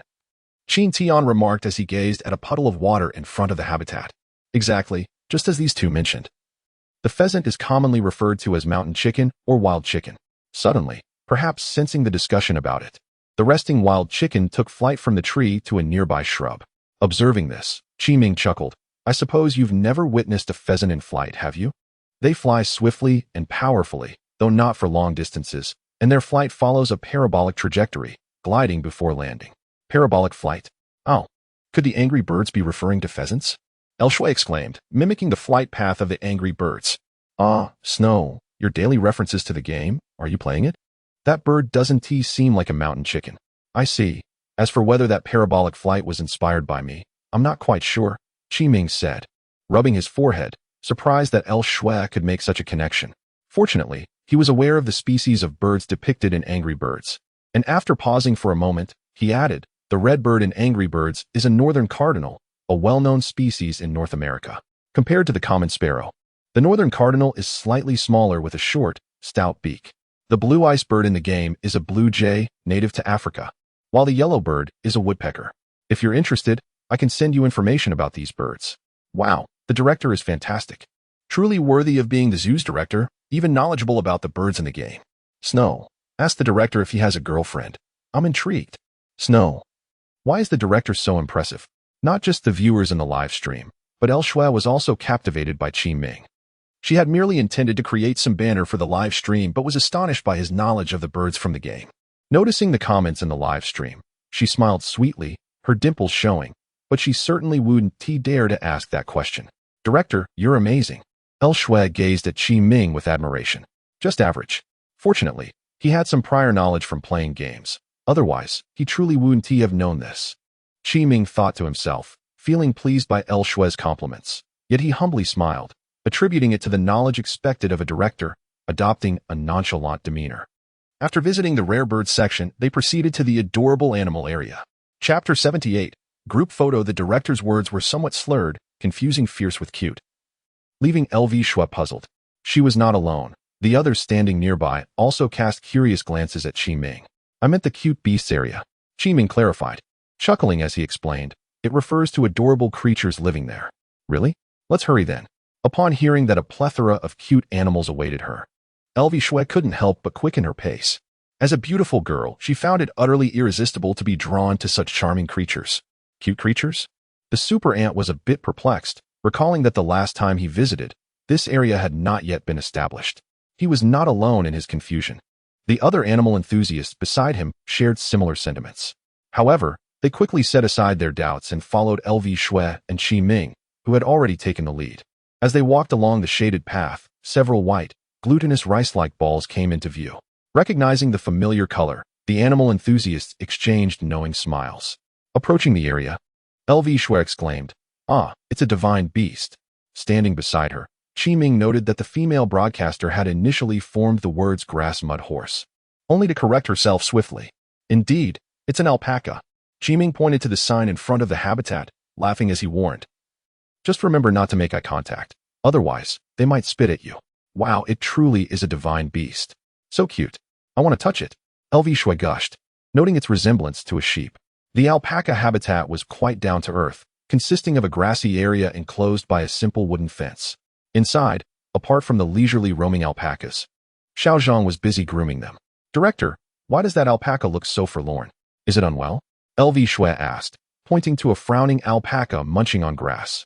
Oh, that's just its natural expression. We call it Frowny Brother because its eyebrows resemble the character for confused, Qi Ming replied with a smile. As if overhearing their discussion, a curly-haired alpaca approached, making soft sounds. Ah, director, this one is even cuter. Its eyes are so big, and its fur looks incredibly soft. LV Shui's attention shifted to the charming curly alpaca. In contrast to Frowny Brother's serious demeanor, the curly alpaca's eyes sparkled with joy, often adorned with a smile and a tuft of hair that swayed gracefully on its head. This alpaca is smiling. It's so adorable. I really want to pet it. Perhaps sensing LV Shui's affection, the curly alpaca ambled over to the railing, cooing softly at her. Xia Shui, it wants you to pet it, Qi Ming noted, recognizing the alpaca's emotional expression and encouraging her to reach out. Really? Can I? Its name is Curly, which is quite fitting, LV Shui exclaimed, excitement bubbling as she extended her hand to stroke the curly alpaca's back. Xiao Shui, how does it feel? Lu Ying, who was managing the camera, inquired, observing LV Shui's delighted expression. It feels somewhat bouncy, elastic, soft, and slippery, just delightful. LV Shui summarized after a moment of contemplation. Director, are these visitors part of the group? Just as everyone was eager to touch Curly, the caretaker Xiao Zhang approached. Yes, since Curly has come over. Let's let it participate a bit, Qi Ming said, smiling at Xiao Zhang while glancing at the relaxed Curly. All right. Xiao Zhang waited for LV Shui to finish petting before leading Curly to a separate enclosure. Director, what are you planning to do? LV Shui asked, her large, watery eyes filled with curiosity as she gazed at Qi Ming. Our zoo is preparing to launch an interactive alpaca program, and your visit is perfectly timed for you to experience it, Qi Ming explained, outlining the details of the interactive program before guiding them to the designated area. Wait. Xiao Zhang will distribute some corn sticks for you to feed Curly, and you can pet it too, after leading them through the gate into the interactive zone. Qi Ming felt satisfied with the arrangement he had discussed with Xiao Zhang the day before to test the program's feasibility with this group. Wow, is this really happening? I'm so glad we came today. The super ant and fellow animal enthusiasts, including Qin Tian, Yijia, Lu Hong, and Gugud, were bubbling with excitement at the prospect of interacting with the alpacas. Standing in the enclosure, Xiao Zhang first handed out fresh corn sticks to each person, and they took turns feeding Curly. In pairs, one would feed while the other enjoyed the pleasure of grooming. Even Lu Ying took a turn. I'll definitely come back tomorrow to experience this divine beast interaction, someone exclaimed. Count me in. Why doesn't our zoo have alpacas? Director, your zoo is truly delightful. Are there more interactive activities planned? LV Shui asked, stroking Curly's fluffy fur with glee. Patience. As we walk further, you shall discover, Qi Ming replied, evading a direct answer with a light-hearted laugh. After everyone had their turn, Qi Ming gathered them by Curly for a group photo. During the shoot, Curly displayed an impressive sense of posing, gazing at the camera with its big, soulful eyes, tilting its head to one side and subtly pouting. Clearly a creature with an artistic flair.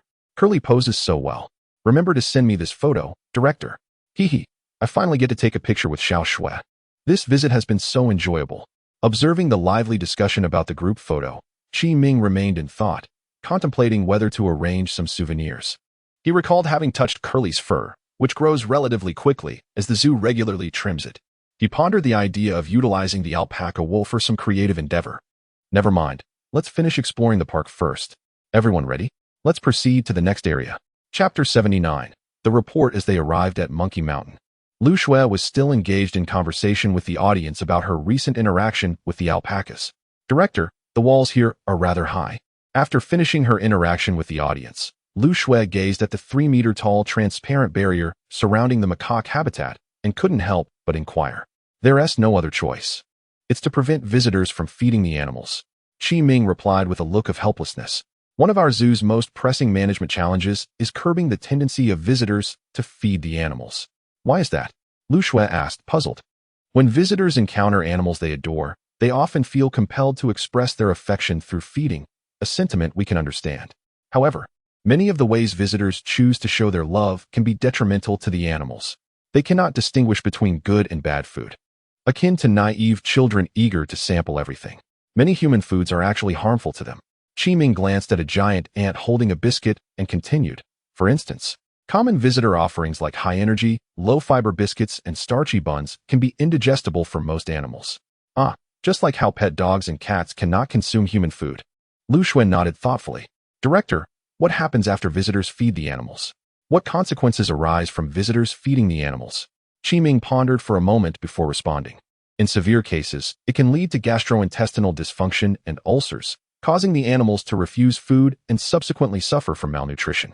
Alternatively, unclean food may result in food poisoning, necessitating a trip to the veterinary hospital. Milder symptoms can manifest as chronic poisoning or diarrhea, which also requires isolation and treatment. The most alarming scenario is when animals ingest plastic packaging, which is indigestible. Can you imagine the agony of being unable to expel such material? It is akin to a living nightmare. At this point, Qi Ming's tone revealed a hint of anger. Some visitors feeding buns and bread are tolerable, but those who deliberately offer cigarette butts, plastic, and trash are utterly infuriating. What could possibly be going through their minds? Recalling the cigarette butts and plastic bags he had seen on Monkey Mountain, Qi Ming felt a surge of indignation. Moreover, feeding animals can lead to abnormal behaviors, altering their natural instincts, rendering them mere shells devoid of soul, no matter how beautiful they may appear. Irresponsible feeding disrupts the keeper's routine, as we must reserve a portion of the animal's favorite foods for enrichment and behavioral training.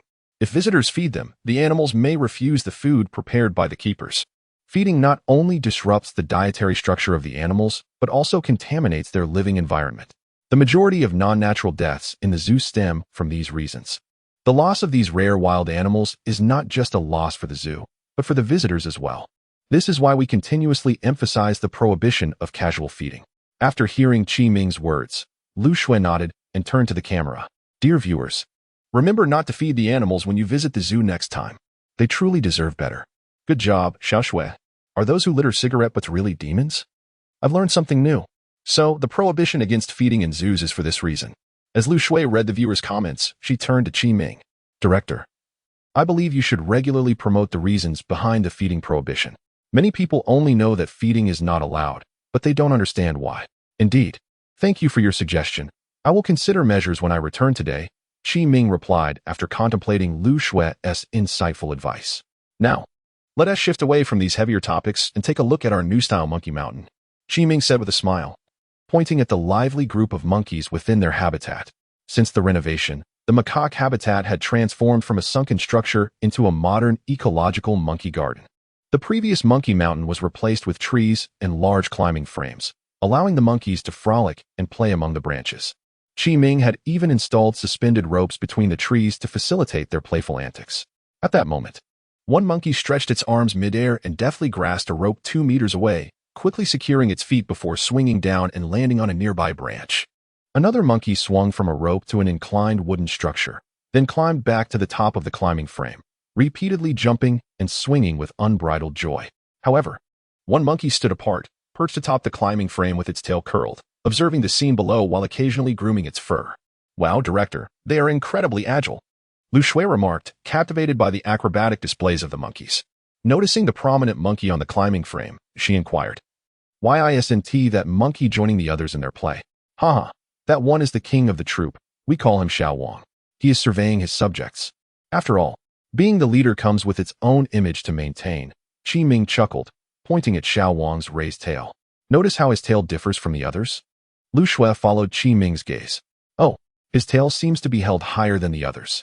"Indeed, a keen observation, characteristic of a broadcaster," Qi Ming praised, continuing. "In the macaque family, each monkey's rank is distinctly defined. Only the king can hold its tail aloft. This is a symbol of status.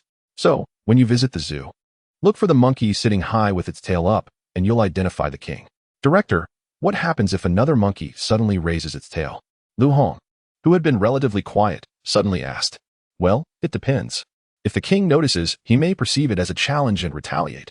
If he doesn't see it, nothing will happen. But there are certainly spies within the troop who would report the behavior to the king, resulting in punishment. So monkeys can also report on each other."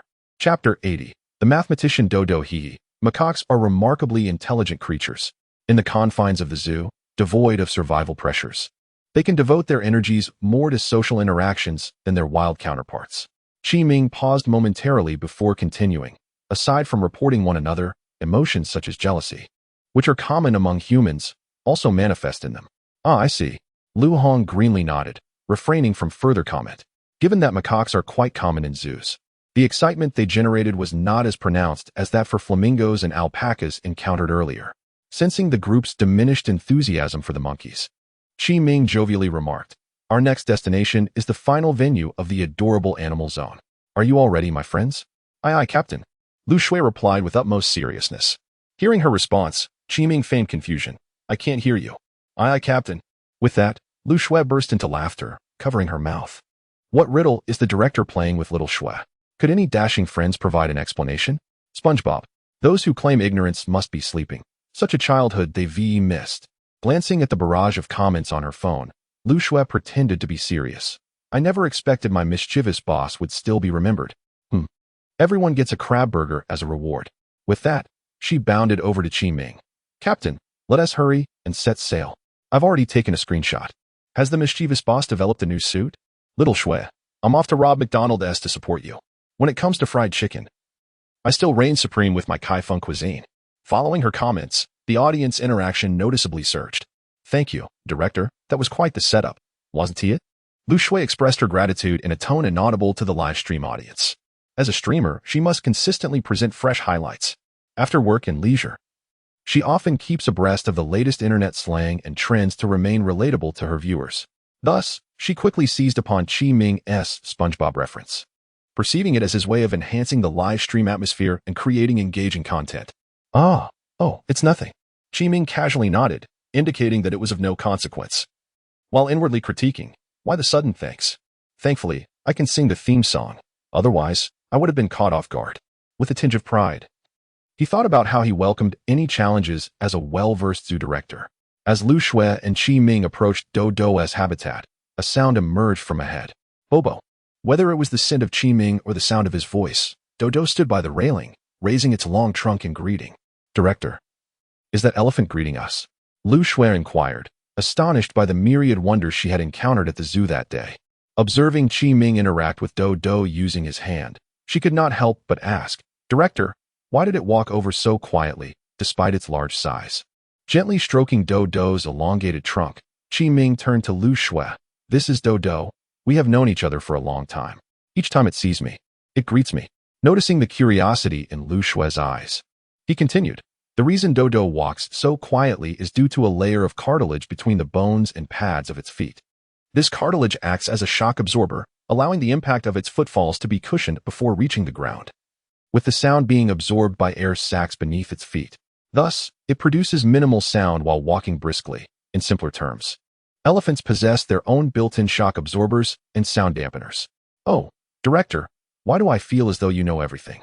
Lu Shui gazed at Qi Ming with starry eyes, yet soon found herself captivated by the flexible trunk beside him. Director, may I also touch its trunk? She asked in an eager, soft voice. Let me check with it first. Qi Ming conveyed Lu Shui's request to Dodo, and after receiving affirmation, he spoke. Dodo says you may touch it. Seeing Qi Ming's demeanor, Lu Shui pouted. Director, why are you always teasing me? Can you really converse with elephants? After a moment, she transformed her expression into a smile. Nevertheless, thank you, Director. Nervously yet excitedly, she reached out her delicate hand to touch Dodo's trunk. Indeed, this director truly sees himself as a druid. Can little Shui touch me? This director is rather amusing, isn't he? Animal language. Observing the comments from netizens and Lu Shui's cautious motions, Qi Ming couldn't help but smile wryly. Why is it that when I speak the truth, no one believes me? The world's truths are evidently held by the few. Little Shui, what does it feel like? A curious bystander inquired. It feels softer than I imagined. It's not only not hard but also somewhat smooth, with tiny hairs on it. The tactile sensation is simply delightful, Lu Shui expressed with a look of pure enjoyment. Director, may I touch it too? Qin Tian, who had been fiddling with a cigarette pack, could no longer restrain himself upon witnessing Lu Shui's interaction with the trunk. Let me ask Dodo. Qi Ming activated his emotional communication abilities once more. After securing Dodo's consent, others joined in to experience the sensation of touching the elephant's trunk. As the first to seize the opportunity, Lu Shui pointed to Dodo's flexible trunk and asked, Director, how can elephants suck water through their trunks without choking? I sometimes choke when swimming. Qi Ming pinched his own nose. There is a piece of cartilage located above the esophagus at the back of the nasal cavity. When sucking water, the muscles in the throat contract, temporarily covering the opening of the trachea with this cartilage. The water inhaled flows from the nasal cavity into the esophagus rather than entering the trachea, after which the cartilage automatically opens to ensure normal breathing. So there's a switch. The anatomy of animals is truly fascinating, Lu Shui exclaimed, her face reflecting newfound knowledge. Let me share a secret. Asian elephants are among the few mathematicians in the animal kingdom, aside from humans.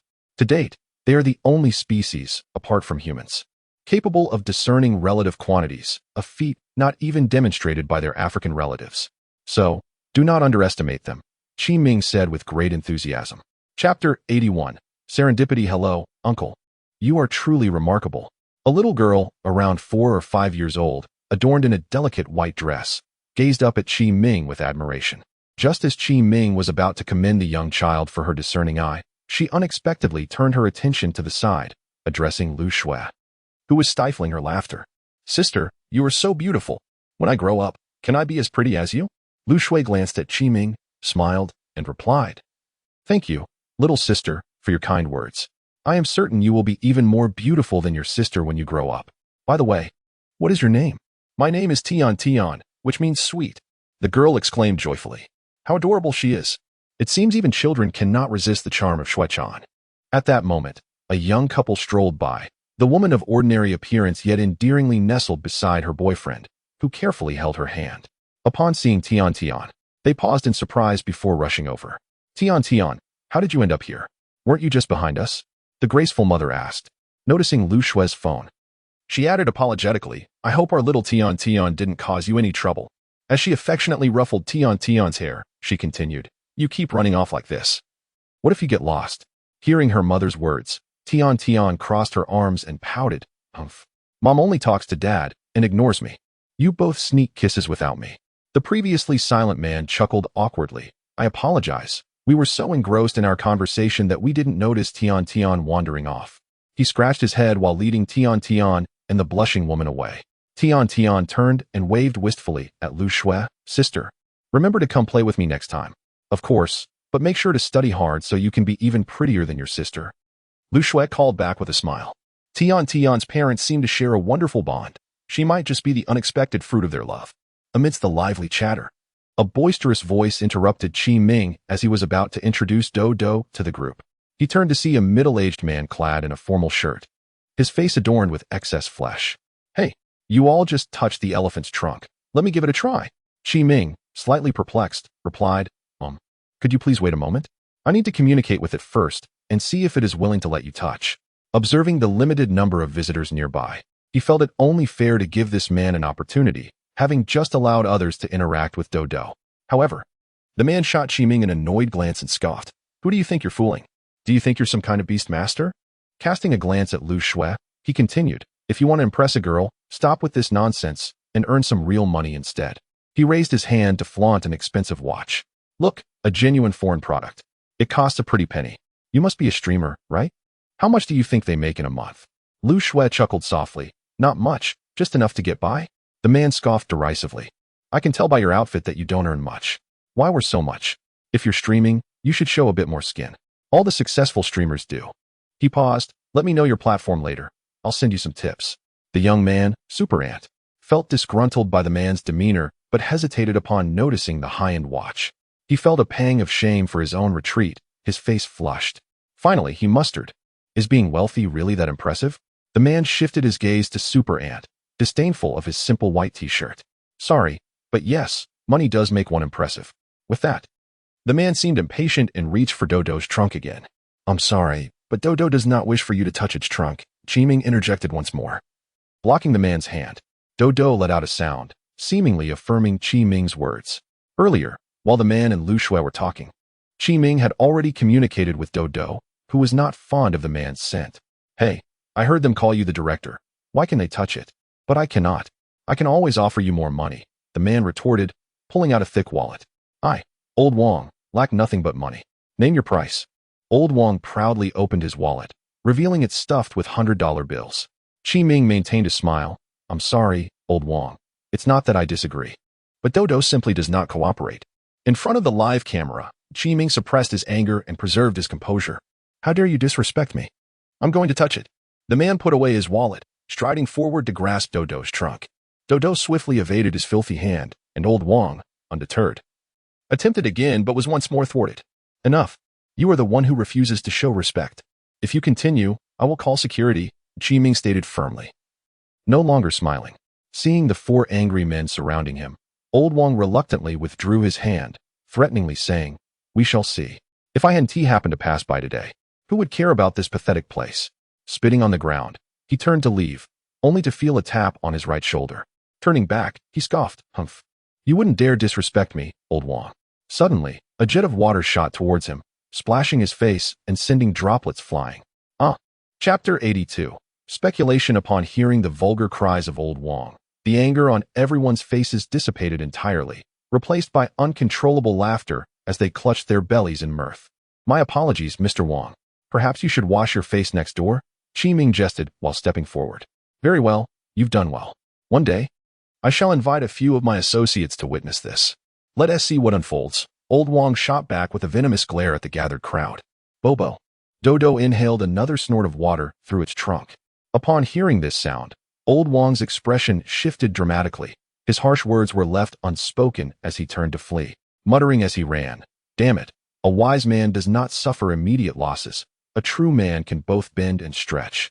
The sight of Old Wong's clumsy retreat elicited hearty laughter from everyone. Once the laughter subsided, Qiming was about to introduce Dodo again when Lu Shui gestured for Lu Ying to shift the camera towards Dodo while she leaned closer to Qiming.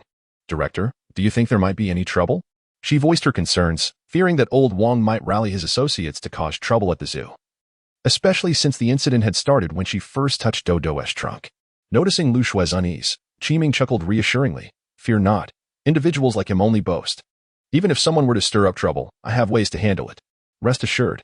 Turning to the crowd, Qiming clapped his hands to regain their attention. Do not let such people dampen your spirits. Let us continue our tour. With that, he approached Dodo and gently patted its trunk, saying, Well done. Tonight, I shall treat you to a special meal. Conveying his cheerful sentiment to Dodo, the elephant responded with a personified smile. Goodness, Director, you can't really speak animal language. Can you? Super Ant gazed in astonishment at the interaction between the man and the elephant. Qiming withdrew his hand, chuckling. Of course not. Dodo is quite perceptive. It can sense the emotions of others. If you harbor malice, it can certainly feel that. Pure heart. Qin Tian chimed in, successfully redirecting attention away from the earlier ruffian. Qiming feigned mystery. In the next couple of days, the zoo will host a mysterious event regarding Dodo. I shall offer you a hint. Let us see if you can guess it. There's a mysterious gift for those who do. However, each person may guess only once. Upon hearing of the upcoming mysterious activity and the chance for a gift, everyone eagerly agreed to participate in the guessing game. Noticing their enthusiasm, Qiming grinned. Here's the hint. It's an activity that both humans and Dodo need to engage in regularly. He winked and added, this is related to the events of the coming days, related to tomorrow's activities and a common behavior for both humans and elephants. Is it eating? Is the activity related to meals? A scholar quickly suggested, looking hopefully at Qiming for affirmation. Qiming shook his head. I'm afraid that's incorrect. Ah, the scholar looked puzzled. Is it bathing? Will Dodo be bathed in public? Super Ant suddenly exclaimed. Qiming again shook his head. Neither eating nor bathing. What could it be? Super Ant pondered deeply. As others contemplated, Lu Shui sought assistance from the audience. Following Qiming's hint, the viewers were fervently suggesting ideas. The director is like a little wife, always bringing out new surprises. Live bathing, perhaps. Dancing. I saw it done abroad. It must be spraying water. That elephant was quite adept at it earlier. Though the barrage of suggestions was plentiful, few offered serious insights. Not finding any useful comments to guide her, Lu Shui turned her gaze to Dodo, scratching her head in thought. When her pink-nailed fingers brushed against her cheek, a glimmer of realization sparked in her eyes. With newfound confidence, Lu Shui looked at the composed Qiming. Director, I believe I've figured it out. Qiming raised an eyebrow in surprise. Oh, are you certain? Each person only has one chance. Lu Shui grinned mischievously. Is it nail trimming? Aha. Well done, Xiao Xue. You've guessed correctly. Qiming was genuinely taken aback. He had anticipated no one would guess it, and even with the help of her viewers, he thought her chances were slim. After all, he had only learned that elephants require regular nail maintenance after arriving at the zoo. Although surprised, Qiming smiled. Indeed, you've hit the nail on the head. In the coming days, our zoo will publicly trim Dodo's nails. And everyone is welcome to come and observe the process. It's quite relaxing. Director, did you forget to mention something? Lu Shui prompted. That is the event. The specific details you'll have to see for yourselves in the coming days. Qiming shrugged, indicating he had nothing more to say. Oh, the gifts. Didn't you say there would be mysterious gifts for those who guessed correctly? Lu Shui expressed her frustration. Oh, that. Don't worry. They will be sent to your studio. After all, they are mysterious gifts and must remain confidential. Qiming chuckled, though internally he felt a twinge of guilt, having initially thought no one would guess, and thus, he hadn't prepared any gifts for Lu Shui. After receiving Qiming's confirmation, the comments in Lu Shui's live stream surged rapidly. What? Trimming the elephant's nails? How does that even work? My wife is amazing. A bunch of country bumpkins. Not even knowing elephants need nail trims. I'm going to the zoo tomorrow. If anyone else joining, message me.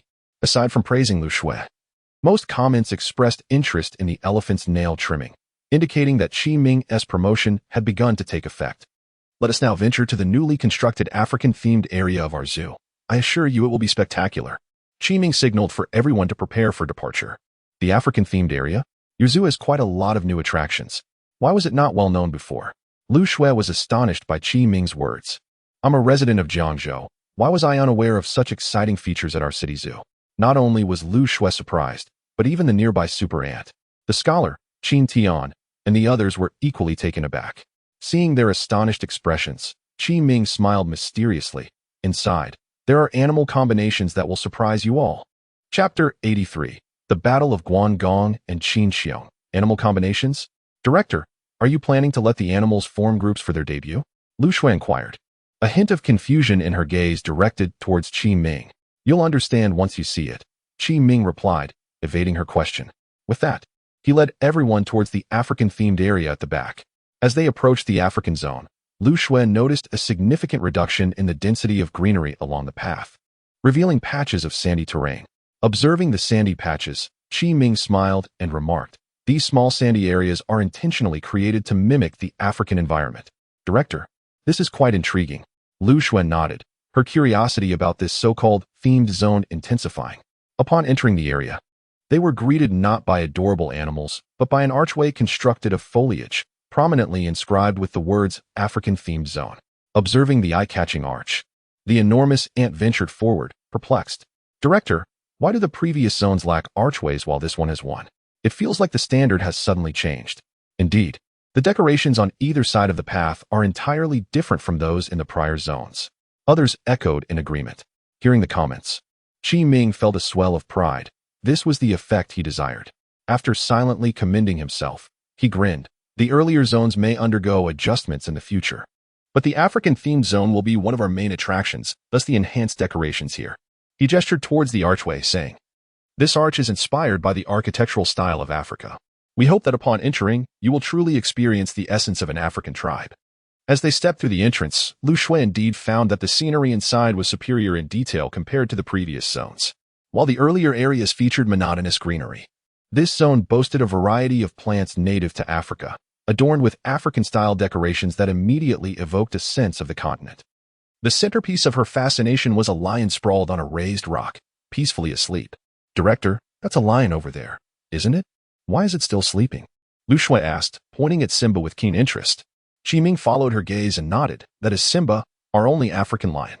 Hearing this, Lu Shui nodded but felt a twinge of confusion. "Director, does that mean there are several types of lions?" Instead of answering immediately, Qi Ming gestured for her to follow him to the informational kiosk located in front of the lion's habitat. "Feel free to explore the informational materials at the kiosk. You'll find it clearer than my explanations."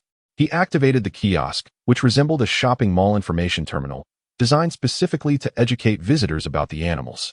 Typically, the machine would automatically circulate information about lions, while guests could also click through categories on the left side of the interface for detailed insights. After introducing the machine's function, Qi Ming selected the lion classification section. The machine began to read aloud, displaying images and text on the screen. Lions are the only cat species exhibiting sexual dimorphism. Male lions possess manes, while females do not. There are numerous subspecies of lions, with anthropologists previously categorizing them according to the 13 classifications established by Lion Crusher's domain, including 2 now extinct subspecies: the Barbary lion, also known as the North African lion or Atlas lion, now extinct, and the Cape lion, also extinct. Other subspecies include the Kenyan lion, Maasai lion, East African lion, South African lion, Kruger lion, Congo lion, Somali lion, Kalahari lion, Asiatic lion, West African lion, Senegal lion, Cameroon lion, and Roosevelt lion, Sudanese lion, Ethiopian lion. However, recent phylogeographic studies indicate that categorizing lions into various subspecies is scientifically unfounded. Consequently, in recent years, the IUCN SSC Cat Specialist Group has proposed a classification that deviates from traditional methods, dividing lions into 2 groups: the Asiatic lion population and the African lion population, which is currently the most widely accepted classification. As Lu Shui gazed at the images of the different lion varieties displayed on the screen, she couldn't help but exclaim, "I had no idea there were so many types of lions. Some of them look completely different from those we usually see. This is incredible. I've gained so much knowledge. I thought a lion was simply a lion." Curious, she posed a question: which is stronger, a lion or a tiger? Noticing the volume of comments on the screen, Lu Shui felt a surge of joy, especially at the inquiry comparing the strength of lions and tigers. Unable to resist, she exclaimed, "Director, my viewers are curious. Who is stronger, the lion or the tiger? Who truly deserves the title of King of Beasts?"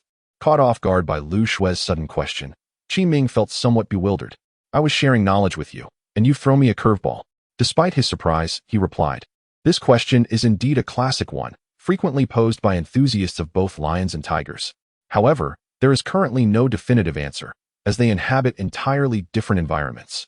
Even if occasional contests are staged between lions and tigers, such scenarios lack universality. The fighting abilities of the participants do not necessarily reflect the true capabilities of their species. Both lions and tigers possess unique traits, strengths, and weaknesses. Lions are social animals, often relying on group dynamics in their struggles, whereas tigers are solitary creatures. Is it fair to pit a lion in a one-on-one situation? Thus, in general, I personally lean towards the notion that lions possess superior group strength, while tigers excel in individual combat."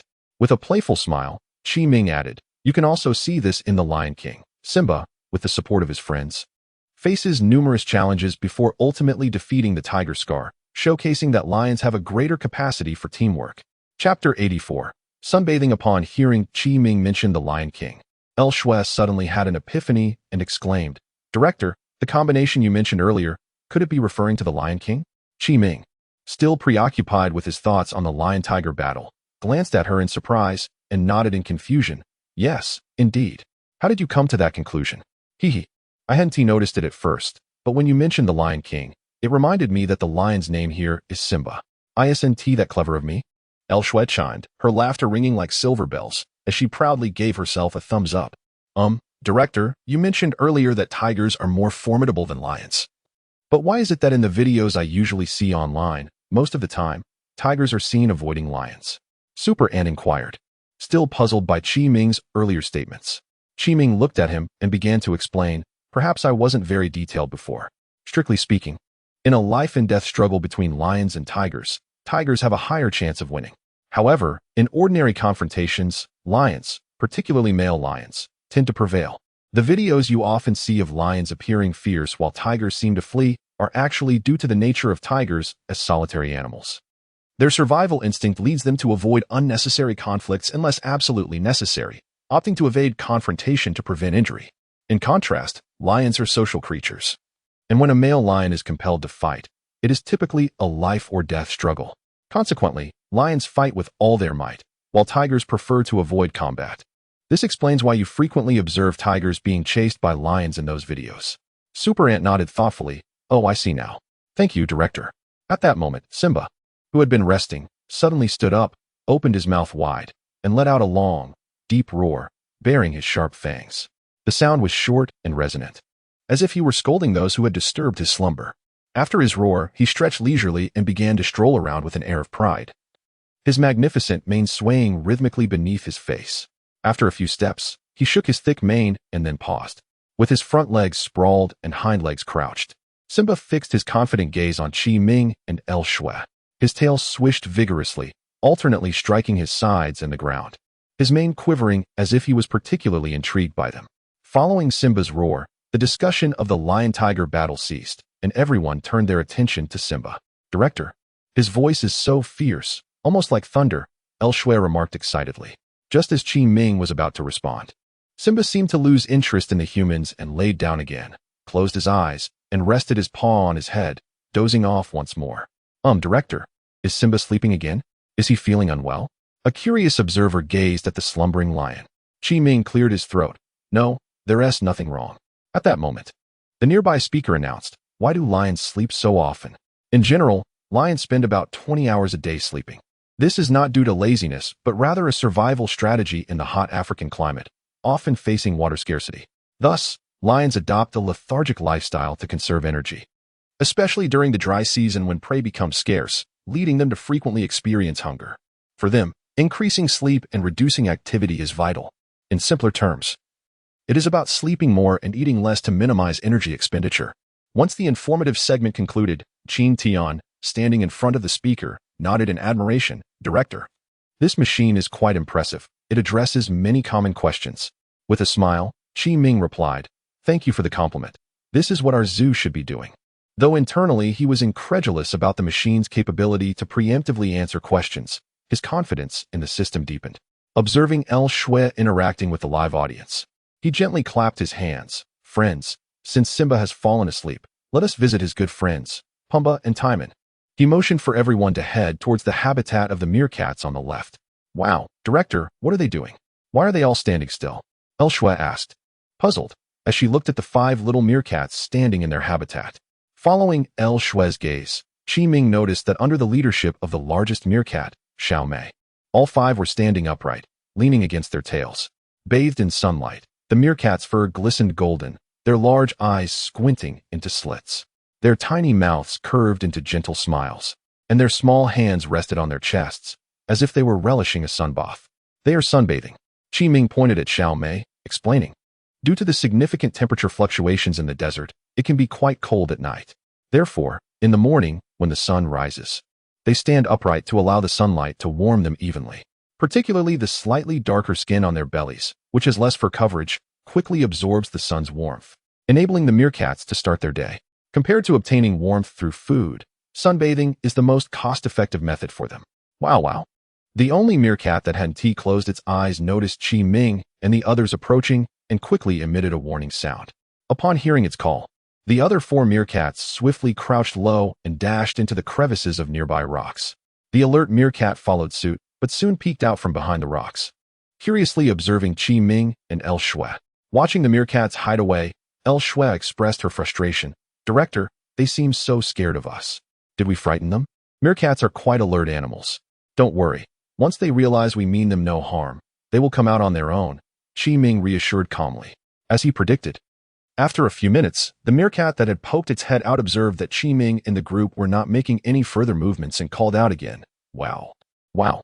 Upon hearing this call, the previously hidden 4 meerkats quickly returned to their standing positions, their curious eyes fixed on Qi Ming and El Shui. Their demeanor suggested they were extremely intrigued by the humans before them. Chapter 85. Little Round the meerkat that just made a sound. Its face is so different from the others.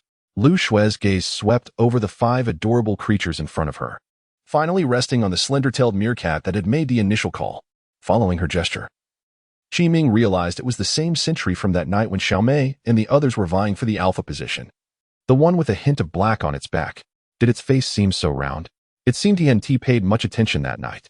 Setting aside his curiosity, Qi Ming nodded and said, "We haven't named this slender-tailed meerkat yet. Why don't you give it a name?" Upon hearing she could name it, Lu Shui exclaimed with delight. "Really? Can I truly name it?" "Of course," Qi Ming affirmed with a smile. After receiving Qi Ming's confirmation, Lu Shui turned to the camera, beaming, "Dear viewers, let us discuss a name for it together. 6666, let's call it Little Wong. Snow Sauce, how about Little Snow? With such a round face, why not name it Little Round? Let us go with eat, drink, and be merry. Whatever, I'm not interested, let us just call it whatever." As she surveyed the multitude of names displayed on the screen, Lu Shui found it challenging to decide. However, among all the suggestions, she was particularly fond of Little Round, feeling it aptly matched the meerkat's characteristics and exuded warmth. After expressing her gratitude for the gifts from her viewers, Lu Shui pouted, lamenting, There are so many names recommended by the viewers, it's so hard to choose. Let us start a poll. I'll list the 10 most frequently mentioned names, and everyone can vote." With that, Lu Shui began setting up the poll in front of the camera, designating a voting period of 1 minute. Timed vote. Name choices, 1. Fatty, 2. Little Snow, 3. Little Wong, clearly suggested by a playful netizen, 4. Misty, 5. Little Round. After configuring the poll, Lu Shui turned away, pretending to observe the animals, while discreetly pulling out her phone to cast a vote for Little Round. "I'm just ensuring it has a lovely name. This isn't cheating. Why is your face a bit red? Is it too sunny?" Qi Ming inquired, puzzled, as he looked at Lu Shui. "Oh, perhaps it's just a bit warm, haha." Lu Shui replied, startled by his voice, quickly tucking her phone away and feigning to wipe sweat, forcing an awkward laugh. To avoid Qi Ming's further questioning, she turned back to check the voting results. The minute passed swiftly, and the results appeared on the screen. As expected. This name is the best. Seeing the final results, Lu Shui was elated, realizing her viewers had exquisite taste. After praising her viewers, she cheerfully announced to Qi Ming, "Principal, I've decided on a name for the sentry. Let us call it Little Round. Its round face is so fitting." Qi Ming nodded, "Okay, that's quite an evocative name." Curiously, Lu Shui looked at the newly named Little Round. "By the way, Principal, is Little Round a brother or a sister?" Qi Ming replied, "Little Round is a sister. Her role within the group is that of a sentry. In a group of slender-tailed meerkats, the sentry holds a crucial position. While others hunt or feed, she must remain vigilant, always alert to potential threats from the sky or surrounding area. Should a predator be spotted, the sentry will sound a loud warning, prompting the others to seek refuge in their burrows. This is why the other meerkats were able to detect their presence while basking in the sun." "I see. Little Round is so impressive." Lu Shui nodded, glancing at Little Round and giving her a thumbs up. "Little Round, I'm your big sister Xiao Shui. Remember me, okay? Woof woof, woof woof." Hearing Lu Shui's voice, Little Round stood up, using her tail and legs to form a triangular support, and emitted a soft sound, seemingly responding to her. "Wow, Principal, look. Little Round understands my words." Lu Shui exclaimed in astonishment and joy. They are quite intelligent animals," Qi Ming chuckled in reply. In truth, Little Round's interaction with Lu Shui was facilitated by Qi Ming, who had conveyed Lu Shui's friendly sentiments to her, prompting her response as a gesture of goodwill. Unbeknownst to Lu Shui, she believed she was genuinely interacting with Little Round, clapping her hands and engaging with her audience. "Look, Little Round is so happy with her name. This shows our viewers chose a wonderful name. Xiao Shui, you're not actually a magical girl, are you? Xiao Shui is the best. Xiao Shui, help me name one too. I'll interact with you. Little Round is so relatable. If I weren't working today, I would come to see her in the afternoon. Dark Wind 1998 sent a treasure map and commented, "The name I chose is indeed great." Day rises, moon sets, sent a box of mooncakes and commented, "Xiao shui. Come visit these fluffy little treasures more often." Indeed, a slender-tailed meerkat with a round face is quite rare. The super big ant gazed at Little Round's round face and remarked, "Is that so?" Chin Tian mused, feeling curious as he fiddled with the cigarette box in his pocket. Because their bodies are designed for agility and burrowing, slender-tailed meerkats have a higher fat content, making it difficult for them to store excess fat. Hence, most slender-tailed meerkats are proportionate or even lean. The super big ant paused, seemingly organizing his thoughts, to exaggerate a bit. You could search all across Africa and nearly not find a plump individual. Thus, Little Round's round face is indeed a rarity. "But I've seen many pictures with round faces, haven't I?" A commoner expressed some confusion. "Well, if you look at those from the side, many have pointed snouts, right? From the front, they may appear somewhat round, but Little Round's face is round from both the front and the side," the super big ant elaborated. Clap clap. Friends, let us stop chatting and delve into the world of slender-tailed meerkats. Qiming clapped his hands, signaling everyone to follow him. Having grown accustomed to his mysterious demeanor, no one questioned him, and all eagerly followed behind. Qiming led them along the path in front of the habitat until they reached the boundary of the habitat. He pointed at a staircase leading down and mysteriously stated, "I'm about to take everyone into the underground world. Prepare yourselves." Chapter 86. The passage. The group followed Qiming down the staircase, gazing at the passage ahead, adorned to resemble a cave, exchanging glances filled with curiosity about what lay within. Noticing the footsteps behind him had diminished considerably, Qiming turned back and said, "What's wrong? Don't worry. It's not an adventure house. There's nothing supernatural inside." Lu Shui shot him a glance, replying, "Director, what are you talking about? We're merely speculating about the purpose of this passage. How could we possibly associate the zoo with such things?" "Haha. Just trying to lighten the mood since you all suddenly fell silent." Qiming chuckled, scratching his nose.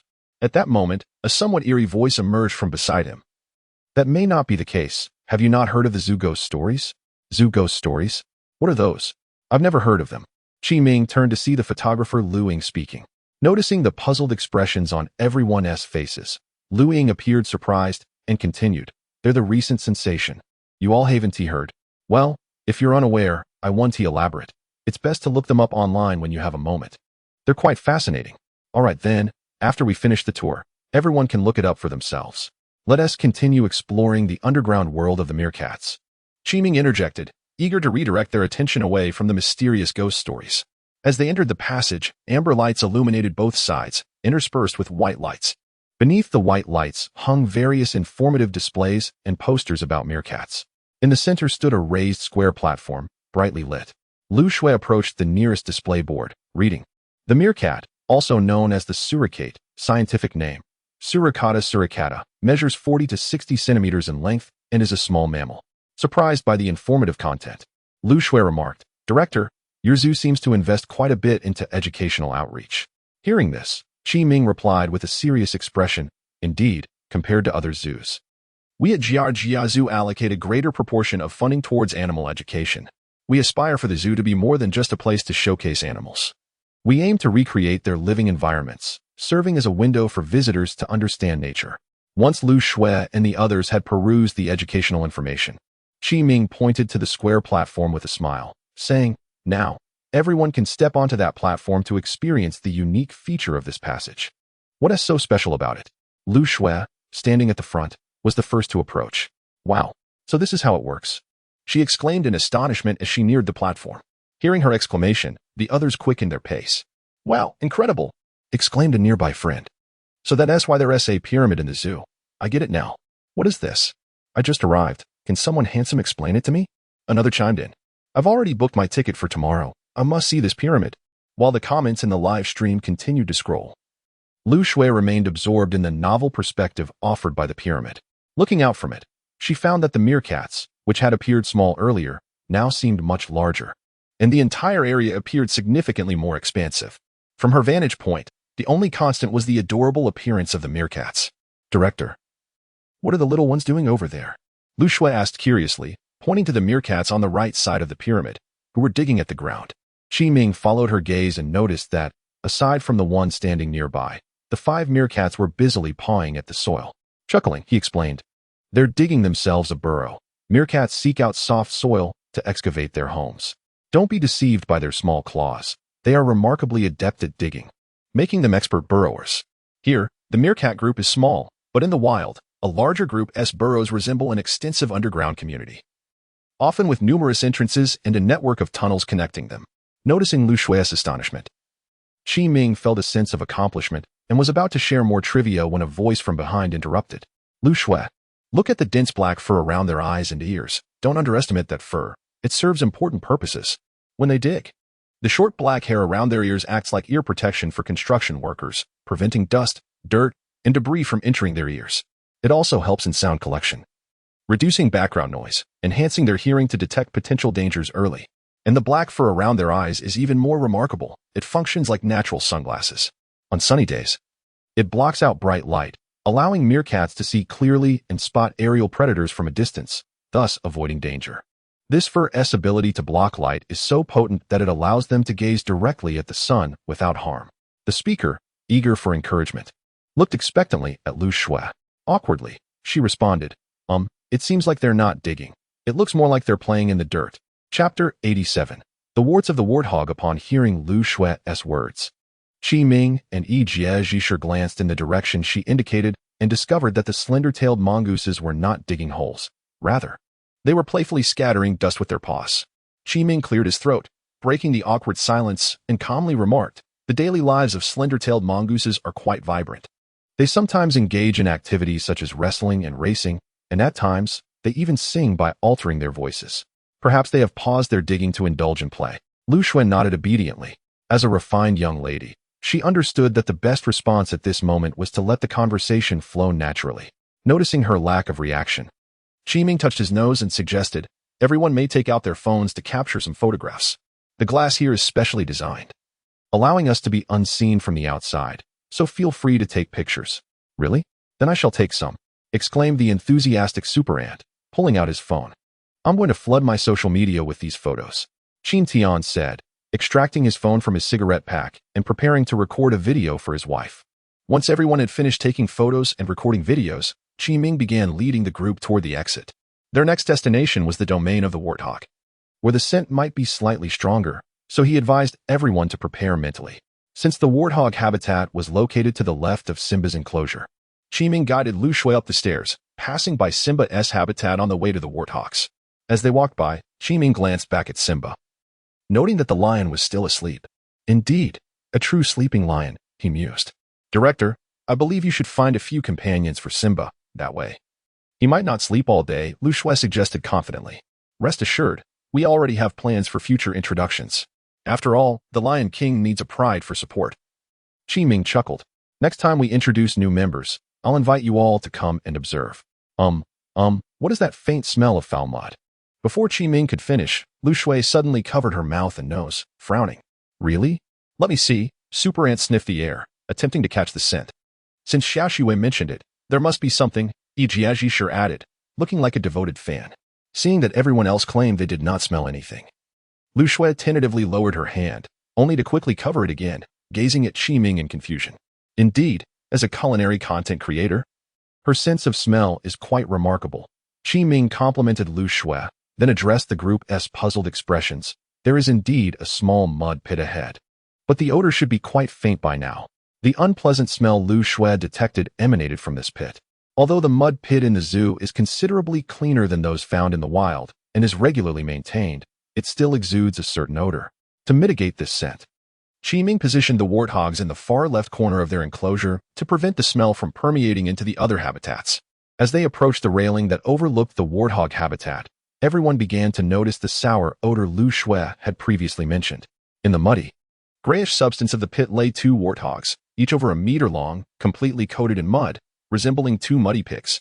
Upon hearing the commotion of the group's arrival, the 2 mud-covered warthogs merely turned over and remained still.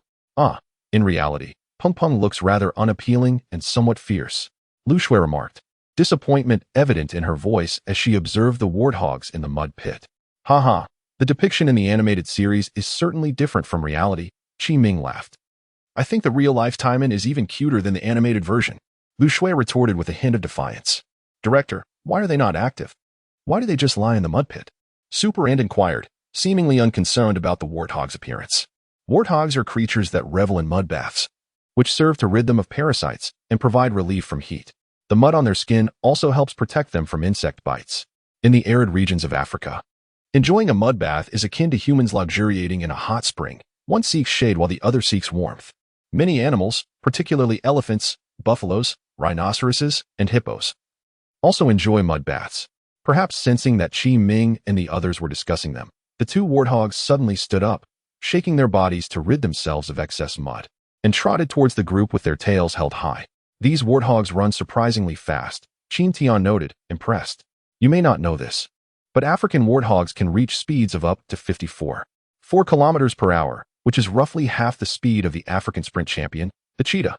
Yi Jie boasted, having skimmed over some information on warthogs during their journey.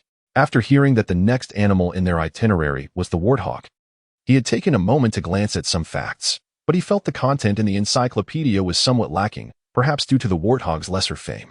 Alas, in this day and age, not only humans are judged by their appearance, even animals deemed unattractive struggle to find favor. Are both of these warthogs males? Why do they both have tusks? Lu Shui inquired, perplexed by the sight of the warthogs.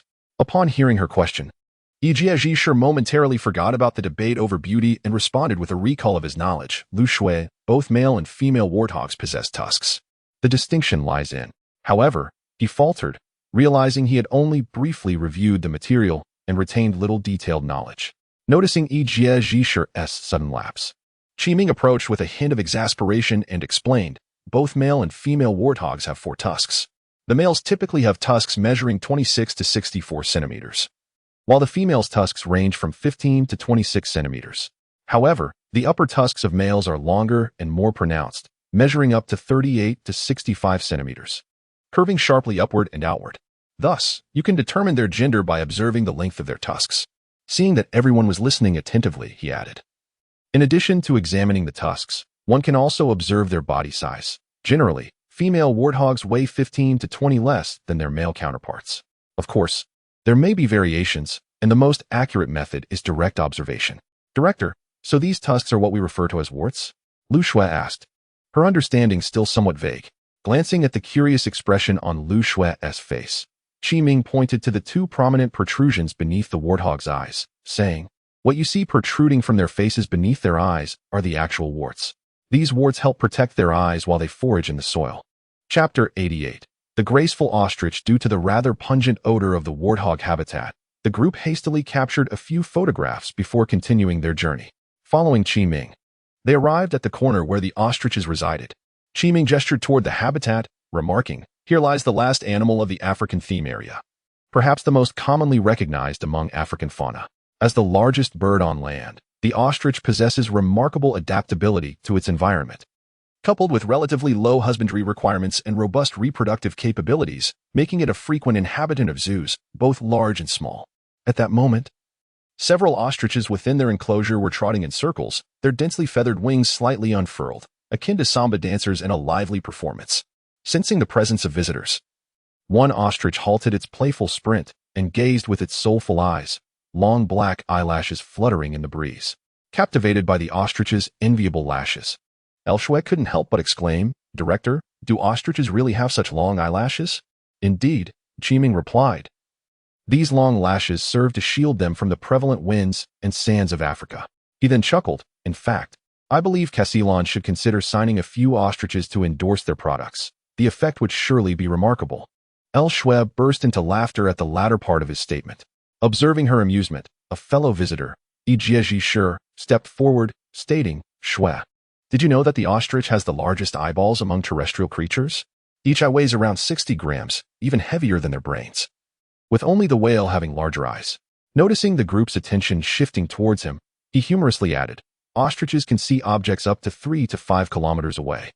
But their large eyes come at a cost. Their brains are quite small, weighing only 40 grams, whereas an adult human brain typically weighs about 1.5 kilograms.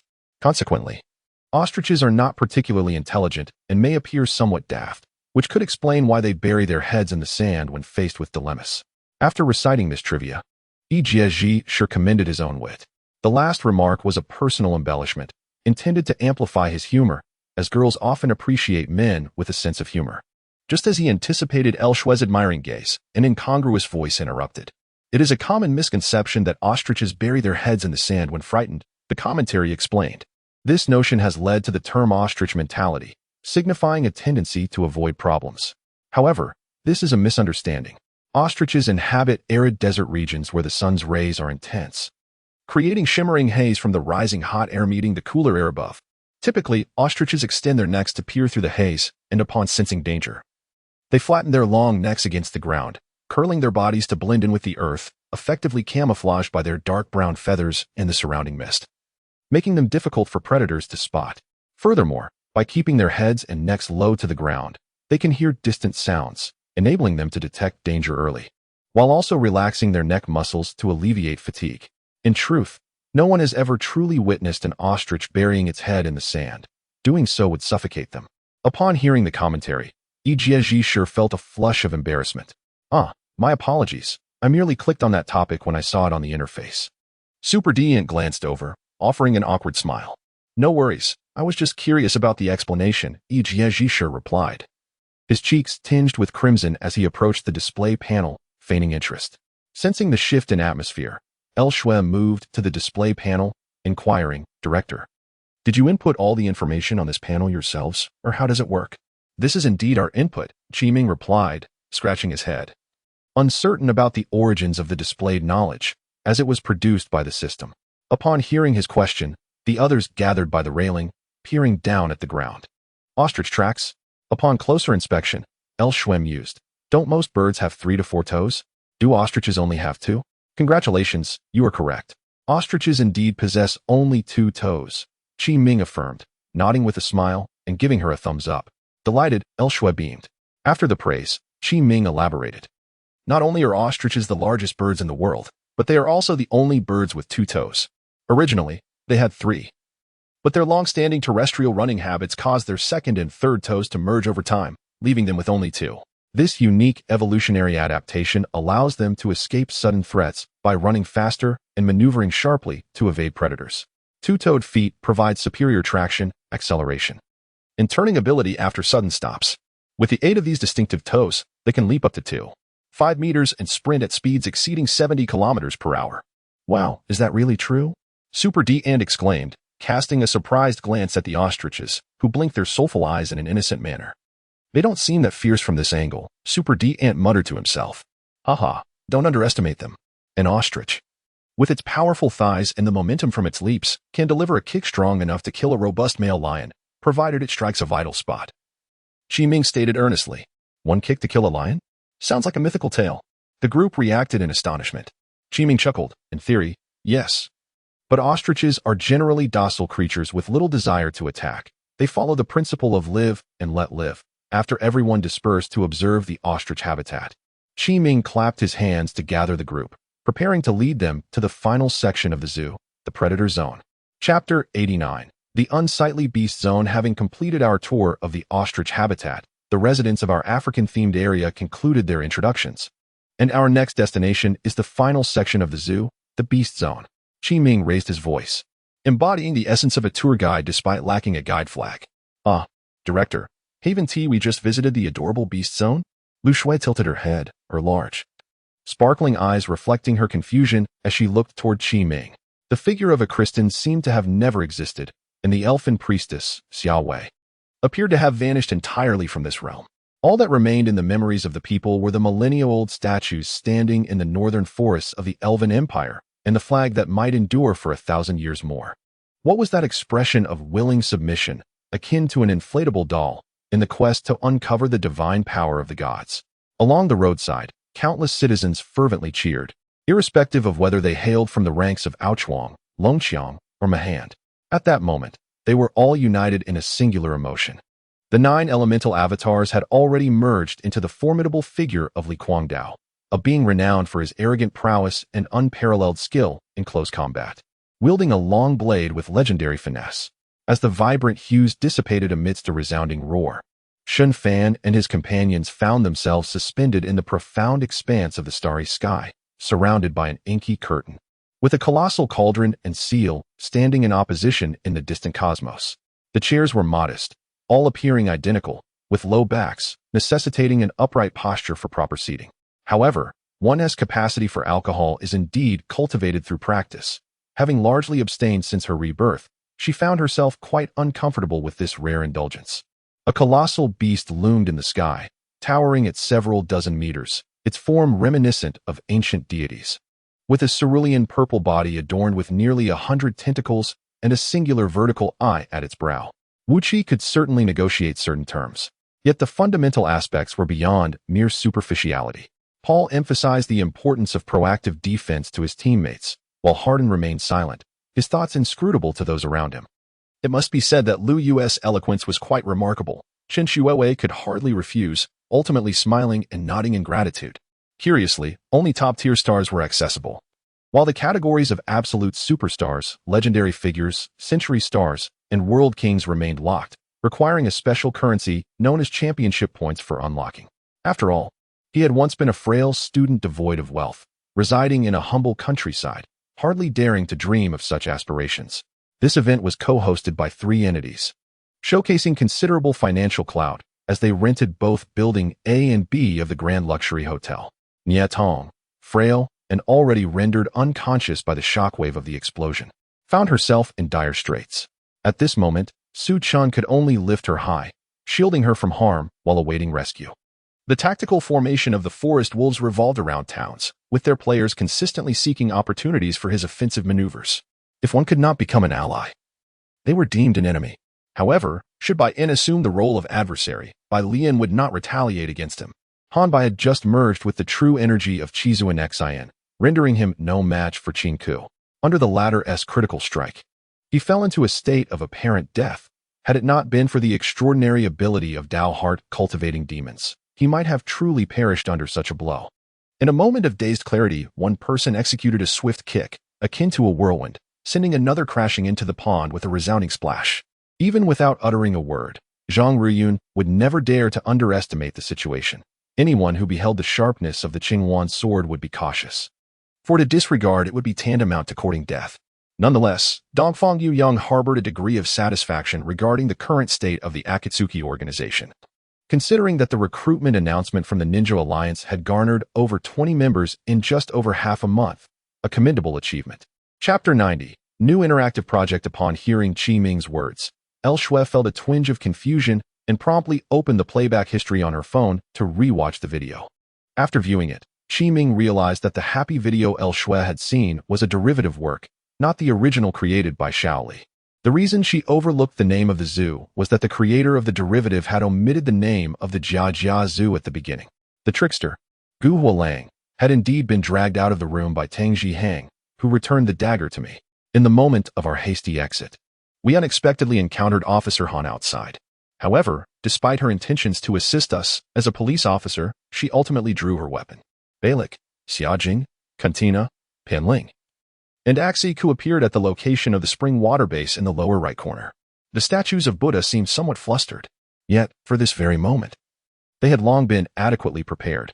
Yin Yushang Ren observed in amazement as the fiery skeleton withdrew from Ni Duosher's body, seemingly filled with terror as it retreated several paces. Thirdly, there were other factions in Baoan. Baoan was a city rich in geomancy, teeming with diverse influences, making the current situation far more intricate than anticipated. Perhaps this was the final obstacle. They were aware of the title Academy's first comedian, a designation for a miscellaneous junior. It was said that upon entering school, he had achieved bronze level 5, triumphing in the freshman ranking competition until he encountered a junior named Axie Luo, at which point he was defeated. Overnight, Su Yang's status in this realm of celestial beasts had transformed entirely. Perhaps the elder had made prior arrangements, for all the staff, upon seeing Su Yang, bowed in reverence. At that moment, a throng of people surged into the courtyard, advancing toward the managers with intent to attack. But it was merely the arrival of the Changsun clan. With a crisp sound, the sandalwood box was opened, revealing a heavy object wrapped in a yellow silk scarf. Shang Kai Xian gazed at Hua Xiang Rong with eyes akin to those of a treasure hunter, filled with greed and delight. Hua Xiang Rong found such individuals repugnant and wished to turn away, yet the oppressive magical force beside him rendered even this simple action a challenge. Where are we? Our Jiangnan is brimming with talent. It's not my turn to shine, Shun Yichun remarked politely. The antiquated customs had their drawbacks, unless one was at home. Regardless of how scorching the day, one was obliged to don a long robe with an inner shirt. The following morning, as Buin slept soundly, Hua Yihan burst in, alarmed, reporting that last night at the Smoke and Rain Tower, members of the Bu clan had obstructed the street to voice their grievances, causing a stir among the officials of the fief and the magistrate. Subsequently, the two sought lodging at an inn in town, with Buin requesting separate rooms for himself and Su for the first time. I say, Yitong, you haven't set up any outrageous game content, have you? Exinya inquired with concern. Yi Tian and Jiang Shuing exchanged glances, unsure of what to say, especially since Li Ri Ba had already made a decision. Within the cavalry formation, a large flag fluttered in the wind, emblazoned with the character D. Beneath it, a robust figure sat astride a horse, his piercing gaze fixed on the distance, brandishing a massive spear that seemed to tremble in anticipation of quenching its thirst for the blood of the barbarian invaders. It was Master Bu who sent me here. He mentioned that perhaps the master has a way for me to meet the abbot, Song Manchu expressed earnestly. Lu Yao was the son of the current Duke of Wei, Lu Lin, and the only heir, thus designated as the heir apparent. In Shandong, Governor Yuan Gang and Finance Minister Zui Yutian convened, and, after a brief discussion, Zui Yutian resolved to personally visit various provinces to set an example and persuade aspiring youths to venture north in search of treasure. Chapter 91. Bamboo Tube. In response to the inquiries from the crowd, Qi Ming refrained from providing a direct answer, merely stating, "You will understand when we arrive." Noticing his reluctance to elaborate, El Shui and the others had grown accustomed to this peculiar penchant of the director and chose not to press further, instead following him with a sense of intrigue. Before long, under Qi Ming's guidance, they passed through a locked gate and arrived at the caretaker's cabin behind the wolf enclosure. Qi Ming pushed open the door, and the perceptive among them began to notice that, alongside public opinion, the audience's evaluations of their viewing experiences appeared to be shifting. During his time in Zhejiang, he had suffered from prolonged insomnia, often awakening in the middle of the night. Unexpectedly, while seated in a chair, he found himself able to drift into a deep slumber, soon producing soft snores. Were it not for the presence of the highest-ranking official, Guo Zhuqing would have been inclined to laugh joyfully and run about, eager to express his uncontainable elation. Yao Ji glanced at the stack of papers, then raised her gaze to meet Zhang Ning's eyes, slowly reaching out to receive them and silently perusing their contents. After much contemplation, I resolved to lead my team towards the peak of Mnshu Mountain, thereby issuing this command. Qin Huaixing nodded in agreement, affirming, "Such straightforwardness is commendable." In the past, individuals placed too much emphasis on team unity, making numerous unprincipled concessions to Matthew, unaware that this merely played into his hands, allowing him to advance inch by inch until complete self-identity was lost. It could be said that the fate of the KGB was intricately linked to the military strength. They were more apprehensive about the potential failure of warfare than the military itself. Prior to their arrival, he had already instructed Yi Hongji to procure train tickets, ensuring a seamless transition upon arrival. "That won't do. Remove your skirt and let me kiss you," Zhang Ning said with feigned urgency, yet his articulation remained clear and composed. Officially speaking, this was a significant event in the political life of the nation, one that undoubtedly impacted the futures and fates of officials at all levels. In stark contrast to the old man, who was bombarded by the 10,000 Buddha mantra, his uneven, golden-tinged corporeal form, the old monk, despite his darkened physique, exuded a serene demeanor. A meditation staff, inscribed with thousands of Buddha seals, rested upon his crossed legs, continuously radiating a rich golden light towards his being. Subsequently, Mu Feng and the others settled onto the ground, sharing drinks and engaging in conversation as if they were long-lost friends, discussing everything without reservation. After ending a phone call, I immediately contacted Huizai again, and shortly thereafter, I spotted him soaring through the sky, approaching the balcony. "What are you doing here? You startled me without a sound," Jier exclaimed, slightly irritated. "I wish to learn your thunder technique, and please inform Tony to cease searching for the dissolution master. My blood curse remains unbroken, and I must control its power," I declared. Surrounding us, apart from the wildly swirling vines, was nothing but white mist. I called out several times, yet there was no response from anyone. The old ghost worked at a traditional tea house, donned in a Tang suit, carrying a long-nosed copper kettle, serving tea and water, and showed no reaction upon seeing Yang Chongming. Madame Jiang vaguely recalled hearing old Master Guan mention that Guan Jintong had discovered, as a teenager, that she was not a child of the Guan family, leading her to seek out her biological mother. However, her mother had not welcomed her, and it was only under dire circumstances that the child had requested to go abroad. Thus, while confronting his own capabilities and engaging in household chores, it was evident that Nagato truly needed to learn these matters under specific conditions at this moment. Traversing countless miles, through a solitary journey and a fragmented existence, only this elder remained steadfast, relentlessly fulfilling the promises made on that snowy night. Ruashin glanced at the group, sensing an unusual atmosphere among them, her brow slightly furrowing as she lowered her gaze. Chapter 92. Raw Materials. Oh no, why is it crooked again? This is the third one. Lu Shui lamented as she gazed at the uneven bamboo tubes before her. Although cutting bamboo seemed a simple task, it proved to be quite challenging for Lu Shui and her companions, who had never attempted it before. Don't worry, take your time. Cut a section along the edge of the bamboo joint and pause to adjust your angle. That should make it easier, Qi Ming reassured Lu Shui. Xia Feng felt a wave of heat wash over him, his nostrils pulsating, and he sensed that a nosebleed was imminent. Gritting his teeth, he pushed Jiao Chan aside, rose, and walked to the water vat, gulping down a ladle of cool water, which revitalized him. Since you have a plan, I'll follow your lead. I will first accompany you inside to assess the situation. As for the black serpent you mentioned, I do not regard it as a threat, Zhang Fei declared proudly, tilting his head back. Xia Feng was intent on establishing his own intelligence network. If he aspired to achieve great ambitions, the formation of a personal intelligence agency was essential.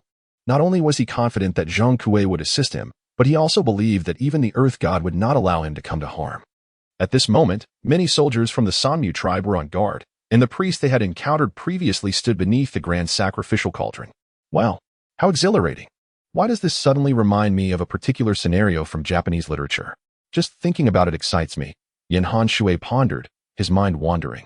The great sword danced wildly in Zhang Fei's hands, as giant rats burst apart under the might of the purple shark sword.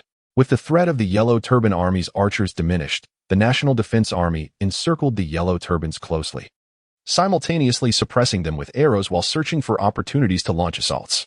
Xia Feng concentrated primarily on the task of establishing a new army. Questions regarding the type of army to form, its political objectives, organizational structure, recruitment, and supply chains loomed large before him. Meng Cheng narrowly escaped a calamity at the cost of one arm, and before he could catch his breath, Tali struck again, severing his left arm. The training room mirrored the sixth training room he had previously utilized, requiring no further adjustment. Qin Yang adjusted the gravity suppression to 5,000 times, wary of directly reaching the 6,000 times he had endured before. To his surprise, he found he could manage it with ease. Even at 6,000 times, he still felt relatively comfortable. All right, I will trust you once more and grant you another opportunity. However, this time, given the magnitude of your mistake, I shall impose a fitting punishment, he stated firmly. When he witnessed Goyen tearing off the inner armor from Meng Tian and donning it himself, his eyes widened in astonishment, momentarily rendered speechless by the emotional upheaval. With the destruction of the Holy Light Sanctuary, their common enemy vanished, and the pressure that had compelled their alliance dissipated along with it. Splash! Lu Zhiyang and Yang Hen leapt into the lake almost simultaneously. Lu Zhiyang sank several feet beneath the surface, surveying his surroundings, where water snakes, leeches, and various venomous creatures scurried away like mice fleeing from a cat. From him, Goyen gleaned more insights into the Western Hundred Nations competition, and teacher Yu Cheng had previously ventured onto ancient battlefields. Thus, through teacher Yu Cheng, Goyen gained a more comprehensive understanding of the ancient battlefield's circumstances. The only feasible plan now was to locate the entrance to the Grand Hall and forcefully breach the main gate with sacred weapons, allowing the army to charge in. A middle-aged quasi-saint from the great Xia dynasty spoke solemnly. Zhou Mingyao regained her focus and suddenly recalled something. Although she and Lin Dong as companions, Mu Xin, had not experienced it, Zhou Mingyao had. During the time, Lin Dong practiced the 9 Deaths Demon technique, often leaving them in a state of alarm. It must be said that Han Taichu's actions took the foremost bandit by surprise. However, in the face of the current perilous situation, there was little time for contemplation. Chapter 93. The flesh of the water. Upon hearing Qi Ming's words, Lu Shui and the others were momentarily taken aback. Could meat truly be the ingredient for ice pops? Observing their astonished expressions, Qi Ming opted not to elaborate further. Instead, he entered a small room and retrieved several concave molds. The ice pops intended for the wolves would undoubtedly differ from ordinary ones. These were custom-designed molds for this very purpose. Qiming placed the molds upon the table for their inspection. "Let me see," Lu Shui said as she picked up one of the molds. The dynamic interplay of movement and stillness, rapidity and slowness, coalesced into an indivisible whole. In an instant, the 5 formidable practitioners of the demonic arts before Lin Yi were no longer disparate entities engaged in individual combat. They became a singular array, a collective shadow. Moreover, many of the rebel forces' weapons had originally been sourced from the Salvation Army. In their quest for additional armaments, they were compelled to remain acutely aware of the Salvation Army's disposition and demeanor. In comparison to Liang Xiaoying, Tang Jin fell considerably short, having only scored 422 points. Nevertheless, he had devoted himself to caring for Wang Yiqing, who had lost the warmth of family.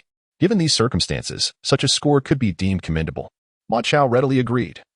Setting off to muster troops, he understood that being entrusted with such a significant task by El Bu was a testament to the latter's faith in him, and he was determined to uphold his sister's honor. There was absolutely no need for you to engage with the tangible. Even theoretical discussions could be rendered impeccable on paper. It was sufficient to confine oneself to theoretical research. Unbeknownst to him, Lier had already concluded that Jamie was ideally suited for the advisory role. After exchanging pleasantries with him, I took a seat across from him. He wasted no time with idle chatter and directly addressed me, saying, "Mr. Zhao, although we have not previously interacted, I have come to convey a genuinely auspicious piece of news." The third individual was Rebecca. She possessed countless motivations for her actions, the simplest being her unwillingness to accept defeat. Even in failure, her actions had ignited a conflict between Tenozo and the FBI, which might not prove disadvantageous to her. The formidable prowess of the Pontiff of Light instilled a sense of fear among the gathered crowd, who exchanged glances filled with trepidation. Was the Pontiff truly as fearsome as they had heard? The rare combination of bagpipes and 7-stringed instruments harmonized with the resounding drumbeats, creating a serene melody. The faces of hundreds were illuminated with reverence, as though their song could traverse the dark seas and reach the divine palace of the underworld emperor. The heart of the Sea King pendant significantly enhanced the power of aquatic spirit beasts, moderately reduced the consumption of water-based spells, and improved both spiritual and magical recovery rates. Coupled with its somewhat ostentatious name, it stirred a sense of longing within Jiangling. Upon entering the Dragon's Roost Hall, one beheld crimson pillars adorned with intricate dragon and phoenix carvings. To the left stood a resplendent phoenix, its cry echoing through the heavens, while to the right loomed a mighty dragon, dancing amongst the clouds. The towering columns exuded grandeur, and the ground was laid with white glass stones, radiating a brilliant light that played upon the surfaces. "Let us commence," Lu Yu urged, refraining from further comment, as he pressed Mo Chuang to prepare the elixir. Lu Yu was eager to reach the medical alliance, keen to concoct the corpse-calming pill, which only heightened his curiosity regarding the alliance. "You two must remain here, faithfully awaiting my return. Should you not be present when I come back, you shall face the consequences," Lu Yu insisted, holding Lin Muyi close. Shaolin was genuinely surprised by Yue's reaction, bursting into laughter and pulling the astonished Yue into an embrace before speaking. The Holy Knights had long guarded the Vatican City, symbolizing its protective force and embodying the light and mercy of the Lord. The clergy constituted the very foundation of the Holy See, Dan Air stated solemnly. That hand belonged to a youth, its skin gleamed, muscles were well defined, and the sharp angles of its joints exuded an enviable strength. However, it fell short of perfection, as both the index and middle fingers were missing the topmost joints. To ascend from the first tier of primitive inhabitants to the second, one must meet a prerequisite, achieving a cultivation level of the 6th tier of the Mystic Tower. The Qin family controlled the pathways between the first and second tiers, and thus bore the responsibility for the testing of cultivation levels within the Mystic Tower. Chapter 94. Scissor Pockets. The process of making waterbelt mead is rather uncomplicated. After just over 20 minutes, 6 freshly prepared water belt meats were elegantly arranged on the table. Everyone's pace of creation has improved significantly, and they worked with remarkable speed. Qiming smiled contentedly as he observed the delicate water belt caterpillars on the table. Let us quickly let them try it." El Shui eagerly expressed her anticipation to see the effect of her creation. Qiming nodded, particularly appreciating the stunning environment and picturesque scenery of this place, believing the people of Wanzi Kingdom would be quite fond of it. Wang Qi did not wield his sword to block. Instead, he summoned 6 ethereal bone shields before him. The bone spikes possessed formidable penetrating power. Even the ghostly bone shield, which had remained unscathed before the judgment cannon, was pierced in a single blow. Fortunately, Wang Qi was prepared. He swept his bone wings behind him, diverting the exhausted bone spikes to the side. The trio arrived outside the mica cave, and in the light of dawn, the master and disciples exchanged glances, seemingly wishing to etch each other into their hearts forever, reluctant to part ways. As the crowd dispersed from the hospital, Li Yinyang pushed Qin Miao to the center of the square, covered her with a blanket, and then turned to Long Tianzi and Jia Tiankai. Grandpa Zhe, that man is in cahoots with the bully, Mu Yichen explained to Su Zhe. I'll have your grandfather take a look. It's indeed too far and hard to manage, Li Tianyu remarked. Yu cast a cold glance at Yu Yungang, who was distorting the truth at will, her eyes filled with icy disdain. After Yu Yungang finished speaking, she immediately pointed at the 6 individuals lying on the ground, including Yi Binghao. Black light quickly gathered around her, contrasting sharply with her white attire, forming an almost 10-foot-tall black phoenix in the void. The black phoenix soared into the air, darkening the heavens slightly, as if the surrounding light had been stained with ink. The surging energy within him coursed vigorously, yet Wang Qi's physical strength rendered him indifferent to such fluctuations. He stood silently for a moment, exhaling a breath of turbid air, having completely absorbed the energy. He Miao Miao, having not quarreled with him for a long time, was momentarily taken aback by his sudden outburst. Lu Huai was the son of the military commander Lu Zongting. He was both handsome and came from a prestigious family, yet no rumors had ever circulated about him. The journalists from this family truly dared to write. Unable to fabricate rumors about Lu Huai, they resorted to creating a resemblance instead. If the Holy Mother Empress Dowager was determined to find fault with her, then it would be a case of wanting to frame her with no grounds needed. If she were to resist forcibly now, the charge of great disrespect would be inescapable. The company held a weekly meeting where each department summarized their work, communicated any needs for improvement or coordination, and concluded with a summarizing speech from the leadership. Zheng Xian felt anxious and apprehensive, subconsciously. She feared that Sun Yinling might misunderstand her intention to leave as a sign of disliking him. Though she couldn't yet claim to have feelings for him, she certainly could not speak the truth. Her gaze remained fixed on the elegant man, akin to a jade tree, yet regrettably, her flirtations were wasted on one who could not see, leading her to secretly resent Lin Lang's pampered demeanor. However, Zhang Zi and Li Shun appeared to be individuals without background, seemingly materializing under the banner of the Eastern Palace. No one knew who their parents were or where they hailed from. Knowing that they were brothers was of little consequence. After falling out with the system, Xie Miao was disinclined to seek out any willing sacrifice. He intended to simply drift through life. Today, she wore a different sweater from the one her mother had donned when she perished. Although this one was also embroidered with maple leaves, the colors and patterns were entirely distinct.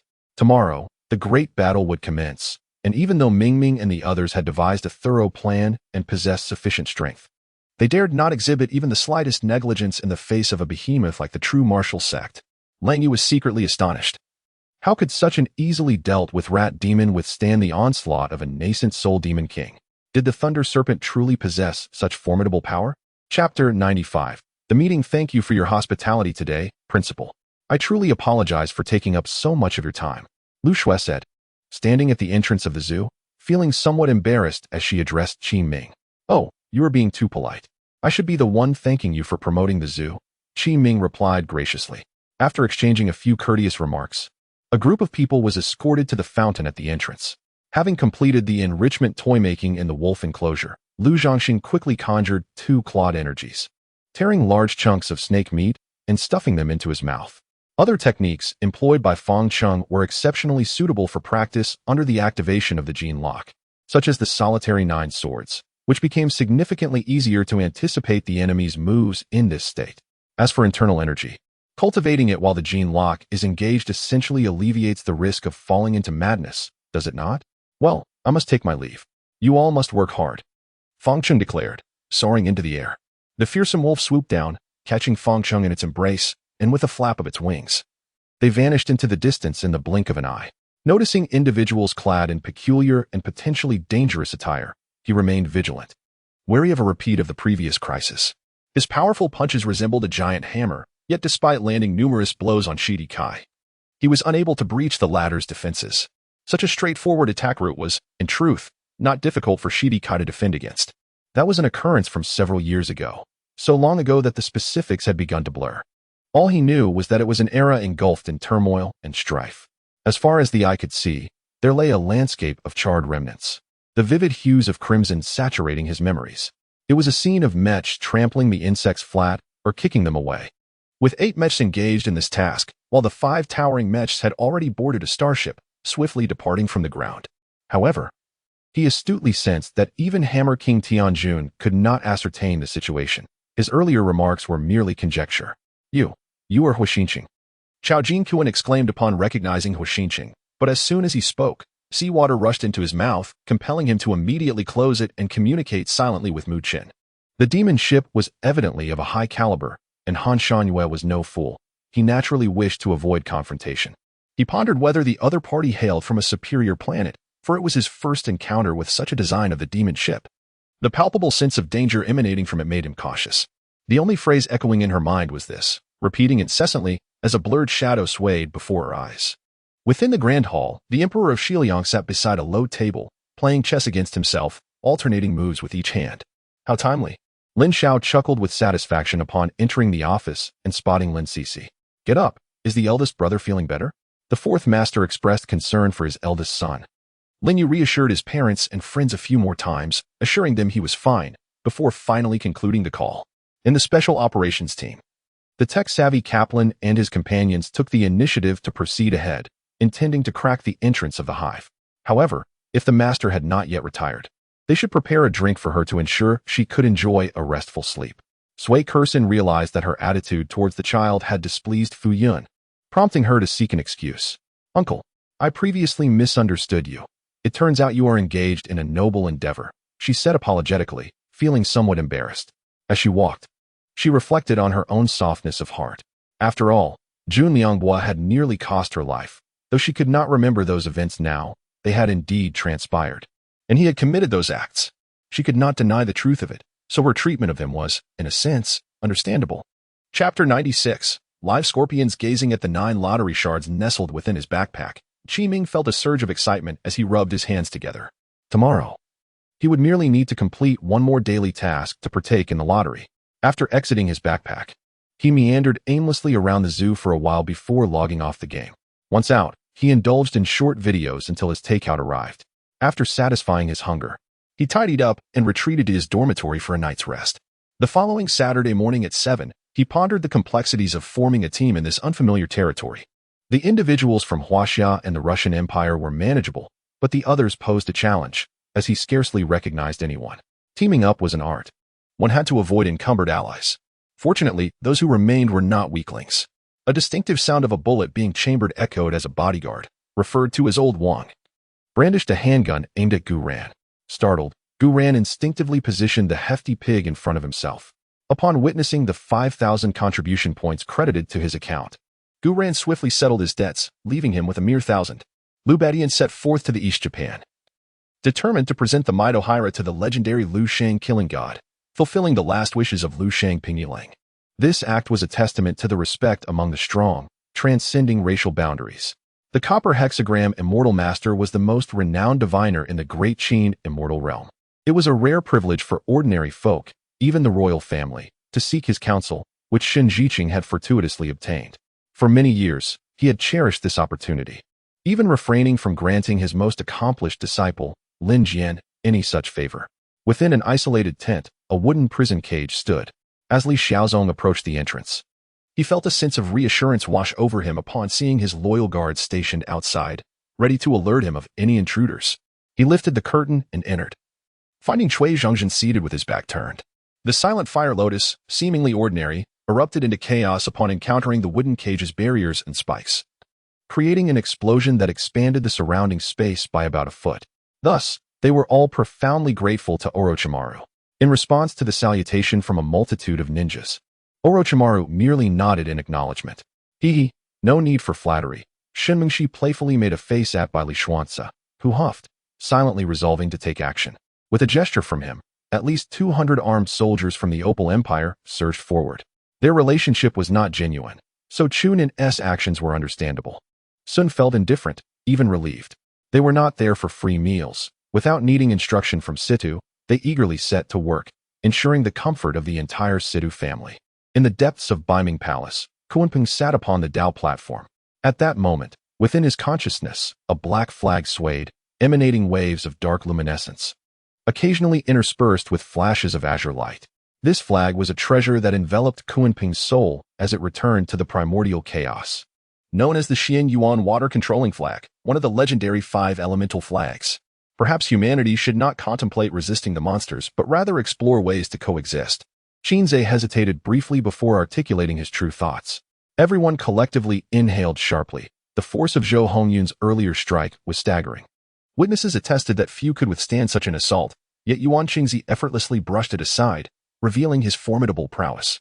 Concealed in the shadows, Chu Kangkai held unwavering faith in Yu Feng, who consistently demonstrated foresight, always locating the enemy's vulnerabilities. A powerful radiance of starlight surged from within him, forcefully repelling the blade's aura of blood Songqiong. Moreover, the bloodthirsty energy that had infiltrated his immortal body was also expelled. Thank you, Grand Tutor. Dxin performed a deep bow before engaging in conversation with Wenzhong, subsequently taking his leave. The combined original stones of Sima, Zhu Ti, and Ding San weighed over 2,000 jin, from which they successfully extracted over 2,000 liang of spirit stones, an achievement consistent with Sima's typical performance. Chapter 97. The explosive-headed Yin Chong as Zhao Daping was torn over what kanji to buy for his girlfriend. The zoo's procurement officer, Gao Jiangwo, was equally distressed about where to find live scorpions as requested by the director. He had already visited 2 or 3 pharmacies without success. They had no live scorpions, only dead ones. Where could he possibly procure live scorpions? Gao Jiangwo sighed, contemplating for a moment before deciding to call a frequently collaborating supplier. Hello, Presidently, it's me. Among those present, she was the only one unconcerned for Tang Yi, believing wholeheartedly that he could withstand a punch from Hua Xingqiao with just a finger. As a fervent admirer of Li Chonglin, Yang Fei had fully immersed himself in his role, harboring no doubts whatsoever.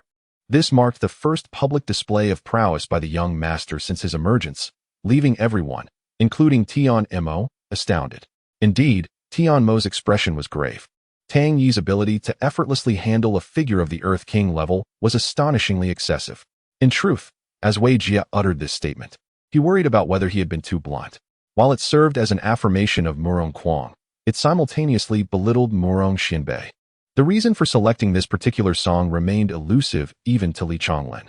Brother Gua, look at how supportive everyone is. Let us hear a song, he remarked, already anticipating the enthusiasm in the chat channel.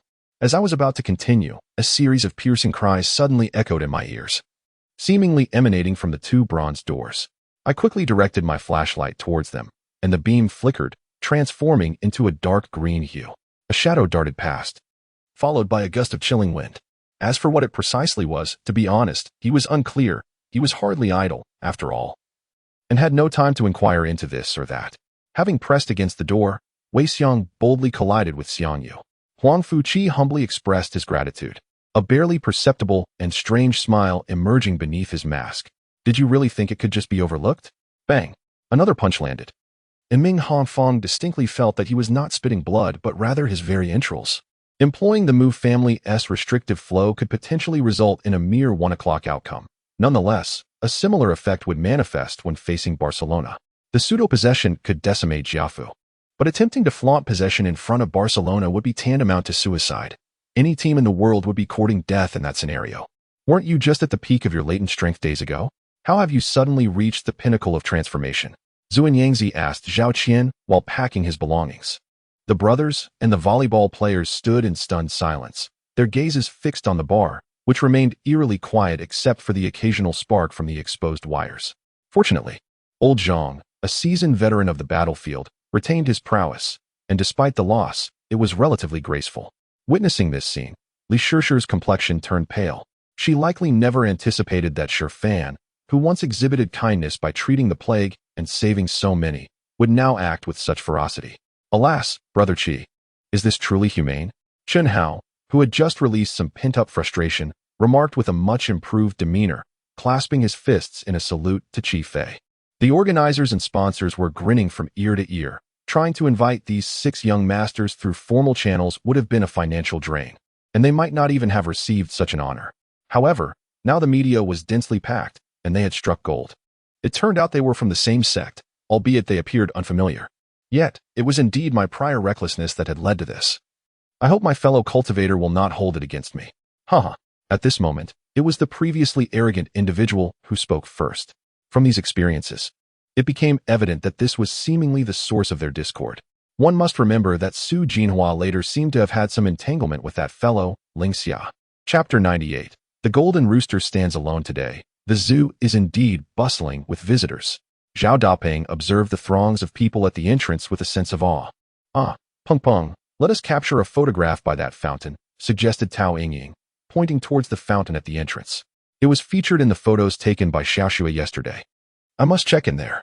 As a devoted fan of El Shui, who had witnessed her journey from beginning to end the previous day, Tao Yingying was eager to seize the opportunity for an unexpected encounter with her idol. Reflecting on the old captain's words, the ship is a family heirloom. He has navigated this river for most of his life. One must consider the implications.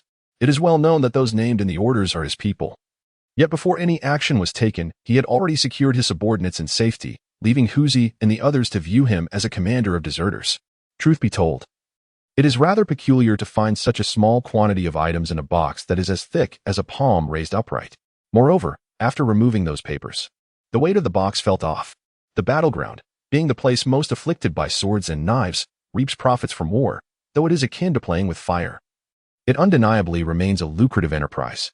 With the new year just days past, I surmised that Bai Dong's household still consisted of just him and his mother. Thus, I ventured over to share a meal before returning home, accompanied by Zhang Qingrui, to inspect the situation of the unfinished building. Xie Dongya squinted his eyes. He was not surprised by the resurgence of the Blood Clan. Despite having eradicated a significant number of vampires with the aid of Ramos, it was to be expected that, given the cold and vengeful nature of the Western Blood Clan, they would continue to eliminate their own kind and stir chaos. Having spent a sleepless night, Xiaoxiao lingered by my side, fearing for my safety. The following morning, I contemplated requesting a leave of absence to clarify this matter thoroughly. However, all were in anticipation, awaiting the arrival of this formidable heir. During this period, I had not made substantial progress in enhancing my abilities. And even the time to restore my magical powers was exceedingly scarce. Since you seek your own demise, do not blame me. Bai Yiming resolved to communicate with Apu. Albeit her movements were slow, as if attempting to compel him to submit through this method. Li Yuan nodded slightly, not even uttering a word of thanks. As if it were merely a matter of course. Yi Kai's recent audacious act filled her with such joy that she could hardly restrain herself from pinning him to the floor of the hospital room. The rotund fellow launched a kick, causing the white-robed young master to emit a piercing scream, blood erupting from his mouth before he collapsed to the ground. It is true that an ordinary master of national martial arts might live in perpetual frustration, yet those around Ding Yi had access to spiritual food, elixirs, and Ding Yi's assistance.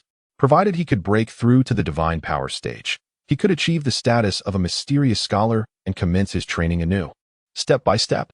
Before the passing of old Master Fang Yinjie perceived Tang Ser's selfishness, as she disregarded the lives of countless innocent citizens for the sake of personal vengeance.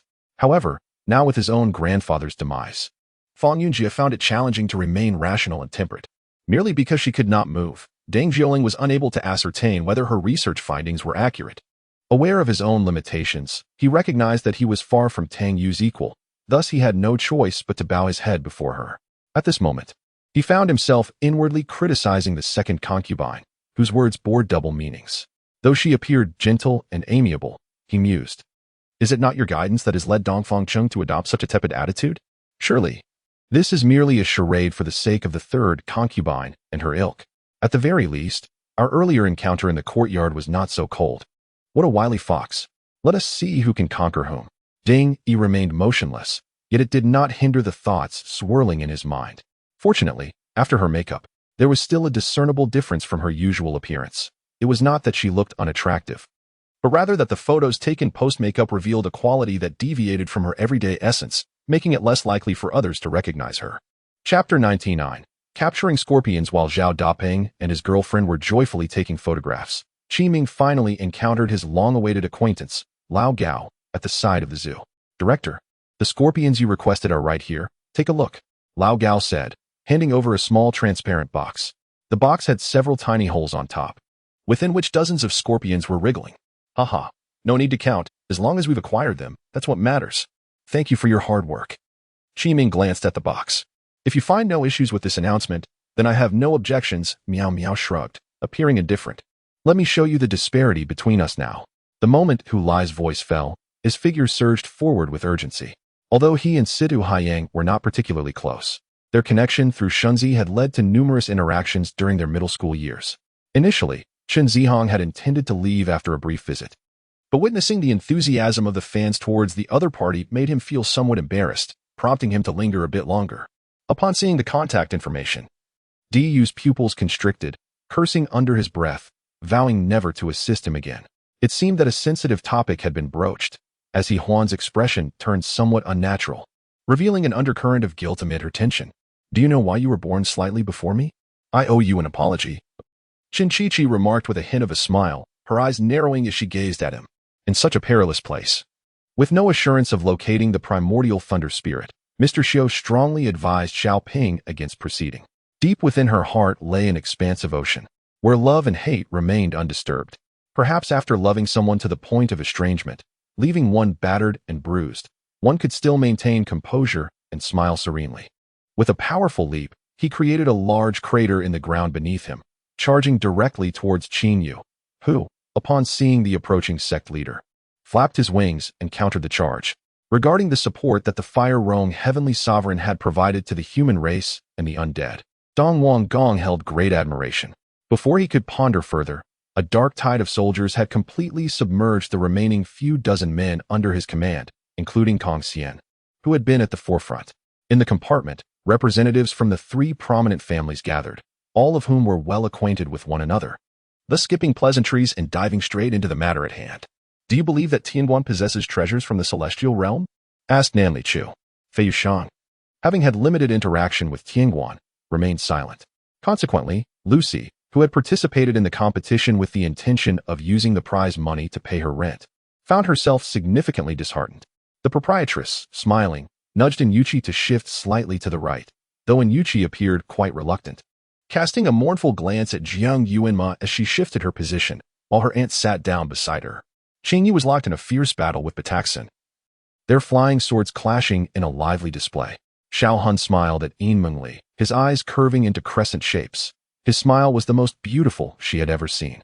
Yin Mengli tightly grasped Xiao Hun's hand, smiling gently as she rested her head on his shoulder. Regarding a sister who coveted her man, Xiao Muan found it impossible to harbor any affection for her. What the hell? I can't do this for free. Why did you summon me just to waste my time? Yang Yi felt a bit irate, questioning whether this was merely to establish dominance and dispel any foolish hopes. Had I known about the marriage arrangement earlier, I would have at least clarified the situation to avoid complicating matters for both families. Noticing an additional recording jade slip beside him, Chun Jioga examined it, discovering it contained messages left by the Zhu siblings. Pajun has now reached the yellow-grade pinnacle. If he slays a dozen or so level 9 D-class star beasts, he will upgrade to a mysterious grade weapon, although this deep pit had been deliberately excavated by him. Doing so under the watchful gaze of that individual was akin to snatching food from a tiger's mouth. Fortunately, the other party did not seem to mind his actions, tacitly approving nearly all of them. Chapter 100. The Red Panda Observing the Round-Faced, Melancholic Meerkat. Zheng Feng felt an overwhelming urge to intervene and extract the wretched scorpion tormenting it. Why was Taimon's face so round, unlike the others with their sharp features? Zheng Feng was not alone in witnessing the battle of wits between the little round creature and the scorpion. Many others were captivated by the scene as well. Ah, Xiaolan, how can one who cannot even safeguard their own life presume to compare themselves with me? Sulu burst into laughter. Yi Xian purchased 7 train tickets, and, along with Hu Lei and others, waited in the station for 40 minutes until the train finally arrived. Under Yi Xian's guidance, the 6 boarded the train. Is there something amiss with the 3 elders? Xiao Chun inquired, his gaze flickering with surprise. The fierce beast, having taken flight, halted in the distance, seemingly fixated on Su Ying, as if waiting for her. Yi Xian murmured softly, observing the swirling currents and instruments around him, feeling a twinge of anxiety that he could not dismiss. Faced with such an enigmatic scene and the impending inheritance, he was a blend of apprehension and excitement, which rendered his expression somewhat conflicted. After a long pause, he managed a calm smile, having steeled himself for what lay ahead. However, Lu Yingzi and her companions had not brought Bai Yunlan back merely to serve as a follower. Shortly after their departure, Lu Yingzi suddenly turned. Seizing Bai Yunlan's delicate arm, and led her into a large clothing store. The manager announced the 7-colored stone, leaving the 4 great immortal emperors momentarily stunned. Who was this Gu Muqing, capable of suppressing the flow of the 7-colored stones so significantly? And this Yi Xian, ranked just below Lu Jianfeng, claimed 3rd place. Upon entering the Yuming Lake, the travelers from Huaxia noticed that the space within the lake remained unaffected by the white mist, which had not yet dissipated. Although the lake, composed entirely of the liquid from the underworld, retained its eerie nature, the surrounding space appeared normal. Nevertheless, the local demon cultivator, being the sole supreme, was evidently outmatched by the combined might of the 2 supremes from the realms of time and space. Bai Yuan roared as his hand transformed, enveloped in layers of white, morphing into the sharp beak of a mythical bird, its brilliance astonishing. In addition to gold and gemstones, there were provisions of drinking water, food, clothing, and other essentials. The figure before them was none other than He Mu, who had altered his appearance and aura through the methods of Yuantian. He had emerged fiercely from the undying mountain, poised before Kunlun City like a god of war. Ying Bao watched her father accept the county magistrate's seal from the hands of the common folk, her mind already formulating a plan. The terrifying thunder tribulation sought to obliterate Ning Fei's existence entirely, aiming to restore the universe to its rightful order. The professor had been observing the unconscious Luohate, his mouth agape in a foolish grin until the latter was carried away. After donning the divine armor of Orpheus, he could activate enhancements or degradations within a meter of his presence. Next came my original plans for several side quests. As previously mentioned, I intended for Luo Zihong to experience a variety of film genres, encouraging him to explore different avenues. At level 200, he could dominate the world just as effortlessly as he could at level 400. There was no distinction between the two. Moreover, the timing of the 2 letters was roughly similar, yet the content of Gong Yonggu's was significantly more detailed, indicating potential issues with Wu Mengming's sources. After a flurry of relentless attacks, the boss fell without a hint of resistance, unable to unleash even its remaining skill. Alina brandished her short sword and charged toward a cloaked figure. Though her martial skills were not particularly high, she excelled at stealth attacks from behind. However, given the current predicament, where the warrior Oz was occupied and the priest Red was ill-suited for close combat, she had no choice but to confront the threat herself. Chapter 101. The poor little panda having changed out of his work attire, Qi Ming made his way towards the animal interaction area, where he was to host the Day's Alpaca event. As he walked, he pulled out his phone to examine the layout of the park, contemplating where to place the little panda. Many people often confuse the raccoon with the panda, as they do share a certain resemblance at first glance. Indeed, both are adorably masked creatures, possessing fluffy bodies. Fang Fei took a bite of the dish that Gu Xiao had just sent over, and suddenly her mind flickered to Yi Yilin, leaving her with a bewildered sensation, wondering how she could ever compare General Yu to Yi Yilin. Stay calm, stay calm. She reminded herself. One must approach newcomers with kindness and patience. She needed to gradually amend the habits she had developed in her previous team. Within her mind, a tumultuous clash of energies resonated, causing the ground to tremble. A violent shockwave erupted, instantly shattering and leveling the entire dirt mound. Observing the appearance of frustration and exasperation, his tone echoed as if he were reprimanding a wayward son. He certainly remembered Wu Ming, despite being caught off guard that night at the Bay Dock. The Sword Maiden, however, presented a different challenge. Even though Jin Gong's Sword Maiden currently held the highest rank at level 12, her resilience paled in comparison to that of the insect. Su Wei, equipped with the broken bow and swift shoes, would likely leave the Sword Maiden severely wounded if she insisted on clearing lanes to defend the tower. Last time, numerous obstacles hindered the outcome, and he could not permit such circumstances to repeat themselves. Assistant Gong Ming remarked, "You're eating so much despite it being unappetizing. If it were actually good, would you devour the entire shop's cherries?" Yet, regarding their relationship, Tang Ruoxue found herself at a loss for words, unsure of how to approach the topic. Su Wei had no intention of undermining his teammate's morale. He not only healed the barrel with a sliver of health, but also moved to challenge the prince at the forefront, attempting to assert his dominance and encourage the opponent to retreat. Just as the two were about to leave Yanxiao to enjoy a meal at Lang Yu's home, they encountered Fang Shilei and Lu Xiaobai, who had coincidentally crossed paths with the departing CEO Yuan. Luo Gang removed his clothing and wrapped it tightly around his abdomen to prevent any overflow of snow. Another strategy involved securing the transport of food from the rear.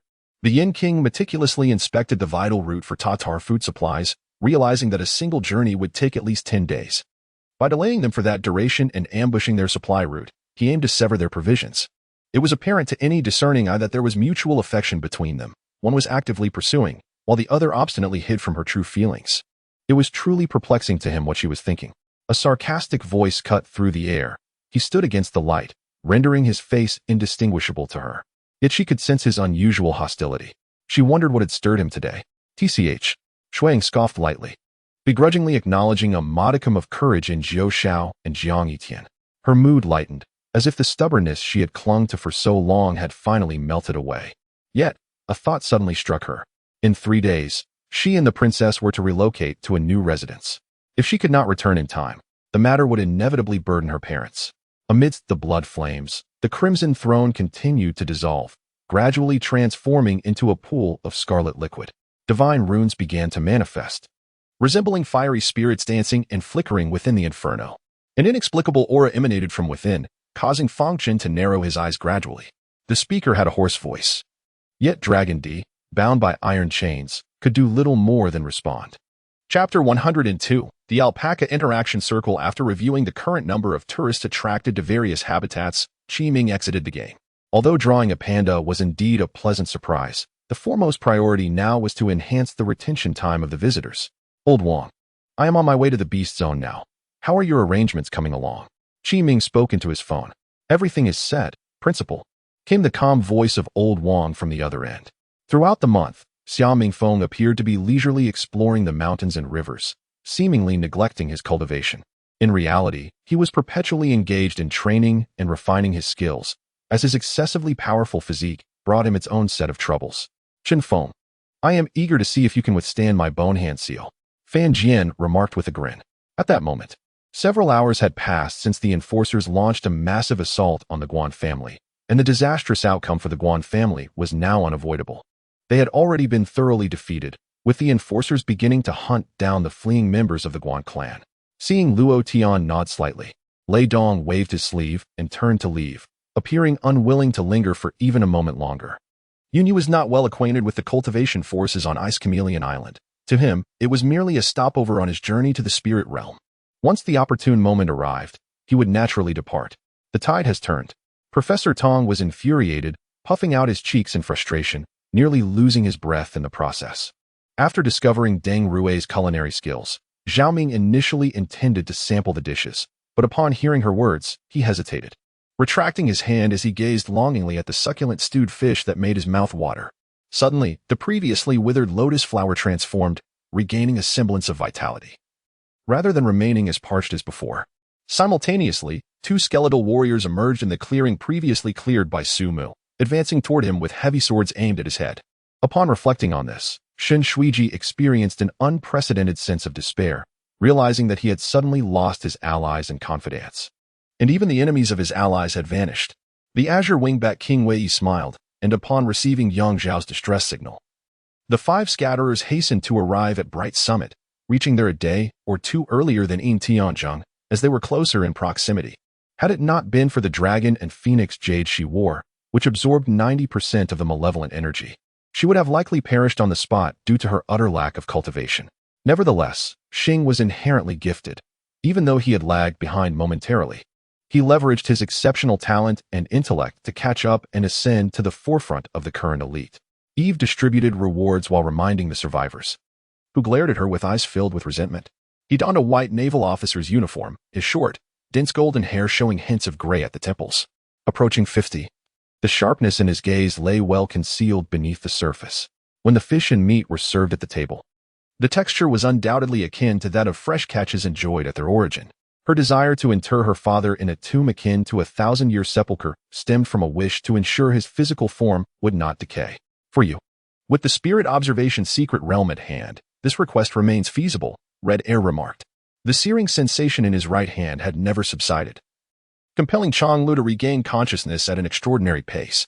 He discovered that the sharp fracture of the chair leg had penetrated Dr. Su's arm. Yet, Dr. Su displayed no discomfort, merely feeling dizzy and on the verge of collapse, speechless in shock. If it weren't for Su Muqing still keeping her eyes open, occasionally fluttering her eyelashes, he would genuinely suspect that she had already departed this world. However, Yuan Shun at this moment possessed only a singular Dharma body. while he could harness the laws of heaven and earth for his own use, in the presence of the holy power of the Azure platform. Even the rules of nature were rendered less effective. Chapter 103, Actions Proving Ineffective. As the project at the alpaca enclosure commenced, Zhao Dapeng and his girlfriend, Tao Yingying, had just finished taking photographs at the flamingo habitat. Peng Peng, do you think my outfit clashes with the scenery? Tao Yingying said, a hint of discontent shadowing her expression as she gazed at the photos in the album. Today, she donned a cerulean halter chiffon dress that flowed ethereally, her hair tied up in a playful bun. Humph, you're still pretending. Is Xiaowen in your room? Someone saw you bring her in. Su Xiang glared fiercely at Qin Fan. Wu Minglei's head buzzed. He had spent over $1 million acquiring this jade disc from a band of tomb raiders, and now its value had plummeted to a mere 300,000. Lai Naifier felt her smile was akin to the spring breeze caressing willows, warm and soothing, instilling a profound sense of tranquility within her. The master is wise. At your command, we dare not disobey. Under the leadership of Yang Xiao, Yin Tianzhong, and Wei Yixiao, the congregation responded in unison. Though only a slight involvement, there are materials within that I am unaware of. Yet, even from what I know, their worth is immeasurable. This sword must be the culmination of Master Russell's lifelong dedication, Lai Naifier lamented. Xing Tianyao propelled a streak of lightning across the sky, which was subsequently hurled fiercely by Alia. Concurrently, at the outset, under the exquisite footwork of Xiao Wuji, the positions of he and the wise treasure tree king had completely swapped, now blocking the valley's entrance. Should the wise treasure tree king attempt to escape, it would be as daunting as ascending to the heavens. Sorot's eyes widened in surprise. It was not Lai Naifier, but rather Andres who was intent on pursuing him. Qin Fan displayed an unyielding demeanor, promptly admitting fault, leaving Director Chun at a loss for words. Although the common folk willingly offered their provisions, the disciplined soldiers of the Ming dynasty merely smiled at the villagers without accepting food, and Pu Fulian's troops emulated the Ming army's demeanor. Under Zhang Fei's command, a celestial soldier coordinated splendidly with him, while Mu Jingwu struggled against two foes, finding himself at a disadvantage. If this continued, he would surely be defeated by Zhang Fei. The radiance gradually diminished. The onlookers reopened their eyes, collectively inhaling sharply at the unfolding spectacle. Yet, amidst the chaos, Jellies took a leap just before the tower beneath her crumbled, catching the plummeting Dapashoots to prevent his demise. Though this place was not as expansive as the villa they once inhabited, he knew Qin Yang would surely appreciate it. Observing the scene, when you recognized the lingering affection between the two, prompting her and Song Yixing to retreat to the inner room to tidy up, leaving the living room for the two to reminisce. Approximately 10 seconds later, the robbery clouds surged ominously, thunder rumbling, lightning flashing, exuding a wild, restless energy as if truly incited by Xiaoyan. With Zhao Lei's remarkable reflexes and agility, he found himself utterly defenseless against the sudden onslaught of fiery power. Noticing the expressions of her fellow students, resembling that of someone who had just ingested something foul, Jelly shrugged. She had calculated that, barring any unforeseen circumstances, she could indeed commit such a frenzied act. In her inquiry, she learned that this household had long since erased her presence. Her beloved husband had remarried. He hung his head low, his lashes casting shadows over a face that bore the weight of unspoken sorrow, evoking sympathy. But aren't you going to see him? Lachin asked, surprised. You've returned after such a long time? Shouldn't you check on Xiaolin? Especially since such a significant matter has arisen, he must need comfort. Chapter 104. A familiar face as Zhao Dapeng gazed ahead at the divine beasts. His pace quickened involuntarily. It was the captivating videos showcasing the divine beasts at the zoo that initially inspired his desire to visit. As an avid internet surfer, how could he possibly miss the chance to interact with these magnificent creatures in person? After standing at the back of the line for a while, it finally came time for the three of them to enter. All right, you three may proceed, but remember to take photos without using the flash. The decor within the room left a profound impression on him. In the center stood what appeared to be a table, yet it was a cube adorned with a prominent question mark on its surface. Am I being overly sensitive? Su Yunji closed her eyes, her high-heeled footsteps resonating crisply, weaving a unique rhythm as they alternated between distance and proximity, occasionally halting abruptly. The vehicle sped along the rural highway, the night now deep, with hardly any other cars in sight. 5 years of respite would allow him to elevate his cultivation to the pinnacle of the 4th tier. Honestly, must everything be monitored? Alan pouted playfully, her sweet voice stirring the heart. Should anyone venture into the military camp, they would find soldiers within the tents gripping their steel rifles tightly, poised for battle, while even more soldiers crouched in the trenches, awaiting the enemy's advance. Having said that, Jin Yiming picked up the peachwood sword, his obstinate temperament flaring as he brandished the sword like a monkey wielding a large blade. The moment Zhang Yosheng mentioned the reward, everyone except those engrossed in their games rushed towards him, their faces alight with excitement. Well, I shall not linger any longer. I shall take my leave. Nailin Yanren had already uncovered the secrets of this underworld, rendering her presence unnecessary. It would be more prudent to slip away, as there was little use in remaining. To be referred to as the King of Ghosts, the techniques mastered by Bai Mingsheng were undoubtedly profound and arcane. My arms, chest, back, and crown felt the impact of immense pressure, accompanied by the sound of cracking bones. On his way here, he had already set up the Chichi Tiendo formation from 10 miles away. Should someone indeed be waiting for him to take the bait, he had strategies to counteract. Thus, the three shield warriors took turns using taunt skills around their vicinity, yet after half a day, no results manifested. The taunt skills seemed to hang in the air, leaving not even a shadow after such a duration. Observing the round-faced figure's silhouette fade away, Beha stood still, his expression notably somber. He had clearly perceived the shadow lurking in the other's gaze. Exhausted, famished, and cold, a swelling pain coursed through his body, and his senses grew increasingly numb. The storage bag in the hands of his junior brother must belong to a certain friend of the Wanhua sect. Just then, Wang Shixiang uttered a statement that startled Beha.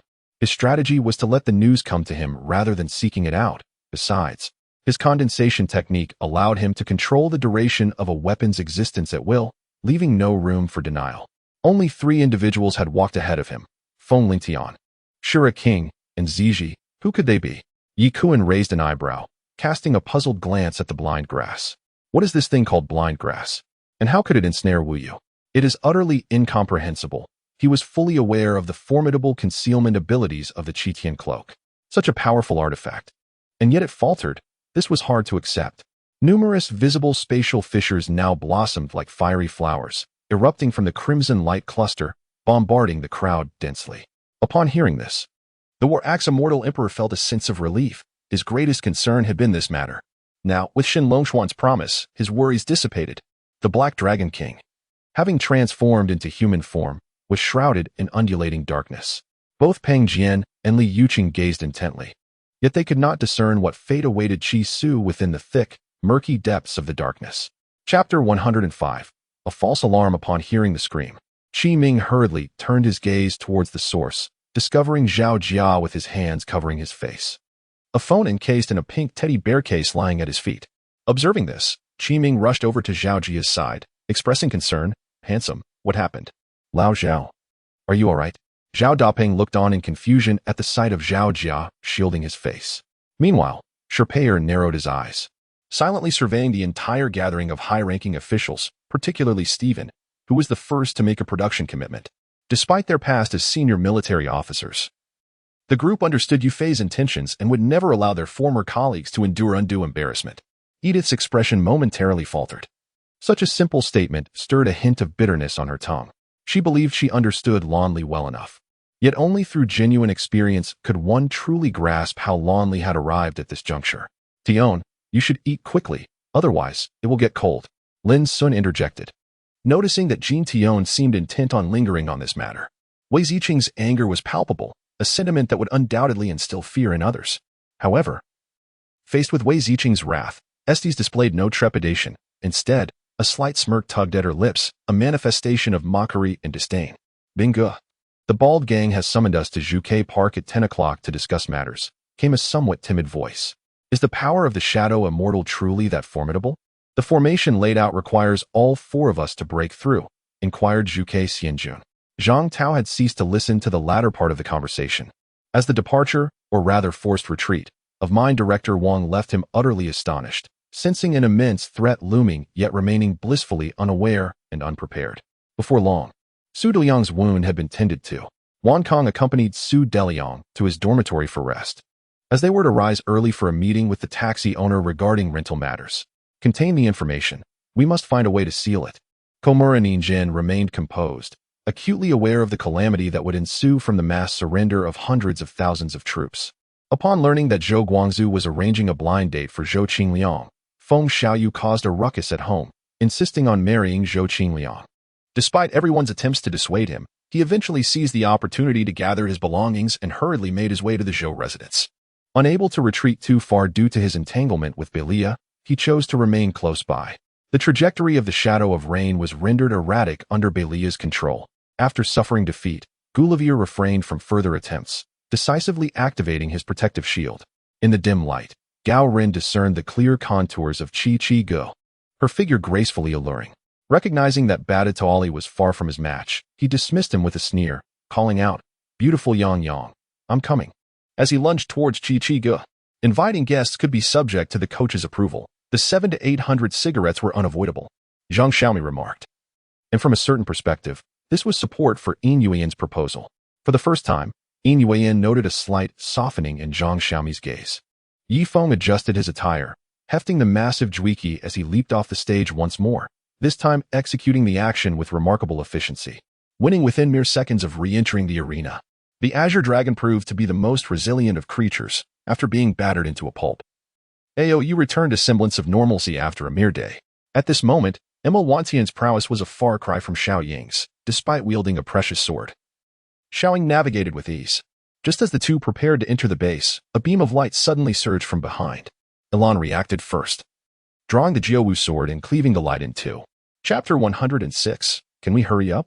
As Zhao Dapeng and Tao Yingying expressed their curiosity about whether Sun Dasheng is a macaque, Zhao Jia could only share some knowledge he had gleaned from the internet. Although it is said that Sun Dasheng is a spiritual stone monkey, the esteemed Wu Chengyin must have had a reference template when he originally penned a tale. But let us not dwell on that. Instead, let us examine this excerpt from Journey to the West. The Monkey King led a group of monkeys, including macaques and horse monkeys, assigning roles of lords and ministers. Yang Ding observed the elderly gentleman, reflecting that, as a member of the younger generation, he had little time to watch the news or read party reports.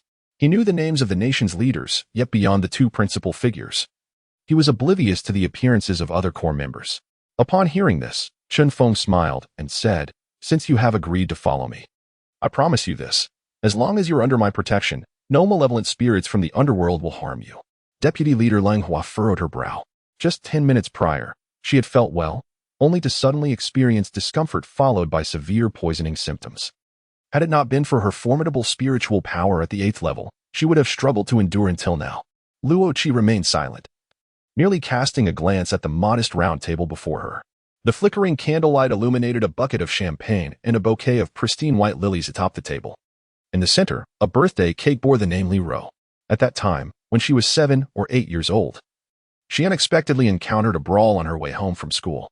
Through the rain-soaked car window, she witnessed an older boy lying injured on the ground, his clothes drenched, blood pooling around him as if he were on the brink of death. "I'm sorry, but I still do not have the habit of allowing others to extract my blood. Please consider another method." Li Kong waved his hand dismissively. Lu Yu and Xia Yi exchanged glances as their mother, who had previously endeavored to conceal her emotions, suddenly collapsed into her husband's arms, clutching her son's hand and weeping uncontrollably. Deputy Leader Zhang Ji suffered minor injuries, which did not significantly impair his combat capabilities. He had previously taken medication to enhance his strength, but it had begun to yield side effects, rendering his spiritual power unstable and causing fluctuations in his strength. The exorbitant medical expenses, coupled with the mountain of high-interest loans that Jiao He owed, might truly drive her to despair. Bai Jiao was puzzled. She had previously seen birds while dividing the shadows. If the stone was merely a guise for a beast, then the desolate tree atop the stone certainly could not serve as a bird's habitat. Jiao Xing expressed her apologies, "If you wouldn't mind, I can return the money to you." In Yun Li's room, the light still glowed. Perhaps it was due to her earlier encounter with the master, which left her bruised and aware of her limitations. She was now focused, holding a long knife, standing still with her eyes closed, presumably contemplating the essence of the blade. Bai Jiao paid no heed to the thoughts of others and strode purposefully into the depths of the thunderclouds, not looking back. Ninjas, traps, poisonous waters, and 5 poisons formations, all were employed, even summoning a pack of wild beasts. This was due to the fact that the current project had only progressed halfway, and initiating a new one would not align with the established protocols. Li Ying swiftly cracked her whip, enveloping it in spiritual energy. With a deft twist of her wrist, she opened a gap in the oppressive atmosphere, ensnaring Yu Mei and pulling her away from the pressure zone. then forcefully flinging her toward Huai Ming and the others. Jiao Sheng suddenly regained her composure and rushed out, but as soon as she exited the ward, someone seized her arm. There were still places where she was needed. Once the task was complete, the shame of today would be repaid tenfold. Ah, it turns out to be a misunderstanding, Su Yining exclaimed. Having been startled by a mouse and inadvertently clinging to her beloved, she stood still for several minutes, realizing that the director's team on the rooftop was speaking to them. The financial gains from this League of Legends WeChat system were indeed real, yet one must ponder whether the endless penalties were genuine as well. What could 10,000 points possibly accomplish? Chapter 107. The hoof repair preview interrupted by a sudden voice. Zhao Jia turned to the source of the sound. He discovered a young man, seemingly in his late 20s, standing with his arms crossed over his chest, gazing at him. Apologies, my name is Ma Ga. I couldn't help but notice your extensive knowledge about this animal, yet I felt you were straying from the main point. So I spoke up, Ma Jie said, lowering his arms, suddenly appearing a bit sheepish. Well, many sects are hidden deep within the mountains, where even mobile phones cannot reach. Often, a telephone booth is established at the foot of the mountain, allowing disciples from the outside to call a guard disciple, who then hurriedly reports significant matters to the sect leader, he added. What about the clan leader? How well has Phone you mastered the footwork? The village elder inquired. Taking a sip of water. Suddenly, the raging inferno froze, a chilling wind sweeping through, causing the flames to part silently. Not to worry. I have already called your mother and informed her. I will tutor you in English tonight, so I will be home a bit late. Dinner is on me. Fang Yushue replied casually. A thunderous bang erupted near by Yu's ear, prompting an instinctive whip strike. He initially thought that would suffice, but to his surprise, his whip became immobilized. Encouraged by their commander, thousands of soldiers from Jizhou shouted as they charged towards the Luan army, the battle cries resounding like thunder. Barely a quarter of an hour after Jin Ruyu had hastily departed, Qian Hongying arrived, presenting her with a large red gold embossed notice. She did indeed agree. Taking to the operating table with no intention of backing down, she kept to herself the fact that she had more than one kidney and that her clotting factors were problematic. Wu Fan understood this all too well. Many individuals seek a premature end due to a momentary lack of hope. Once filled with hope, they would never resort to such actions. However, after searching for several days, he was still unaware of the identity of the great hero, let alone being able to request assistance. Particularly this year, the singer had risen to prominence, drawing considerable attention. Yet previously, his vast world had been damaged, significantly diminishing his strength, so he did not disclose this information to the two. A decade ago in that world, Dongfang Yin chose to abandon what he perceived as a false reality, returning everything to reality. The two initially assumed the newcomer was merely a vice commander of Li Jing, only to discover he was none other than the crown prince of the Tang dynasty. For this reason, Li Qingshi had managed to gather some resources and promptly arranged for someone to bring money and provisions home. After taking a bath, he also used the shower in room 152 for a quick rinse.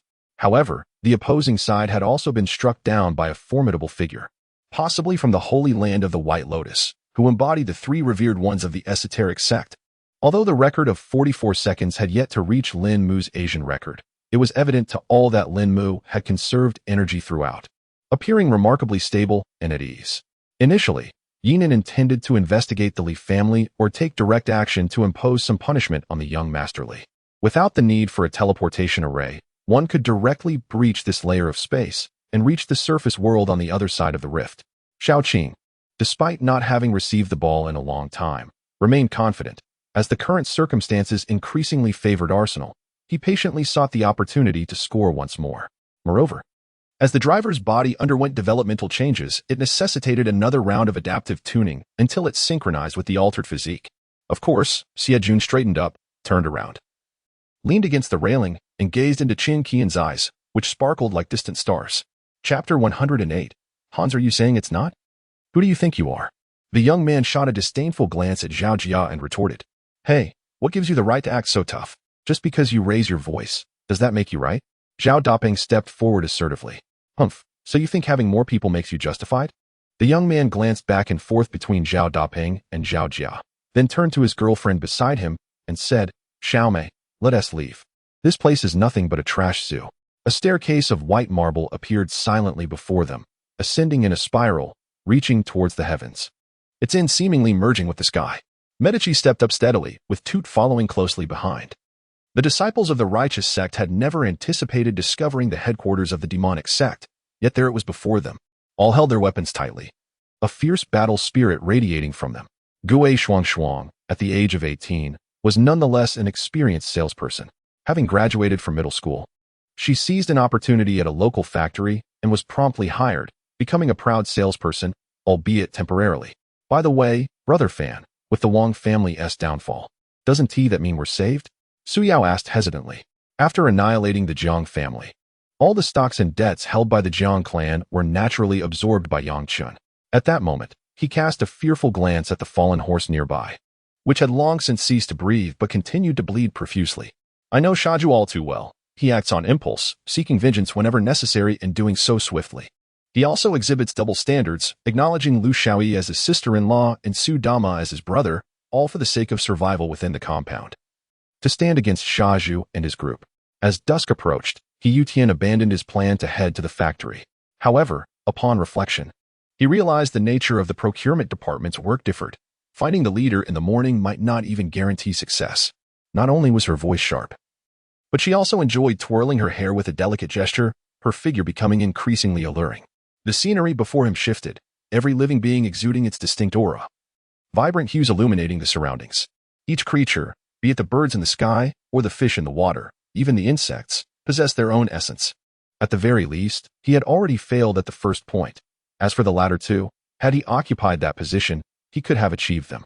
Yang Yi suddenly accelerated, shaking off Rondo, and charged towards the Celtics basket. Rondo was caught off guard, and the seemingly impregnable defense of the Celtics was breached by the hefty figure. The ball was taken, leaving Ginobili with no choice but to retreat. The Pelicans, having shifted from defense to offense, would surely overpower Parker if he didn't intervene. Chu Wui muttered in confusion, choosing not to elaborate further, for she genuinely feared that if Guijing forcibly detained her, what would become of their mission? Zhang Jiwei was exceptionally gifted, even in a higher realm. He could accomplish great feats. Thus, Su Lu prepared to cultivate some secret techniques before challenging this legendary figure known as the strongest among them. As the match commenced, Anthony leaped for the tip-off against Kansas's power forward, Thomas Robinson, but lost, granting Kansas the possession. The moment Yusian soared from Kintaro, the mud pit that had ensnared him violently exploded. Amidst the white light, mud splattered everywhere. This was not merely a non-lethal terrain meant to hinder opponents, but rather a concealed threat cloaked in a facade of tranquility. Feeling the familiar ache in his legs, Carpenter reached down to touch the 30-centimeter-long scar on his right leg, a remnant of shrapnel.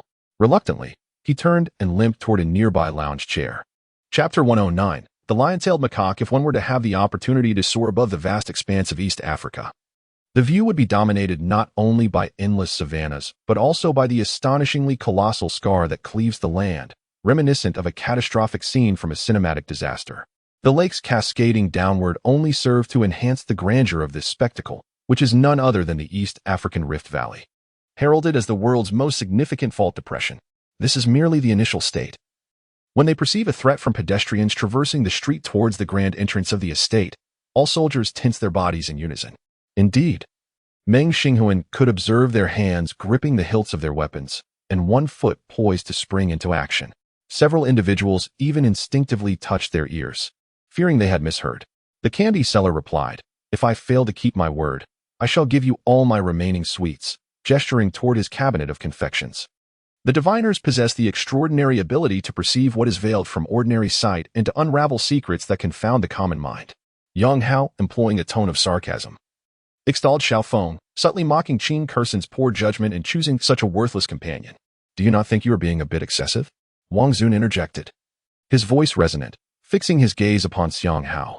Soon after, the phenomena of reincarnation once again unfolded, harmonizing with the manifestations evoked by the sun's true scriptures, creating a dazzling interplay that obscured several heavenly laws descending upon the profound celestial chasm. The negotiation assembly did not include Sun Wukong, as the matter bore no relation to him. Even the illustrious Tai Bai Jinxing feared the chaos that Sun Wukong might incite during the meeting, and thus refrained from inviting him, offering gentle reassurances instead. Restored to her true nature, Yu and I exhibited none of the aloofness typical of her Ice Clan kin. Rather, she was vivacious and animated, chattering excitedly to Bing Yongling about her experiences and inquiring about her life in the ancient city of Taipei. Fu Shi, fully aware of the gravity of the situation, skillfully retreated several meters away from the formidable presence of Beast King Zhou before the heavy atmosphere could weigh down upon him. Very well, Lu Zixi nodded, adjusting his attire and glancing into the mirror, raising his eyes to meet his own reflection before approaching the clock. The sensation of dizziness lasted a full 4 seconds. And upon regaining consciousness, he found that the right half of his arm was missing, with the flesh of his right side nearly stripped away, exposing several ribs and internal organs, while the surrounding seawater was stained crimson with his blood. Moreover, as an official, albeit a righteous one, he could only intervene minimally in incidents occurring within his jurisdiction. Matters beyond his domain were not his concern. Why? I must personally confront him. Is this what you mean by not failing you? What does this truly signify? Resentment simmered in Mu Yan's eyes. However, as a disciple of the 10,000 Sword sect, possessing the ability to comprehend the stellar sword technique, his future was undoubtedly bright. What could possibly motivate him to betray the sect? The guards were solely responsible for the safety of the young masters, and they were aware of the connection between their master and a certain Li Si. Having discreetly conducted investigations in Lianqing, the formalities had finally concluded, and the elder Feng and his son, along with Lan Hai and others, breathed a sigh of relief. Newcomers should take the lessons seriously, one of the teachers admonished, noticing Lin Xuanzizi's inquisitive demeanor. Startled, Lin Xuanzizi quickly composed himself and began to pay attention. This fragmentary stone talisman was a defensive charm. Tiangang could typically only produce 1 or 2 when in peak mental condition, and it was his most cherished talisman. However, he was astonished to see Lin Feng effortlessly produce such a charm in an instant. Chapter 110. The Tycoon from Africa. I extend my heartfelt gratitude to Mr. Bai for his enlightening discourse. An elderly gentleman, elegantly attired and with a mane of white hair, rose to his feet, applauding as he approached the podium. Accompanied by his applause, the audience below began to join in, nodding in appreciation. The elder, smiling down at the crowd, spoke once the clapping subsided. After Mr. Bai's elucidation, I trust everyone has gained a fundamental understanding of the lion baboon. First, we must acknowledge the 1,000-faced silver fox, who nearly coughed up blood. Resolute, disregarding the pain in his leg, he summoned all his strength and leaped towards the ceiling. However, it was not in the capacity of a father that he acted then. Now, he could proudly assume that role, feeling an overwhelming sense of pride. Observing his evident impatience, Tin Yuming suddenly felt a wave of despondency wash over her, a sour sensation rising in her nose. She inhaled deeply, striving to compose herself. Stop! She trembled violently, as if scalded by fire. Summoning all her strength, she took advantage of his unguarded moment to push him away, causing Gu Xiaoyang to tumble off the bed. There are several other colors. Feel free to choose, Gu Zhongping suggested, pointing to other garments hanging on the rack. Haha, this is a creation by your sister-in-law, a unique piece from Dongxi, Jun Moxie declared proudly. This is impossible. Of course it is impossible. Yang Ming, name your price, and I shall gladly accommodate, Niu Ding remarked, not one to be easily outwitted. Pinned beneath Liang Qi, Mu Ruame exerted every ounce of her strength to resist, yet could not budge an inch. As she felt her clothing being stripped away, a sense of humiliation enveloped her. Upon returning home, he quickly showered and dove into bed. As the discomfort in his abdomen gradually subsided, fatigue overtook him, and he fell into a deep slumber. The drill concluded, yet within the great tent above the clouds, a post-battle review was imperative. Z, along with various military leaders and commanders from the counties, was in the process of reconstructing the entire battlefield scenario, a necessary endeavor. Bai Juni no longer accumulated experience points. For them, defeating monsters had become merely a means of gathering resources. You may not be aware, but our profit on each mobile phone barely exceeds 100 yuan. If you wish to increase it to 100, I might consider it, Hang you fabricated. Additionally, there was an unsettling matter for Shang Wanling. She particularly disliked witnessing Lin Yifeng jesting about her and Cha ruling. For reasons unknown, each time she encountered Lin Yifeng's gleeful expression, she was filled with indignation. What kind of martial arts is this? The members of the Duan family found themselves bewildered, as Huang Xuanling's peculiar footwork and attack methods were undeniably bizarre. They vowed they had never before witnessed such an extraordinary fighting style. Lin, Teacher Lin, all right, just moments ago. The confident Yang Shui stood before Lin Yifeng, her face flushed as she struggled to articulate her thoughts. Along the way, Yihan retrieved a long-neglected Earth-grade soul technique, the Imperial Flame Conflagration Decision, from his storage space. The others were equally perplexed, Yet they understood that wherever Yi Han chose to venture, there was always a reason behind it. No matter his destination, they would unconditionally accompany him. At that time, Fu Yunze recognized that the nation's educational standards were certainly not as high as they are now, which led him to have great faith in these young engineers. Naturally, he also hired several seasoned engineers, leaders within their respective research teams. As they progressed, the difficulty of advancing through the fire calamity increased. Yi Han still possessed 6 Imperial Spirit Stones. Whether he could elevate the fire calamity to 100 and successfully activate it depended entirely on them. Dare you lay a hand on him? The Yuan family will traverse heaven and earth to eliminate you. Yuan Hong threatened. Wang Xian positioned the treasure flame lamp bestowed upon him by Li Xian atop his head, unleashing rays of pure yang divine light from his hands, manifesting extraordinary prowess. Chapter 111 Reflection. After finishing the specially prepared seaweed and mung bean soup by Zhang Aimei, Qi Ming and Zhuge Qi walked to the cafeteria's serving window. Qi Ming gazed at the menu, struck by indecision. What should they have for lunch today? Braised pork? Roast duck? Or perhaps crispy rice with meat? Previously, the cafeteria's lunch and dinner options were fairly fixed, leaving little room for choice. However, with the increase in staff at the zoo, the cafeteria's offerings had recently dwindled due to the passing of the third princess. In light of this, Li Xian had decided to allow the deceased to rest in peace, urging Wu Kairan to cease his relentless pursuit of Li Fei, postponing all discussions until after the third princess's burial. This way, Prime Minister Zhang would not harbor personal grievances and take action against the young master. Pinger's eyes brightened with understanding. Meanwhile, Shunwan sat on the bed, her disheveled hair cascading down as she wrapped herself tightly in a quilt, leaning against Gu's side, weeping inconsolably, revealing bruises and marks on her exposed arms and neck.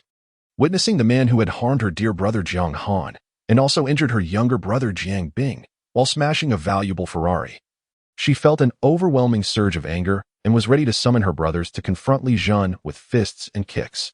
Just then, a server carrying tea passed by, and Yin Ryu deftly snatched a glass from the tray held by the attendant. It should be, for this is merely the key to the Yin ruins. After all, they had once fled here, needing to guard against the pursuit of King Wu. Bai Lian nodded, leading the members of the National Special Bureau to stand beside Fang Ao. Observing the transformations unfolding before them, the phone seemed to take an eternity to connect, and when it finally did, a weary voice was heard on the other end. It was him. Upon seeing this, Captain Mike's expression shifted to one of sheer terror, as if confronted with something truly dreadful. Sun Mao was indeed correct. While Li Lian calmly engaged in a battle of wits with Sun Mao at the Huichun building, the Hanlin Academy in the capital was in turmoil. Truly, he felt that this was the most arduous and absurd statement he had ever uttered in his life. Yet he persevered to finish it. Song Yi had no choice but to select the second option, or rather, the plan had already been prepared from the very beginning. The tribal orcs let out victorious roars, and just after the war concluded, a sentinel reported the sighting of a migrating half-orc tribe near the village. Gazing at the middle-aged man with a beaming smile, Yagumo Zi hesitated for a moment, pursing her lips. Upon hearing Lu Mufeng's words, He Shui Hongfei ceased his groaning. His previously fearful gaze now emitted an unusual cold light. The torment he had endured today had thoroughly worn him down, and when Luo Zi had callously shoved him aside, throwing him to the ground, it had ignited his fury. Zhang Wuji's plight was indeed lamentable. Lu Mufeng investigated and discovered that he had not mastered the Qiankuan de Nua E technique. Lu Mufeng racked his brain, but could not fathom what had transpired. Humph. Consider yourself fortunate. This princess concedes defeat this time, Luo Zi huffed, inwardly cursing Lu Mufeng countless times. A powerful figure of such profound cultivation displayed no semblance of a true master. Resorting to such despicable tactics, he must be a lecherous fiend. Then Fang Ren observed Su Su's outstretched hand, her voice gentle yet imbued with a sisterly concern. The purpose of their visit to eliminate Wang Long and his companions was twofold. Primarily, they aimed to reclaim the goods of the Tianhe Trading Company. Subsequently, Lin Qingyu, under Su Zhe's guidance, emerged into another studio. What danger? Father, have you encountered any trouble? He turned back, his face a mask of astonishment. A fourth-tier rock worm passed by, and upon noticing the warrior, it accelerated, its massive rocky body colliding with the warrior's form.